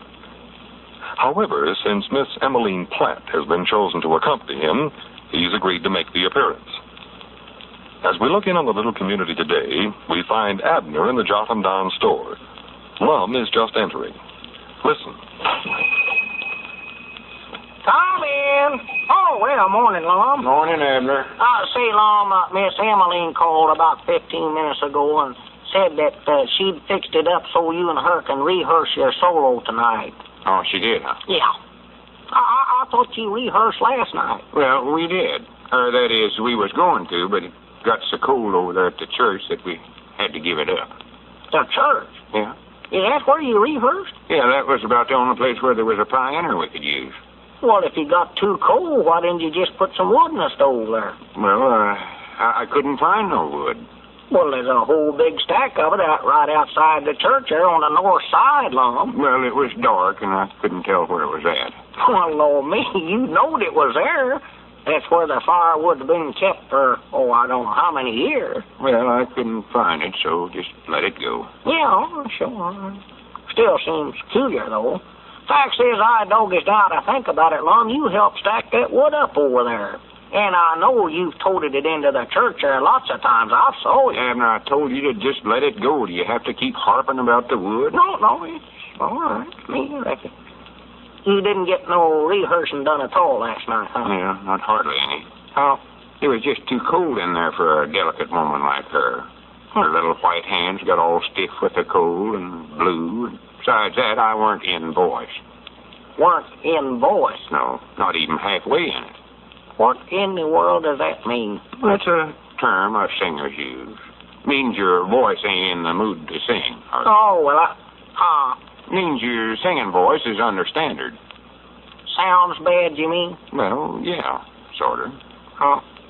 Well, will it be in voice for the Bazaar Saturday night? Oh, yeah, reckon so. Oh, well, good. Everybody in town sure anxious to hear you sing, Lum. Yeah, I know they are. I heard in a sort of a roundabout way that Miss Emaline's awful proud because she's going to get to play the piano for you that night. Well, whereabouts did you hear that? Oh, I heard it. Elizabeth, Miss Barton, Miss Blevins, usual grapevine, you know. She said she's proud, huh? Yeah. You know, I believe she sure enough admires you, Lum. You reckon so? Oh, I know it. This old singing idea sure worked out good for you know it? Well, in a way it has, yeah. Well, in every way it has, I'd say. Heap better than I ever figured it would, I know that. You know, Lum, when I encouraged you to go to Hot Springs to that contest, I never in the world figured you was a good enough singer to actually win it. But you sure fooled me. Yeah, fooled you all right. More ways than one, I'm feared. Huh? Well, there comes Squire Skimp up out there. Oh. Ain't saw him since he been back, hardly. Yeah, he was in just the day before you got back, wanting to know how you come out in the contest. He's interested in you. Yeah, it's the trouble. I wished everybody wasn't so interested in my singing. It's embarrassing. Yes, huh? Why, of course it is. Well, gentlemen. Yeah, howdy, Squire. Come on in, Squire. What can we do for you today? Well, nothing, Lum. That is in the line of merchandise. But I would like a little information from you. Information? Yes, just to keep the facts straight, you know. I guess you'll be glad to know, Lum, that I'm including an item about you in my weekly items to the county seat paper. Article about me? Yes. Are you still sending in that news every week to the paper, Squire? Oh, yes, I'm still doing that, Abner. It's printed under the heading of the Pine Ridge pickups, you know. Oh, sure, I know. Yeah, I read it every week. But I thought Sister Simpson was doing that now. Oh, no. Newspaper reporting is still a man's job, Abner. And if I do say so myself, my journalistic prose is one of the better features of the paper. Yeah, well, I like the way it's wrote myself, yeah. Wait a minute, Squire. Just what is this article about? Well, Lum, it's about your forthcoming musical performance at the Charity Bazaar Saturday night. Here, I'll read it to you, and you can check the facts for accuracy. Well, Squire, Mr. Lum Edwards of Pine Ridge, Arkansas, the recent winner of first place in the solo division of the State Choral Society singing contest, made his local debut last Saturday night. See, I have to write that in the past tense because this issue of the paper won't be out until next week, Lum. Well, just a minute, Squire. I don't believe you ought to print that in the paper. Well, why not, Lum? That's the kind of news we want in the paper. I guess you don't realize it, but you're somewhat of a celebrity now, you know. I am. Oh, yes, indeed. And there hasn't been a thing about your prize-winning achievement in our county seat paper yet, either. Yeah, I know they ain't. And I'd sort of like to keep it out of the paper. Oh, tut, Lum, that's the wrong attitude. You must remember that when you get to be a celebrity, Lum, your life belongs more or less to your public. Does, huh? Oh, yes, indeed, Lum. And on the other hand, why you want a piece in the paper about this so that you can clip it out and put it in your scrapbook. All those things are nice to keep, Lum. Years to come, you look back over that and read it with a lot of delight. Yes, I believe another idea, too, Lum. I was thinking about this morning. It might be nice to have a picture of you, too. Picture, yes? Yes, a photograph. I'll send it in with my item, and then they can make a cut of it and run it in the paper. Cut it? Well, that's what they have to do, Lum. To put a picture in the paper, they make what they call a cut. And it should be as recent the pictures you have, too. Well, I ain't got no photograph to send, I'll tell you that right now. You have done it, Lum. You got some pictures around here, Somers. Fact is, I Kodaked them myself. I've lost all them pictures, though, I think. Well, we've got some of you at the house. There's that one where you're laying on that bearskin rug. Don't show your face very good, though. Abner, now, don't you get that picture out. That was took when I was just a baby. Well, we've got some others around there. I know we have. Well, none of them are no good, though. I wouldn't send none of them. Well, I'll tell you what you can do, Lum. Why don't you go down to Fred Elkins' gallery and have him snap some new pictures of you? Yeah, that's a good idea, Lum. You need some new pictures took anyway. No, I can't do that. Well, why not? Well, just cause. Well, I don't see no reason why you oughtn't to do it. I think it's a good idea myself. Well, government don't want you to spend money for non-essential things nowadays. Well, no. That's one reason. We're supposed to save our money, put it in war bonds. Every time you spend money for something you don't need, you're making it harder to keep inflation down. Well, yes, you're right about that, Lum, but those photographs will just run you $1 or so. No. It runs into more money than that. For instance, I'd have to buy a new suit for it. A new suit? Just to have your picture took? Why, sure. Oh. That blue serge of mine's getting pretty frayed around the edges. I ain't going to buy a new suit now because we're supposed to make our old things do. Not buy nothing we don't actually need. Well, Lum, I don't believe you actually need to buy a new suit just for that. Yes, I would, and I can't do it because it ain't in my budget plan. Your budget plan? Yes, sir. Don't you keep one of them now? No. Or not that I know of, I don't know. Well, you'd know it if you was. Well, I ain't then. Well, you ought to. Everybody ought to plan his spending and his saving both these days. Oh. Best way in the world to keep track of your money and make sure that it goes where it'll do the most good, where it'll help win the war the quickest. Now, Lum, you're just making excuses now. You know good and well planning how you're going to spend your money won't help win the war. Well, it will, too. You don't realize how important it is for us to fight inflation and to figure out your budget so as you can buy as many war bonds as you possibly can. Ain't that right, Squire? Well, yes, that is right, Lum. Winning our economic war here at home is a mighty big factor in winning the military war, yes. That's right. That's why I can't possible have no pictures took, so you better just forget the photograph and the article both, Squire. Well, yes, Lum. No, Squire, that's the way it's got to be. Just can't see no other way out of it. Now, if you gentlemen will excuse me, I'll run over and see if the mail's come in yet. Well, if that's the way you want it, Lum. Yeah, I'm afraid it'll have to be that way, Squire. Thanks just the same, though. I'll be back directly, Abner. Yeah, all right. By George, Abner, I don't know what's come over Lum. Always before, he's pestered me to death, trying to get me to slip his name into the news somewhere. And now, when a good, legitimate reason comes along, he suddenly becomes modest. I just don't understand it. Well, I know what it is, Squire. He's just acting that way. Actually, he's just dying to get his name in the paper. Do you really think so? Why, sure. I've known Lum too long. He thinks he's using some of that psychology stuff of his. I'll tell you what, Squire. You send that article in. I'll get you a photograph to go with it. Well, are you sure we're doing the right thing here now, Abner? Oh, it'll just tickle him plumb to death. I'll go get a picture right now, Squire. I might even get that of him on the bearskin rug.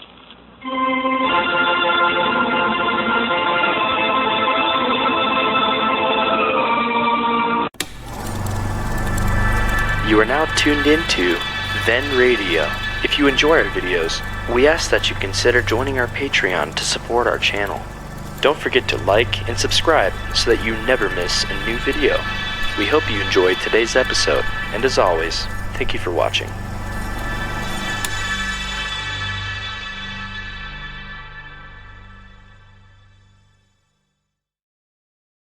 See what's going on down in Pine Ridge. Well, Lum made his local debut as a singer Saturday night at the Charity Bazaar and has not been seen since. As we look in on the little community today, we find Grandpappy Spears in the Jot 'em Down store and library discussing Lum's performance with Abner. Listen. Well, how does old Lum feel after his big performance Saturday night at the Bazaar? Well, I don't know, Grandpap. I ain't saw him since seen him. He never even showed up at church yesterday. That's right, he wasn't there, was he? No. I believe he was supposed to start singing in the choir this Sunday, too, I hear. Well, I reckon why he never showed up. Where was he at? I don't know. I called over there long about supper time, but never got no answer. The Blevinses is coming over for the evening. I want Lum to come on over and sing for us. Figured Eugene could sort of court him on the guitar, you know. Yeah, that would have been nice. Yeah, but I couldn't locate him. And he ain't showed up at the store today, neither. You don't reckon he went out of town, do you? I don't know. He said something the other day about more than likely getting offers from Hollywoods to go into moving pictures on the radio, but he said he didn't think he'd take him up on none of them. Well, maybe he's changed his mind.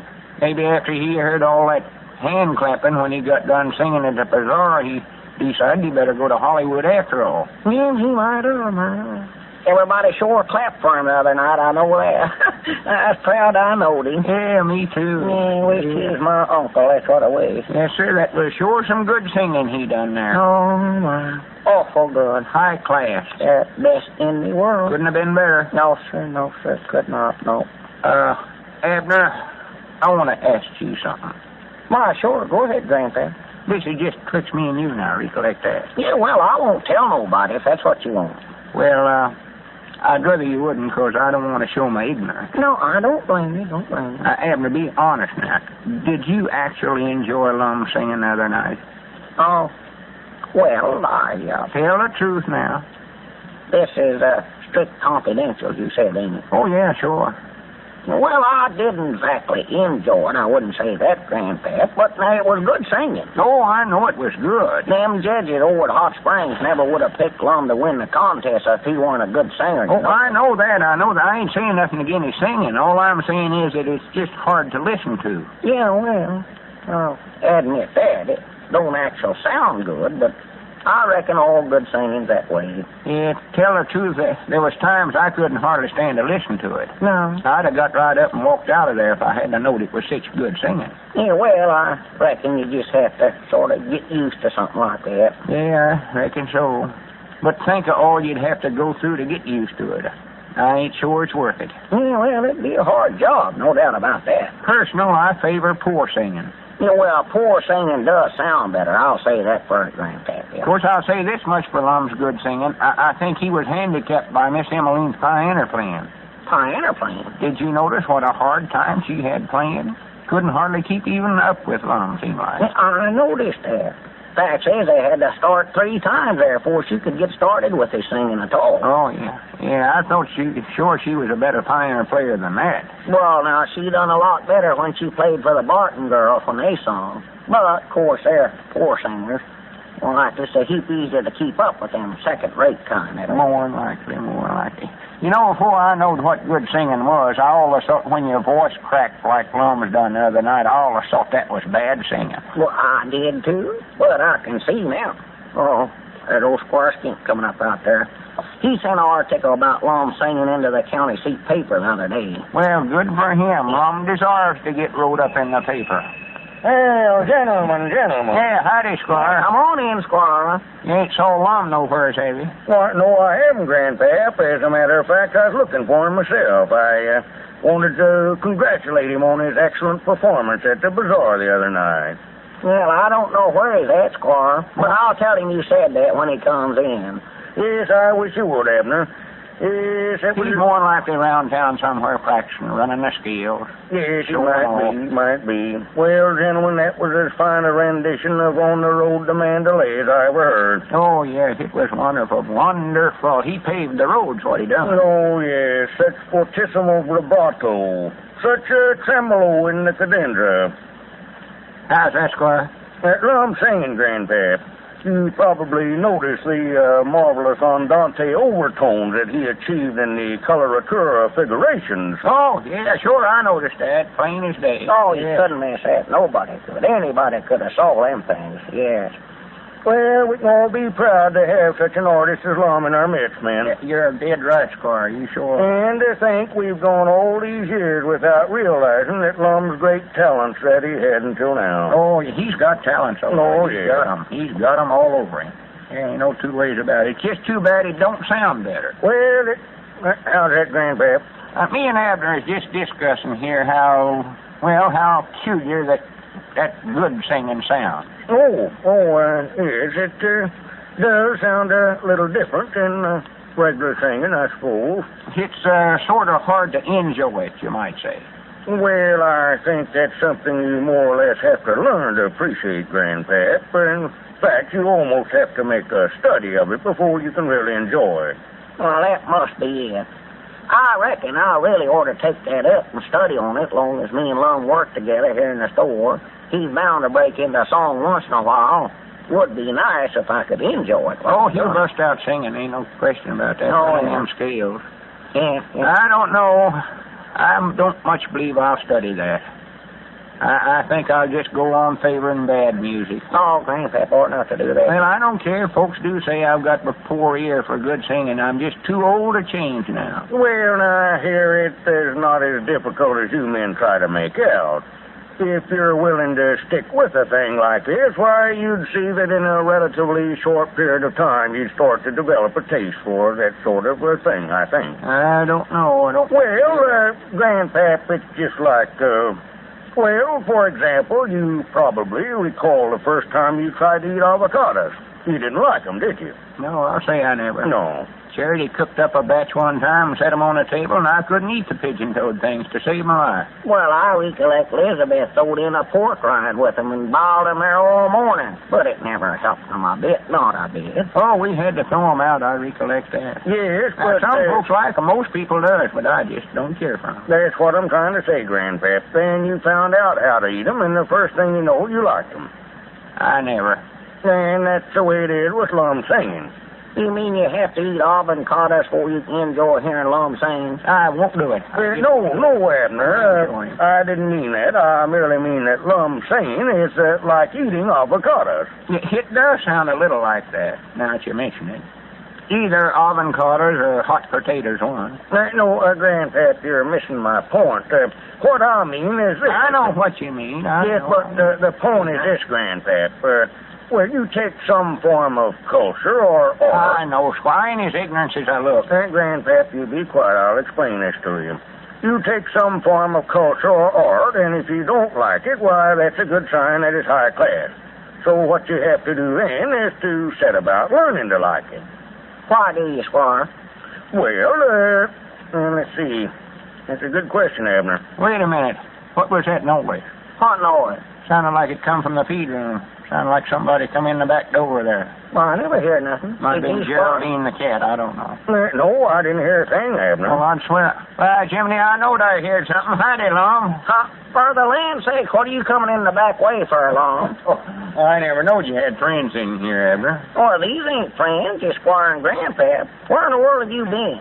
Oh, I don't know. Just around. How are you, Grandpap? Oh, pretty good, Lum. Well, I'm glad you came in before I left, Lum. Yeah, we were just talking about your performance the other night, Lum. Oh. And we wanted to tell you what we think of it. Well, if it's all the same to you, I'd just rather not hear it. No, now, Lum, you shouldn't act that way. Why, no, Lum, I know what you all think. Fact is, I know what everybody thinks. Especially Miss Emaline. Oh, does she feel that way about it, too? Well, don't laugh. You don't know how much that woman means to me. Well, of course I do, but I'd think you'd be glad that she admires you for making such a success out of yourself. Success? Yes, we're all mighty proud of you, Lum. Proud that we have an artist like you in our midst. Wait a minute. Now, I ain't in no mood for no joshing, fellers. We ain't joshing. Well, I know. We just been sitting here remarking how your solo was the most wonderfulest thing we've ever heard. Oh, yes, it was, Lum. It was indeed. A rare rendition if I ever heard one. Just a second here. Are you fellers serious about this? Why, sure we're serious. You hit everybody clap when you got done singing the other night, didn't you? Well, yeah, but I just thought everybody was being... I'll be dead glad. What's the matter? Oh, nothing. Well, what did you think everybody was being? Nothing, Abner. Just like Lincoln. Like Lincoln? Was he a baritone singer, too? No, but when he made that Gettysburg address, he thought he was a complete failure. And then a few days later, he come to find out what a big success he'd been. Peculiar thing. Lum, you mean that you thought your performance was a failure the other night? Well, to be honest, yes. Doggies, you must be just like us, Lum. Like you. Yeah, Squire says it takes a long time for fellers like us to get to where we can actually enjoy that good singing. Aye, Grannies, that must be it. That must be it. Aye, Grannies, maybe I'll get to liking it myself. You are now tuned into Then Radio. If you enjoy our videos, we ask that you consider joining our Patreon to support our channel. Don't forget to like and subscribe so that you never miss a new video. We hope you enjoyed today's episode, and as always, thank you for watching.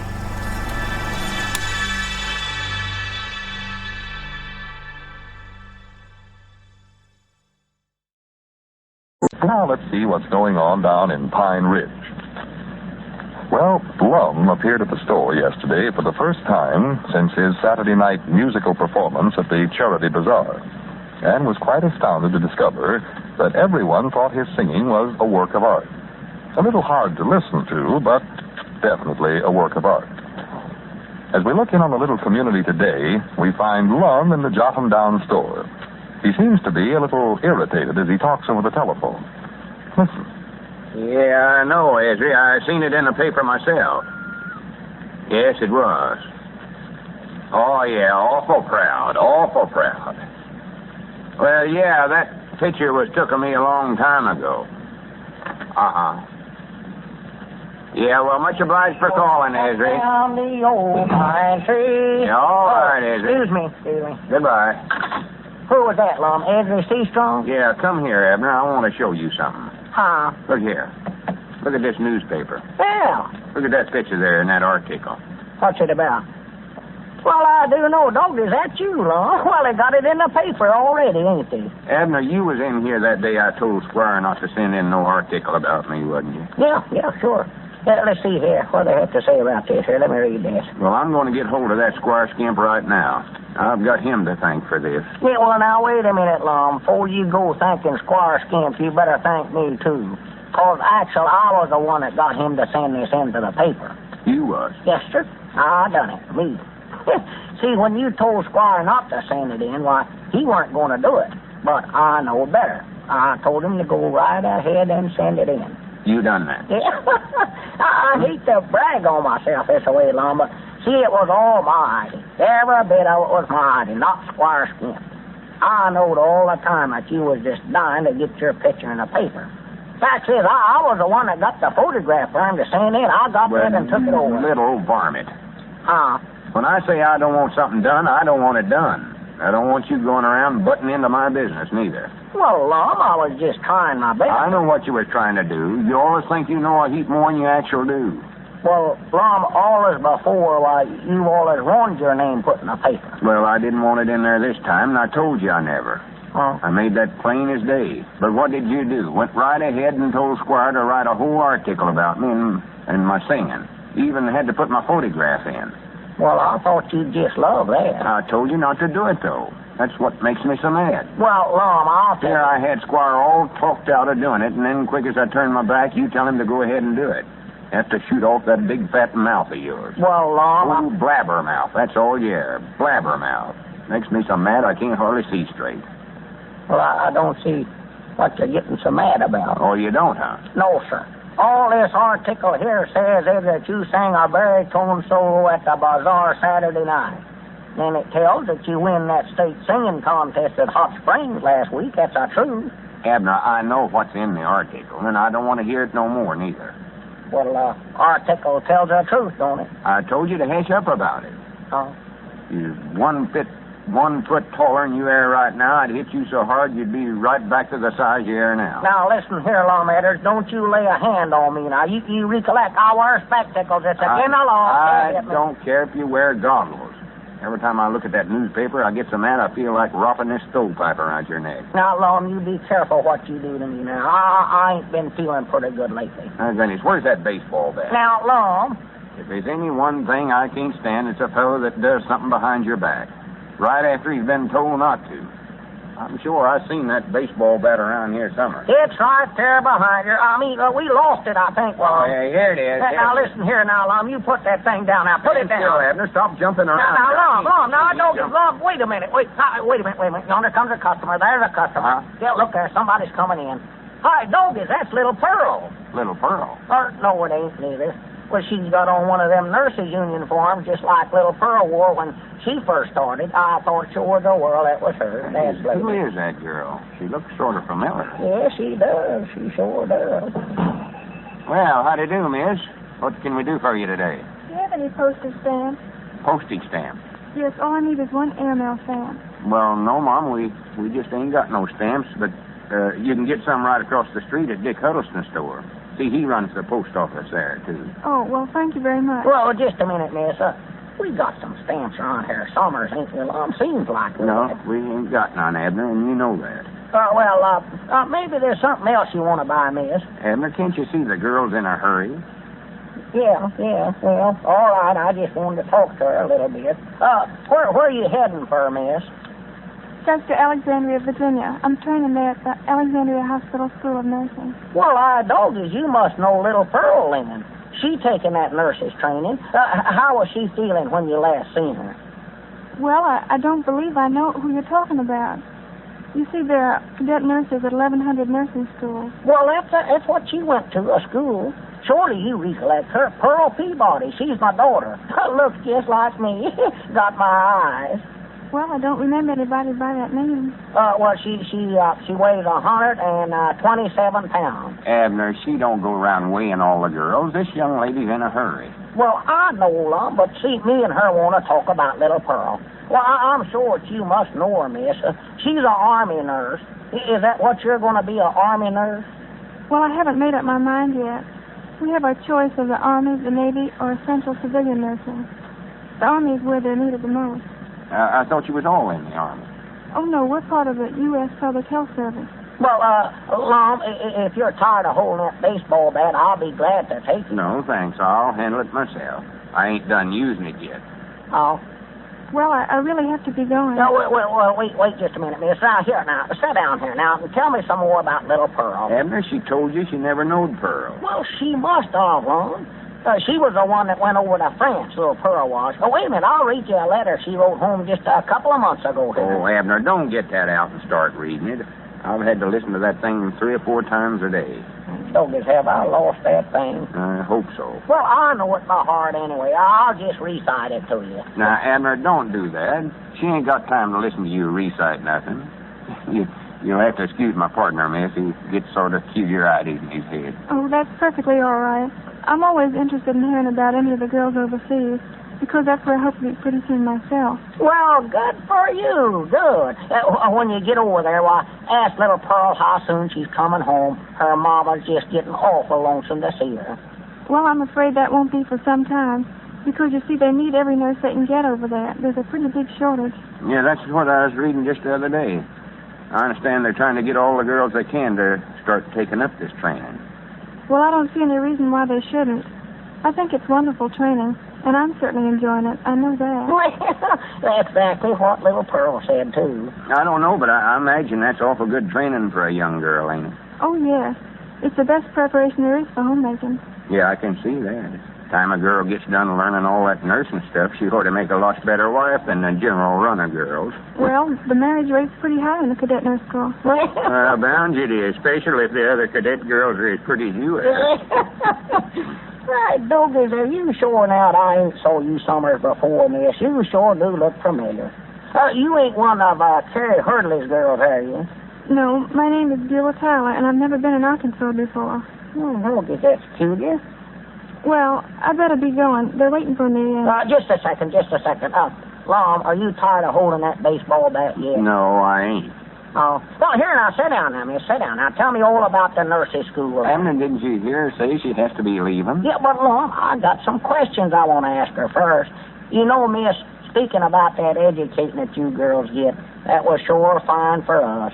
See, me and Elizabeth, that's my woman, Elizabeth, me and her had always wanted to send Little Pearl away to school summers, but we just couldn't afford it. So then this opportunity come along to join up with the nurses. Abner, for goodness sakes, there's people waiting outside for this young lady. Oh, well, all right, Lum. Say, miss, you ain't one of Ruth Smith's girls. No, you said your name was Bueller Tyler. Granny, wait a minute. Look there on the wall, Abner. Huh? That's who she is. Look at that poster we got hanging up there. Be a cadet nurse, the girl with the future. Well, I'll be a polka-dotted possum. Why, that's you, Buell. You're the girl on the poster. Yeah, that's me. Hey, doggies, you're a celebrity. I'm proud to know you. Well, thank you. And I wish I could stay longer, but really I have to be going. Well, we're sure glad you dropped in, Miss Tyler, and if you're ever back this way again, be sure and stop in. Thank you, I certainly will. And if you ever see little Pearl, well, say hello to her. I will. Goodbye. Bye. Goodbye. Doggies. Danny, you got to be proud of a girl like that, you know, doing a wonderful job for her country. Oh, yeah. You know, Lum, I believe she's going to be in a moving picture, too. Seems like I read something in the paper about that. Lum, what are you looking at me that way for? Speaking of reading stuff in the news... Oh, now listen now, Lum. All the double-crossing... Now listen, Lum, now put down that baseball bat.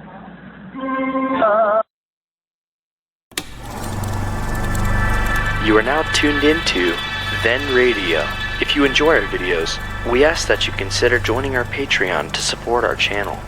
Don't forget to like and subscribe so that you never miss a new video. We hope you enjoyed today's episode, and as always, thank you for watching.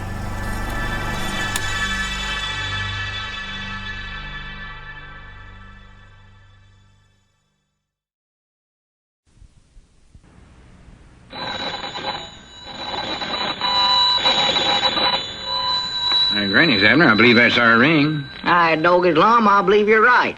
I'll see. Hello, jot 'em down, store. This is Lum and Abner.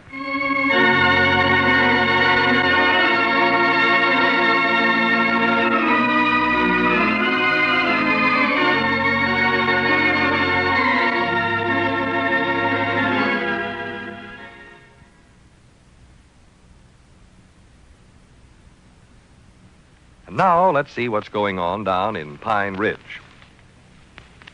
Well, yesterday, Squire Skimp's item concerning Lum's musical accomplishments appeared in the county seat newspaper and caused no small furor when Lum discovered it. As we look in on the little community today, we find Squire Skimp in the Jot-'em Down store and library talking to Abner regard to complications that seem to have arisen in connection with a newspaper article. Listen. Yeah, what's that again now, Squire? I don't believe I followed you there. Well, what it is, Abner, is a repercussion from that item about Lum I sent into the county seat paper. Reba's cousin? No, Abner. You mean Reba Watkins over at Cherry Hill? No, Abner, what I said was repercussion. Oh, I don't know them. Well, according to this letter forwarded to me by the paper, I had the facts of my story wrong, and that constitutes a black mark against my journalistic reputation. Well, I don't see how they can say the facts is wrong, Squire. In your article, you said Lum sang a solo at the Charity Bazaar, and he sure enough done it. I heard him do it. Well, that's not the part they're referring to, though, Abner. There seems to be some difference of opinion about whether Lum won that state singing contest at Hot Springs or not. Well, he won that. He's got the ribbon to prove it. Well, I know that, Abner, but that's what's so baffling. According to this letter, why, the winner of the contest was some 7-year-old boy named Rollo Purvis. Well, that must be a mistake. Who wrote that letter, anyway? Well, I don't know. He just signed himself Music Lover. Yeah, anybody with a name like that's bound to be wrong, Squire. Yeah, but the trouble is this, so he enclosed a clipping from a Hot Springs daily newspaper giving the full results of the contest. And that also lists this Rollo Purvis lad as the winner. Well, I do know. Doggies must be a misprint. Let me see that clipping. Don't it mention Lum in there at all? Well, yes, way down at the bottom, Abner. You see? Whereabouts? I don't see him on here at all. There's the last paragraph here. Here, I'll read it to you. Mr. Lum Edwards of Pine Ridge, Arkansas, walked off with all honors in the humorous song division.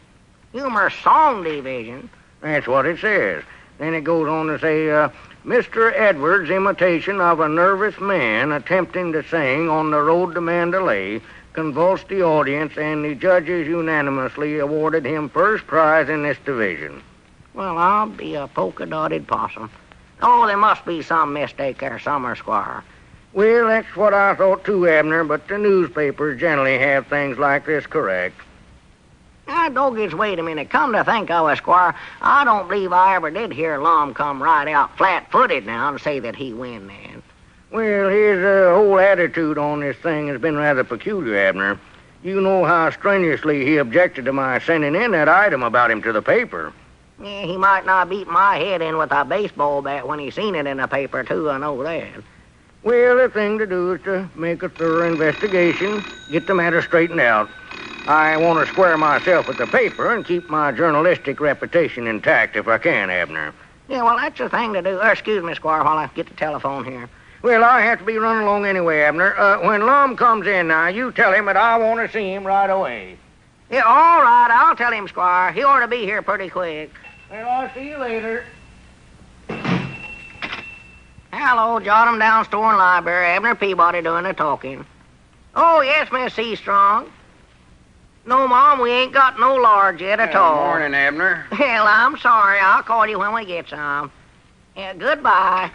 Okay, Lum, what are you doing coming in the back door that way? Oh, I just never wanted to see nobody. Well, say, I know somebody wants to see you. Squire Skimp. You just missed him. Just went out the front door there. Squire Skimp? Yeah. What does he want to see me about? Why, it seems as a paper over in Hot Springs just got things all mixed up. What are you talking about? Why, they got it wrote up in there, Lum, to where some little young'un by the name of Rollo somebody win that contest instead of you. Oh, me.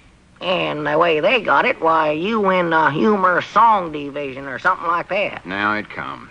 Doggies, Lum, if I was you, I'd sit down right now and write a letter to that paper and tell them they're wrong. Make 'em apologize to you. Well, I can't very well do that, Abner. Well, why can't you? If I was you, I'd sure do it. I know that. Yeah, but it just so happens that they ain't wrong. You ought to just tell them I don't...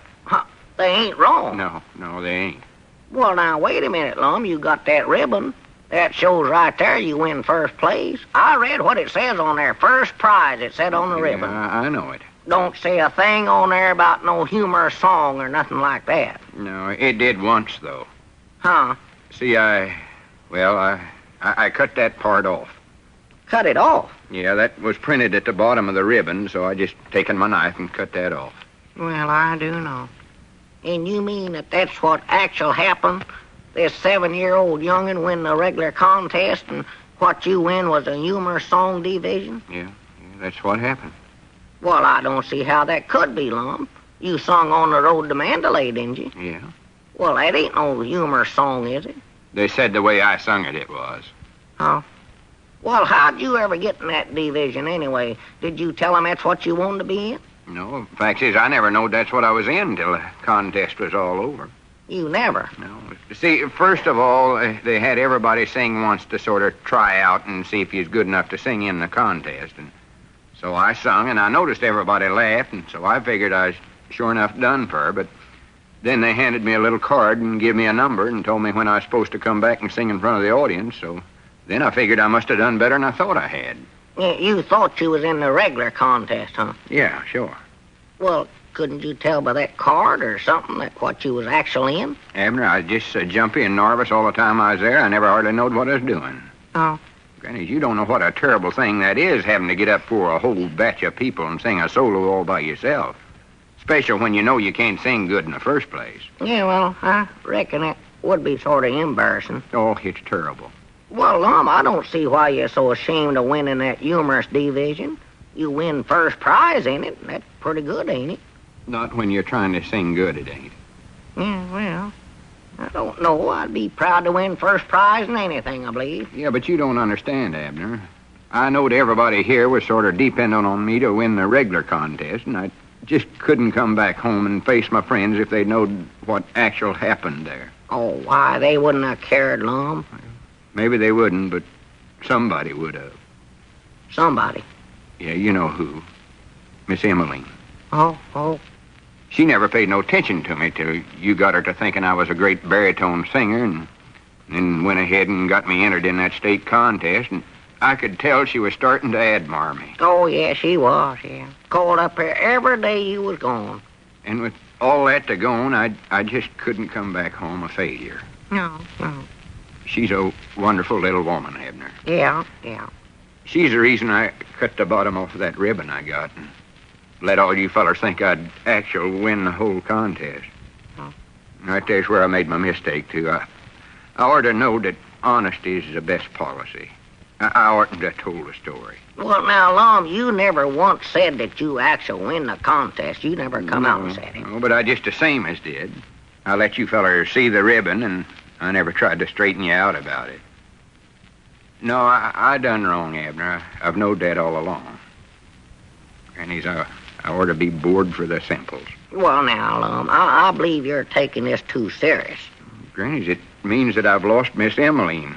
That ain't serious, nothing is. Well, how do you know you lost her? Well, she ain't the kind of a woman that can admire a failure, Abner. It wouldn't have been so bad if I'd have just lost the regular contest, but to win that dadgum humorous thing is just too much. And to make matters worse, what I do but come back home and tell a big story about the whole thing. Yeah. Well, when you put it that way, why, you don't stack up so good, I'll say that. So I've ruined my chances with her, sure enough. Well, just now, flat ruined. Lum, she don't need to ever find out about all this. Oh, she's bound to sooner or later. I wouldn't want to go on like this no ways. No, she's got to know the truth, and I'm the one who's going to tell her. Well, now, wait, now. Better think this over good first, I believe. I've done thought it over, and I know that's the right thing to do. Tell her the truth and take the consequences. I'll have to try to forget her, I reckon. I know I'll never be able to do that. Well, let me tell her, Lum. After all, I was the one that sort of got you into this whole mix-up. No, it was my fault. Much as anybody's. I'll call her right now. Well, now, wait a minute now, Lum. I believe there's some other way we can do this.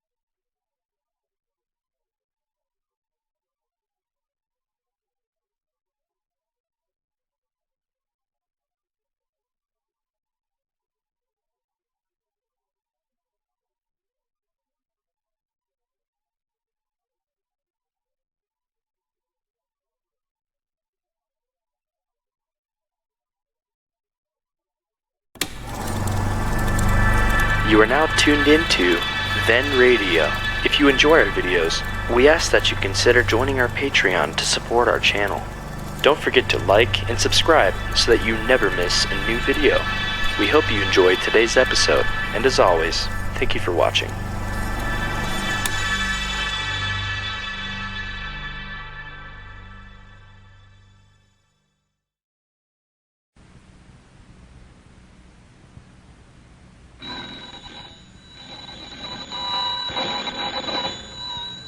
Granny's, Abner. I believe that's our ring. I dog his Lum. I believe you're right. I'll see. Hello, jot 'em down, store. This is Lum and Abner.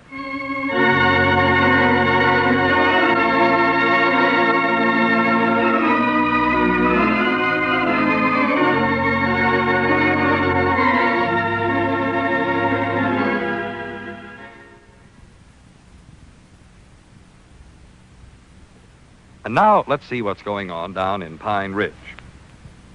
Well, Lum was forced to admit to Abner that he had not won the state singing contest, as he'd allowed people to believe, but had instead won first prize in the humorous song division. And even though it meant the end of his romance with Miss Emaline, he decided to tell her the truth. As we look in on the little community today, we find Grandpappy Spears in the Jot 'em Down store talking with Abner about Lum's predicament. Listen. Suicide himself?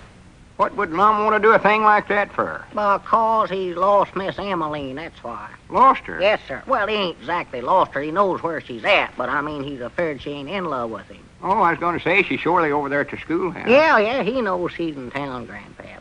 And the last I heard, them two was getting along pretty good together. Yeah, they was, but it's all over now. How do you know it is? What's happened? Well, last night, Lum went over to the boarding house there and told Miss Emaline the truth about the whole thing. About him not actually being a baritone singer and all that.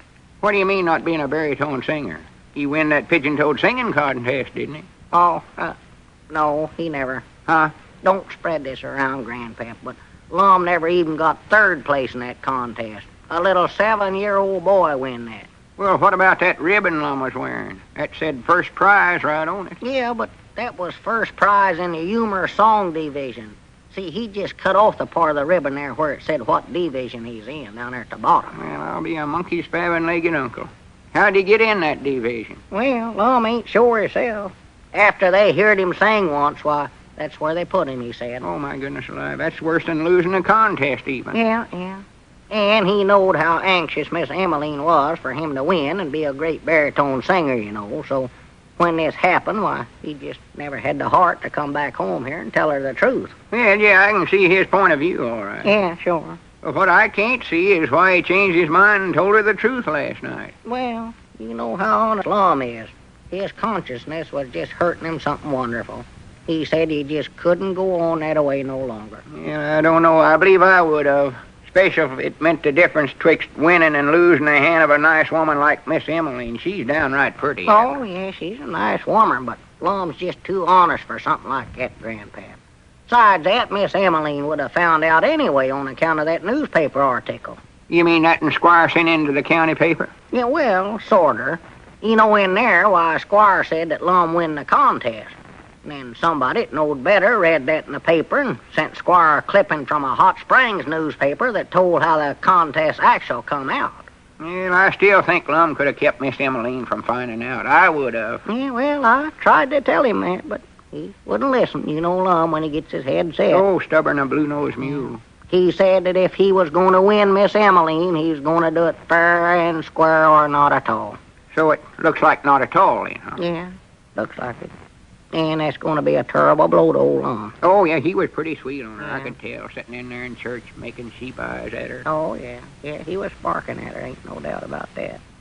I just don't know what's going to become of him. I'm just feared to death he's going to suicide himself. Oh, I don't believe he'd go that far, would he?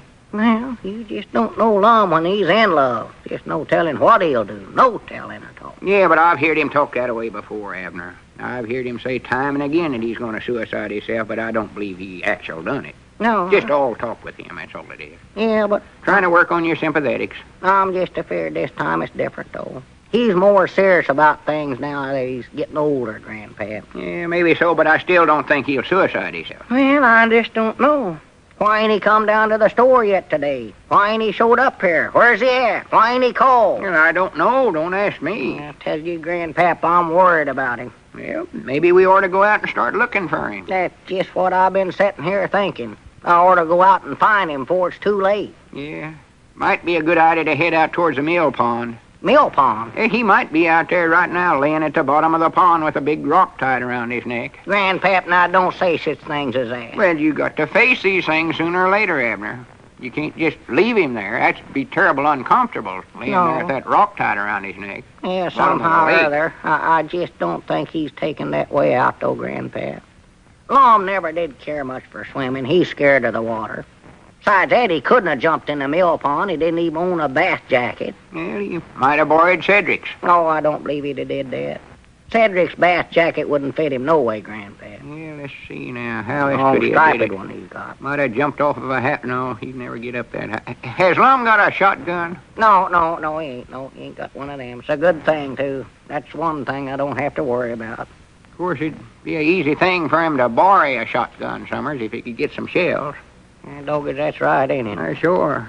Don't reckon he'd actually do that, do you, Grandpap? No telling what he'll do. Doggies, I've got to get out here and look for him now. That's just all there to it. Yeah, you better get started. Don't waste another minute. No, I'd never forgive myself. I got there too late. Reckon where I ought to start looking first. Yeah, let's see. Now, where would be a good place for such as that? Yeah, where? I believe right there at home would be as nice a place as any. No. I know he ain't did it there, 'cause I called up over there just a little while ago and nobody answered. Well, natural nobody answered. Huh? I expect a feller in his condition to get up and answer the phone, do you? Dead as he is. Oh, my goodness, I never thought about that. Doggy, that's where I better head for, Grandpap, right now. You better get right over there. Believe I'll go with you. Yeah, I wish you would, Grandpap. Wait just a minute. I'll get my hat and coat here.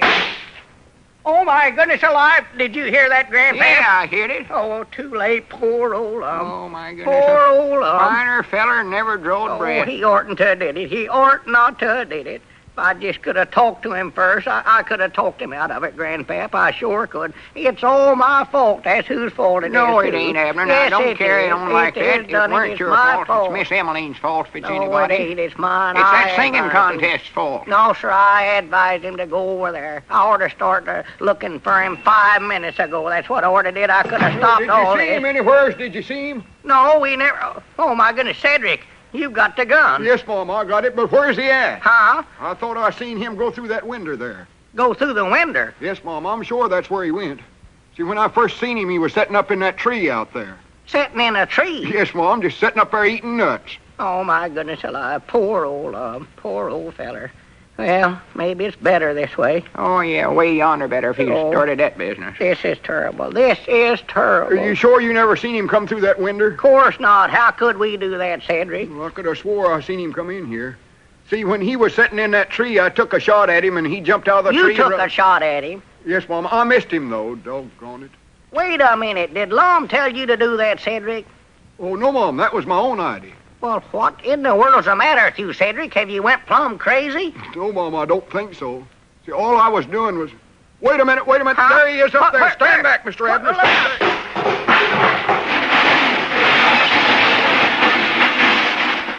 Doggone it, I missed him again. I don't even see him. There he goes, behind the vinegar jug. See, Vinegar? See his bushy tail there? Now, where, Cedric? Where? See, yonder. Why, Cedric, that's a squirrel. Yes, Mom. Well, that don't look nothing at all like Lum. How could you ever make a mistake like that? Mom? For the land Wait a minute. sakes. Maybe we got this all wrong here. Who was you shooting at in the first place, Cedric? Oh, it's that squirrel. I told you I seen him sitting up in a tree. Alongside of Lum? Mr. Lum?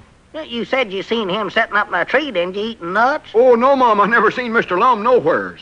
All I seen was a squirrel.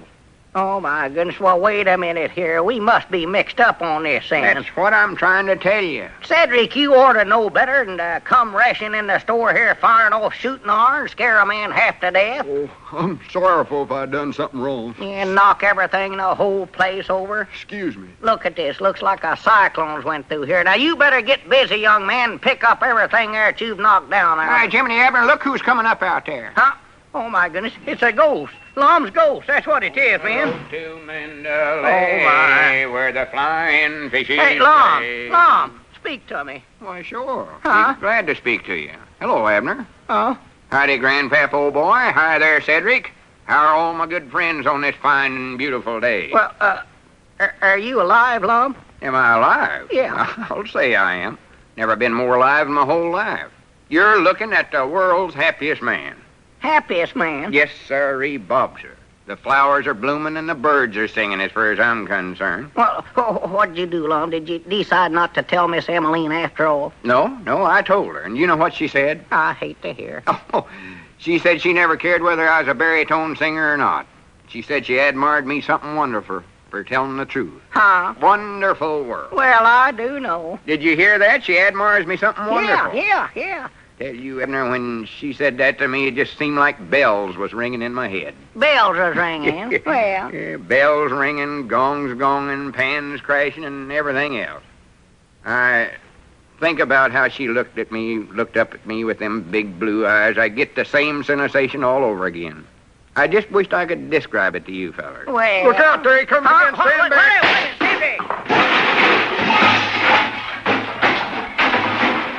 Grannies, there it was again. Ain't that beautiful? Too bad you fellers ain't in love like me so you could hear that too.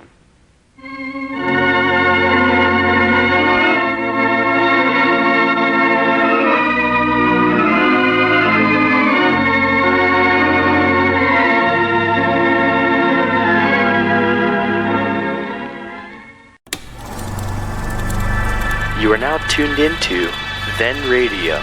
If you enjoy our videos, we ask that you consider joining our Patreon to support our channel. Don't forget to like and subscribe so that you never miss a new video. We hope you enjoyed today's episode, and as always, thank you for watching.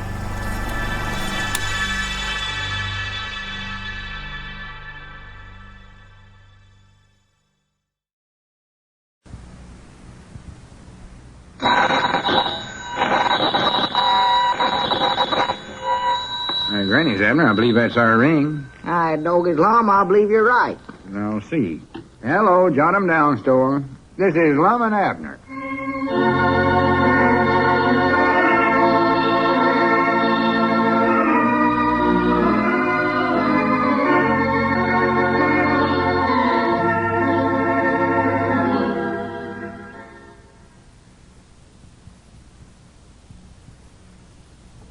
And now let's see what's going on down in Pine Ridge.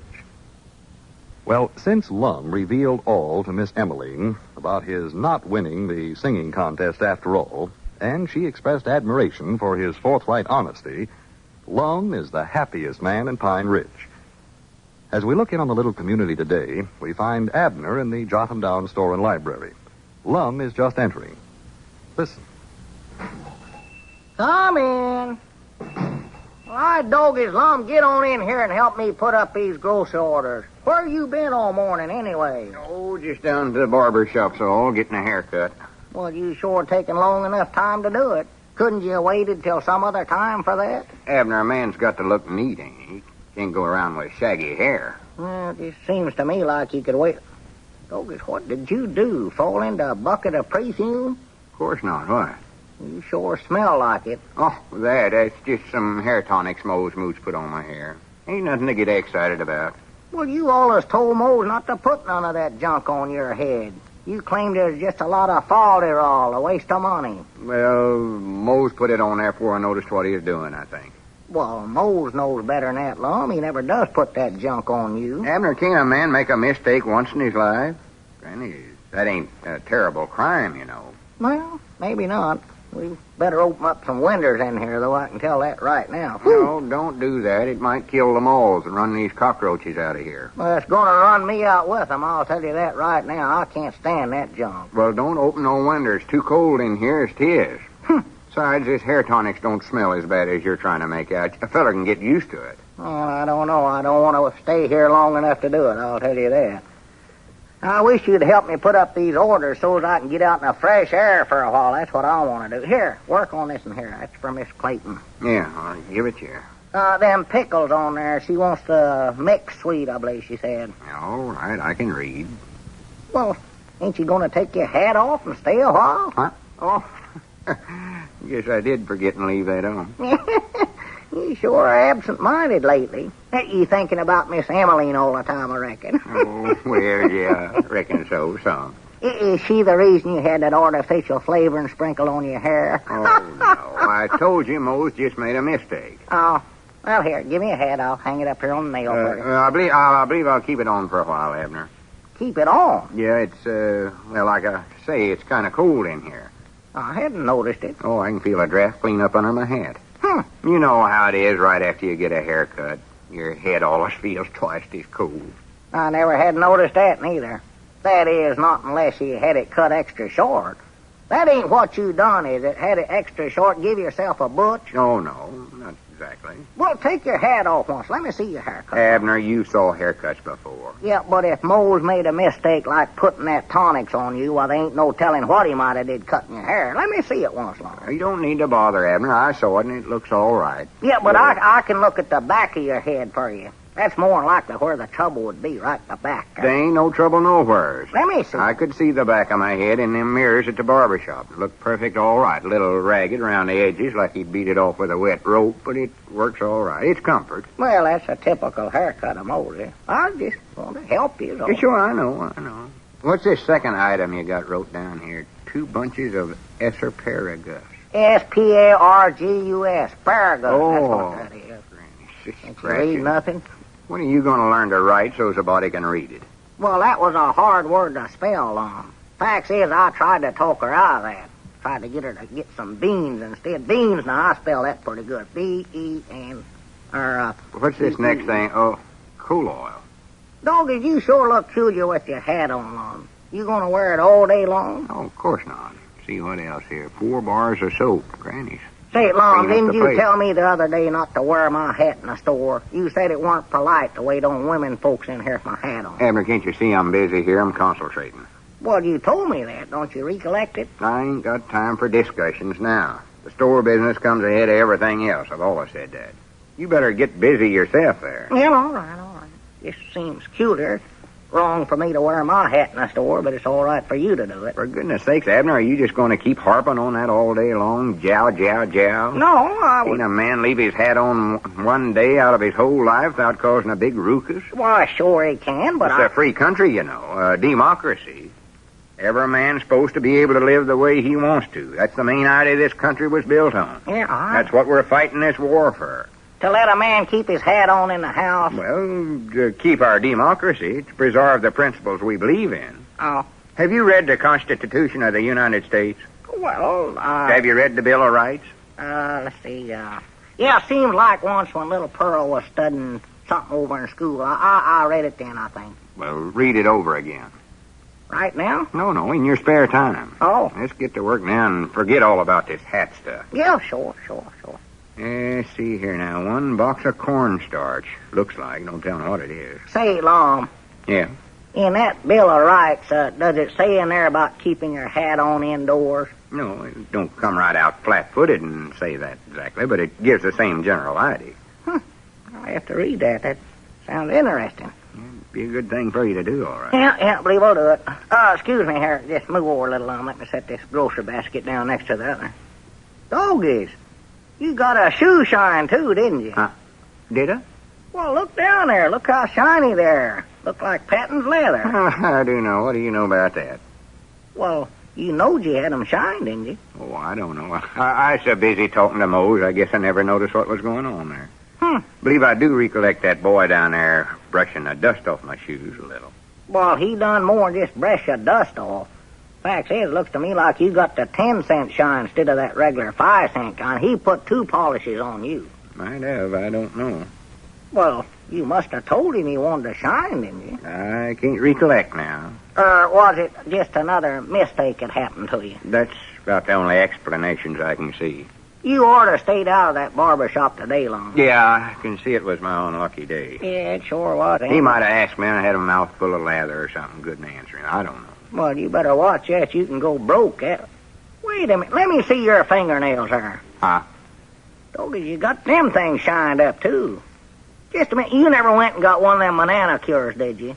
Manicure? Yes, Now, where would I get a ridiculous thing like that done? Right down there at the barber shop. That cousin of Moses from Fort Smith, they set up that card table in one corner of the shop there.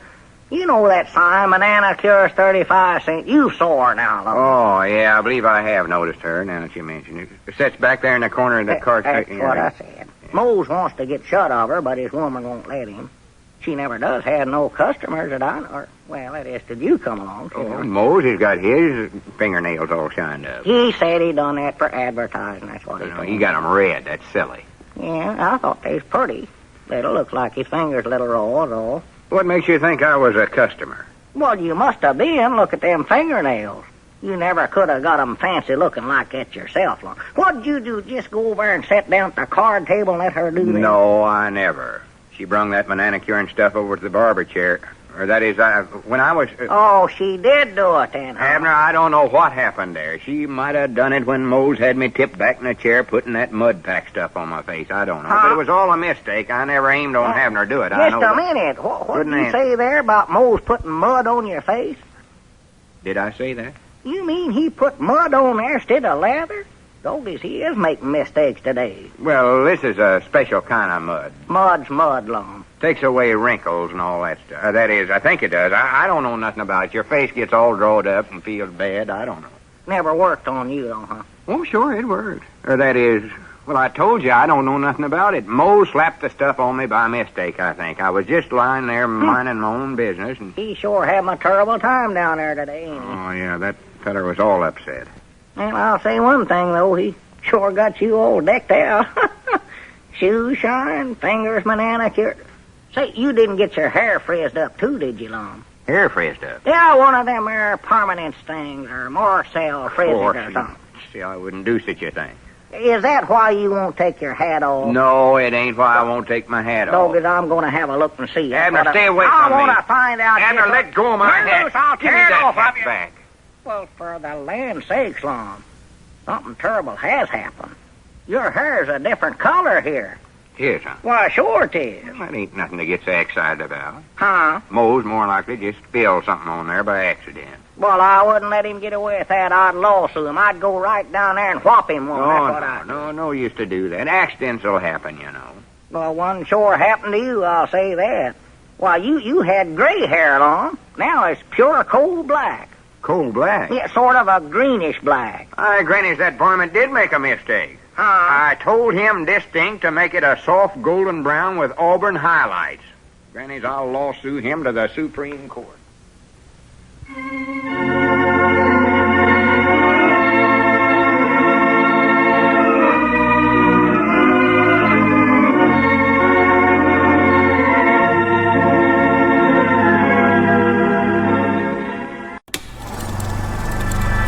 You are now tuned into Then Radio. If you enjoy our videos, we ask that you consider joining our Patreon to support our channel. Don't forget to like and subscribe so that you never miss a new video. We hope you enjoyed today's episode, and as always, thank you for watching.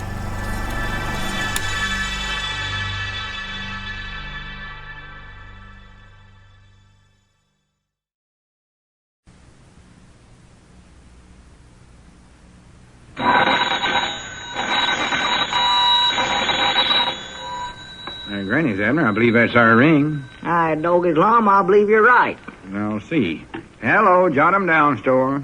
This is Lum and Abner.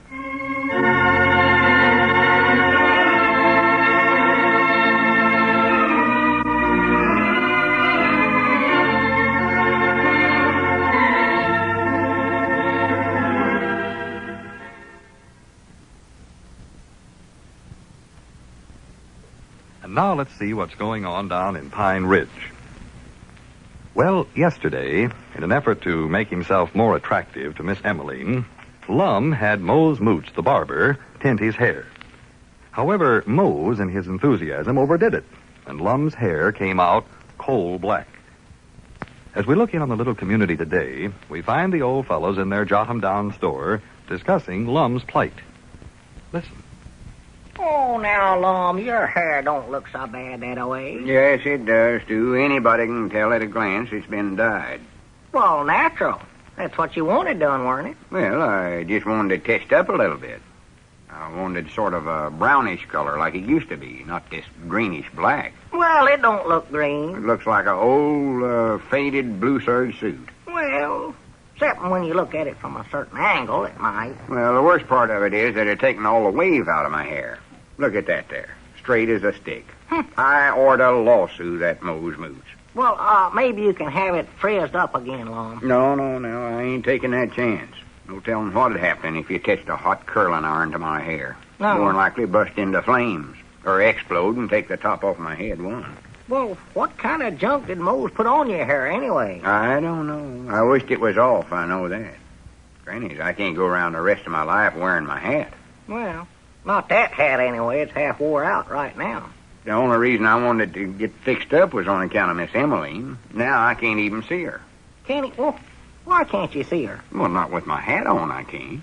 Well, if you push it back a little, you can. You don't need to wear it plumb pulled down over your eyes that way. You can't see nothing. I don't mean that. I mean, when you talk to a lady, you're supposed to take your hat off. That's just good manners. Tis, huh? Why, sure. Granny's, I can't take her nowhere. Church or moving picture show. Can't get around the parlor or the boarding house with her. Can't even meet her on the street. Why can't you? 'Cause I'd have to tip my hat, and then she'd see my hair. Oh, doggy, that does cut you down there quite a bit, don't it? Yeah. Of course, now you could talk to her on the telephone. You can keep your hat on and do that, Lum. They can't see through one of them telephones. I know that, but the telephone's too public for romance. Oh. Party line. Yeah, and let's see, you could take her walking when it's raining. Doggy, that ought to be a good enough excuse to keep your hat on. You wouldn't want to get your head wet and catch a pneumonia. Yeah, but that limits a man too much. Can't wait for a rainy day to do your courting. No. Might strike a dry spell, then he'd be out of luck, yeah. Well, let's see now. Let me study on this. I thought about putting a bandage around my head like a fortune teller. But then I don't want people following me around, ask me a bunch of silly questions, want me to look in the middle of their hand. No, you better not start trying to tell fortunes, liable to get yourself into trouble doing that. Let me think now. All right, Dogies, wait a minute. Have you tried paint remover? Well, that stuff would take the scalp right off with it. Yeah, Dogies, wait a minute. Maybe that's a idea. What do you mean, scalp me? No, I just thinking have moles shave your head, and then you can start all over again and grow a whole head of hair fresh. Yeah, that'd look fine, wouldn't it? Yeah. Yeah, it'd look like I just got out of the penitentiary or had a terrible accident once. Well, now, wait a minute. All right, Dogies, you're bringing them up. There's an idea right there. What do you mean, going to the penitentiary? I ain't going to do it. I'll tell you that right now. Just a minute. I mean having a terrible accident to your head. Abner, you can get the worst ideas of any human I know. Well, Lum, you wouldn't naturally have to have an accident. You could just, tell folks that and give them that'd give you a good excuse to wrap your head up in some bandages there, and you wouldn't have to tell fortunes neither. That way, nobody could tell what color your hair was. Just put a bandage all over your whole head. No, that idea's out right now. Out, huh? In the first place, it's unhonest.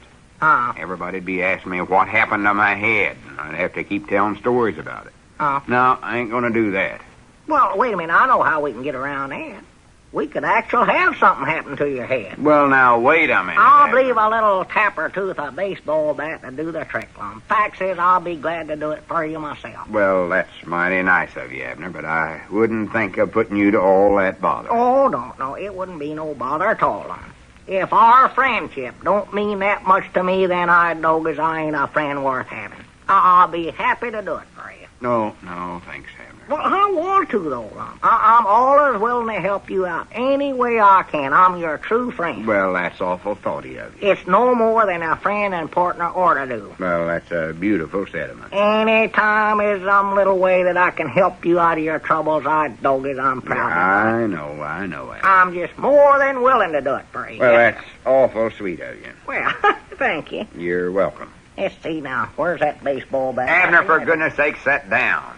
If anybody gets out that baseball bat, it's going to be me. Whoa, now, Lum, you can't hit yourself hard enough to do any good. You'd cheat on it. I ain't aiming to hit myself. Feller, I'm going to whop it.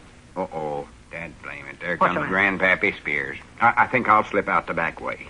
Well, what's the matter? Don't you want to see Grandpappy? You mad at him? No, but he'll start asking a lot of questions about why I keep my hat on all the time. Well, I just don't want to talk about it. Well, wait a minute now, Lum. Grandpap don't care what color your hair is. See you later. So long. Yeah, all right. Hurry back, though, now. We got some work to do here in the store. Doggies run off in the middle of the day.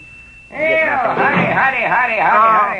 Howdy, Grandpap. Come on in. Yeah, what do you know, Abner? What do you know? Oh, not a thing. What do you know, Grandpap? Oh, nothing. What do you know?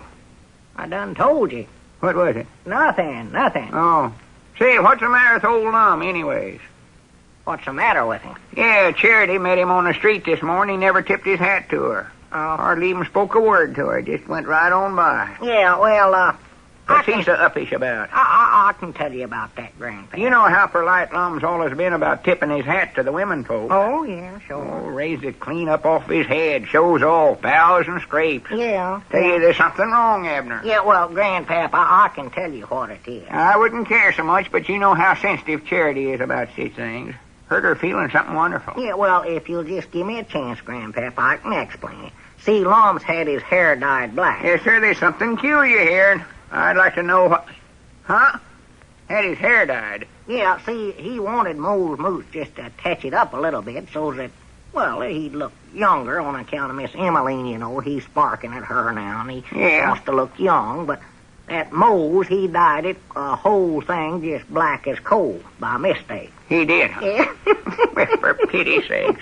I hate to laugh about it, but sworn that Lum is the funniest looking one human I ever seen.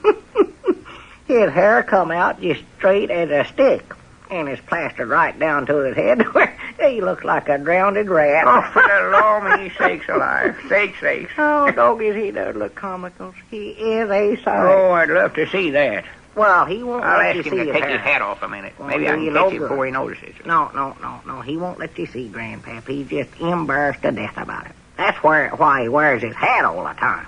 Well, wait a minute. Maybe that's how come he never tipped his hat when he seen Charity this morning. Why, sure, that's the reason. That's what I've been trying to tell you. Well, I'll be a monkey's pigeon-toed uncle. Can't he get short of that stuff some way? Well, I don't think so. Just have to wear off, I reckon. I had a good idea for him, but Lum wouldn't let me do it. I want to hit him on the head with a baseball bat. Yeah, that's about the best thing to do with a feller that pulls an idiotic trick like dyeing his hair, too. Well, no, I mean, Grandpap, see, I'd hit him so hard that he'd have to have his head all wrapped up, and then nobody could see what color his hair was. Yeah, that sounds like a good idea.